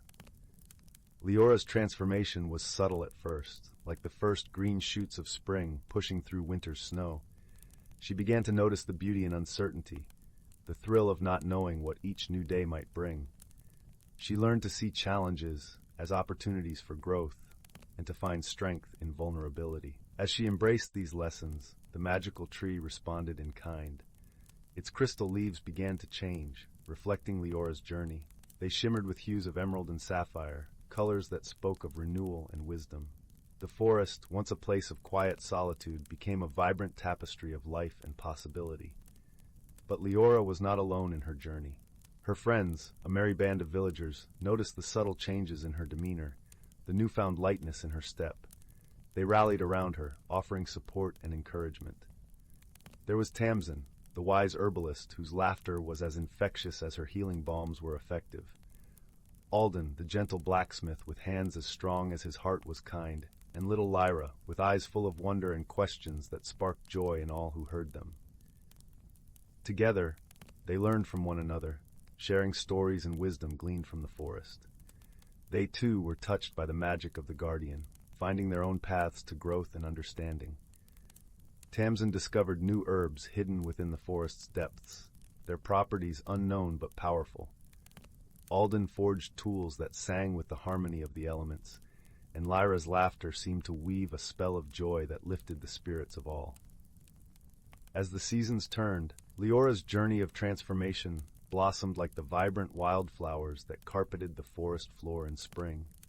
She found herself stepping into roles she had once feared: organizer of village gatherings, a confidant for those seeking solace, a storyteller weaving tales of the forest's magic for eager listeners. And through it all, the guardian stood as a silent witness, its crystalline leaves reflecting the growth of those who sought its wisdom. It had become a beacon of hope and transformation, a reminder that change was not to be feared, but embraced with open arms. One evening, as the village gathered beneath the stars to celebrate the harvest, Leora stood before them. The bonfire crackled and danced, sending sparks into the velvet sky, and the villagers' faces glowed with warmth and anticipation. "My friends," Leora began, her voice steady and clear, "we are all like the leaves of the guardian tree, ever changing, ever growing. Let us not fear what lies ahead, but instead embrace it with courage and joy." The villagers erupted into applause, their hearts swelling with pride and love for the young woman who had become a beacon of strength and hope. And as the celebration continued, beneath the watchful gaze of the guardian, Leora felt a deep sense of peace settle within her. For she had learned that change, though daunting, was a gift, a chance to discover new facets of herself, to forge bonds that transcended fear, and to step into a future bright with possibility. And in that moment, as the stars twinkled above and the forest whispered secrets of its own, Leora knew she had found her true place in the world. And so the village thrived, nestled at the edge of the ancient, whispering forest. Its people, guided by the wisdom of the guardian, embraced change not as an end, but as a beautiful beginning. And in their hearts, they carried the magic of personal discovery, a flame that would never fade, even as the seasons turned and the years unfurled like a tapestry of dreams. In a quaint village nestled among rolling hills and emerald forests, there lived a young apprentice named Lila. The villagers knew her by her gentle smile and the tiny bluebird that often perched on her shoulder. Lila was learning the art of herbal magic from Elder Willow, a wise and kind-hearted mentor who knew the secrets of the forest and the whispers of the wind. One crisp autumn evening, as golden leaves danced in the twilight breeze. Strange occurrences began to unsettle the peaceful village. The air was filled with an unusual melody that seemed to come from nowhere and everywhere all at once. It was a hauntingly beautiful tune, like the soft strum of a harp mingling with the gentle rustling of leaves. Though it brought no harm, the melody lingered in the villagers' hearts, leaving them with a curious sense of wonder. Lila, intrigued by the mystical music, decided to unravel its mystery. With Elder Willow's blessing, she set out on her quest, guided by her faithful bluebird companion, who chirped encouragingly. The pair wandered into the heart of the forest, where the melody grew stronger, weaving through the trees like a silken thread. As they ventured deeper, they came upon a clearing bathed in silver moonlight. In the center stood an ancient oak, its branches reaching out like welcoming arms. Lila noticed something peculiar about this tree. Its bark shimmered softly, and tiny glowing creatures flitted between its leaves, casting a gentle glow upon the forest floor. "Ah, the luminous sprites," Lila whispered to her bluebird, recognizing the magical creatures from Elder Willow's tales. The sprites were known to be shy but helpful, often leading travelers to hidden wonders and treasures. Lila approached the oak reverently, her heart filled with a sense of awe and gratitude. "Dear luminous sprites," she called softly, "I seek the source of the enchanting melody that fills our village. Can you guide me?" The luminous sprites twinkled with delight, their light pulsing in a rhythm that seemed to echo the mysterious melody. They danced around Lila, creating a path of light that led deeper into the forest. Following the trail, Lila found herself at the entrance of a hidden glade. There, she discovered a beautiful ethereal harp woven from vines and moonbeams. It stood alone, its strings gently vibrating, crafting the melody that had captivated the village. Curious, Lila examined the harp closely. She noticed a small inscription on its base, written in the flowing script of the forest folk. "Harmony of Hearts," it read. Lila realized that the harp was not just a magical artifact, but a conduit for the emotions and wishes of those who listened to its song. Sitting beside the harp, Lila pondered the meaning of its melody. She closed her eyes, allowing the music to wash over her, bringing clarity and understanding. The harp's song was a call for unity and compassion, a reminder of the bonds that held the village together. With newfound insight, Lila decided to share this message with the villagers. She returned to the village, her heart light and her mind clear. The bluebirds sang joyfully, echoing the harmony she felt within. Gathering the villagers in the town square, Lila recounted her journey and the harp's message. She explained how the melody was a reflection of their own hearts, a reminder to cherish their connections and support one another through kindness and understanding. The villagers listened intently, their hearts touched by Lila's words. As the moon rose high above, casting its gentle glow, they joined hands, creating a circle of unity and warmth. Together, they sang a simple song of friendship, their voices blending harmoniously under the starlit sky. From that night onward, the village thrived with renewed spirit and camaraderie. The strange melody no longer seemed mysterious, but rather a cherished part of their lives, a gentle reminder of the power of unity and love. As for Lila, she continued her apprenticeship with Elder Willow, her heart full of gratitude for the wisdom she had gained. The luminous sprites often visited her, their playful lights dancing in her garden, a testament to the magical bond she had formed with the forest. And so, in the cozy village beneath the starry sky, the gentle mystery was resolved, leaving the villagers with a story of warmth and wonder to share by the fireside, as the melody of the harp played softly in their hearts. In the heart of an ancient forest, where the canopy of trees weaved a tapestry of emerald and gold, the world whispered in a language older than time. This was the realm of the leaf-shade glade, a hidden sanctuary where the natural and magical worlds danced in harmonious rhythm. Nestled within the underbrush, a small, gentle hedgehog named Brindle began his day. His quills, soft and mossy, blended perfectly with the forest floor, and his eyes sparkled with the wisdom of countless generations. As the first rays of dawn filtered through the leaves, casting dappled patterns upon the earth, Brindle emerged from his burrow with a curious glint in his eye. The forest was alive with the symphony of morning. The rustling of leaves echoed like a gentle lullaby, while the songs of birds painted the air with melodies both sweet and serene. The scent of damp earth and fresh pine mingled with the crisp, clean aroma of the morning dew, creating a tapestry of fragrances that spoke of life's endless cycle. Brindle's journey this morning was to visit his dear friend, a wise old owl named Eldrin, who lived in the ancient oak known as the Sentinel. Eldrin, with feathers that shimmered like silver moonlight, was the keeper of stories and the guardian of the forest's secrets. He had seen many seasons come and go, and his heart beat in time with the land itself. As Brindle made his way through the forest, he paused to greet the other inhabitants. A family of squirrels chattered merrily as they gathered acorns, their bushy tails flicking with excitement. A pair of rabbits nibbled on clover, their noses twitching inquisitively as they watched Brindle pass by. Each creature played its part in the delicate balance of the glade, and Brindle felt a deep sense of belonging as he continued on his path. The sentinel stood tall and proud, its branches reaching skyward like ancient arms embracing the heavens. Eldrin was perched high above, his golden eyes surveying the world with a gaze that seemed to penetrate the very soul of the forest. As Brindle approached, Eldrin hooted softly, a sound that resonated with warmth and welcome. "Good morning, dear Brindle," Eldrin greeted, his voice as smooth as the gentle breeze that rustled the leaves. "What brings you to my perch today?" Brindle settled at the base of the oak, the soft moss cushioning him like a plush pillow. "Good morning, Eldrin. I've come to seek your counsel. The forest feels different today, as if the very air hums with an unfamiliar energy." Eldrin nodded, his eyes thoughtful. "Ah, you sense it too. The balance of our glade is shifting. The seasons are turning, and with them comes a new magic that we must understand." Brindle listened intently, his heart beating in time with the forest's rhythm. "How can we learn to embrace this change, Eldrin?" The wise owl spread his wings, gesturing to the forest around them. "The answer lies in the stories of our ancestors, woven into the land itself. We must walk the path of the elders, learn from their wisdom, and share it with all who call this place home."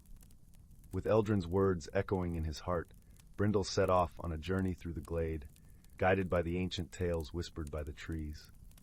As he walked, the forest revealed its secrets, each step a chapter in a story older than memory. He traveled to the crystal stream, where the water sang with the voices of those who came before. There a wise old turtle named Myrtle shared the tale of the river's birth, a story of patience and perseverance that spoke of the power of time. Next, Brindle visited the Meadow of Whispers, where the flowers swayed like a vibrant sea under the gentle caress of the wind. A family of bees, their wings glistening like drops of sunlight, buzzed around him, sharing the story of their dance with the blossoms, a tale of cooperation and the beauty of working as one.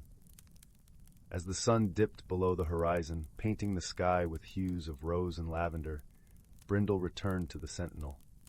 Eldrin awaited him, his presence a beacon of tranquility in the gathering dusk. "Did you find the answers you sought, my friend?" Eldrin inquired, his voice a soft murmur against the backdrop of the settling night. Brindle nodded, his heart full with the stories of the forest. "Yes, Eldrin. The forest teaches us that every change brings new possibilities, and through unity and understanding, we can embrace the magic of every season." Eldrin hooted softly, his eyes glowing with pride. "You have learned well, Brindle. The wisdom of the forest is now part of you, and with it, you will help guide us all into the new dawn." Together they watched as the stars began to twinkle above, each one a reminder of the endless cycle of life and the magic that bound them all. The forest around them settled into a peaceful slumber, cradled in the embrace of the night.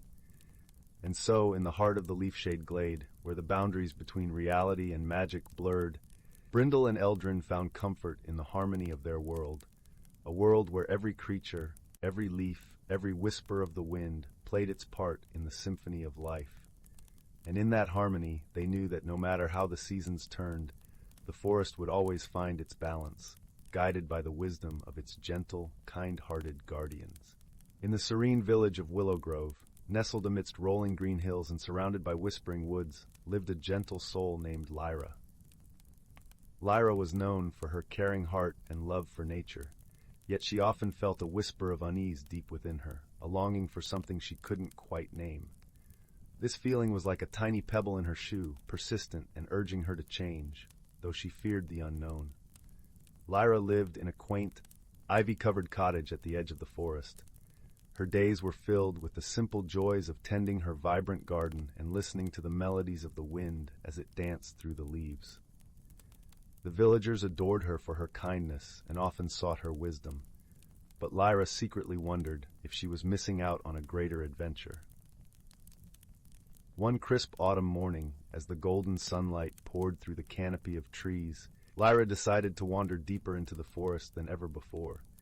She followed the path as it wound like a playful ribbon through the woods, the air rich with the scent of pine and earth. It was there she met a creature unlike any she had ever seen, a small, shimmering dragon named Finn. Finn was a curious and cheerful dragon, his scales glistening with a spectrum of colors that shifted and changed like the sky at sunset. He had been watching Lyra for a while, drawn to her gentle spirit and sensing her inner turmoil. With a voice as soft as a summer breeze, he greeted her. "Greetings, dear Lyra. I am Finn, a guardian of these woods. I sense you are seeking something, perhaps even without knowing what it is." At first, Lyra was startled by the dragon's presence, but his warm eyes and gentle demeanor quickly set her at ease. "I don't know," she admitted, her voice barely louder than a whisper. "I feel as though there's something more I should be doing, something I should become, but I don't know what it is." Finn nodded knowingly. Change can be daunting, but it is through change that we grow. Perhaps a journey of discovery is what you need. And with those words, Finn promised to accompany Lyra on a magical journey, one where she would learn not only about the world, but also about herself. Their journey began that very day. Finn led Lyra through hidden paths and enchanted glens, where the sunlight filtered through the leaves like golden rain. They visited the ancient oak with a trunk wide enough to hold secrets 1,000 years old, where Finn introduced her to the wise owls who nested there. The owls shared stories of the forest's history, tales of resilience and change, teaching Lyra the importance of embracing the unknown. As days turned into weeks, Lyra found herself growing more comfortable with the idea of change. Each new experience was like a brushstroke on the canvas of her life, adding depth and color. She learned from the playful brook that danced over stones, whispering secrets of adaptation and flow.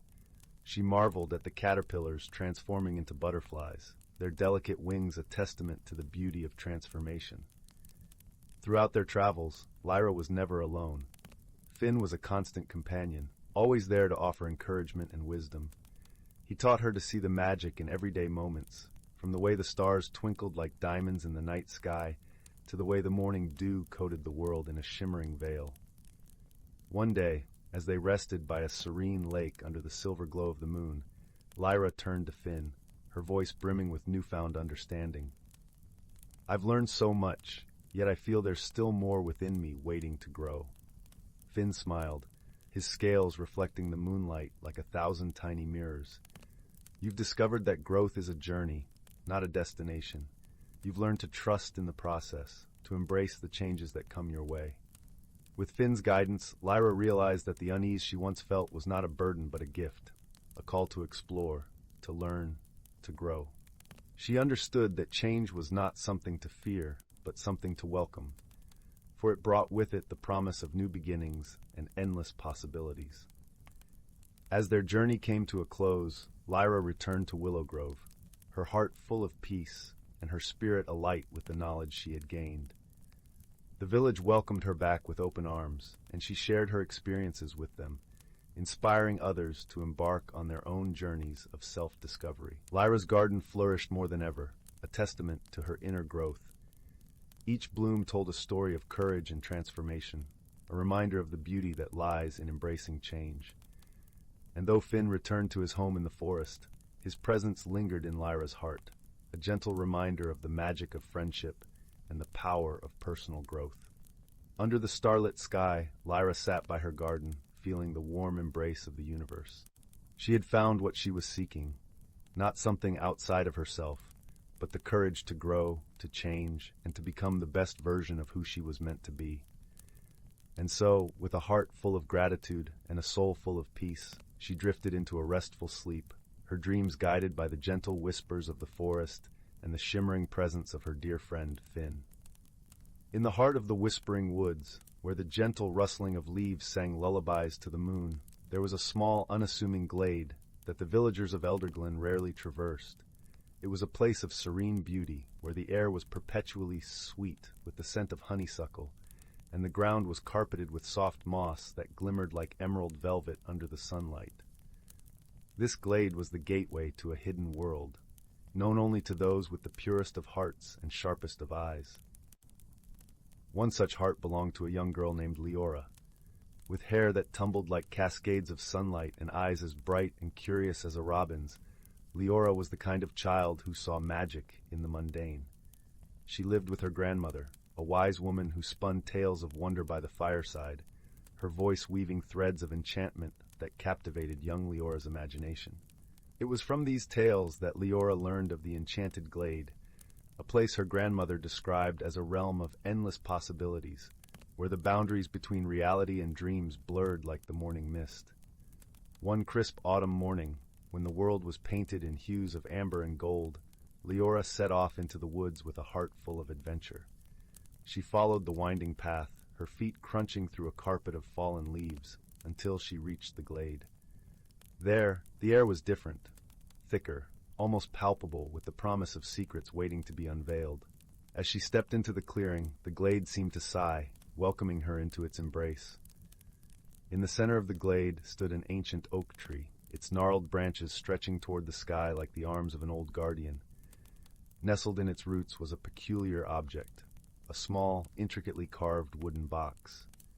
Leora felt an irresistible pull toward it, as if the box itself was whispering her name. She knelt beside it, tracing the elaborate patterns with her fingertips. The wood was warm and alive under her touch, humming with a gentle energy that resonated with her very soul. With a soft click, the box opened, revealing a shimmering stone, no larger than a robin's egg.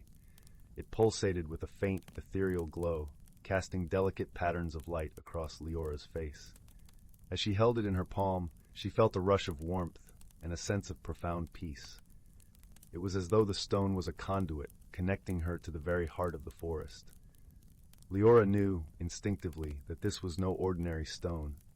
It was the heart of the woods, a fabled treasure her grandmother had often spoken of. A stone said to hold the power to bridge worlds and bring forth the hidden wonders of nature. Yet with such power came responsibility, for the heart was also a guardian of balance, a keeper of harmony between the seen and unseen. As Leora held the heart, the world around her shifted subtly. The glade seemed to come alive, the leaves whispered secrets, the flowers turned their faces toward her, and the very air vibrated with anticipation.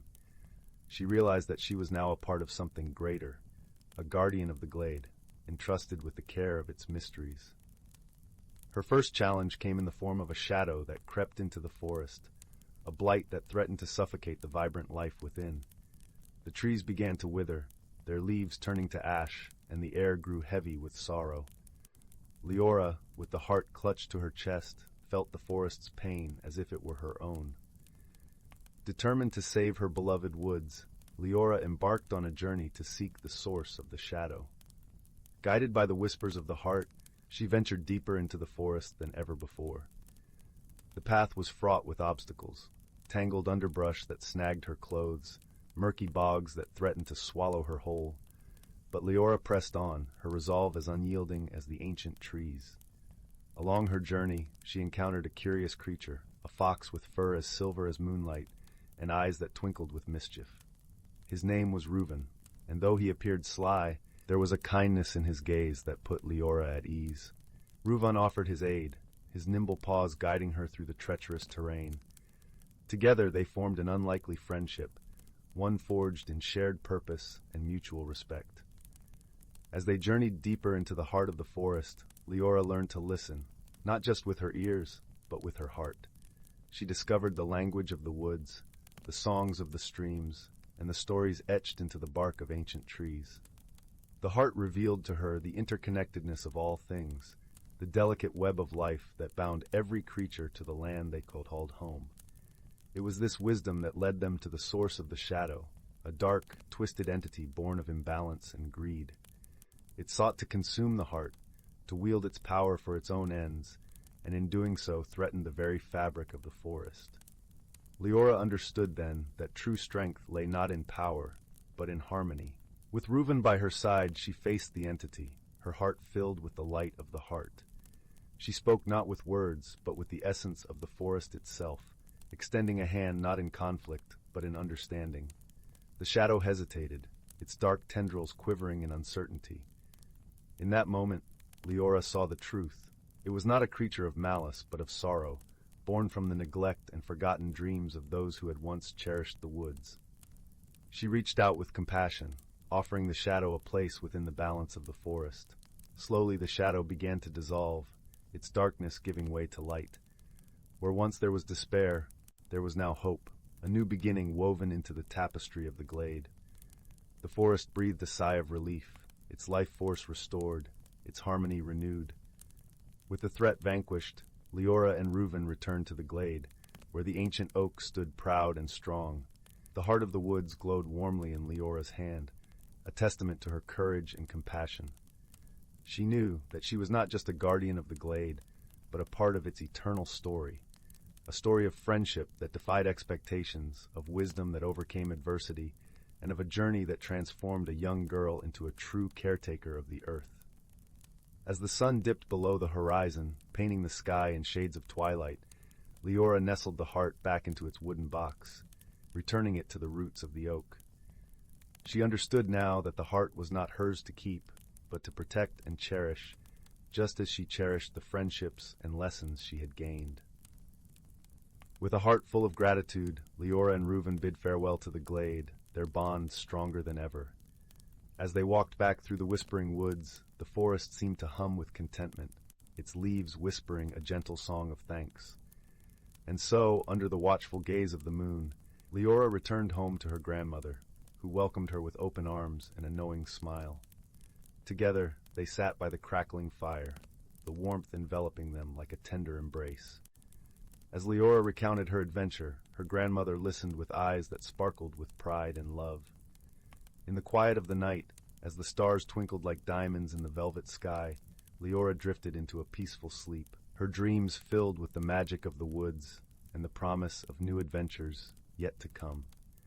For she knew that as long as there were stories to tell and hearts to guide, the world would always hold a place for those who dared to see beyond the ordinary, into the extraordinary realms of wonder and possibility. Once upon a time, in the heart of the whispering woods, where the trees hummed gentle lullabies and the streams giggled with joy, there was a quaint little village called Chuckleborough.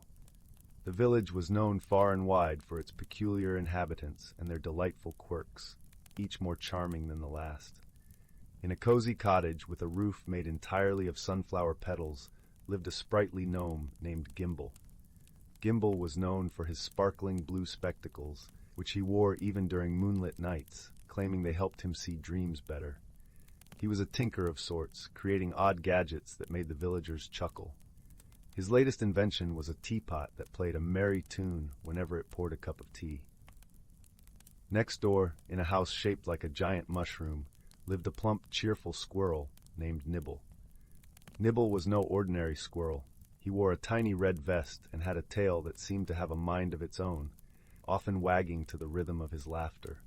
Nibble was the village's storyteller, regaling the young and old with tales of faraway lands and magical creatures. One sunny morning, as the dew glittered like diamonds on the grass, Gimble and Nibble gathered with their friends in the village square. There was a buzz of excitement in the air, for today was the annual Chuckleborough Jamboree, a day filled with games, feasts, and contests of whimsy. But as the preparations were underway, a peculiar problem presented itself. A mysterious fog, tinged with a hint of lavender, had settled over the village overnight. It wasn't an ordinary fog, for it seemed to shimmer and shift, and the villagers soon discovered that anyone who entered it found themselves speaking in rhymes. While this was amusing at first, it quickly became problematic. How could they organize the jamboree when every instruction was transformed into a poetic riddle? Gimble, with a twinkle in his eye, declared that they must find the source of this magical mist. A fog that speaks in verse and song must have a story to which it belongs, he mused, adjusting his spectacles. Nibble, his tail wagging excitedly, agreed. "Let us seek the fog's creator and make our village celebrations greater." And so, the quirky duo set off on an adventure, accompanied by their friends, a bashful hedgehog named Prickle, who always wore a jaunty little hat, and a wise old owl named Hoot, who loved to solve puzzles. Their journey led them through the heart of whispering woods, where the trees whispered secrets of the past. As they followed the trail of the lavender fog, they encountered a series of delightful surprises. First, they met a family of fireflies who danced in the air, spelling out messages in glowing letters. One said, "To find the source, follow the course, where the sunlight kisses the forest floor." Guided by this luminous clue, the friends arrived at a glade where the sunlight streamed through the canopy in golden beams. There they found a small, shimmering pond, the surface of which was alive with ripples that formed words and rhymes. At the edge of the pond sat a whimsical creature, a tiny, giggling sprite named Limerick. With hair like spun silver and eyes like twinkling stars, Limerick was the master of the fog. She explained, between fits of giggles, that she had accidentally spilled her rhyming elixir into the air while practicing her spells for the jamboree. Oh dear, what a funny mistake! I only wanted a rhyme or two to make." Limerick chirped, her laughter ringing like chimes. Gimble and Nibble, both chuckling at the serendipity of it all, assured her that all was well. "With a bit of wisdom and a dose of cheer, we'll turn this mishap into a wondrous affair," Gimble said. Together, the friends and Limerick devised a plan. Using Gimble's clever tinkering skills, they crafted a series of rhyming games and contests for the jamboree, turning the fog into a feature rather than a flaw. The villagers embraced the challenge with laughter and song, weaving verses into their daily chatter with ease. As the day of the jamboree dawned, the village square was alive with color and sound. The lavender fog, no longer a puzzle, danced around the villagers, carrying their rhymes on the breeze. Gimble's musical teapot played a merry tune, while Nibble spun tales that rhymed and delighted all. The highlight of the day was the grand rhyme-off, where villagers competed to create the most whimsical verses. Even Prickle, usually shy, joined in the fun, his rhymes earning him a hatful of applause. And Hoot, delighted by the linguistic creativity, judged the contest with wise and humorous comments. As the sun dipped below the horizon, casting a warm glow over Chuckleborough, the villagers gathered around the fire for the closing ceremony. Limerick, grateful for the friends who had turned her mistake into magic, gifted each of them a vial of her rhyming elixir, with a wink and a promise of future fun. And so, with hearts full of joy and laughter, the villagers of Chuckleborough drifted into dreams, cradled by the gentle rhymes of the whispering woods. Gimble adjusted his blue spectacles one last time, content with the day's adventures, while Nibble's tail wagged happily in his sleep.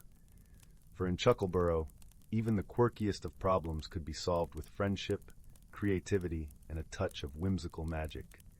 And they all lived happily ever after, in a world where rhymes danced on the breeze, and joy was found in the most unexpected places. Once upon a time, in the quaint village of Larkspur Hollow, nestled between emerald hills and the whispering woods, there lived a young girl named Alina. Alina was known for her curious spirit and a heart as warm as the summer sun. She had a special knack for finding beauty in the most unexpected places, and her days were often spent exploring the meadows and streams that surrounded her home. One golden afternoon, as the sun began its descent behind the hills, Alina sat by the edge of the creek, her toes dipped in the cool, bubbling water. The birds sang a gentle lullaby, and the breeze carried a hint of lavender from the nearby fields. Her eyes caught a glimmer of something unusual, a path she had never noticed before, veiled in a shimmering, misty light, leading into the depths of the forest. Her heart fluttered with a mixture of excitement and a touch of nervousness. But her curiosity, like a soft tug on her sleeve, urged her forward. What wonders might this path hold? She wondered aloud, her voice blending with the rustling leaves. With a deep breath, Alina stepped onto the path. The forest greeted her with a symphony of sounds, the gentle crunch of leaves beneath her feet, the distant hoot of an owl, and the whisper of the wind through the branches. The air was rich with the scent of pine and earth, comforting and familiar, yet the path itself felt like stepping into a dream.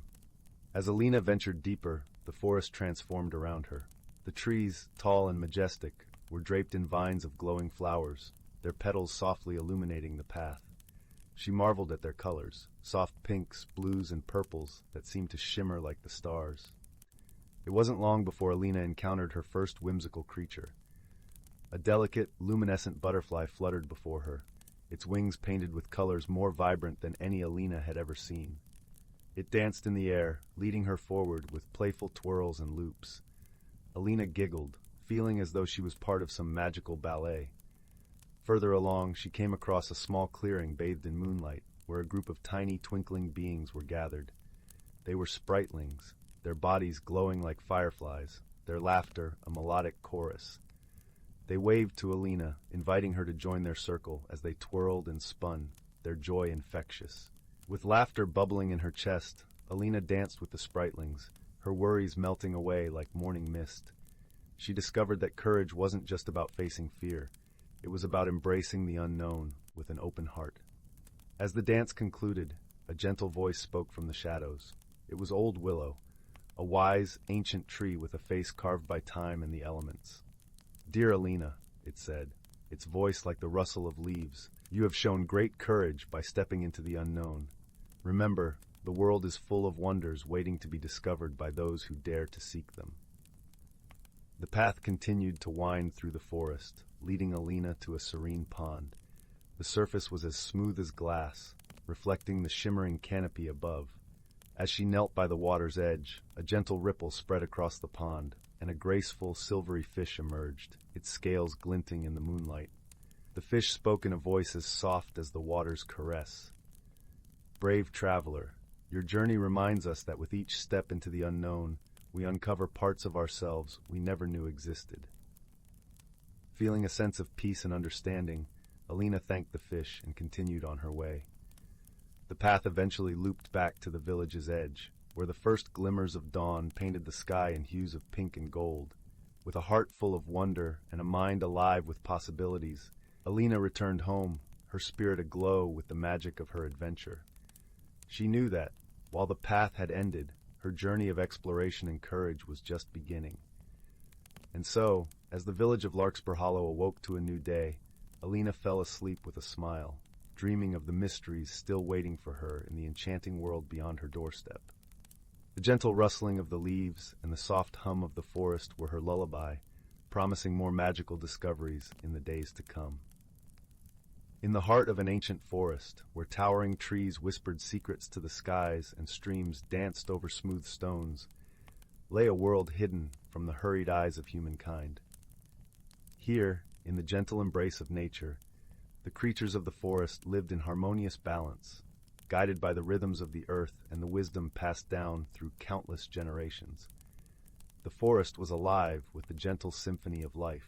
The air was rich with the scent of pine needles and moss, while the ground was cushioned by soft layers of fallen leaves that crunched lightly underfoot. Sunlight filtered through the thick canopy, casting dappled patterns on the forest floor and lending a golden glow to the world beneath. It was spring, the season of renewal, when the earth awakened from its winter slumber. The forest creatures were busy with the tasks of the season. Birds flitted from branch to branch, their songs weaving a melodious tapestry through the air. Squirrels chattered merrily as they gathered nuts, their bushy tails flicking with excitement. And in the sheltered glades, the deer moved gracefully, their eyes soft and watchful. Among these creatures lived an old, wise tortoise named Elder Mossback. His shell was a tapestry of lichen and moss, and his eyes held the depth of centuries. Elder Mossback was known far and wide for his stories, which he shared beneath the ancient oak that stood at the heart of the forest. Creatures of all kinds would gather there, drawn by his gentle voice and the warmth of his tales. One particular spring morning, as the mist lifted from the forest floor and the first rays of sun kissed the dew-laden leaves, Elder Mossback began to speak. The animals gathered around, their eyes wide with anticipation. Once, in a time long forgotten, the forest was threatened by a great imbalance. He began, his voice a soothing rumble that seemed to resonate with the very earth itself. The seasons had forgotten their dance, and winter lingered too long, casting a chill over the land. A shiver ran through the assembled creatures, for they knew the importance of the season's dance, each one flowing into the next, bringing with it the changes that nurtured life. In those days, continued Elder Mossback, there lived a young fox named Fern. She was clever and kind-hearted, with a coat as red as the autumn leaves and eyes that sparkled like the stars. Fern had always been a curious soul, eager to learn the secrets of the forest and her inhabitants. The animals leaned in closer, captivated by the tale of Fern, who was known to them as a figure of legend. Fern was troubled by the endless winter, Elder Mossback said, his voice dropping to a conspiratorial whisper. She saw the hardship it brought to her friends, the struggle for food and warmth. Determined to help, she sought the wisdom of the ancient beings who dwelled in the forest's hidden places. The forest seemed to hold its breath as Elder Mossback spoke of Fern's journey. She traveled to the heart of the forest, where the trees grew so tall and thick that they whispered only to the sky. There, in a grove untouched by time, lived the season's circle, ancient spirits who watched over the world. As Fern approached, the spirits appeared before her, he said, describing their forms, spirits of mist and shadow, of light and wind, each one embodying the essence of a season. Fern bowed her head respectfully, her heart full of hope and courage. The spirits listened as Fern spoke of the forest's plight, her voice steady and sincere. Winter, represented by a figure draped in frost and snow, stepped forward. "We did not realize our dance had faltered," Winter said, his voice like the soft crunch of snow underfoot. "We have become lost in our own rhythms." Fern, with her gentle wisdom, proposed a solution. "Perhaps," she suggested, "if you each share your gifts with us, the forest can remind you of your dance." The spirits considered her words, and slowly they nodded in agreement. Thus, a pact was made. Spring brought forth a rain of blossoms, new life unfurling in vibrant hues. Summer followed with warm breezes and sunlight that kissed the earth. Autumn painted the world in gold and crimson, while winter, now mindful of his place, brought the gentle hush of snow. Through Fern's courage and kindness, Elder Mossback concluded, the seasons found their balance once more, and the forest thrived in harmony. The creatures around Elder Mossback nodded, their hearts warmed by the tale. They understood the lesson woven into the story, the importance of balance, of listening and understanding, and the power of a single kind heart to make a difference. As the sun dipped below the horizon, casting a soft twilight over the forest, the animals slowly dispersed, each carrying a piece of the story with them. Elder Mossback watched them go, a gentle smile on his ancient face. In the heart of the forest, beneath the watchful eyes of the stars, life continued its timeless dance, guided by the wisdom of the past and the promise of the future. And so, the forest remained a sanctuary of harmony and peace, where the whispers of old stories lingered like a gentle breeze, reminding all who listened of the beauty of balance and the magic of the natural world. Once upon a time, in a forest brimming with secrets, there lived a curious young squirrel named Nutkin. Though small in stature, Nutkin possessed a heart filled with boundless wonder and an insatiable thirst for adventure. Deep within the heart of the ancient woodlands lay a hidden glade, where the soft light of the moon seemed to dance upon the emerald grass. It was here that Nutkin first discovered the enchanting gift that would forever change his life. As he scampered through the undergrowth, gathering acorns for the winter, a peculiar glimmer caught his eye. Nestled among the vibrant wildflowers was a radiant gemstone, its facets sparkling with a mesmerizing azure hue. Nutkin's paws trembled as he grasped the ethereal treasure, and in that instant a warmth spread through his tiny body, igniting a spark of magic within. From that day forward, Nutkin possessed the extraordinary ability to communicate with the creatures of the forest. Their voices, once muted, now sang in perfect harmony, revealing a realm of secrets hidden from ordinary eyes. Emboldened by his newfound power, Nutkin ventured deeper into the heart of the woodlands, eager to unravel the mysteries that lay beyond the familiar paths. His journey led him to encounter beings he had only heard whispers of in the tales of his elders. First, he met Willow, a gentle doe whose graceful steps left no trace upon the mossy ground. She welcomed Nutkin into her secret glen, a realm of tranquility where the trees seemed to whisper ancient melodies. Under Willow's guidance, Nutkin learned the art of patience and the importance of cherishing the simple beauties of the natural world. Next, Nutkin stumbled upon a colony of industrious ants, led by the wise and formidable Queen Formica. Though initially intimidated by their unwavering discipline, Nutkin soon discovered the value of unity and teamwork, as the ants worked tirelessly to fortify their subterranean kingdom. As the seasons turned, Nutkin's journeys took him to the deepest recesses of the forest, where he encountered beings of myth and legend. He befriended a majestic stag, whose antlers seemed to scrape the very heavens, and learned the ways of courage and resilience from the mighty beast. Yet, amidst his wondrous adventures, Nutkin never forgot the true essence of his gift, the ability to forge bonds of friendship that transcended the boundaries of species. It was this quality that led him to forge an unexpected alliance with a cunning fox named Russet. At first, their encounter was one of mistrust and suspicion, for foxes were known to prey upon creatures as small as Nutkin. However, through patient understanding and a willingness to see beyond appearances, the two formed an unbreakable bond. Together, Nutkin and Russet embarked on a quest to unravel the mystery of the enchanted gemstone that had bestowed upon the squirrel his extraordinary abilities.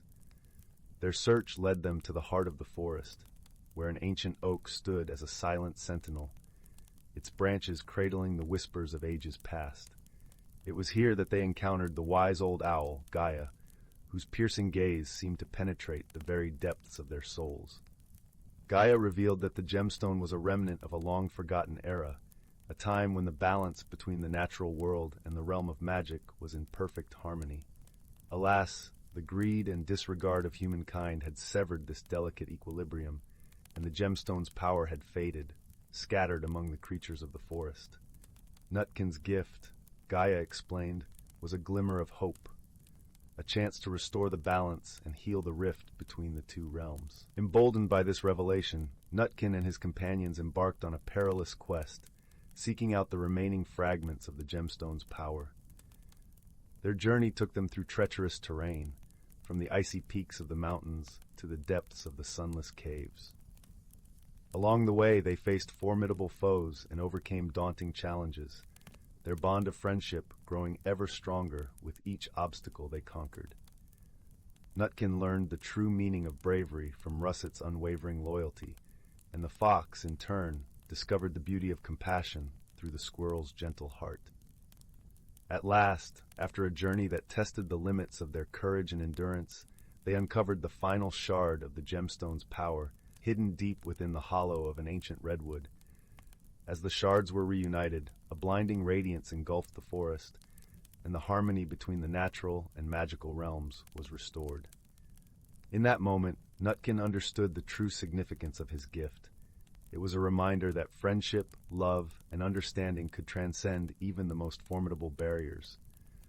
As the forest rejoiced in its newfound balance, Nutkin knew that his journey had forever transformed him, opening his eyes to the wonders that lay beyond the familiar paths. From that day forward, Nutkin became a guardian of the forest, using his ability to communicate with all creatures to foster understanding and preserve the delicate equilibrium. His tale was passed down through generations, a testament to the power of friendship, courage, and the indomitable spirit of exploration.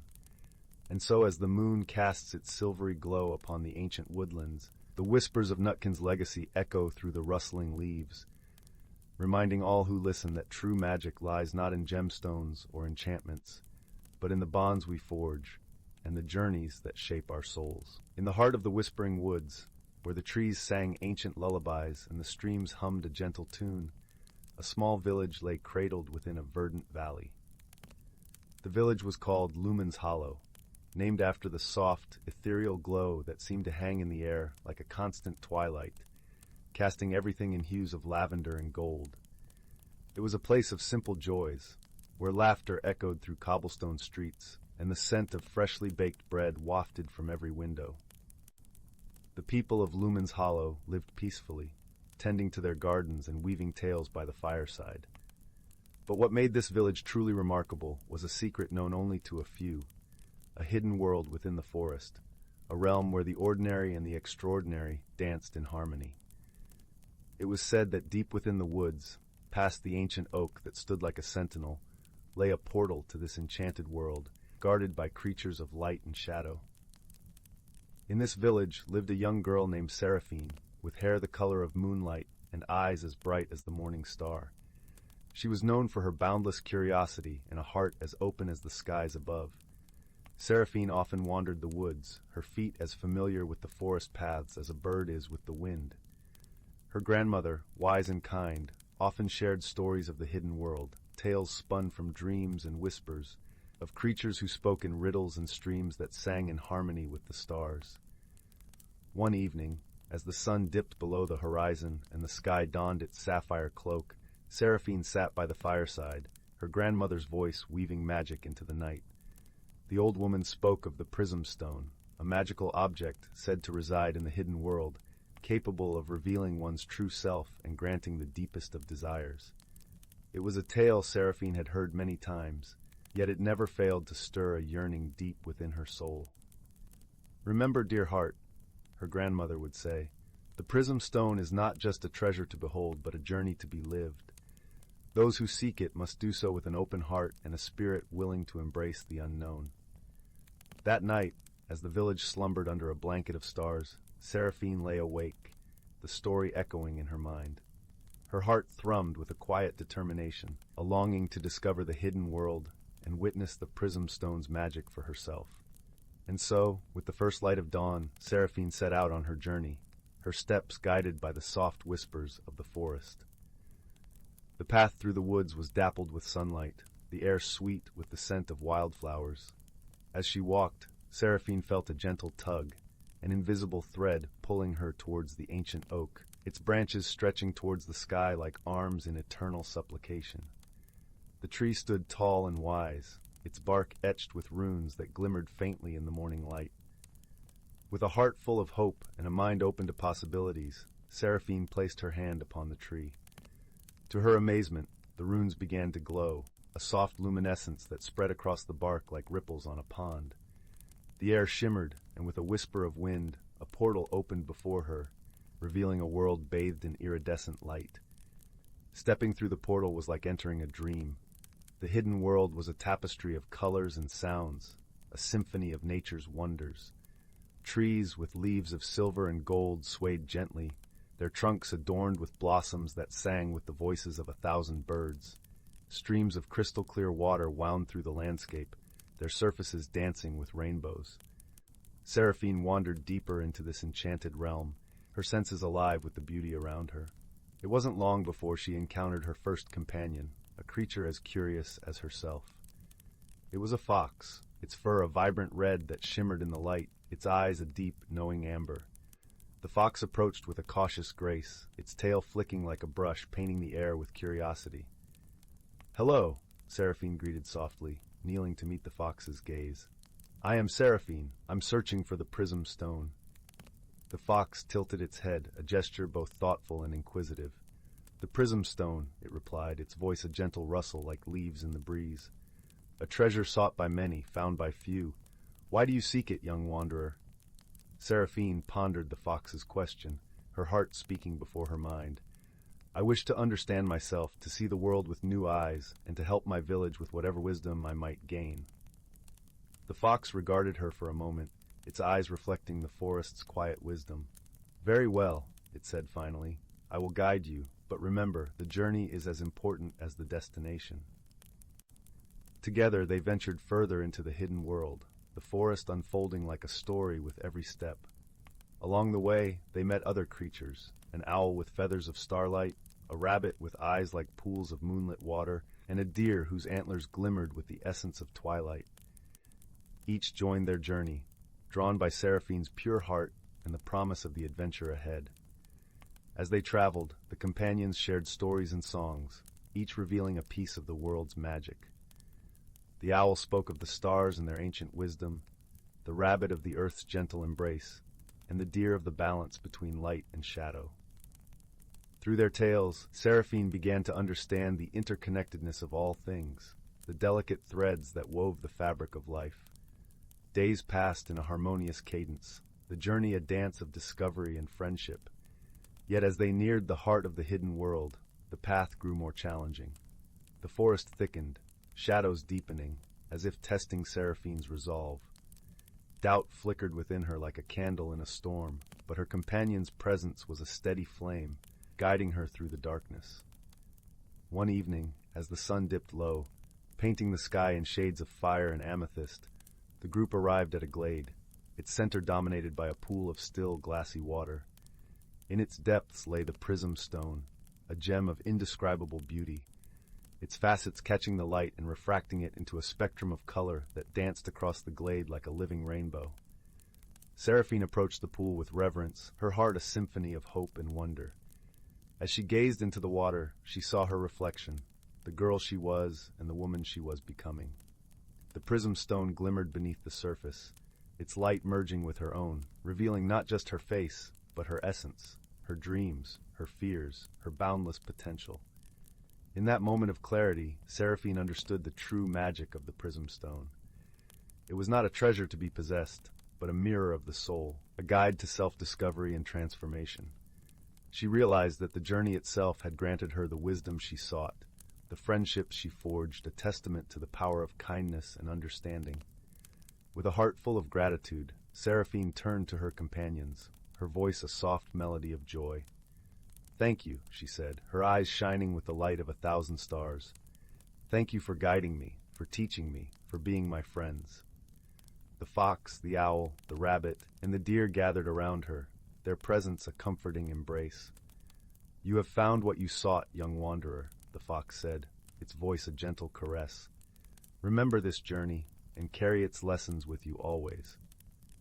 With a final lingering look at the prism stone, Seraphine turned back towards the portal, her steps light with newfound purpose. As she crossed into the familiar embrace of the whispering woods, she felt a change within her, a quiet strength, a deeper understanding of herself and the world. Returning to Lumen's Hollow, Seraphine found the village as she had left it, nestled in its valley beneath the twilight sky. Yet, everything felt different, imbued with a richness and depth she had not noticed before. She shared her journey and its lessons with the villagers, her stories weaving a tapestry of hope and possibility. The village thrived, its people united by the knowledge that magic was not confined to distant realms, but lived within every heart, every friendship, every moment of kindness and courage. And as the years passed, Seraphine's tale became a part of the village's lore, a reminder that the greatest journeys are not measured by distance, but by the heart's capacity to grow and embrace the unknown. In the quiet of the evening, as the stars blinked awake and the forest whispered its eternal song, Seraphine would often sit by her grandmother's side, sharing tales of the hidden world, of the creatures who had become her friends, and the magic of the prism stone. And though her hair turned silver with time, her eyes retained the sparkle of that young girl who once stepped into the unknown, guided by the gentle hand of wonder. And so, the story of Seraphine and the prism stone became a part of Lumen's Hollow, a testament to the power of friendship, the beauty of discovery, and the enduring magic of the heart. Under the watchful gaze of the ancient oak, the village thrived, a beacon of light and love in the heart of the whispering woods.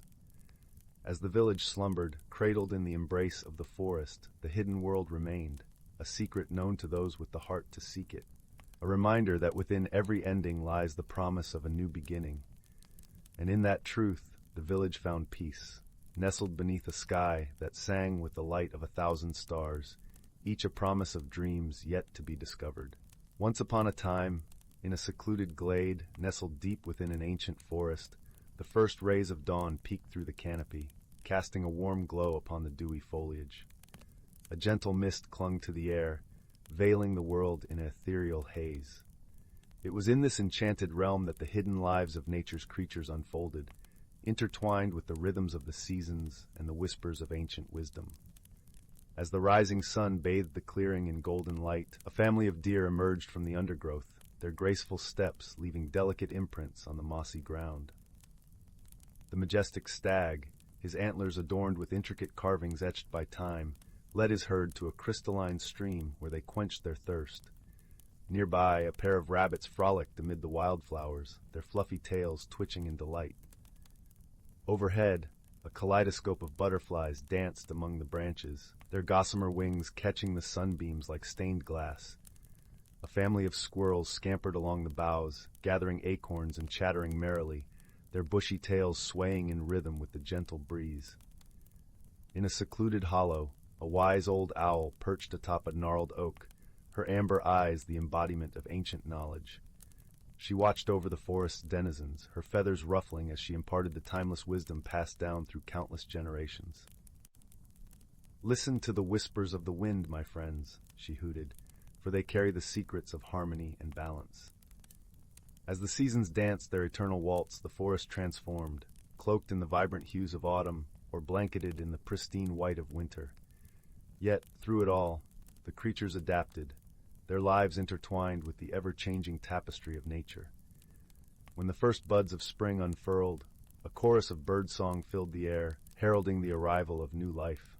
The forest floor erupted in a riot of color as wildflowers bloomed, their petals unfurling like tiny beacons of hope.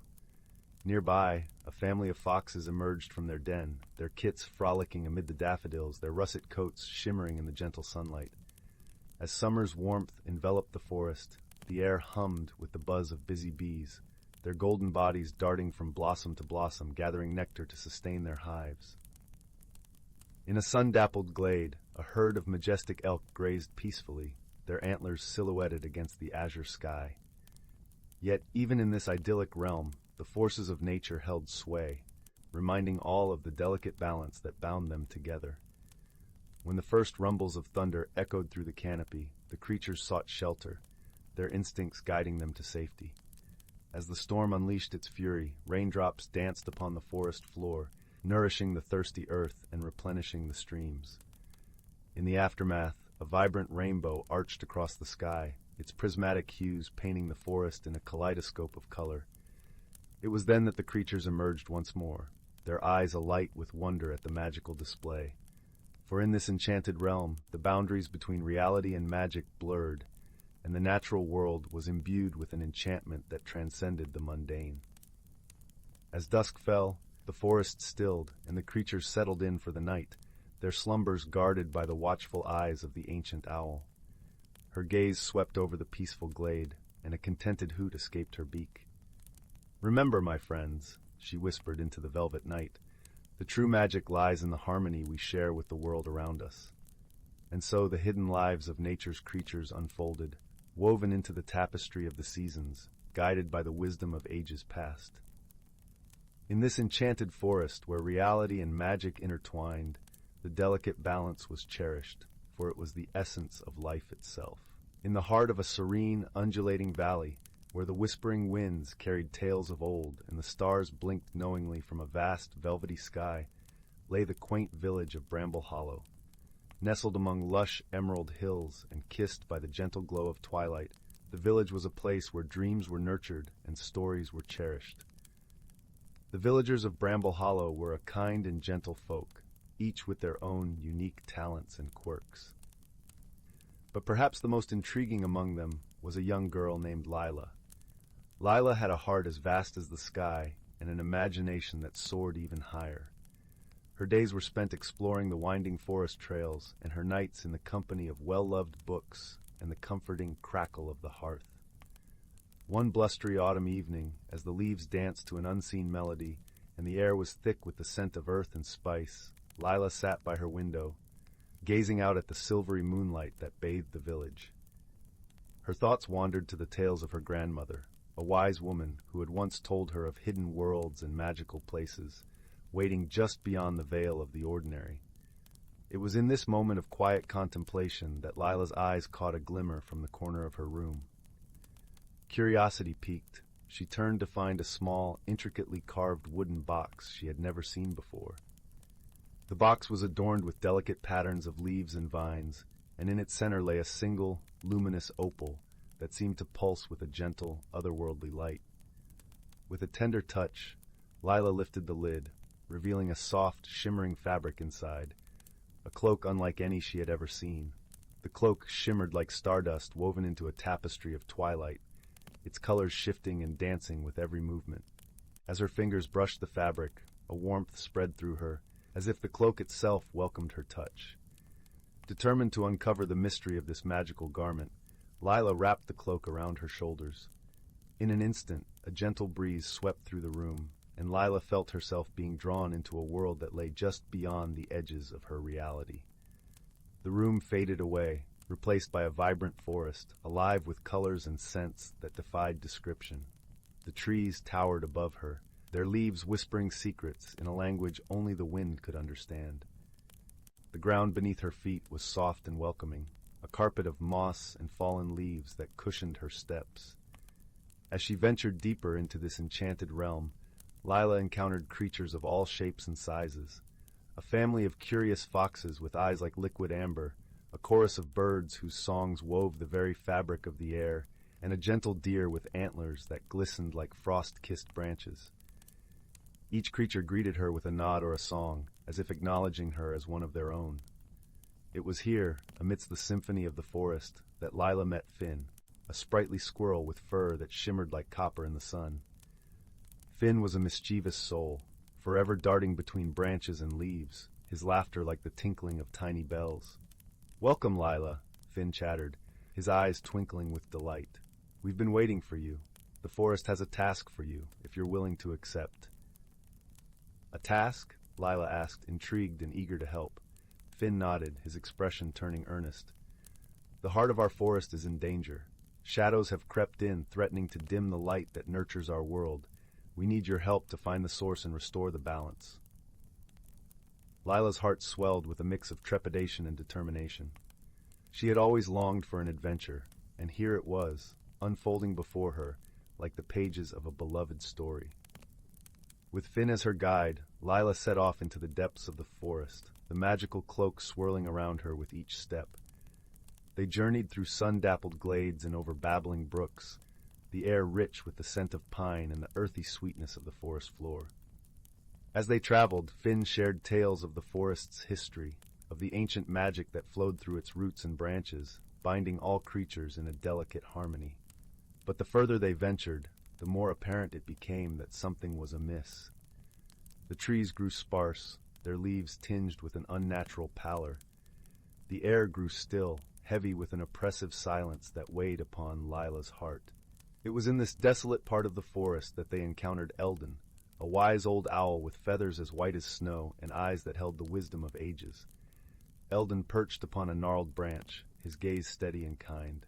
"You've come far, young one," Eldon hooted softly. "The shadows are strong here, but so too is the light within you. Remember, true strength lies not in might, but in understanding and compassion." Buoyed by Eldon's words, Lila pressed onward, her resolve unwavering. She and Finn journeyed to the heart of the forest, where the darkness gathered like a storm, swirling and pulsing with a life of its own. There, in a clearing surrounded by ancient oaks, they found the source of the shadow, a once vibrant tree, now twisted and blackened, its leaves withered and brittle. It was a sorrowful sight, a stark reminder of the balance that had been upset. Lila approached the tree, her heart aching with empathy for its plight. She laid a gentle hand upon its trunk, feeling the coldness of the shadow that had taken hold. But beneath it, she sensed a flicker of warmth, a glimmer of the tree's former vitality. With Finn by her side, Lila closed her eyes and focused on the warmth within. She envisioned the tree as it once was, full of life and light, its branches reaching skyward in joyful abandon. She poured all her love and hope into that vision, willing the shadow to retreat. Slowly, the darkness began to lift, like mist rising from a sunlit meadow. The tree shuddered, its branches stretching as if awakening from a long slumber. Color returned to its leaves, a vibrant green that shimmered in the dappled light. As the last of the shadows faded, the forest breathed a collective sigh of relief. The air was filled with the sweet scent of blossoms, and the sound of birdsong echoed joyfully through the trees. Eldon appeared once more, his eyes twinkling with pride. "You have done well, Lila. The forest is grateful for your courage and kindness. Remember, the light within you is a gift to be shared with the world." Lila smiled, her heart full of warmth and gratitude. She had discovered a strength within herself she never knew existed, a strength born of empathy and love. With the forest restored, Lila and Finn returned to the edge of the enchanted realm. As she prepared to leave, the creatures of the forest gathered to bid her farewell, their eyes filled with gratitude and affection. Finn scampered up to her shoulder, his voice filled with warmth. "Thank you, Lila. You've made a friend in the forest, and will always be here, just a heartbeat away." Touched by their friendship, Lila wrapped the cloak around her once more, feeling the familiar warmth envelop her. The forest faded from view, and she found herself back in her room, the wooden box resting on her lap. The cloak lay across her shoulders, its magic now a part of her own. Lila knew that the world was full of hidden wonders, and that the strength to make a difference lay within her heart. As she settled into bed, the gentle glow of the moonlight cast comforting shadows on the walls, and the soft rustle of the leaves outside lulled her into a peaceful slumber. In her dreams, she wandered once more through the forest, her spirit forever entwined with the magic of Bramble Hollow. And so, in the quiet stillness of the night, Lila's heart swelled with the knowledge that she was never truly alone, that friendship and love could bridge the gap between worlds, and that the light of kindness could banish even the deepest shadow. The whispering ferns and the secret of the silver wood. In a village nestled at the foot of an ancient forest, where the morning mist hung like a soft veil over the dew-kissed fields, lived a young girl named Lila. She was known for her gentle heart and a curiosity that sparkled like the stars on a clear night. Her village, with its cobblestone paths and thatched roofs, was surrounded by the silver wood, a mysterious forest that beckoned with promises of secrets and wonders untold. Every evening, as the sun dipped below the horizon, painting the sky with hues of amber and rose, Lila would sit by the warm hearth, listening to the crackling fire and the tales spun by the village elders. They spoke of the silver wood, a place where the trees whispered ancient secrets and the ferns danced in the moonlight. Yet no one dared venture too deep, for it was said that the forest had a life of its own, a hidden world that revealed itself only to those with a pure heart and a brave spirit. One crisp autumn morning, when the air was filled with the sweet scent of fallen leaves, Lila set out on a journey. With a satchel packed with bread, cheese, and a small flask of honeyed tea, she walked towards the forest edge, her heart fluttering with excitement and a hint of trepidation. The forest canopy loomed above, its leaves shimmering like emeralds in the dappled sunlight. As she stepped into the forest, a gentle breeze rustled through the leaves, whispering a welcome that only she could hear. The path beneath her feet was soft, carpeted with pine needles and speckled with the golden light that filtered through the trees. The air was cool and fragrant, carrying the earthy scent of moss and the sweet perfume of wildflowers. Deeper into the forest she ventured, guided by an unseen hand. The trees stood tall and silent, their bark etched with the passage of time. Ferns lined her path, their fronds swaying as if in silent conversation.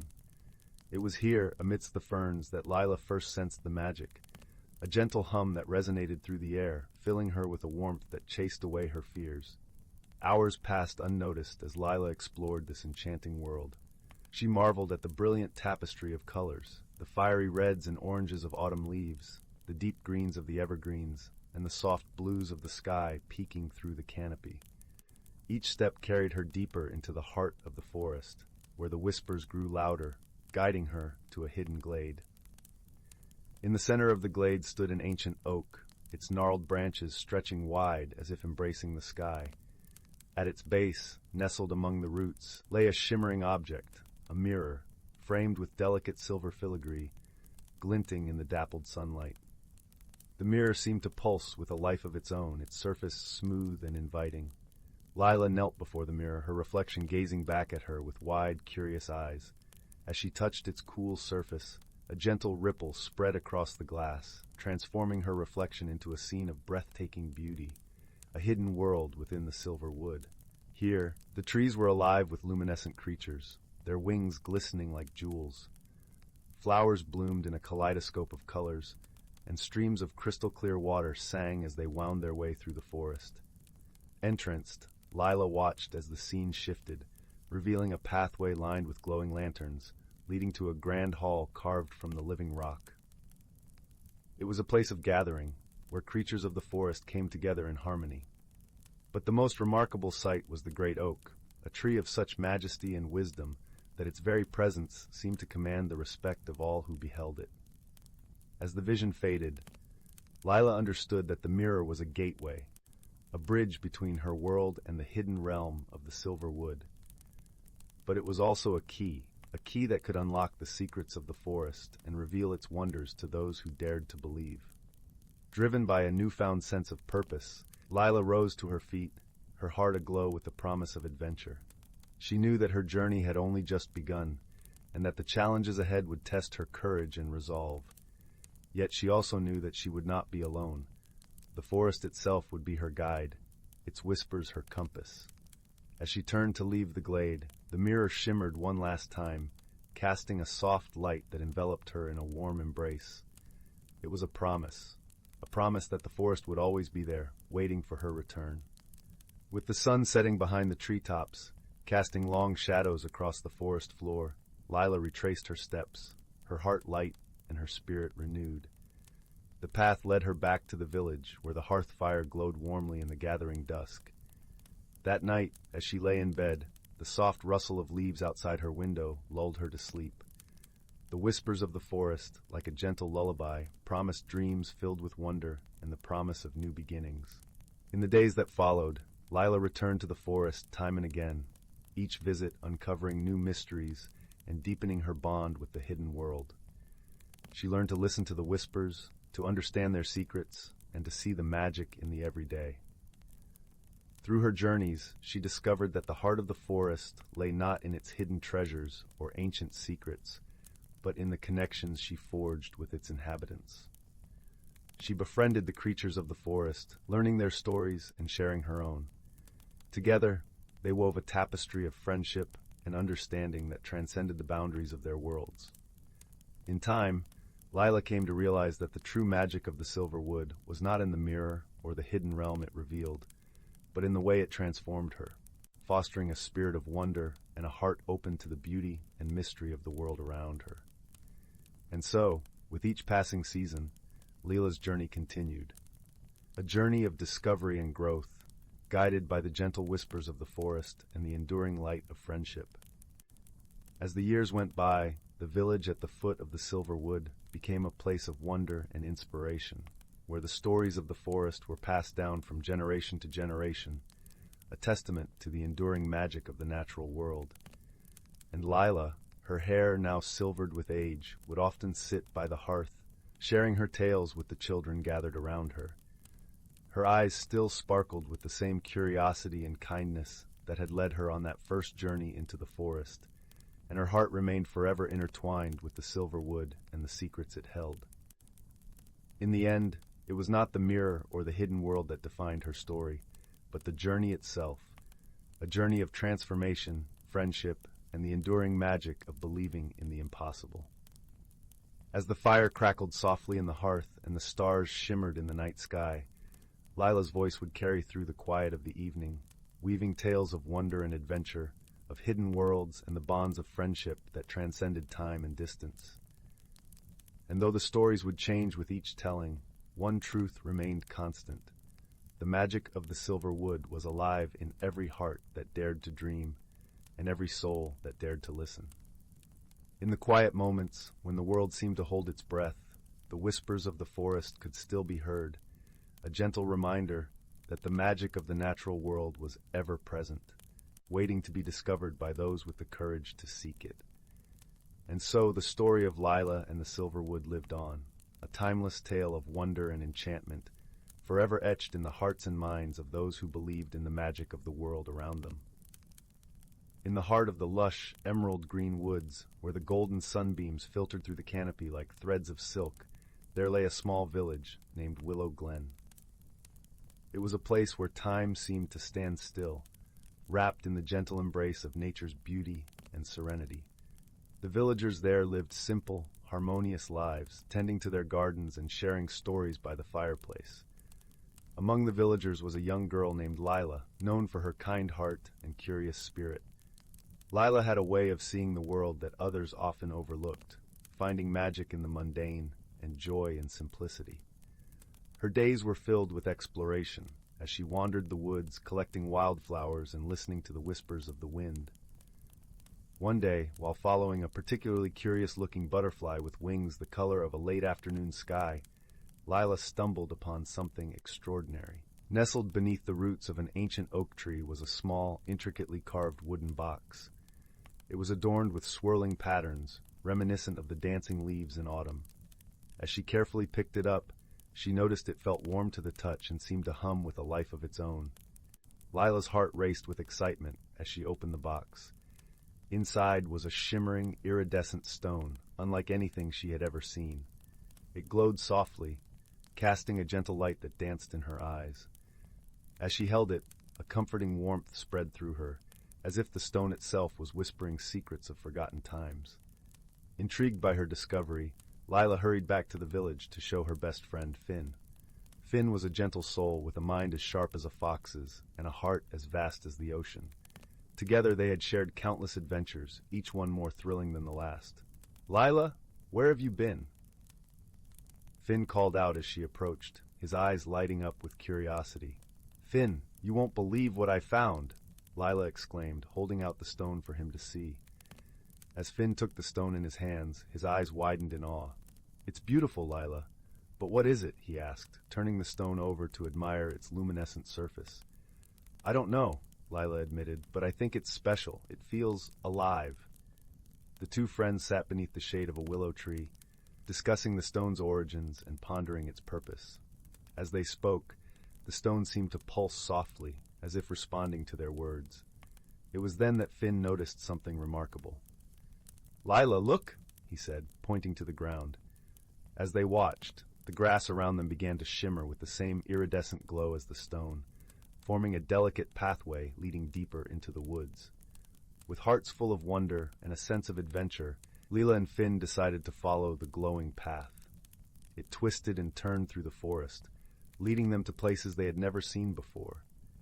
The air was filled with the scent of wildflowers, and the sounds of birdsong accompanied their journey.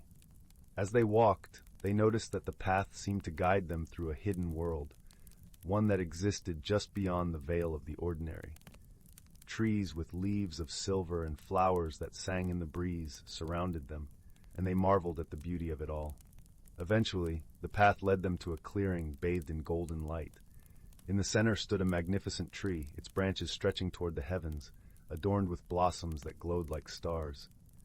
"This must be the heart of the forest," Finn whispered, his voice filled with awe. Lila nodded, her eyes shining with wonder. "It's like a dream," she said softly. As they approached the tree, the stone in Lila's hand began to glow brighter, and a gentle voice filled the air around them. It spoke not in words, but in feelings and images, conveying a sense of warmth and belonging. "You have found the stone of harmony," the voice seemed to say. "It is a gift from the forest, a symbol of the bond between nature and those who cherish it." Lila and Finn exchanged a glance, understanding dawning within them. The stone was not just a magical object. It was a reminder of the harmony that existed between all living things, a connection that could be felt in every breath of wind and every rustle of leaves. As they stood beneath the tree, the stone pulsed with a gentle rhythm, and the world around them seemed to come alive. The whispers of the forest became clearer, speaking of ancient stories and timeless wisdom. "We must protect this place," Lila said, her voice filled with determination. "It's a treasure, and it needs to be cherished." Finn nodded, his heart swelling with pride. "Together, we can make sure it stays safe," he agreed. With a newfound purpose, the two friends made their way back to the village, their hearts light with the knowledge of the secret world they had discovered. They shared their tale with the villagers, who listened with rapt attention and vowed to help protect the forest and its hidden wonders.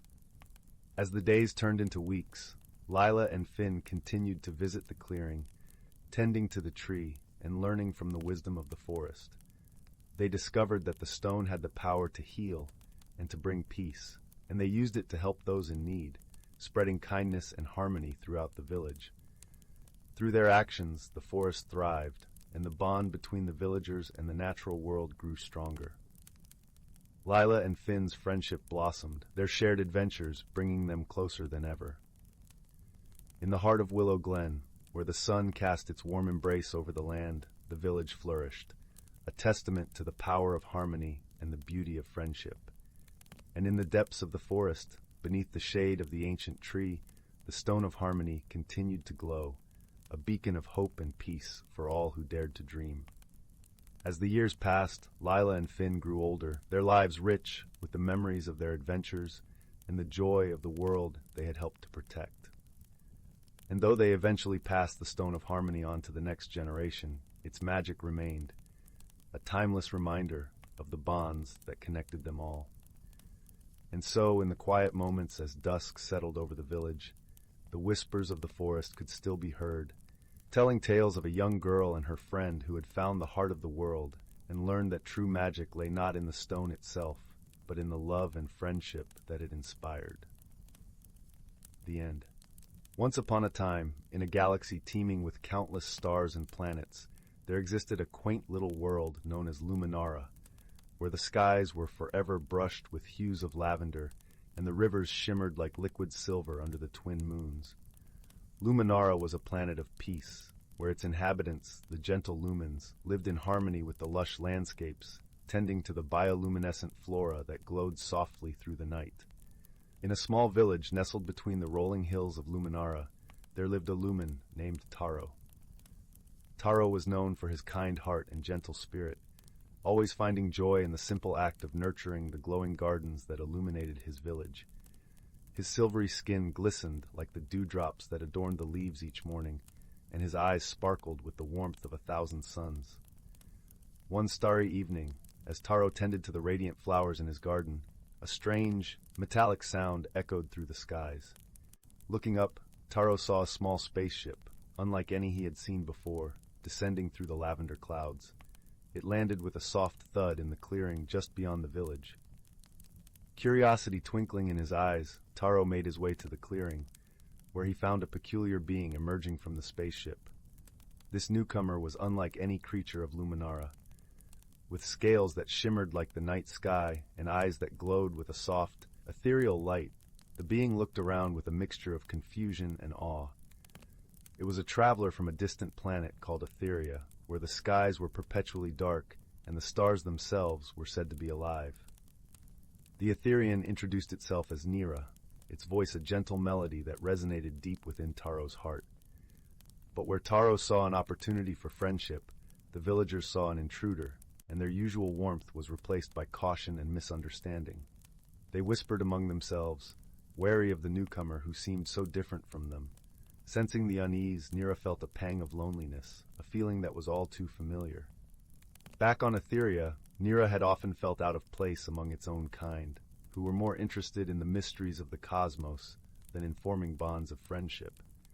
Here on Luminara, it seemed that the stars had played a cruel trick, bringing it to a world where it was once again an outsider. But Taro, with his heart full of compassion, approached Nira with a gentle smile. "Welcome to Luminara," he said warmly, his voice as soothing as the whispering wind. "I am Taro, and I would be honored to show you our world."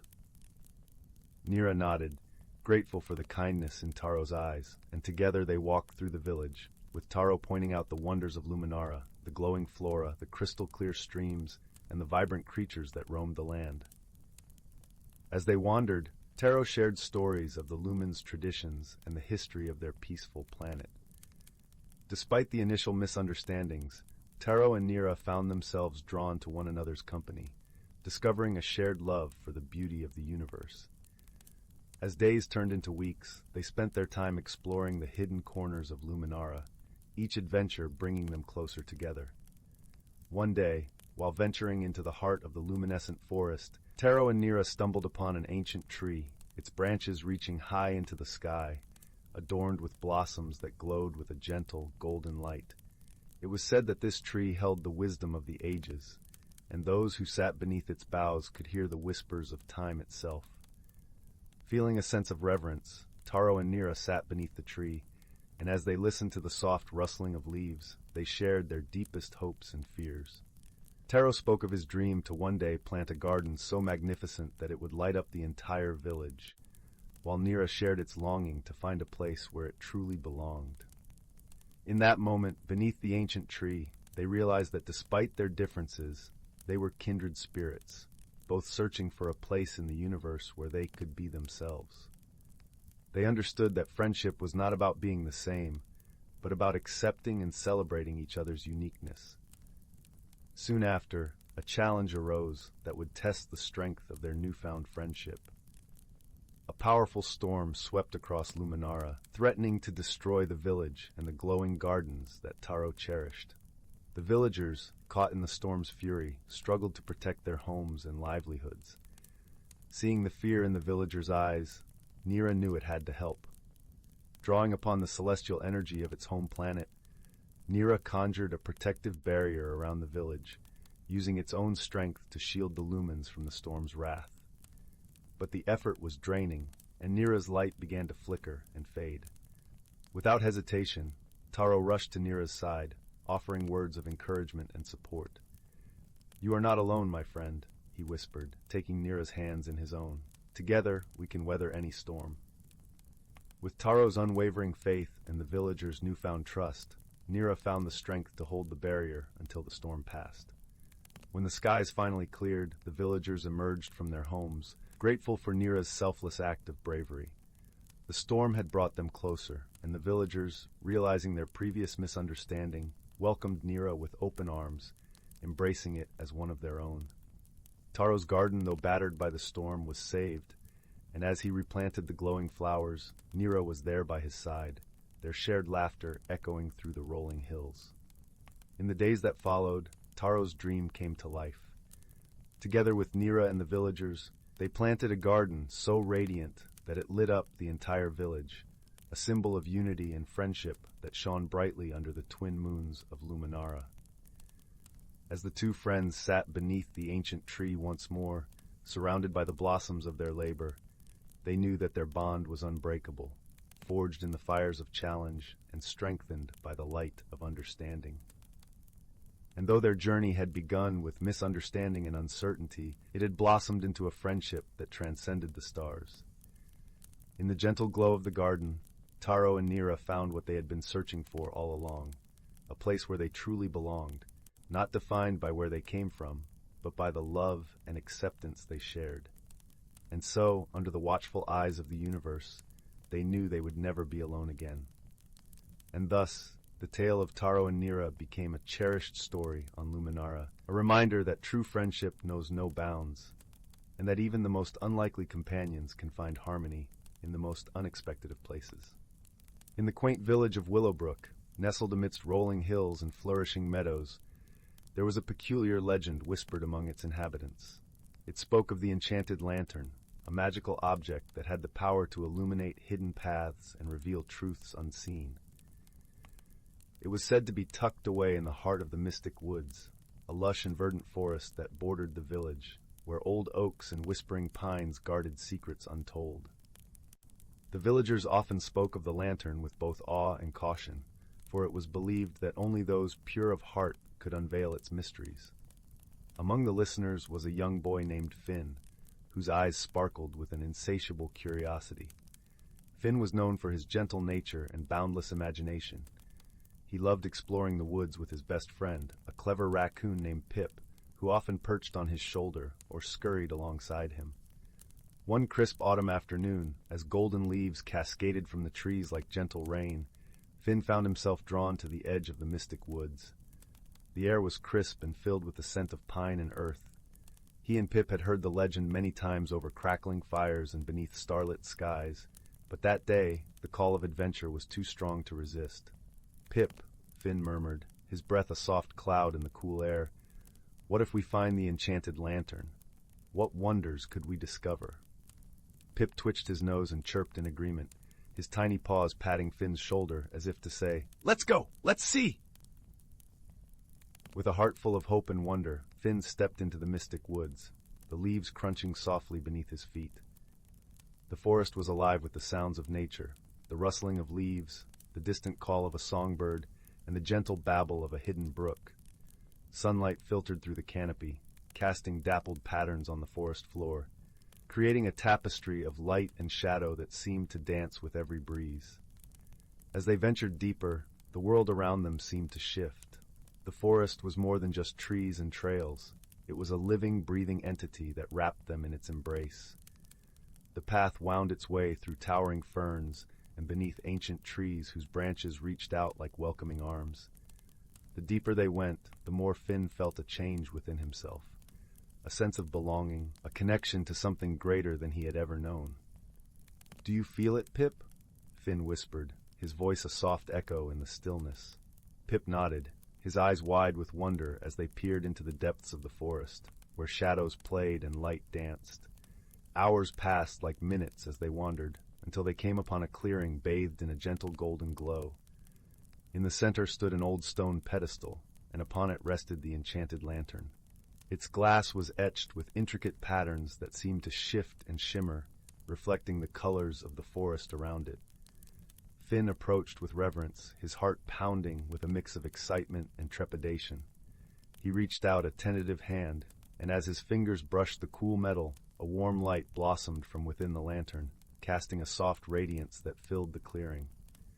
In that moment, Finn felt a warmth spread through him, a gentle reassurance that whispered of possibilities and dreams yet to be realized.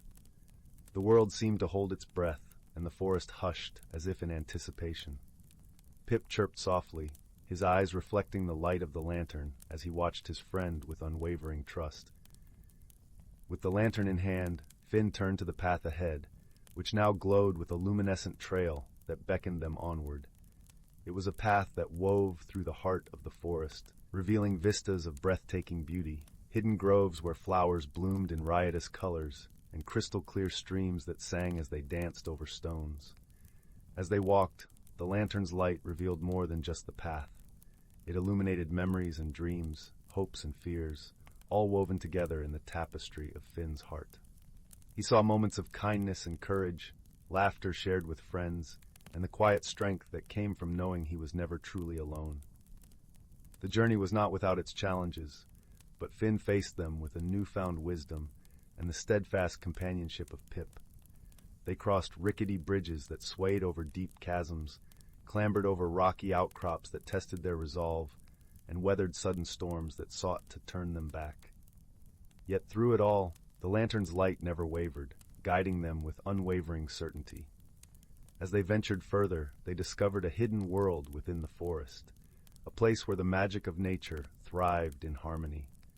They met creatures of all shapes and sizes, each with stories of their own. There was Luna, the wise old owl who spoke of the stars and the secrets they kept, and Thistle, the mischievous squirrel who shared tales of acorn feasts and daring escapades. In this hidden world, Finn and Pip forged friendships that defied expectations. They learned that true friendship knew no bounds, that it was a bond that transcended differences and celebrated the unique gifts each brought to the world. Through their journey, they came to understand that the greatest magic lay not in the lantern itself, but in the connections they made along the way. The days turned into weeks, and the forest became a second home, a place of peace and discovery. Yet, as all journeys do, theirs too had to find its end. One evening, as the sun dipped below the horizon and painted the sky in hues of lavender and gold, Finn and Pip found themselves back at the edge of the mystic woods. The enchanted lantern, now a part of their story, rested gently in Finn's hands. He knew that its light was meant to be shared, that it was a gift for all who sought its wisdom. With a heart full of gratitude, he placed the lantern back upon its pedestal, where it would await the next seeker of dreams. As they made their way home, the village welcomed them with open arms, the warmth of familiarity and love wrapping around them like a cozy blanket. Finn's journey had changed him in ways he could not have imagined. He carried with him the lessons of the forest, the importance of friendship, the courage to face the unknown, and the magic that dwells within every heart.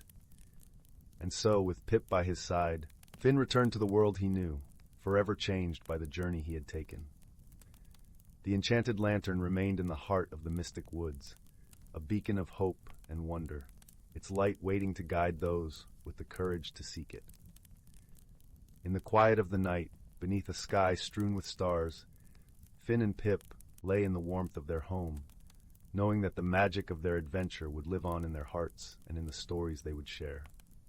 And as they drifted into a peaceful slumber, the gentle glow of the lantern lit the path for the dreams yet to come, promising new adventures, new friendships, and the enduring magic of a kind heart.